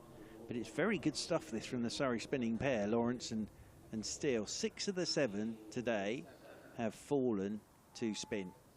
So it's good stuff from these two. And as I say, Hartley and Lyon, if Surrey have to get out there, they might get into the attack very, very early. We really do need my app to be showing tomorrow a more accurate forecast than the Readmeister, don't we? Because although it doesn't look good for a couple of hours of mine, it comes a little bit later. Hopefully more progress made in the morning. This could be set up for a terrific final day. which comes on Monday. Lancashire, of course, will hope to steady it all in these 15 overs. Well, here comes a man who will steady things, and you are... Well, you are the chairman, president, and the lifetime member of his fan club, I believe. I'm not too sure it's appreciated. Does he know, Tom Bailey? Oh, he'll be aware. He's aware, is he? Yeah, no, he's very much aware. Yes. I could see when our eyes met once, I could see that I probably should stop. Just a look. Yeah, just a look was enough for me to say. But the truth is, I think he's a magnificent cricketer. He is. He's a fantastic cricketer, and they need him now with the bat. Yeah, they certainly do. 184 for 7. I think it's my man, Bailey. Up against Cam Steele. Last ball of the over. And in the bowls, forward to it. Wow, forward to it, and it beats him. But it's just an unfortunate start. He's let that go. Yeah, he's let that go. Unfortunate start for Bailey. 184 for 7 at the end of that over. First innings, got 15 overs remaining of the day's play. The sun is now back out again. It's made its way from the other side of the clouds. So, tell you what would be an awful lot of fun, actually. What's that? Is if the weather was okay tomorrow, let's just keep your fingers crossed, and we do have Hartley and Lyon going together in tandem from either end. Yeah, that would be absolutely top draw. Oh my goodness me! What's happened? What's happened there? My chair's collapsed. Oh dear. Oh dear. Oh no. Oh dear. Oh dear. Mark, it's your age. I really almost did myself a mystery there. Not just an injury, a mystery. Yeah. I don't know how that happened. Oh. Straight down to the basement. Here is Lawrence coming in to Hartley, and Hartley's nudging this one into the leg side, and Lawrence goes around to do the fielding. He's into his 25th over now. Dan Lawrence wanted to do some bowling when he came to Surrey. Well, he's certainly doing that today, as the left-handed Hartley stands with that bat raised as round the wicket goes Lawrence to him. There is a bit there. The more the day's moved on, we've seen the ball just spin a touch more. Definitely, yeah. Not what we expected, really. Certainly making for interesting cricket. 184 for 7, Lancashire. 6 of those wickets have gone to spin today. Lawrence is in. He's got 4 of them, and this will be a single for Hartley. Just turns it out towards Ryan Patel. Still no sign of Rory Burns. He did a bit of fielding, and it looked like when he died, he just jammed his finger into the turf. So hopefully that's nothing too serious for RJ Burns. 185 for 7. Yeah. Back onto strike comes Tom Bailey. Right-handed, tall, handsome, fine player, of course, for Kevin Howes. As in over the wicket goes Lawrence to him. He's forward and he plays this one back up the pitch, and there's no run. And my man signed an extended contract here, hasn't he? He's extended his contract, I think. Did I not read that in the winter? Yeah, the Bale dog. Waits over his bat once more. Dan Lawrence. Over the wicket he comes to Tom Bailey. Bailey forward, little inside edge. I'm sure that was on the minutes of the meeting of the the Bale Dog Appreciation Society where we met back in the winter. How many members of it? It's just myself, it's just to be fair. Yourself, isn't it? I'm sure there are a lot of people that would join that club, as Lawrence is in to Bailey, and Bailey backs away and flashes at this. It's got a thick edge on it. It's going to run away down towards the third man boundary rope now. The big feet of Jamie Overton are after that, and one of his big feet does quite a good job because he gets the ball back inside the boundary rope, and they will pick up a couple. In fact, they'll pick up 3. So Bailey's off the mark with 3. And that's the end of the Dan Lawrence over. 14 to go today, and Lancashire are 188 for 7. Bailey has 3. Hartley's on 10. The official Lancashire statement reads, Lancashire Cricket is delighted to announce that Tom Bailey has signed a new contract at Emirates Old Trafford until at least the end of the 2026 season. Oh, yes. So Lancashire Cricket and myself, Kevin Howells, delighted. Are you quoted on there? Yes, I am. Yes. BBC bloke, Kevin Howells, said he was equally delighted that Chairman, President and Chief Exec of the Tom Bailey Fan Club. That's right. Commented, I'm delighted for Tom and myself. Good decision. I mean, next time I'm talking to Mark Chilton, I'm going to praise him for that decision. Extra praise. Cameron Steele in bowls, goes back, and that's Bailey working the ball away square. There'll be no run. I shall just stay on for this over, if that's okay. And don't answer that question. I'm staying on. 2 for 22, and we're in the 7th over.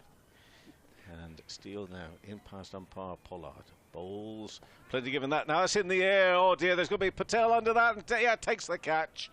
And Bailey has gone. He's gone a little early. He's gone for 3, but it's 7 down. 188 for 7. And in terms of this match, what a performance from Steele and Lawrence. And Lancashire really have been falling away here rapidly. And Bailey, the latest to have gone for only 3. That a real skyer into the offside. Had to be a little bit careful. I imagine the wind may have caused a bit of a problem there, because Patel was positioning himself to take the catch, and a little bit of a wobble. But he got himself in the right place in the end and takes the catch.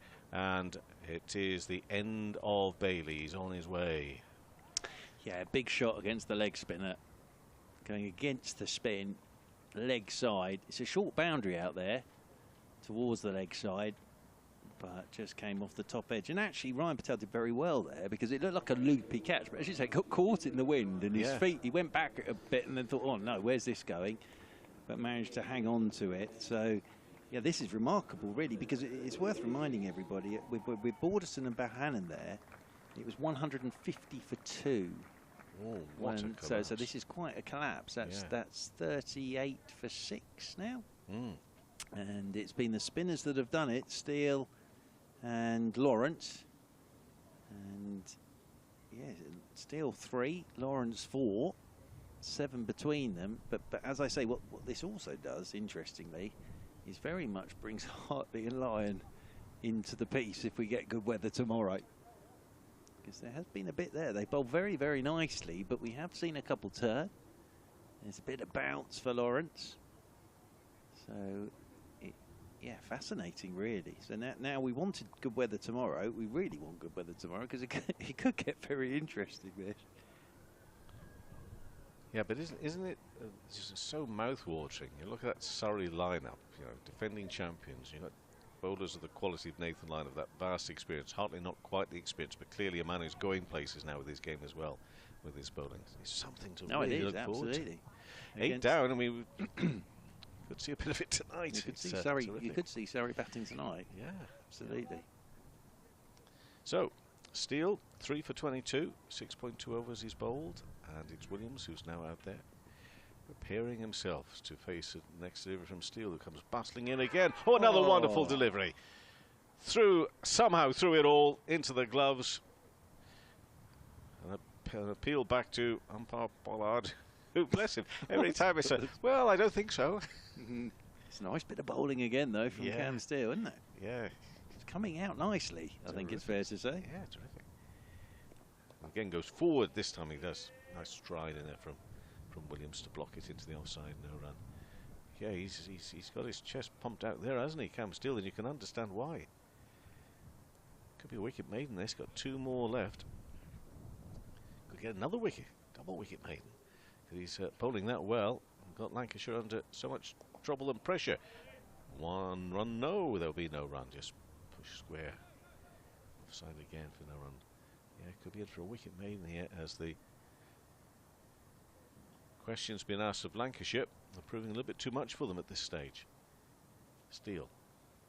Bowls full, bat on it, keeping it down just about to Overton there, throwing himself to his right-hand side at slip. 188 for 8, Hartley on 10. Williams yet to get off the mark, 13 overs left of the day. Wicket maiden for Cameron Steele, 3 for 22 from his 7 overs. Mark, you'll be joined by Scott Reed. Thank you, Kevin Howes. That bit of fielding from Jamie Overton reminded me a little of a drawbridge going down. He's a big fella at the best of times, but he got everything behind that, did Jamie Overton. Thank you to Kevin Howes there. He's going off to sulk in the corner because Don Bailey's out for 3. It's ruined his evening. And it's going to be Dan Lawrence to continue from the James Anderson end. Hartley will play some shots here, I would have thought, won't he?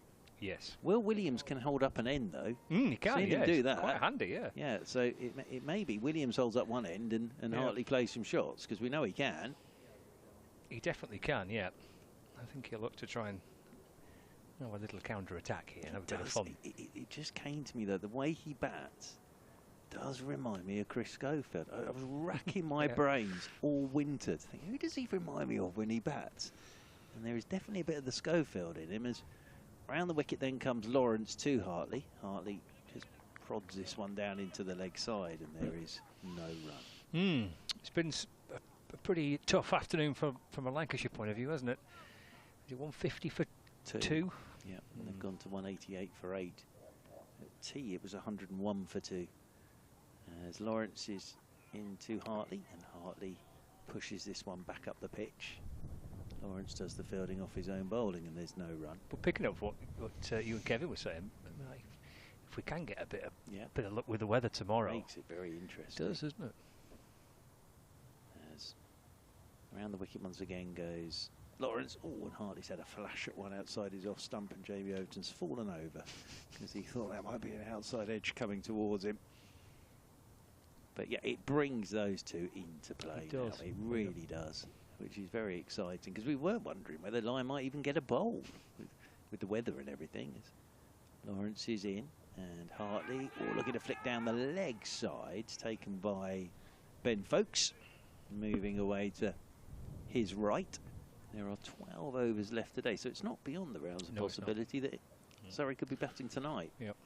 And then we'd see if our Burns is fit and able to. Yeah, he's still not out there, is he? He's been off for a while now, hasn't he?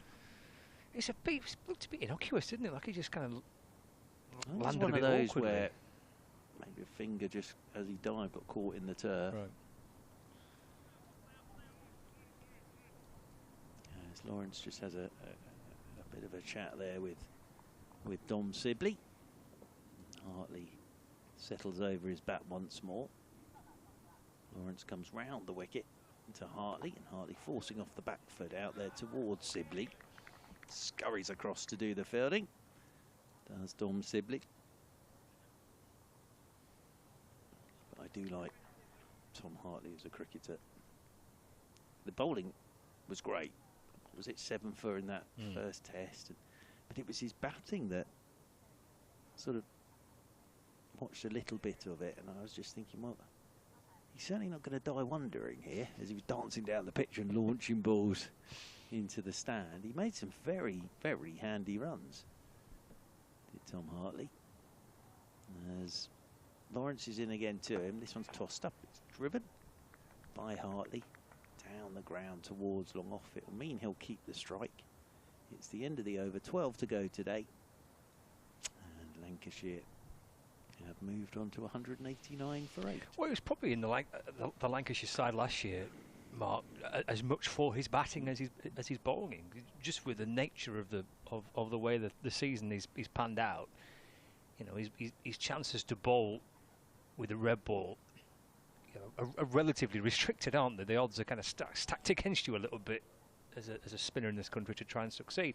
Now he had a good season with the ball, but yeah, he was being picked as much for his batting. You know, and Lancashire have got Luke Wells as leg spin, which they use quite a lot.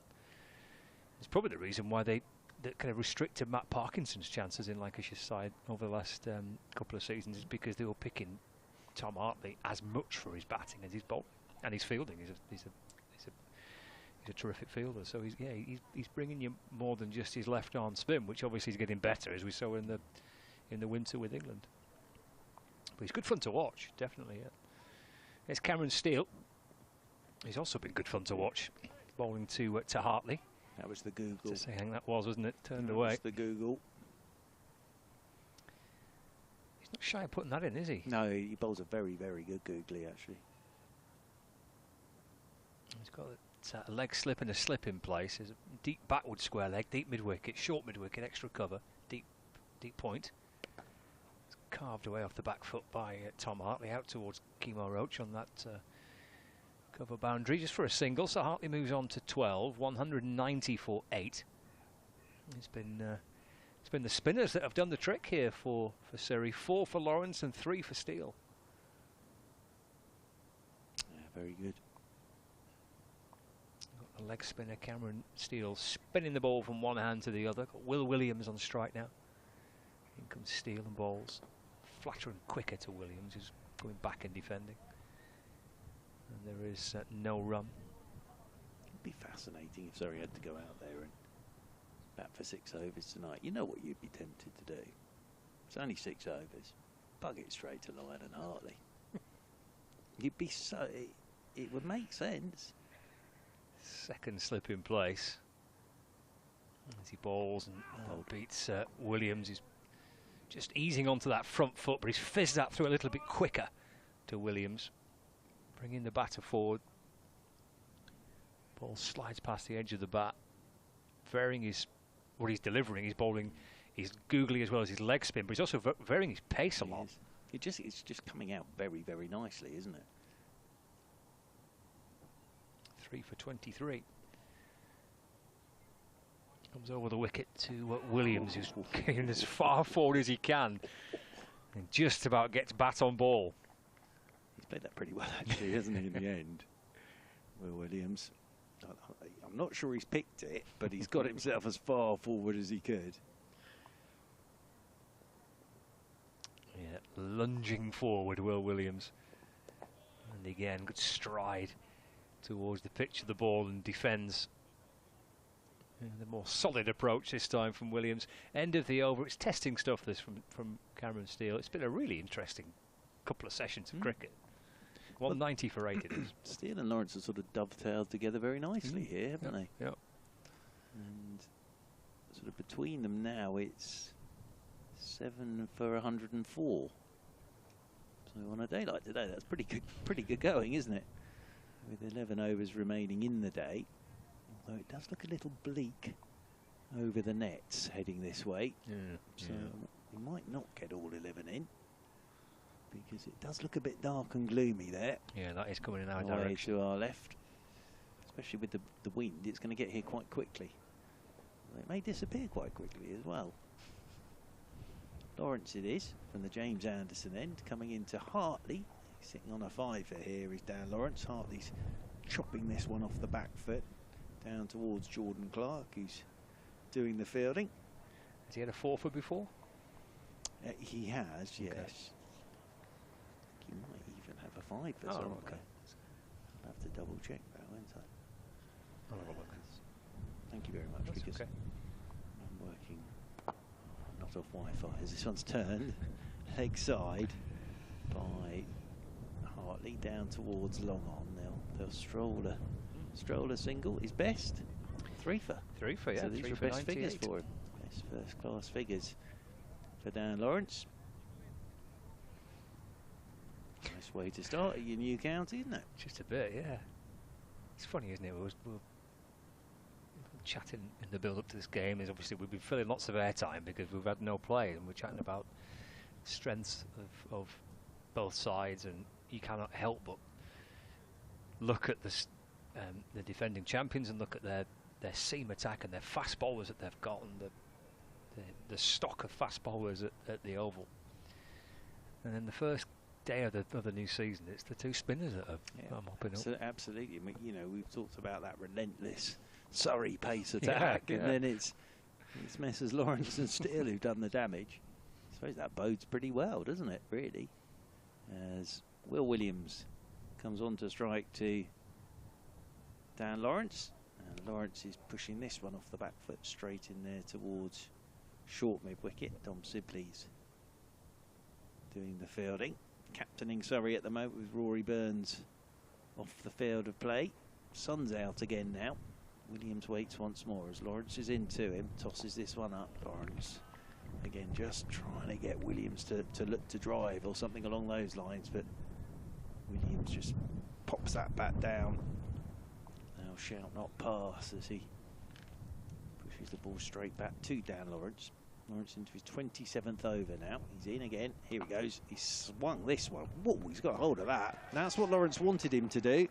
But all Will Williams has done is deposited it over long on for 6. So Lawrence won't mind too much that Williams has had a swing, but he's made a pretty good connection with that. As Will Williams down towards the old pavilion at the James Anderson end. And that has soared away for 6. And Lancashire have moved on to 197 for 8. He got a 61 in the game at the Oval, Will Williams. That's right. Batted for 4.5 hours for his career best. Played really well, actually. Didn't play many of those shots, I don't seem to remember. Did not. As no. Lawrence is in once more to him. Now he's on the back foot. Hit this one straight back past Lawrence, but Lawrence gets a hand to it. End of the over. 197 for 8 then Lancashire. Hartley 13, Williams 6. And there are 10 overs remaining today. Yeah, it was one of the standout results that for Lancashire last season, that victory at the Oval. Played really well, didn't they, across the 4 days, and which you have to do to beat this Surrey team. Yeah, I just remember them Williams and Bailey bowling brilliantly under the lights on that final warning, wasn't it? Yep. And it wasn't a huge total that Surrey were going after, and actually they'd won all their games up to that point in the season, chasing totals. And then they fell, well, quite a long way short, actually, in the end. Losing to Lancashire by 123 runs. There's Cameron Steele. That's a defender by Tom Hartley off the back foot for no run. Yeah, all out for 84 in the second innings. Bailey picking up 5 for 48, and Williams 4 for 23. Yep. Lancashire winning by 123 runs, yeah. And Steele to Hartley. And defending. And there's no run. These two sides do play each other home and away this season. Which is not always the case, is it, with... well, obviously not the case with sides. When some teams are only playing against one opposition once, but the last 3 or 4 years, Lancashire, Surrey, Essex, Hampshire, Hartley's off the back foot and works this one to mid-wicket, and there's no run. Have been the teams that have all been kind of jostling for position at the top, and obviously Surrey have come out on top in successive seasons, but it's good when the sides are playing each other twice. Absolutely. Steele to Hartley again, who's forward in defence, no run. It's what you want, really, isn't it? That test home and away. Yeah, I think so. Actually, Lancashire, of course, the draw here, and then Surrey lost just the 2 games last season, the last game of the season, and that one against Lancashire. 197 for 8. Here's Cameron Steele from the Brian Statham end. Full toss, which Hartley then drives back down the pitch and looks skywards. Yeah, I bet he's missed out there. Was full toss, and he's hit it straight back at Cam Steele. He's trying to wallop that back over the bowler's head, but didn't quite get it right. Goes back and up onto his toes and cuts this one away through the offside. Nice looking shot for a couple of runs. Tom Hartley moves on to 15 now. And that is the end of the over. So we've had 71 overs of the Lancashire first innings. Got 9 overs remaining today. It's 199 for 8. Will Williams on 6, Tom Hartley on 5, Cameron Steele just bowled his 9th over, 3 for 25. And the man of the moment through the course of the day has been Dan Lawrence, who's going to continue, 4 for 88. Yeah, and he'll obviously be aware that he's never taken a 5 in first class cricket. Career best at the minute for him, 4 for 88, but he'd dearly love to pick up another one now.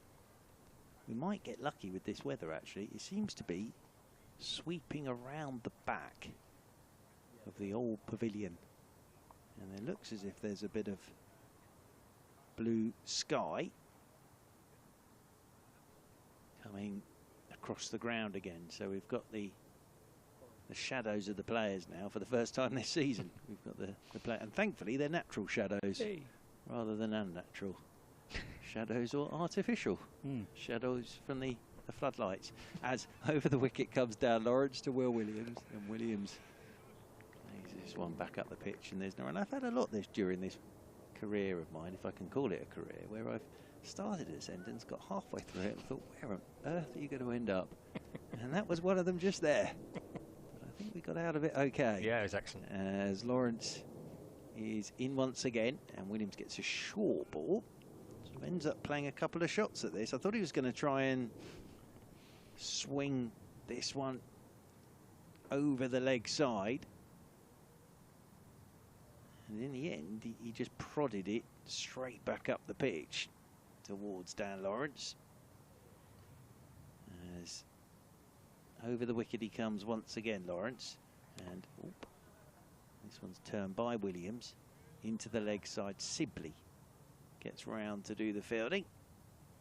In there at mid-wicket once more. Wouldn't have been expecting to do any captaincy today. Tom Sibley.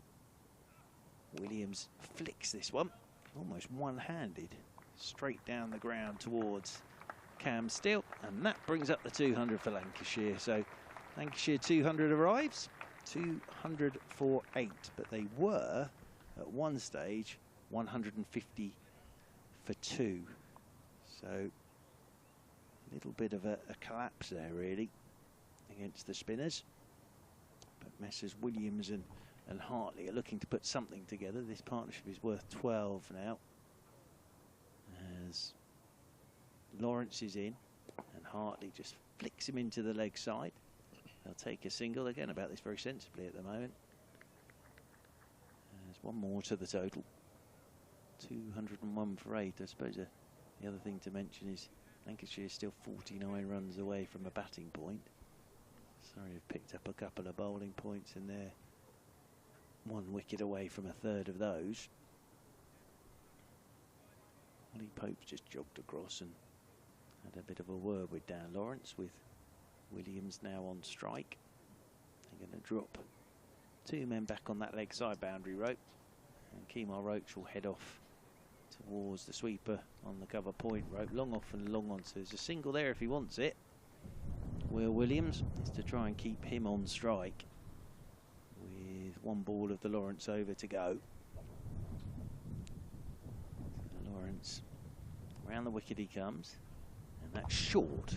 Well, that'll give him a single. He's pulled it straight out towards Jordan Clark, out there at deep backward square, and they will pick up a single. 1 more to the total. And Lancashire 202 for 8 now, and we have got 8 overs left in the day. There's a chat between Messrs Hartley and Williams out there in the middle, and it's going to be Cameron Steele to continue down below us from this Brian Statham end. In Division 1, close of play at Canterbury, with Kent 284 all out in their match against Somerset. There's been nothing today, as was the case yesterday in the North East. Durham against Hampshire, not a ball bowled in that match so far.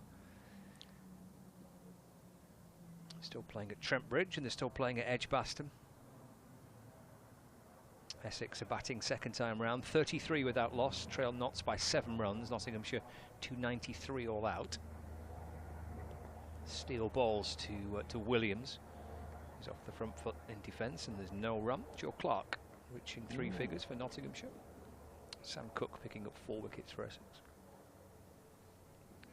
And Warwickshire 288 for 4 against Worcestershire, who made 360. And just played away safely enough by Williams off the back foot. 2 extra cover, and there's no run. And just the 2 games taking place now in Division 2. Games at the game at Lords and the game at Headingley. Because Sussex against Northamptonshire's reached a close on the second day, with Northamptonshire 292 for 7. It's edged and gone. Steele picks up his 4th wicket, and Williams goes for 8, and Lancashire lose their 9th. Williams caught at first slip by Jamie Overton. The bowling of Cameron Steele, and the 2 spinners for Surrey are having a fine afternoon. Yeah, it's a good sharp catch that from Jamie Overton as well. He made that look pretty straightforward, but well, Steele's now got 4 for 25 in his 10th over. So yeah, it's been a very good afternoon for the Surrey spinners. It really has. And well, they've got 8 between them now. And Williams there gone for 8, and this will be a big round of applause for Nathan Lyon walking out for the first time for Lancashire, but with bat in hand. Yes. Well, we might yet see him with the ball in hand tonight. It's not beyond the realms of possibility. Good take by Jamie Overton at first slip. flick off the edge of the bat. Steele, yeah, 4 for 25. I'll tell you the other thing actually here for the quick bowlers is, yeah, it's been a while since they've been able to sort of be out there in the field having a bit of a break, because you know the last couple of years they've done most of the work. This afternoon they haven't really done anything. It's been the spin of Lawrence and Steele, so it's meant the sort of big men have been able just to have a little bit of a roam in the field. Very nice, yeah. Very nice for them. Oh, there's Jade Dunn back with the whites on, doing drinks duties. Here he is, the great man. Still looking pretty good in his whites, isn't he? He's looking very trim at the moment, actually. Well, there's been a lot of conversation about Hartley and Lyon, and can they play in the same team together for Lancashire? Well, they're batting together now. Here's Steele to Lyon, edged, gone. And Lancashire all out.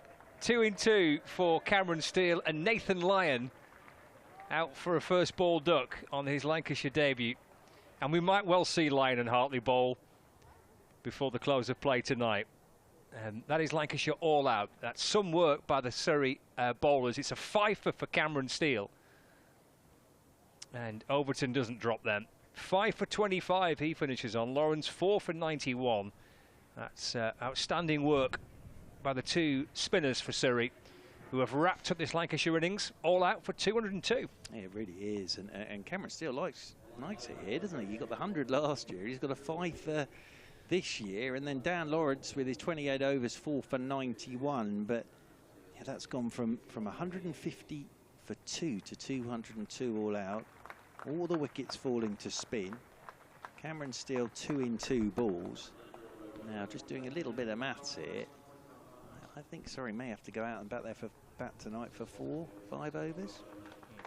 We're in an over, aren't we? And there was 7 left. Yeah, oh yeah, so I think it might be 4 overs tonight, and it'd be fascinating to see who opens the bowling for Lancashire. The other thing here is the light.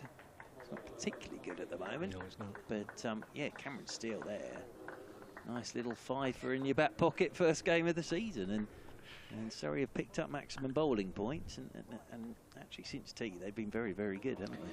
Well, that's job done kind of first and foremost today, isn't it, for Rory Burns? He wins the toss, he bowls first. You're thinking, where can we get potentially, in what might be quite a bit of rain around over the next couple of days, where we can potentially maximise our chance of taking points? Well, stick the opposition in, you pick up your maximum bowling bonus points. It's kind of, that's your first tick on the board, isn't it?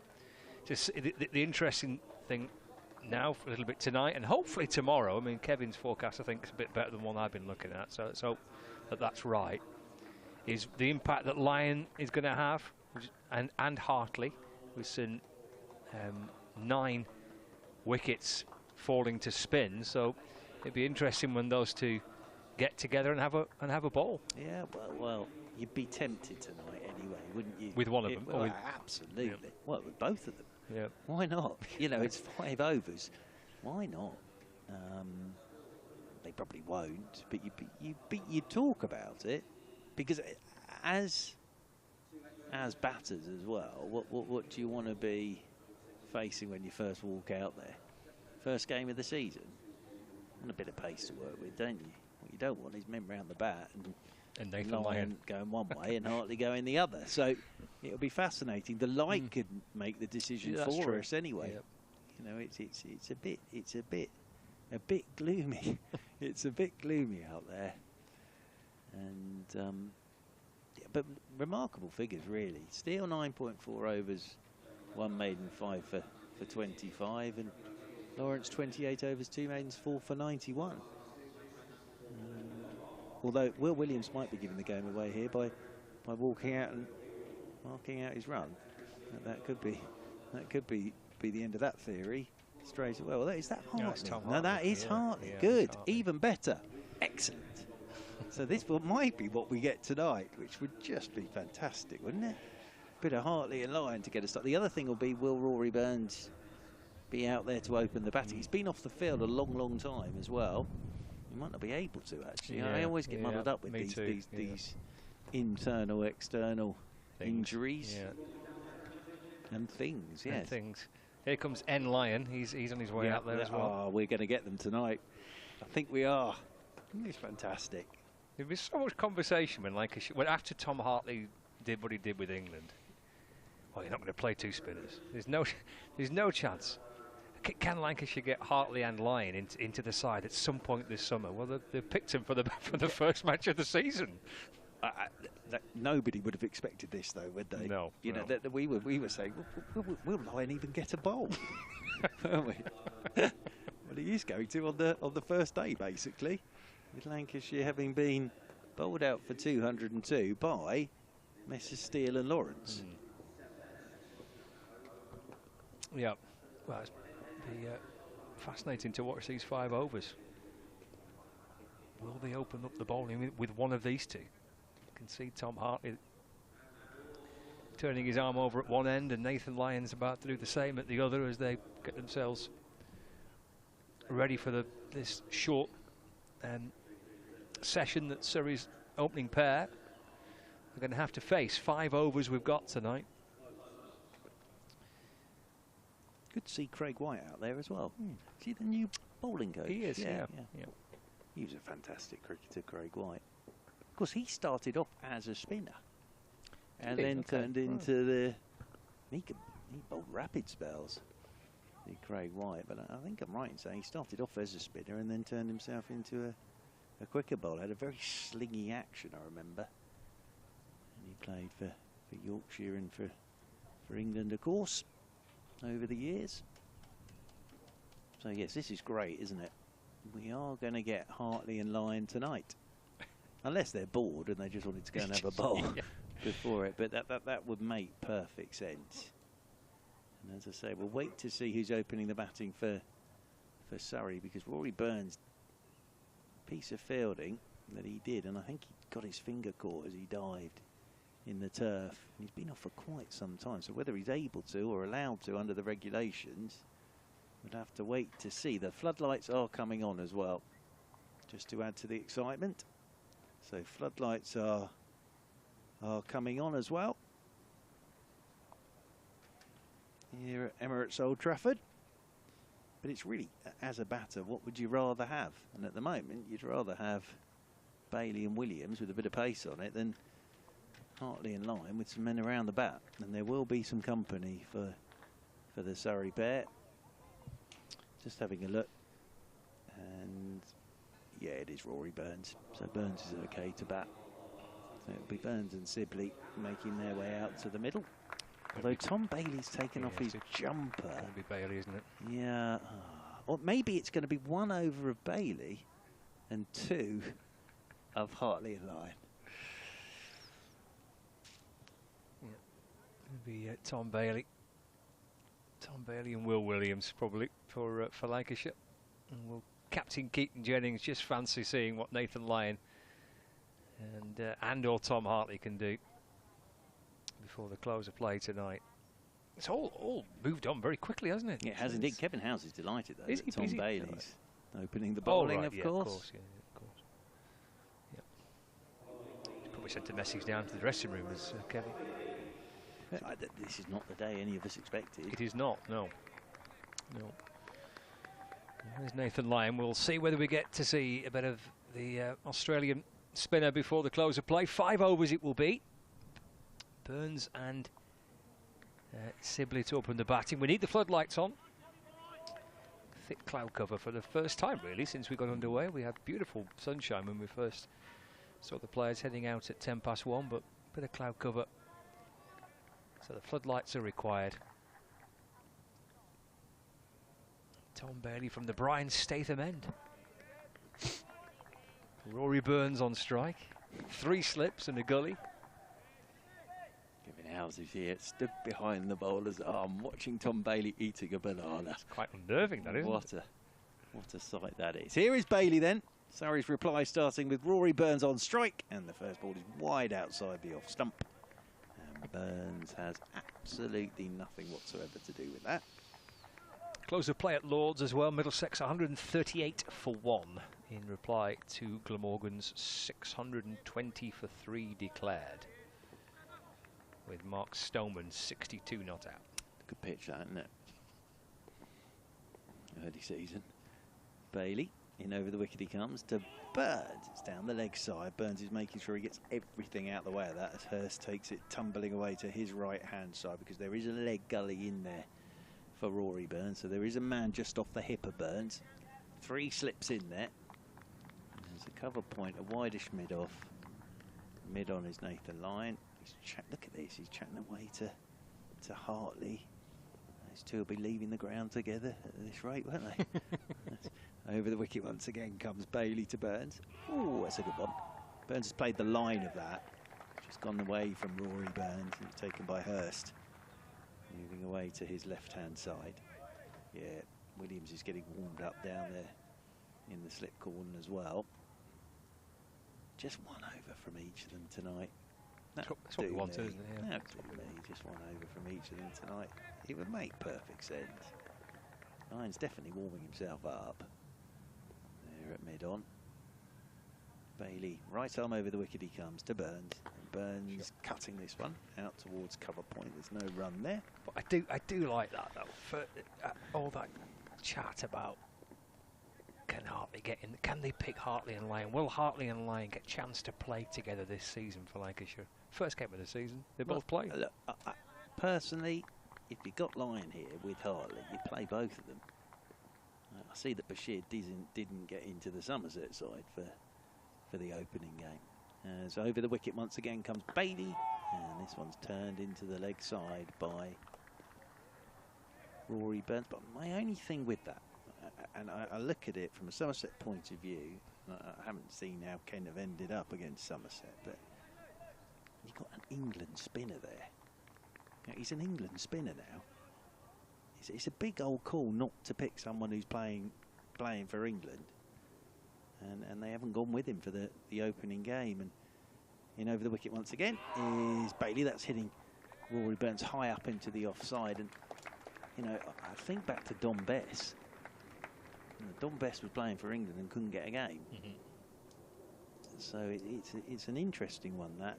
But I think if you got Lyon here, get him and Hartley into the attack together, and we are going to get Lyon opening up from the James Anderson end. End of the first over. Maiden, Surrey yet to get started, replying to the 202 of Lancashire. And on the evidence of what we've seen all day today, obviously this makes sense. But also the fact that this is one of his 7 games that he's allowed to play. He's only allowed to play 7 of the first 9. So they've picked him for this match in what has already been quite badly affected. So because this is one of his 7 that he's allowed to play in, bowl him. Absolutely. There might not be much chance to. And ask him to, if you're going to pick your wickets up for us, Nathan, can you do it quickly? Can you do it in this one? Yes. Yeah. So there is men around the bat. There's a slip and a leg slip and a forward short leg. Here's Nathan Lyon then for Lancashire. And that's flicked away by Sibley, who's behind square on the leg side for his first run, and indeed Surrey's first run. 1 without loss. But Nathan Lyon bowling from the James Anderson end. Well, it's the end that Lawrence picked his wickets up from, wasn't it? I tell you what, with a very short straight boundary, and with a very short from this Brian Statham end, your off spinner isn't going to go from this end, because as a right-hander you're immediately thinking, well, even if I cloth it going leg side, it's going to go over.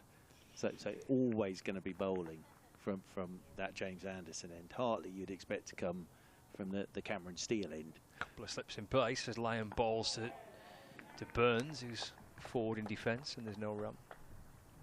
Yeah, because it's a short straight boundary, isn't it, from this Brian Statham end, and we're over to the right hand side of the square. So if you're slog sweeping Lyon, even as the best off spinner in the world, even if you half hit it, you've got a chance. Around the wicket to Burns, rocks onto that front foot again and defends rather calmly away into the offside, and there's no run. Second slip's gone to Silly Point. There's a forward short leg and a slip. There's a backward square leg, backward point, cover, extra cover, mid-off. Under gloomy conditions here now. Burns defending, as Lyon comes in and there's no run. The floodlights are on and taking full effect. Just thinking what Ollie Pope must be thinking. Sat there, just got out of a tour of India where he didn't really see great at the medium pace and quicker stuff, and oh, here we go again. All spin attack. Lyon for Lancashire, brushing in past the umpire. Balls to Burns, forward and defends. There's no run. The thing I love about this as well is that Lyon comes into the attack and it's all theatre, isn't it? Yep. Nothing's turned off the straight yet, but every ball has had the oohs and the ahs, and it's terrific, isn't it? Final ball of the first over for Nathan Lyon in the Lancashire shirt. Balls to Burns, and that's clipped away towards square leg, and Bobbleson will chase after it towards that shorter boundary. And Burns shuffle back for a couple, and that's the end of the first over. 3 to go tonight. Surrey are 3 without loss. Of course, Burns and Lyon have had some battles in Test match cricket as well. So it's all good stuff, this, it really is. I actually saw Lyon and Pope yesterday having a good old natter yesterday as well. It's always nice to see that, isn't it? So, punch of the gloves between Messrs Burns and Sibley. You can see now the floodlights have really taken effect. I suppose it is 6:45 now. 3 without loss, Surrey. Trailed by 199 after Lancashire, all out for 202. Cameron Steele 5 for 25. Dan Lawrence 4 for 91. It's going to be Dom Sibley on strike here to Tom Bailey from the Brian Statham end, and the right-handed Sibley lets this one go that I think's just come back. Good judgment of his off stump there from Dom Sibley. Burns has 2. Sibley has 1. Sibley had an interesting summer last summer. He was Surrey's leading run scorer. Averaged 39.26, 100, which was when Surrey chased down that 501 against Kent. As Bailey right up over the wicket he comes, and that's all hitting Sibley amidships. Ooh, that's going to hurt. Oh dear. And Sibley will try and make sure that everybody doesn't think it's hurt, but yeah, he's okay. Dom Sibley. Just a quick check that everything's where it should be, and then he'll settle himself down over his bat once more. But 746 championship runs, average 39.26, 105 50s for Dom Sibley last summer. Bailey's over the wicket to him. Sibley's letting this one go for goodish length. Outside his off stump. Okay, classic Tom Bailey start, this, isn't it, with a new ball? Yeah. Pretty much on the money, every delivery, just be probing away. And then around that off stump, get the ball to shape away. 3 slips are in place, just waiting. Yeah, he's a mighty fine bowler. He's Mr. Bailey. He's always at you as well, isn't he? Always just sort of niggling at you. As over the wicket he comes once more, and that's turned away by Sibley off his pads into the leg side. He won't get a run as Balderson gets round to do the fielding. But Lyle and Hartley, in between every single delivery, are having a chat. He did say, Tom Hartley, that he would, by the time that Nathan Lyon leaves, he will be sick to the back teeth of Tom Hartley's voice. He's going to try and get as much as he can from him. Why? That's what this is all about. It's not just Nathan Lyon on the pitch, it's pick his brains in the dressing room. As over the wicket once again comes Bailey, and forward goes Sibley. Remember Ricky Ponting was like that, and he just loved talking cricket. He'd talk about cricket to anyone, because he just loves talking cricket. And he'd just spend hours in the dressing room. And what a, you know, at the end of the day, if you're a player and you're not going to go and pick their brains, then really you shouldn't be out there, because they've got so much to give in terms of cricketing knowledge and know-how. As Bailey's into Sibley, and Sibley, that's hitting the pad as he was looking to work it leg side. This will run away for leg buys down towards long leg. I think he was offering some sort of shot at that, so it will be a couple of leg buys. Sorry, 7 without loss now.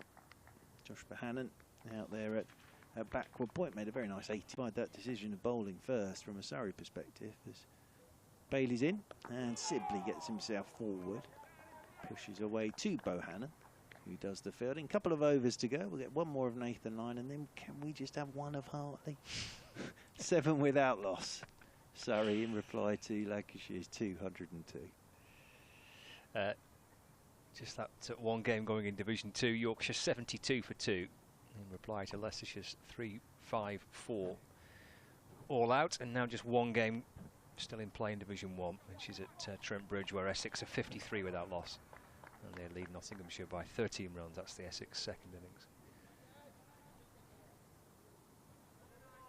Well, it's been, in the end, quite an eventful day. Game has bounced along pretty quickly. There's Nathan Lyon with Burns on strike.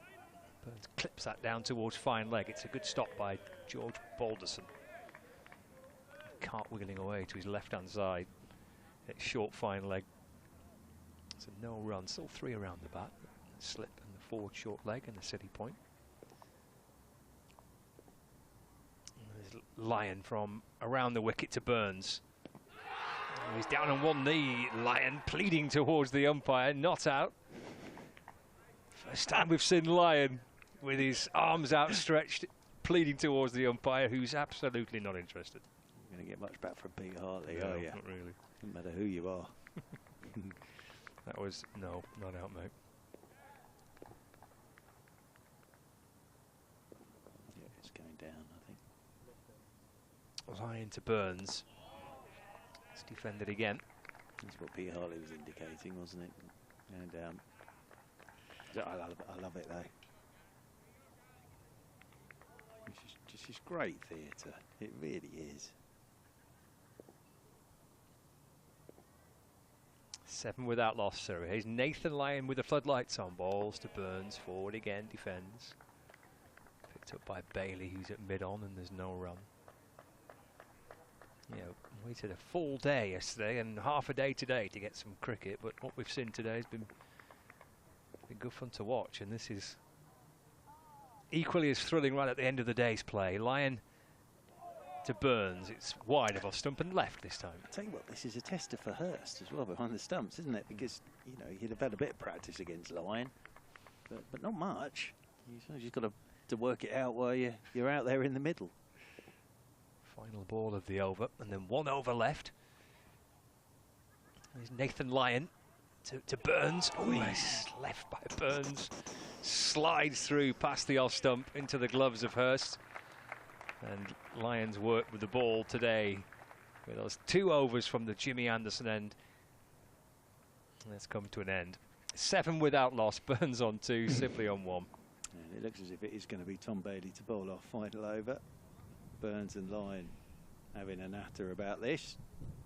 I haven't faced Burns in the slightest because, of course, he's done this in Test match cricket. But just looking, is it going to? No, it's going to be Hartley. Yep. Well done, Keaton Jennings.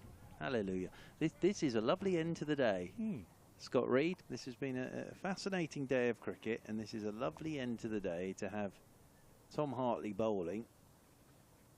Not exactly in tandem with Nathan Lyon, because Lyon won't get another bowl tonight, but we've got them both on the scorecard as bowling. And of course, Tom Hartley had that fantastic first tour to India. Played every test in the end. He did. Yeah, he did. Played every single one. I spoke to him before he left, and I said, "What you're hoping to get?" Obviously, he talked about the experience in this. That I'd love to play. If I can play one game, I'd love that. Plays all 5. He does.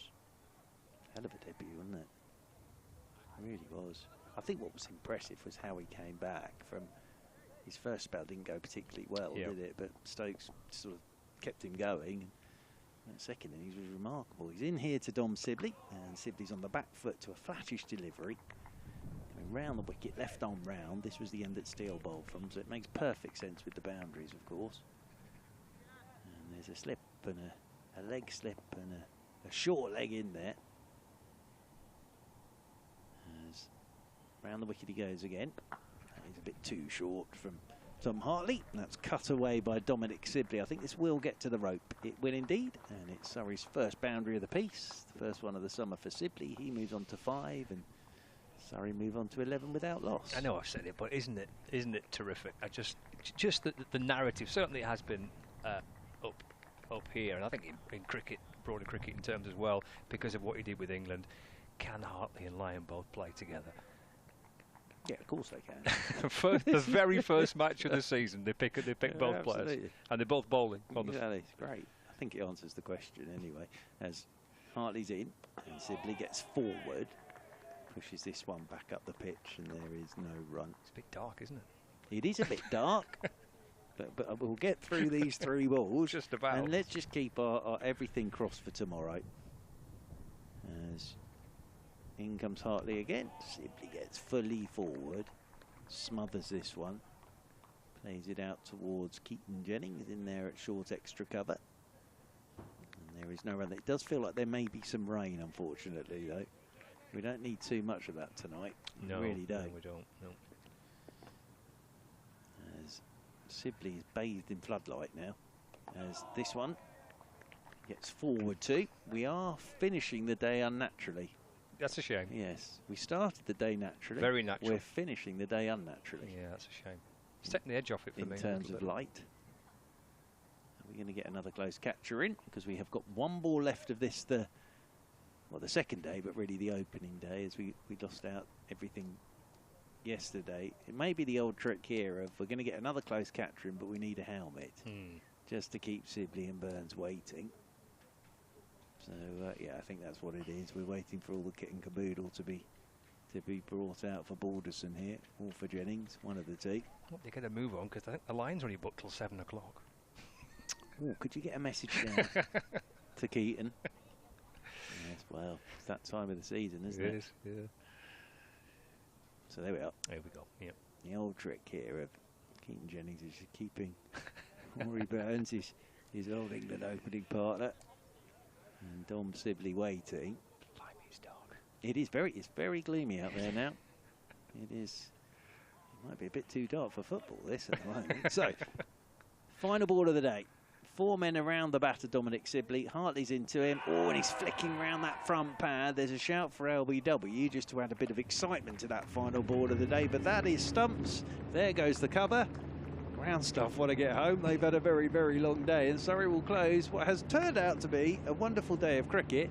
11 without loss in reply to Lancashire's 202, Scott Reed. Yeah, it's been a really, really fun day, hasn't it? And it was a brilliant end to it, actually, to get Lyon and Hartley both bowling at the end of the day's play was great fun. Surrey have enjoyed a very good day in the middle of all this. Lancashire in a good position at tea, 150 for 2, and then 200 all out.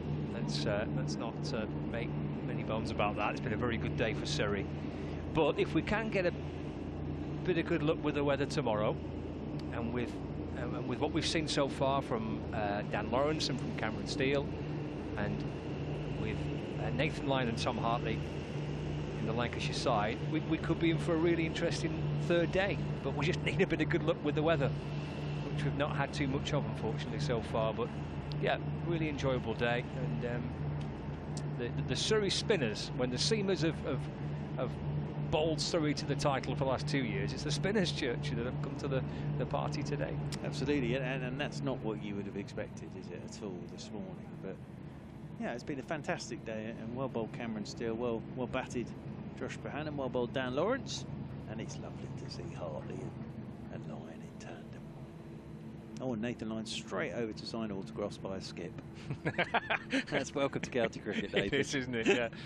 He's going to get his picture taken through the metal gates, which is quite nice. There's probably 3 or 4, 5 maybe spectators who have gone across with a shirt and a cricket ball and a scorecard, and he's signing autographs and having a couple of selfies as well, which is excellent. He did say when I spoke to him on Thursday that he was really disappointed that it's not a season-long spell. When it's quite clear to point out that this was not his decision; it was Cricket Australia's decision to restrict it to just 7 matches. When initially had joined for the entire season, he was going to play both the Championship and the T20 Blast for Lancashire and be here for the whole summer. But to his disappointment, that was reduced down to just the 7 games. But he said nonetheless that he was hoping to make the very most of it, and his family had been with him as well to try and experience this, and that's quite nice to see him having a few photos and a few fantastic. Selfies. Brilliant stuff. And you can win a signed shirt if you're watching on the live stream. Not the one he's wearing at the moment. Right, the ground staff are dragging out the covers. I think the idea is it is going to rain again tonight. Let's hope it doesn't rain too much. Let's hope the forecast it improves for tomorrow, and fingers crossed we do get some play on the third day. But from the whole team here at Emirates Old Trafford, enjoy the rest of your Saturday evening.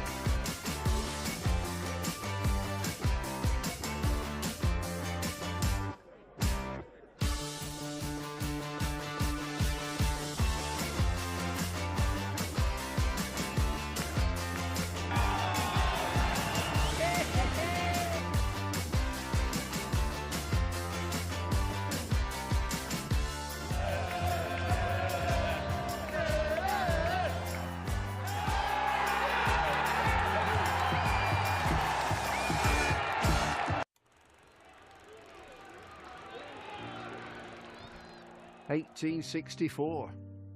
We were first class then, and we're first class now, with a dream to spread cricket through Lancashire's towns, where girls and boys, with willow and leather, become more than a badge, but the red rose together.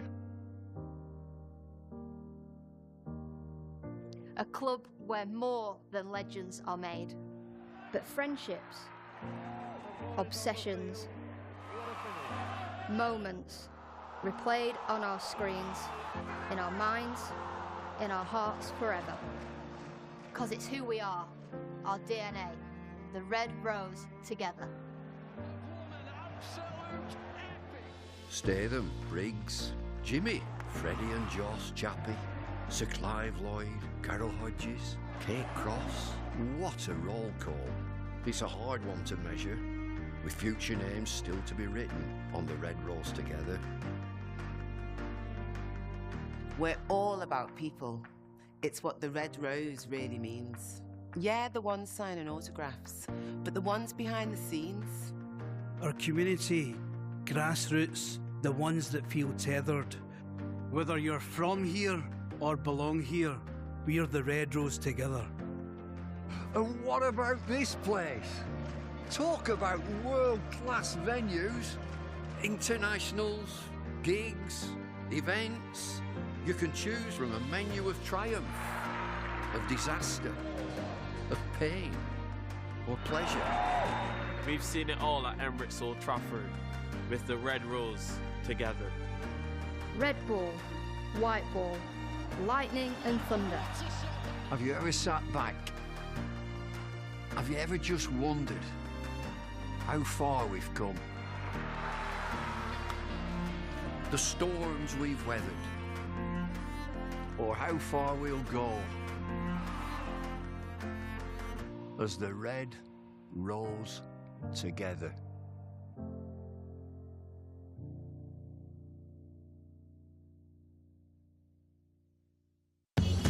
Welcome to Conrad Dubai. Here's your key. Thank you. Let me help you with the bags.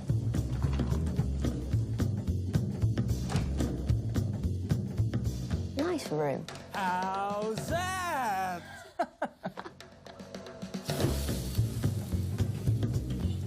How's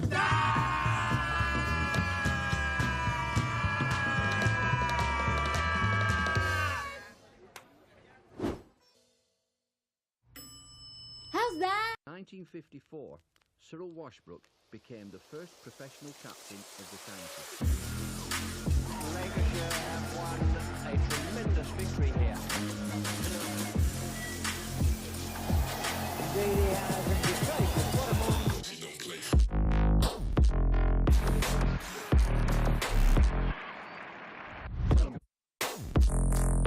Well, the real thrust of that innings came from Hagen's Fairbrother. Fine chance to run to the winning hit. On come the crowd.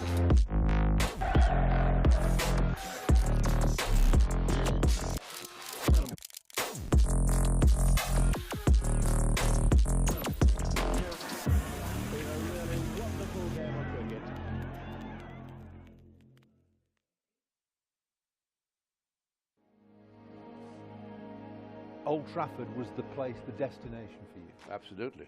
And here I am. I had a very good upbringing. I was very fortunate in having excellent parents. My mum, my dad, my brother Darius, who was... He got you into cricket, really, didn't he? Well, Your father played tennis and was quite sporty. Dad was the captain of Grand Medical College. Was he? He was a doctor. Never had any coaching as such. We used to get field league practice, and just being in that club, savouring the atmosphere where all the great men played, using its facilities as a, out on the pitch. A lot of people tell you, gosh, you could have easily got 100 the way you were going and all that. No, man, I was just pleased to be not out and then first over after lunch, although I'm blowing my own trumpet here, that I was the last person to get a test 100 at the Brevin Stadium. Against England? Against England. I'm sorry, Paul. Welcome to Emirates Old Trafford for another edition of Beyond the Boundary.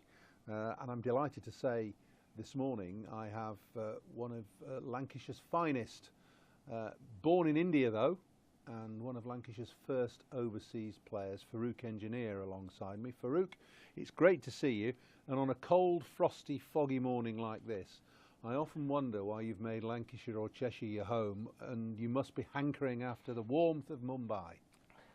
Very good morning to you, Paul. Lovely to see you as always. And thank you for the very kind words. Yes, indeed. Why I chose to live in Lancashire. Lancashire made me feel so much at home. You know, as you probably know, I was offered contracts by 4 counties, Worcestershire, Somerset, Hampshire and Lancashire. But somehow Lancashire had a ring to it. You know, Lancashire had a great history. You know, you had great players, the great wicket-keepers like George Duckworth and all that before me. And Lancashire just seemed, and funny enough, I was a Lancashire supporter living in Bombay, never having seen a Lancashire match, but like people are Manchester United supporters, you know. And So Lancashire, as soon as they offered me the contract, you know. Yeah, there's something about doing a little bit of research for this. You said that you came to Lancashire because of its history and because of the ground. So that must have sparked the imagination of a young Farouk engineer. Indeed. Playing Old Trafford. You played through the 60s for India and into the 70s. Yes. So Old Trafford was the place, the destination for you. Absolutely. And here I am. Yeah, and here you are, and here you still are. Still are, very much so.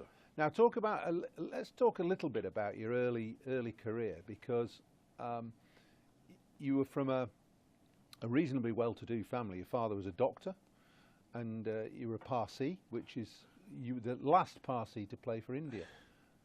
Was that a slightly different upbringing to the rest of your yes, in Mumbai? When the British ruled India. Yeah.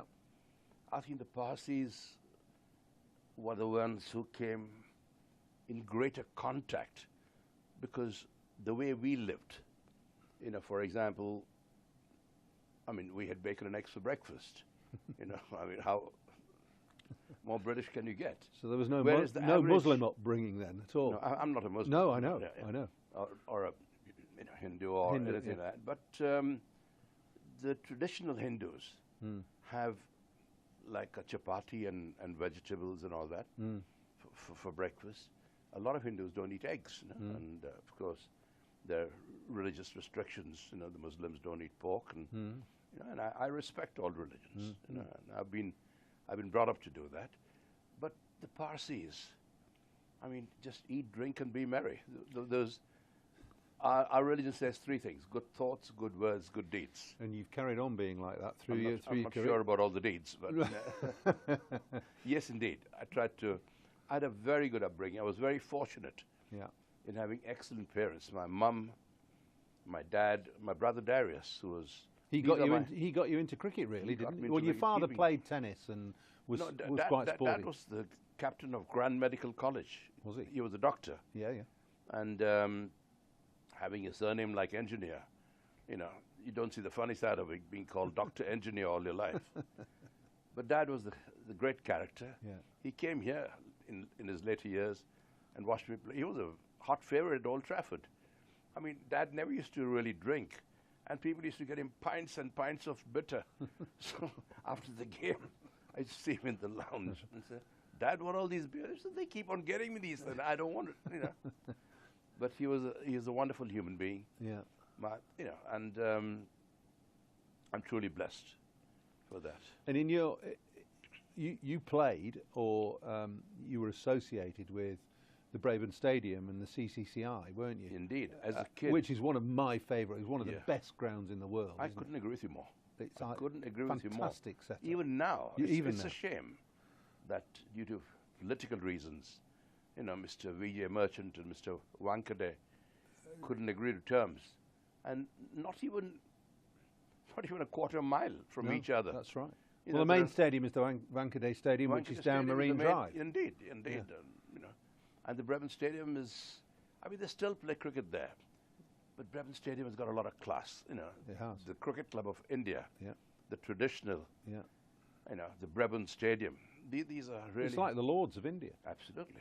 Indeed. And did you play in your formative years there, or did you just play the odd representative I was invited game as a cricket member, an honorary cricket member, as a youngster, and that itself was a great boost to my career. You know, I can't thank the CCI enough for that, because we never had any coaching as such. We used to get fielding practice and things like that, but just being in that club, savouring the atmosphere where all the great men played, you know, and using its facilities as a, you know, out on the pitch. And I'm very pleased to say, although I'm blowing my own trumpet here, that I was the last person to get a Test 100 at the Brabourne Stadium. Against England? Against England. I'm sorry, Paul. Was that Tony Lewis's side? Was it Tony Lewis or I think it Tony was. Gray? I think it was. It was the last official Test match there. Was that your highest score as well? 120? I'm not sure about that. Well, I think so. Is it? Okay. You got 2 I've never been one for... No, but that's great, scoring 100 at Yeah, I got other one against the West Indies. Which was perhaps one you're more well known for, because Indeed. you nearly got 100 before lunch. I got 94 before lunch, and opening to the likes of Wes Hall, Charlie Griffith, renowned as Gary Sobers, and Lance Gibbs. He didn't come on till the first ball after lunch. What did you whip him through mid-wicket for 4? No. Lance Gibbs came on when I was 94, and everyone in the dressing room says, "Gosh, why didn't you get 100?" You know, Dilip Sardesai was my partner. Yeah. And when I was 92, I had a shot at Rohan Kanai. I hooked Wes Hall. Rohan Kanai at deep square leg, dived full length and stopped to 4. The ball ricocheted. We could have easily got 2 runs, but Sardesai didn't want to take the second run. And he blocked the last over. My good mate, Clive Lloyd. Yes. You know, I had a cover drive of Charlie Griffith, and Clive dived full length, and it touched his fingers, and again he could have easily got 2, but we took 1, and Dilip added the rest of the over. I mean, I'm not blaming Sardesai for that. I think most people would settle for 94 before lunch Yes, in a indeed. test match against that attack. I was more than happy. But a lot of people tell me, "Oh gosh, you could have easily got 100 the way you were going and all that." No, man, I was just pleased to be not out, and then first over after lunch, I see Lance Gibbs come onto ball, and I hit him straight for 6, straight out of the stadium. I think the ball is still travelling. They never found it. That's how I got onto the beach. On the beach, indeed, yes. Well, when did you were renowned as a flamboyant cricketer, and slightly unusually in those days, and even now, you kept wicket obviously, but you opened the batting as well. I mean, that was quite a test for any individual to be able to keep and then open the batting. I didn't consider it a task. It just came naturally, and I think it was an advantage to me because just having kept wickets, you're coming to open the batting. So your eyes already, you know what the pitch is doing, you know what the conditions are like. You're as near the pitch as the previous batsmen were. So you're halfway there, really, And I preferred fielders behind me than all. I had some big gaps in front too. I used to lift the ball a lot. You did. I can lift him. Was your phrase, wasn't it? You used to say that to. That was one of your famous phrases in the Lancashire dressing room. Yeah. I think I can lift him. Yes. So, in other words, hit it in the air. Indeed. And I used to play the scoop and all these stupid shots those days that the T20 people in IPL play these days. I tried to hit the ball where there were no fielders. And if I lifted the ball in that direction, I knew it was pretty safe because there were no fielders to catch them or stop them. I mean, I remember watching you as a schoolboy, sitting in the ladies' stand, opening the batting for Lancashire in the John Player League, and you became symptomatic with the way the new game, it was a new game, should be played. You used to whack it through mid-wicket from ball 1. You used to work the ball. Yes. In a similar vein, I'll blow your trumpet for you now, to Viv Richards and more latterly Kevin Peterson. That's the way you played. Yes, because I used to come right behind the ball. And when you come right behind the ball, the gaps open automatically, especially between mid-on and mid-wicket. So you're virtually playing with a straight bat, but you're placing the ball at an angle. And that gap gives you so many fours because there's never a fielder between mid-on and mid-wicket, unless people are going for runs nowadays and all that. So I got a lot of runs in that area. So people thought I could only play on the onside. So when England came to India, Tony Greig or Tony Lewis, he's an onside player. They packed all the onside and started bowling on the offside. And that's where I got all my runs. But I enjoyed my cricket basically, Paul. But was it a conscious effort to play that way, or was it just a natural way of playing? It was a natural way of playing. I mean, you must have had a fantastic eye. Yes. Both as a keeper and as a batter. Definitely helps. I was never coached, which is perhaps a blessing. You learn from your own mistakes. You know how we improved? I looked into a mirror when I got out sometimes. Okay. And I tried to play that shot, why I missed it. Yeah. And the mirror told you everything. You know, my bat was at an angle there, should have been going straighter, and this and that. So, I mean, you learn from your own mistakes. And there's no better way of learning, as long as you don't make the same mistakes again and again, you know. True. And well, you had a wonderful career for India in Test match cricket. You were before really the age of one-day cricket. You only played a handful of games because there weren't any. I played the first World Cup.